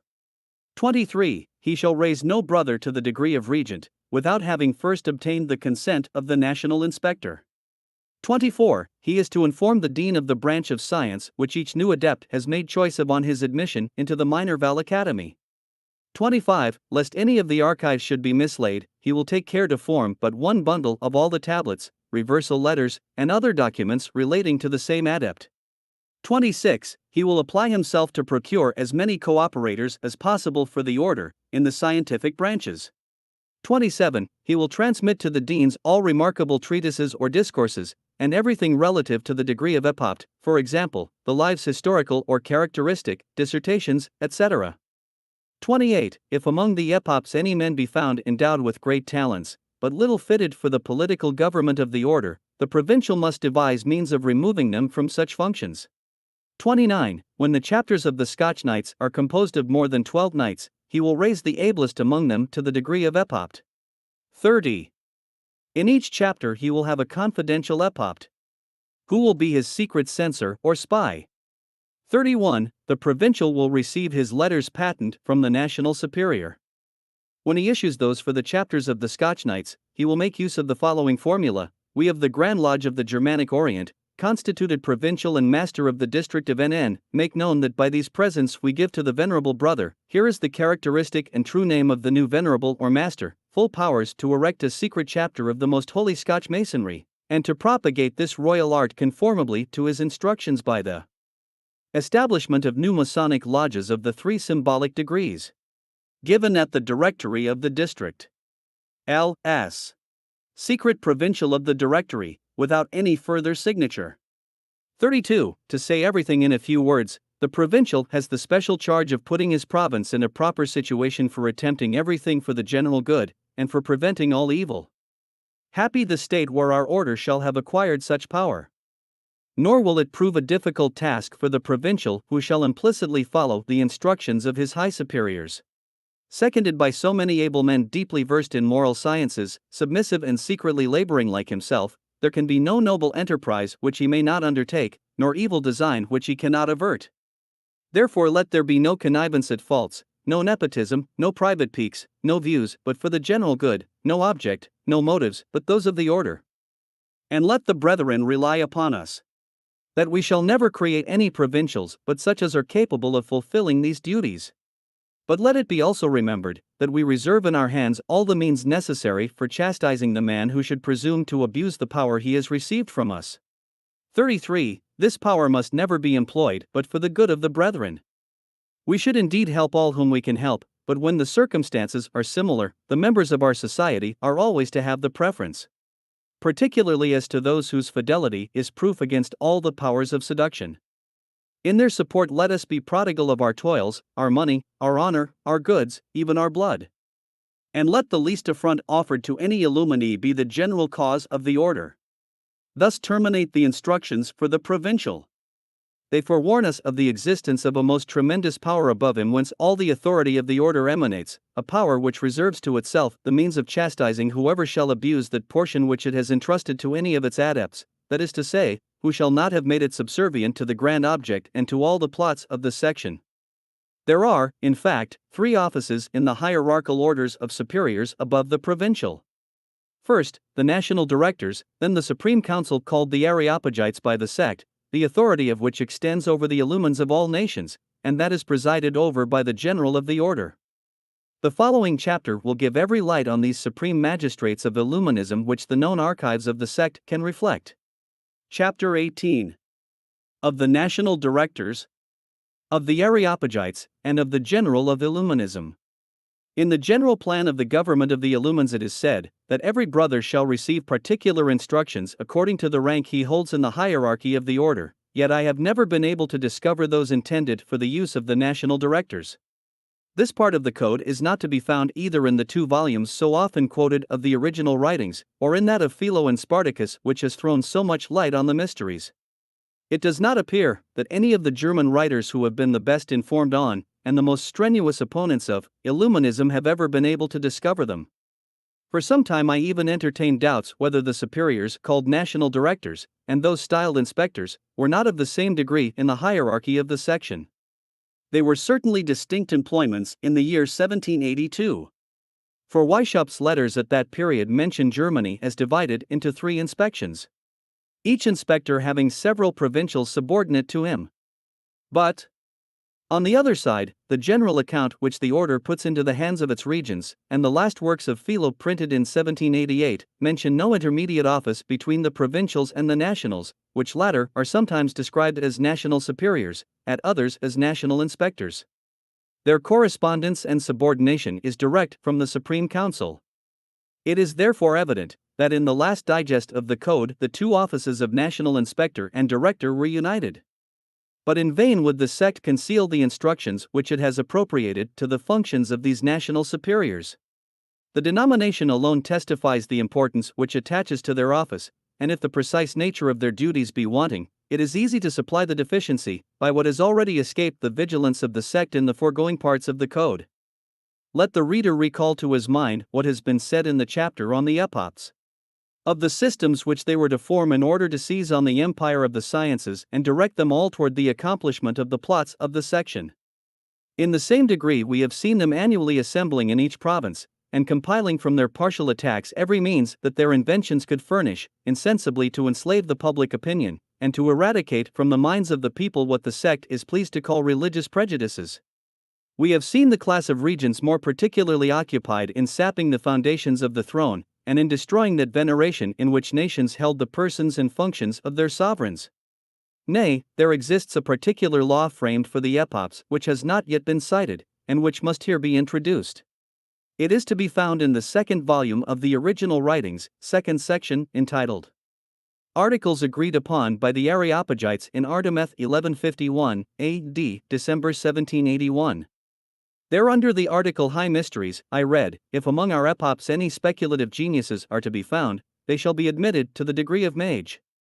These adepts shall be employed in collecting and digesting all the grand philosophical systems, and will invent or compile for the people a system of religion which our order means as soon as possible to give to the universe. I do not forget that I am to treat of the national directors, but am somewhat afraid that my readers may adduce this plan for giving a new religion to the whole universe, as invalidating their plot for the destruction of every religion. Let such readers, however, reflect on the religion which Weishaupt has himself laid down for his mages. It is the rankest Spinozism, admitting of no God but the world itself, that is to say, absolute atheism. Let them also remember that one of the last secrets of the grand mysteries is to reveal to the adepts that all religions are grounded on and are the invention of imposture.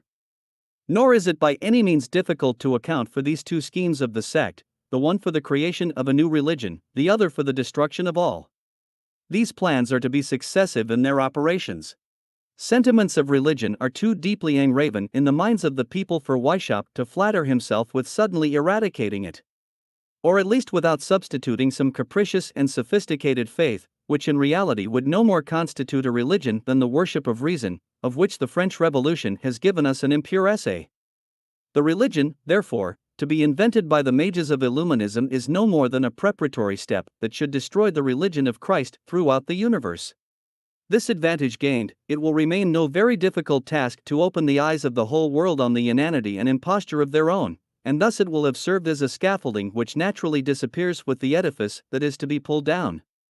This religion to be invented may be considered as on a parallel with those new governments, those democracies, which are to amuse the people until the period shall come when their illuminizing equality and liberty shall have taught them that each one is essentially his own sovereign, that this sovereignty is an imprescriptible right inherent in each man, in direct opposition to democracy, and even to all property or social compact. Such is the general tenor of the systems to be invented and prosecuted by the sect, for attaining the grand object of these conspirators.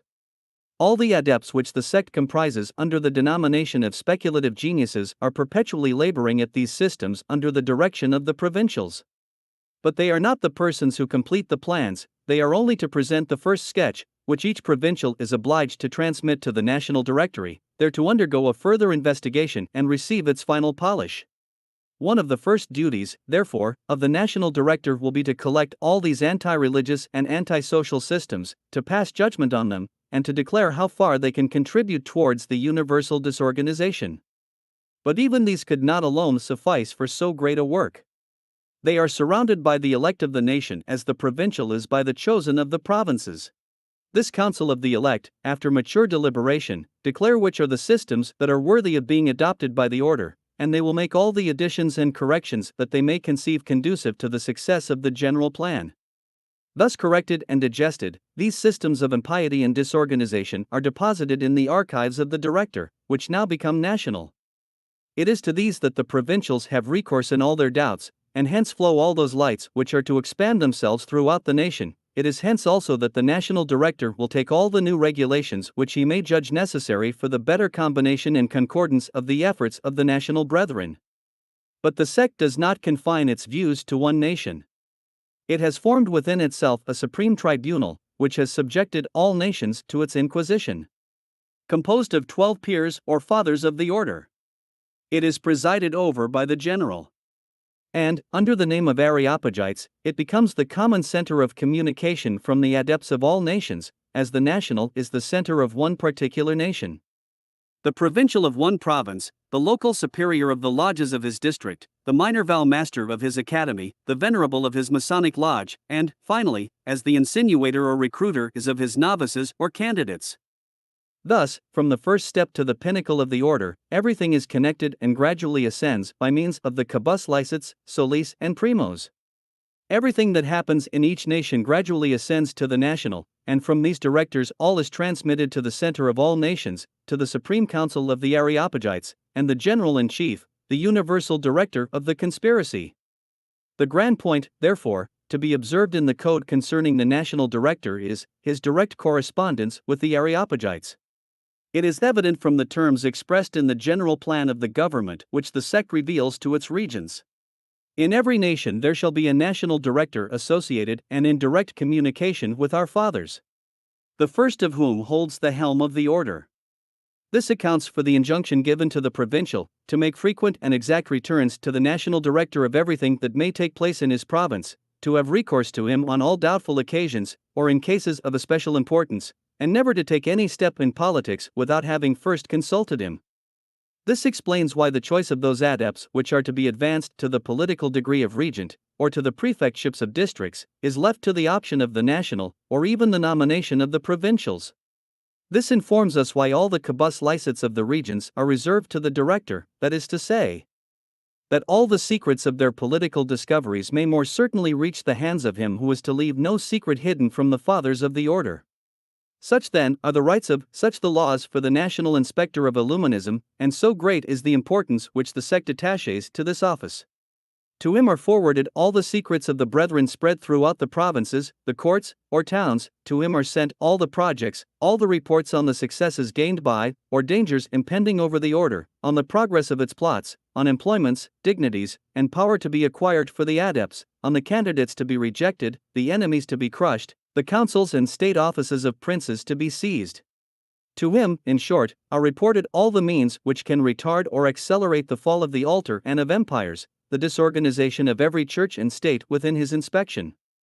It is by means of his direct correspondence, and that of his connationals, that the discoveries of the scrutators, the political plans of the brethren, the speculations of the plotting geniuses of the order, the plans proposed and debated in the councils of princes, and everything, in short, which can weaken or strengthen the opinion of the people, which is to be foreseen or hindered, to be anticipated or hastened in each town, court, or family, are concentrated and subjected to the views of the Supreme Council of the section.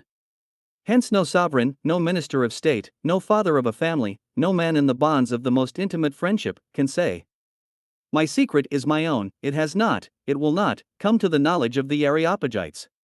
By means of these same national directors too, we behold all the orders of the illuminizing peers gradually descending to the adepts of all nations, of all provinces, academies, and lodges, whether minor val or Masonic, and immediately reascending through these same nationals an exact statement to the Areopagites in what manner each command has been executed. It is by the nationals too, that the Supreme Council is informed of the negligent brethren who need to be stimulated, of the transgressors and stubborn adepts who deserve punishment, and stand in need of being reminded that they have sworn to submit both their lives and fortunes to the commands of the high superiors, the unknown fathers, of the Areopagites. In vain would the sect strive to conceal the laws which the code lays down for these inspectors. After what the reader has already seen of the laws of the order, he must naturally conclude that such are evidently the mysteries comprehended in those words: "There shall be in each empire a national director associated or in direct correspondence with the fathers of the order." With respect to the laws and interior economy of the councils, it is easy to be conceived that the sect has succeeded in encompassing them with impenetrable darkness. Some few rays of light, however, have been cast on it, and that by the fathers themselves. In the first place, we see Philonig, in his Apology, speaking as follows of these supreme magistrates of Illuminism: "Their labors, with regard to the parts purely speculative, were to have in view the knowledge and the tradition of all the important, holy, and sublime discoveries to be made in the religious mysteries and in the higher philosophy. 12 Areopagites only are to compose this tribunal, and one of them is to be the chief. When any one of the members dies, or retires, his successor is chosen from among the regents." This general idea given by Nig of the Supreme Council is indeed mysterious, but he could scarcely be expected to publish more, knowing as he did the fate which awaits those who betray the secrets of the section. He has, however, at least said enough to give us clearly to understand that all the religious and philosophical, or rather impious and sophisticated speculations of the epochs, perpetually perverting the sciences and operating the extinction of all religious ideas, are concentrated within the council of the Areopagites. We have seen them combining, digesting, approving, or rejecting those plans of a new religion which the mages are directed to invent, and which the sect means incontinently to give to the world. In his familiar correspondence, Spartacus speaks more openly and with greater latitude to his beloved Cato. Therein it appears that anti-religious systems do not alone employ the meditations of the fathers, for, soon after having mentioned the object of those cabus licets in which the young adepts were to give an account of the prejudices they might have discovered in themselves, which of them predominated, and how far they had succeeded in destroying them, he proceeds to say, "It is by these means that I discover such of our order as have the proper dispositions for adopting certain special doctrines, and more elevated, on governments and religious opinions." He then continues, "The maxims and politics of the order are completely explained in the end. Here, in the Supreme Council, they project and examine the plans to be adopted for gradually enabling us to attack the enemy of reason and human nature personally, auf den Leib. Here also the mode of introducing such plans into the order is discussed, and it is decided to which brethren they are to be entrusted, and how far each one can be employed in their execution, in proportion to the insight given to him." The reader is already too well acquainted with the maxims and policy of Illuminism, not to join with me in saying, here then is the grand object of this Supreme Council of the sect. It is in that dark recess that all those artifices are devised for rendering the disorganizing systems of equality and liberty familiar to the illuminizing adepts. There is exactly ascertained the proportion which each class of the brethren can bear in this universal destruction of religion, empire, society, and property. There again is the day anxiously sought and the means prepared, for hereafter throwing off the mask, and attacking personally the defenders of religion, laws, and property, as so many enemies to reason and humanity. There concentrate all the declarations, the reports, the plans of all the brethren dispersed throughout the universe, that the sect may judge of its own strength, and compare it with that of the friends. To the altar and the laws. To sum up all, it is there that the artifices and means are determined on, and the merits and powers of the higher adepts are investigated prior to their being entrusted with that part of the grand conspiracy to which their abilities are best adapted. Let the reader remember that it is not a stranger to the sect who has thus described the Areopage, it is the grand legislator of Illuminism himself. Can we any longer stand in need of the regulations for this council? No, we well know what they must be. We know that impiety, and the most consummate arts in seduction and sedition, are to be their leading features. We further know that its members must resemble Weishaupt himself, before they can be permitted to sit with him in council. What other bond of union do they need, beside the machination of the most hideous plots, the just or unjust means of forwarding the interests of the sect as much as circumstances will permit, and the ensuring of success by the blackest and most profound artifices that depravity can invent? The fertile genius of the legislator, however, would not commit the success of the least of his crimes to chance. He attempted to sketch a code of laws for his Areopagites, and for any future Spartacus that might succeed him. The code contains but a sketch of what he calls laws ad interim. It is to be found in the 9th section of the first volume of the original writings, and is addressed to the Areopagites. Many other passages of his letters relate to the same object. I have transcribed the following articles. The Areopagites shall form the Supreme Council, literally, the Supreme College. Their occupations shall relate to affairs of the greatest importance, and they shall pay little or no attention to such as are less essential. They may recruit, it is true, können sie zwar rekrutieren, that is to say, they may entice candidates into the order. But they must leave the care of their instruction to some intelligent adept. From time to time they will visit these candidates, to inspire them with fresh ardor, to stimulate their zeal. They will be particularly careful in seeing that the progress and method of our illumines is everywhere uniform. They will more particularly watch over Athens, Munich, the principal lodge after that of Ingolstadt, where Weishaupt resided at the time he wrote these instructions. They will make no reports concerning that lodge to any body but Spartacus. They will send monthly a statement of all the principal events, a sort of gazette, ein Art von Zeitung, to the brethren, conscii, that is to say, to those only who are initiated in the last secrets. But, continues Weishaupt, nota bene, this gazette as yet has been no more than our common journal, the Conchii must compose one for the use of the Areopagites. These latter will labor at projects, ameliorations, and other objects of a similar nature, which are to be made known to the Conchii by circular letters. They are the people who are to bear a part of the weight of the general correspondence. They are not allowed to open the letters of complaint, dilit eras gravatorials, that is to say, those containing any complaints against them. These are to be transmitted to the general, to Spartacus, as a sure means of informing him that they fulfill their duty.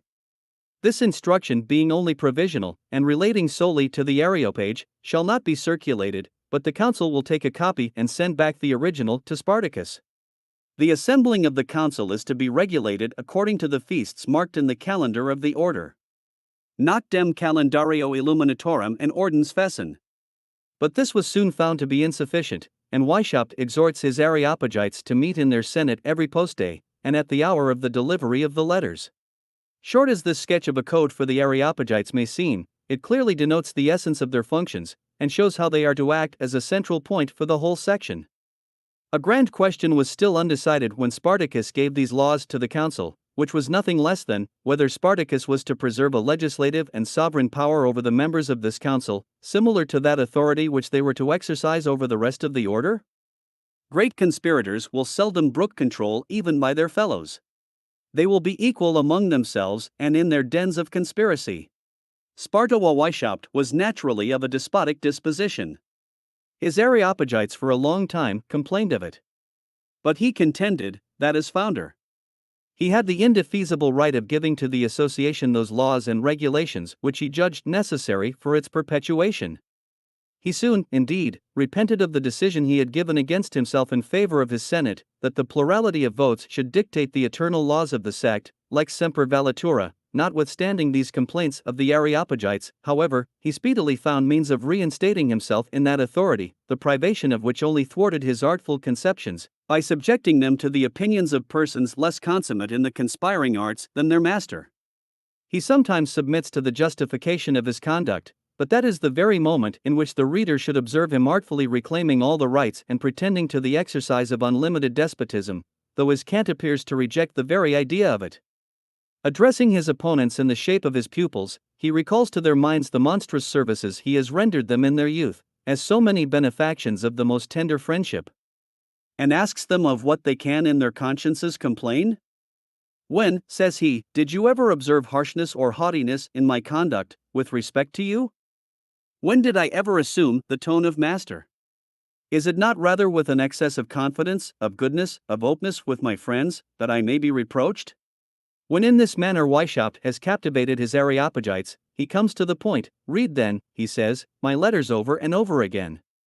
You will therein perceive that the grand object of our society is not a thing of small consequence for me, that I know how to view it, and treat it also, in the most serious manner, that I have always aimed at the establishment of order, submission, discipline, and activity, as the sole means that can lead you to the grand object.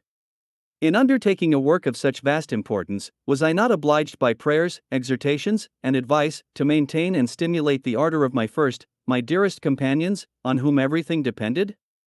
If I wish to keep the supreme direction in my own hands, hear my reasons, which are most certainly of great weight. In the first place, I must necessarily know with whom I have to deal, and must be ascertained of the fidelity of our people, and, to effectuate this, I am not to receive reports from a sixth hand, or perhaps one still more remote, on the execution of my plans, which have been approved of by the elect of our mysteries. In the next place, am I not the constructor of this grand edifice? Is there no respect due to me? When my system shall be completed, will it not be necessary for me to inspect the whole, and keep every man at his station? It is a great and radical defect in a society, where a superior is dependent on the inferiors, as it has been attempted to render me. But, to show you how much I value the friendship of my former friends, above all the authority I may exercise over others, I renounce all my rights, all my authority. Accept my warmest acknowledgments for all your past labors and patience. I flatter myself they have been hurtful to nobody, and that many have acquired from me lights on secret societies which they would not easily have found elsewhere. The purity of my intentions is my consolation and my recompense. From this instant I betake myself to obscurity and repose, where I shall not meet with zealous and envious opponents. There I shall be my own master and my own subject. The Illuminizing despot thus artfully pleaded his cause. The Areopagites were impatient of his authority, but at the same time felt the want of so disorganizing a genius, and that they might not be deprived of its cooperation, they reproached the legislator with the extinction of his zeal. The fire, however, was only hidden beneath the embers. They once more submit to the yoke of their former chief, who, inflamed with zeal, dictates the conditions on which alone he will deign to place himself once more at their head. Everything is worthy of being remarked in them. The haughty spirit in which they are conceived, the nature, object, and extent of the power he assumes over the Supreme Council and elect of the order, are all worthy of our attentive notice. I begin, says he, by telling you beforehand, that it may not any more be a subject of surprise, that I will be more severe than ever. I will not overlook a single fault, and shall in that respect be much more strict toward persons whom I know rather than toward those with whom I am not so familiar. My object and views require it. And to whom would you have me address myself, if not to the chiefs of the order, since they alone are in direct correspondence with me? That things may succeed, it is necessary that we should be actuated but by one opinion, one sentiment, and be acquainted but with one language. And how can this be accomplished, if I cannot freely speak my mind to our people? I will then reassume my post of general on the following conditions: I. That you will execute neither more nor less than what I shall command. I shall expect it in future, at least, should any change be thought necessary, I am to receive previous notice of it. 2. I expect that every Saturday a proper report shall be sent to me of everything that has taken place during the week, and that it shall be in the form of minutes signed by all the elect present. 3. That I shall be informed of all the members that have been recruited, or persons that are to be recruited, with an outline of their characters, and let some particulars concerning them be added when they are admitted. 4. That the statutes of the class in which you labor be punctually observed, and that no dispensations be granted without previous investigation. For should each one take upon himself to make such changes as he pleased, where would be the unity of the order? What I exact from you, you shall exact from those that are subject to you. If there be no order and subordination in the higher ranks, there will be none in the lower. It was on the 25th of May 1779 that Weishaupt dictated these laws to his Areopage. A fifth condition seems to have made them merely provisional, and to have entrusted the despotic power in Weishaupt's hand only until the order had acquired a proper consistency, but he took care not again to lose the newly acquired supremacy, though the Areopagites still regretted the loss of their aristocracy, and the being reduced to be the mere agents or prime ministers of the Spartacus of the order. But let us attend to that Spartacus, who has always represented the most legitimate authority as an outrage on human nature.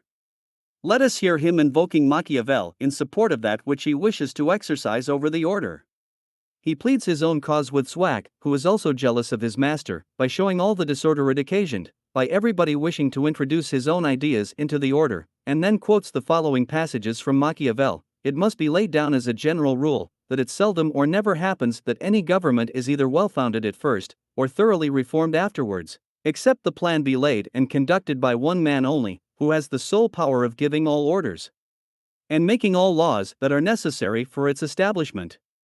A prudent and virtuous founder of a state, therefore, whose chief aim is to promote the welfare of many rather than to gratify his own ambition, to make provision for the good of his country, in preference to that of his heirs or successors, ought to endeavor by all means to get the supreme authority wholly into his hands, nor will a reasonable man ever condemn him for taking any measures, even the most extraordinary, if they are necessary. For that purpose, the means indeed may seem culpable, but the end will justify him if it be a good one, for he only is blamable who uses violence to throw things into confusion and distraction, and not he who does it to establish peace and good order.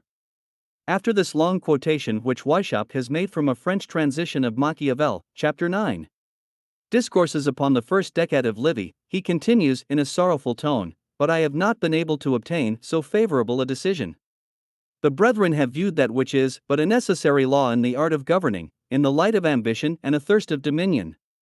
In the midst of this contention for power, he felt himself so superior in the art of governing conspiring associations at least, that he did not hesitate at writing to his Areopagites: As to politics and morality, gentlemen, you must confess that you are as yet at a great distance behind me.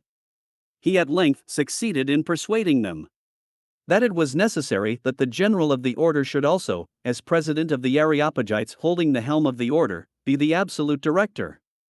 Weishaupt, who left nothing relating to the disorganizing arts in an imperfect state, must, no doubt, have composed instructions to guide his successors in the exercise of their supremacy, and to teach them how to make the same use of it which he intended. But the reader will easily conceive that these never could have escaped the vigilance of the sect, nor pierced the dark cloud with which it had enveloped itself. It may even be possible that Weishaupt had not sufficient confidence in his Areopagites to entrust them with the entire plan. Throughout the whole hierarchy of Illuminism, the lower degree is entirely ignorant of the particular instructions of the superior degrees, and why should not Weishaupt, who wished to perpetuate his disorganizing genius in all the succeeding generals, have followed the same plan? He undoubtedly dictated laws and rules for their conduct, gave them rights which were to maintain both themselves and their Areopagites in their hierarchical superiority, and second them in the pursuit of their grand object, and these were entitled instructions for the general of the Illumines. No historian can flatter himself with the discovery of such a code of artifice and cunning. The most unrelenting wickedness and hypocrisy had invented it, and genius alone can pretend to dive into such secrets. The historian can only pretend to collect those articles which are to be found in Weishaupt's familiar correspondence, or in other parts of the code or writings of the section. Were we to throw this compilation into the form of instructions, the following might be nearly the result of our research. 1. The general shall be chosen by the 12 peers of the Areopage, on the plurality of votes.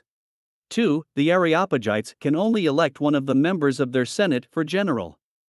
Einaus mit Gewaltsoberhaupt.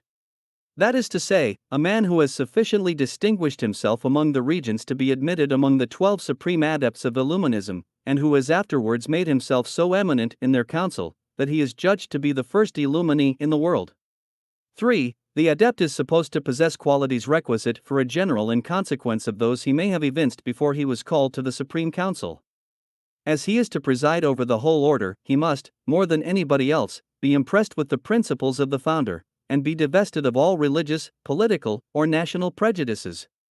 The grand object of the order must be more particularly inculcated into him, namely, that of teaching the whole universe to set aside all government, laws, and altars, and he must perpetually attend to the grand interests of human nature.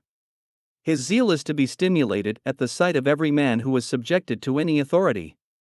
It is to reinstate the inhabitants of the earth in their original equality and liberty that he is constituted general of all the illumines that are or will be spread over the world during his reign, all laboring at the accomplishment of the grand revolution of the Mancheing.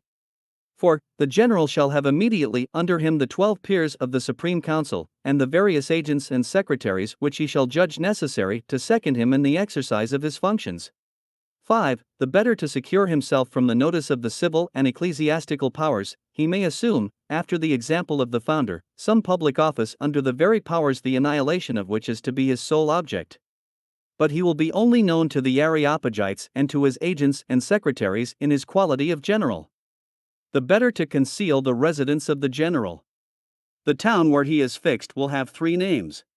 The common name known to all, the geographical one peculiar to the order, and a third known only to the Areopagites and the Conchii or elect. 6. Our success greatly depending on the moral conduct of the Areopagites, the general will pay particular attention to prevent all public scandals which might hurt the reputation of the order. He will represent to them in the strongest colors how much bad example will contribute to alienate from the order the kinds of persons who might otherwise prove its most useful members. 7. The better to preserve that respect which virtue commands from inferiors, the general will assume the character of austere morals. That he may always have the grand object present to his mind, and be wholly occupied with the duties he has to fulfill, let him never lose sight of that great maxim so frequently inculcated in his letters by the founder, as the leading feature to which he owed all his successes. Multum sudavit et alsit. Abstinude venire et vino. He neither feared heat nor cold, he abstained from wine and women, that he might always be master of his secret, always be master of himself, and prepared for all exigencies where the interests of the order might require it. 8. The general shall be the central point for the Areopagites, as the latter are for the whole body of Illumines. That is to say, each Areopagite holding correspondence with the national inspectors is to make a report of all the quibus licets sent, and of all the secrets discovered by the corresponding inspector. The secrets thus flowing from all parts will ultimately settle under the eye of the general. 9. The functions of the general, and the success of his dispositions, greatly depending on the information he receives by means of this correspondence, he will distribute it among his Areopagites, assigning to each that of a particular nation whose inspector is to transmit all his reports to him. 10. The principal heads of this correspondence shall be first, the number of the brethren in general, that the force of the sect may be ascertained in each nation. Secondly, those brethren who distinguish themselves the most by their zeal and intelligence. Thirdly, those adepts who hold important offices about the court, in the church, armies, or magistracy, also what kinds of services might be expected from or prescribed to them in the grand revolution which our order was preparing for human nature.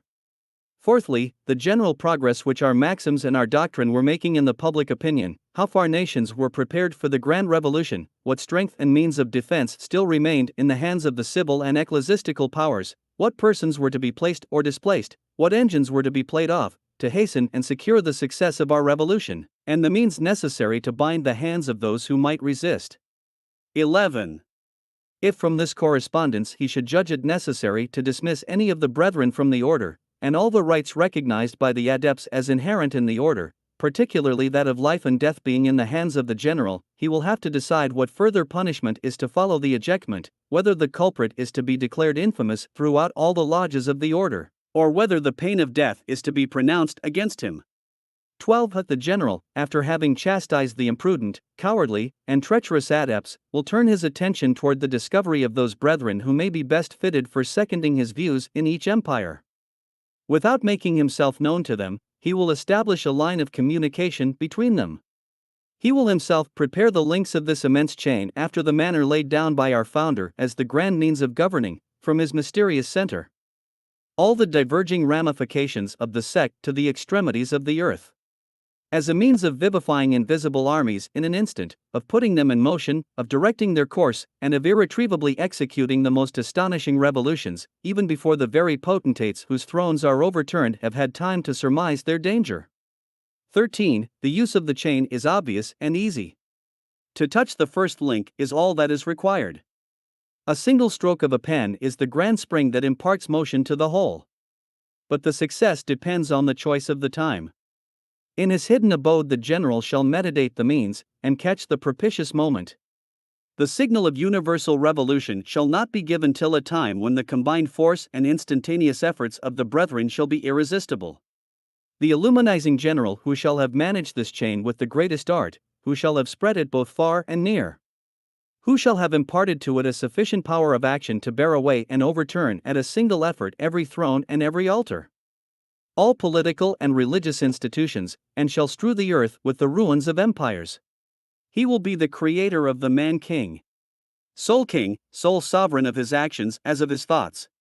To that general is reserved the glory of consummating the grand revolution which has so long been the ultimate object of our mysteries. Whatever proofs I may have adduced, that must naturally lead my readers to such a conclusion. It may nevertheless be an object of surprise to them to see that Weishaupt had really planned this long chain of subterraneous communications, by which himself and his successors were empowered invisibly to actuate thousands of legions, which instantaneously, on a day prescribed, might burst into existence armed with pikes and torches, and all the horrid implements of universal revolution. Let my readers then cast their eyes on this series of progression, which Weishaupt has with his own hand traced in his letters first to Cato Zwack and afterwards to Celsus Pater. The explanations are his own, and let them be particularly attended to. For the present, direct nobody to me but Cortez, that I may have some leisure to digest my speculations, and determine each one's place, for everything depends on that. My operations with you shall be directed by the following table. Immediately under me I have 2 adepts, into whom I infuse my whole spirit, each of these corresponds with 2 others, and so on. By this method, and in the simplest way possible, I can inflame and put in motion thousands of men at once. It is by such means that orders are to be transmitted and political operations carried on. A few days after he writes to Celsus Pater, and tells him, I have sent to Cato a table, schema, showing how one may methodically and without much trouble arrange a great multitude of men in the finest order possible. He will probably have shown it to you. If he has not, ask for it. Here is the figure, then follows the figure. The spirit of the first, of the most ardent, of the most profound adept daily and incessantly communicates itself to the 2A, by the one to B, by the other to C, B, B, and C communicate it to the 8 following, these to the next 16, from thence to the 32, and so downwards. I have written a long explanation of it all to Cato.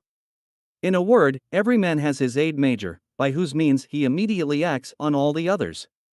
The whole force first issues from the center and then flows back again to it. Each one subjects, as it were, to his own person, 2 men whom he searches to the bottom, whom he observes, disposes, inflames, and drills, as it were, like recruits, that they may hereafter exercise in fire with the whole regiment.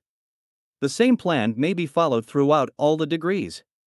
This is not a document which, like many others, flowed unintentionally from Weishaupt's pen, and which he left his disciples to collect, in order to form the political code. Give me leisure to digest my speculations, and to determine each one's place. It is by such means that orders are to be transmitted, and political operations carried on.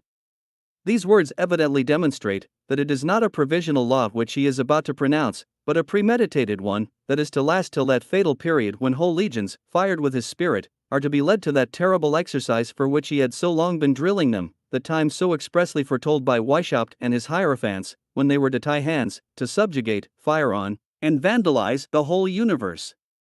When this fatal law shall be fulfilled, then will the last Spartacus sally forth from his baleful den, and triumphantly claim the sanguinary palm of murder and destruction from the old man of the mountain, who would scarcely have been worthy of being his precursor. The earth loaded with the ruins of laws and empires, mortals blaspheming their God, nations lamenting over their conflagrating towns, their palaces, public monuments, and arts, and even their cottages, all overthrown, society weeping over its laws, such shall be the sight which the last Spartacus will contemplate with joy, when he shall exultingly exclaim, at length, my brethren, the long-wished-for day is come, let us celebrate the name, and dedicate this day as sacred to the memory of Weishaupt, our founder. We have consummated his grand mysteries, no laws shall exist, but those of his order. Should nations be ever tempted to return to their wickedness, to laws and society, this code, which has once destroyed their bonds, may do it again. Will not hell vomit forth its legions to applaud this last Spartacus, to contemplate in amazement this work of the illuminizing code? Will not Satan exclaim, here then are men as I wished them? I drove them from Eden, Weishaupt has driven them to the forests. I taught them to offend their God, he has made them reject their God entirely. I had left the earth to repay them for the sweat of their brow, he has stricken it with sterility, for it will be in vain for them to pretend to till and sow that which they shall not reap. I left them in their inequality of riches, but he has swept all away, he has destroyed the very idea of property, he has transformed mankind into brigands. Their virtues, happiness, and greatness under the protecting laws of society or of their country was an object of jealousy to me, but he has cursed their laws and their country, and has reduced them to the stupid pride and ignorance of the roaming, savage, and vagabond clans. In tempting them to sin, I could not deprive them of repentance and the hope of pardon, but Weishaupt has taught them to scoff at crime and despise repentance. Villainy without remorse, and hopeless misfortune, are all that he has left to the miserable inhabitants of the earth. Meanwhile, before Satan shall exultingly enjoy this triumphant spectacle, which the illuminizing code is preparing, let us examine how far success has hitherto attended on its footsteps. What share has it borne in that revolution which has already desolated so many countries and menaces so many others? How it engendered that disastrous monster called Jacobin, raging uncontrolled, and almost unopposed, in these days of horror and devastation? In short, what effects this code of the Illumines has produced, and what effects it may produce. This will be the object of the historical part of the sect, and of the fourth and last volume of these memoirs. End of the third part.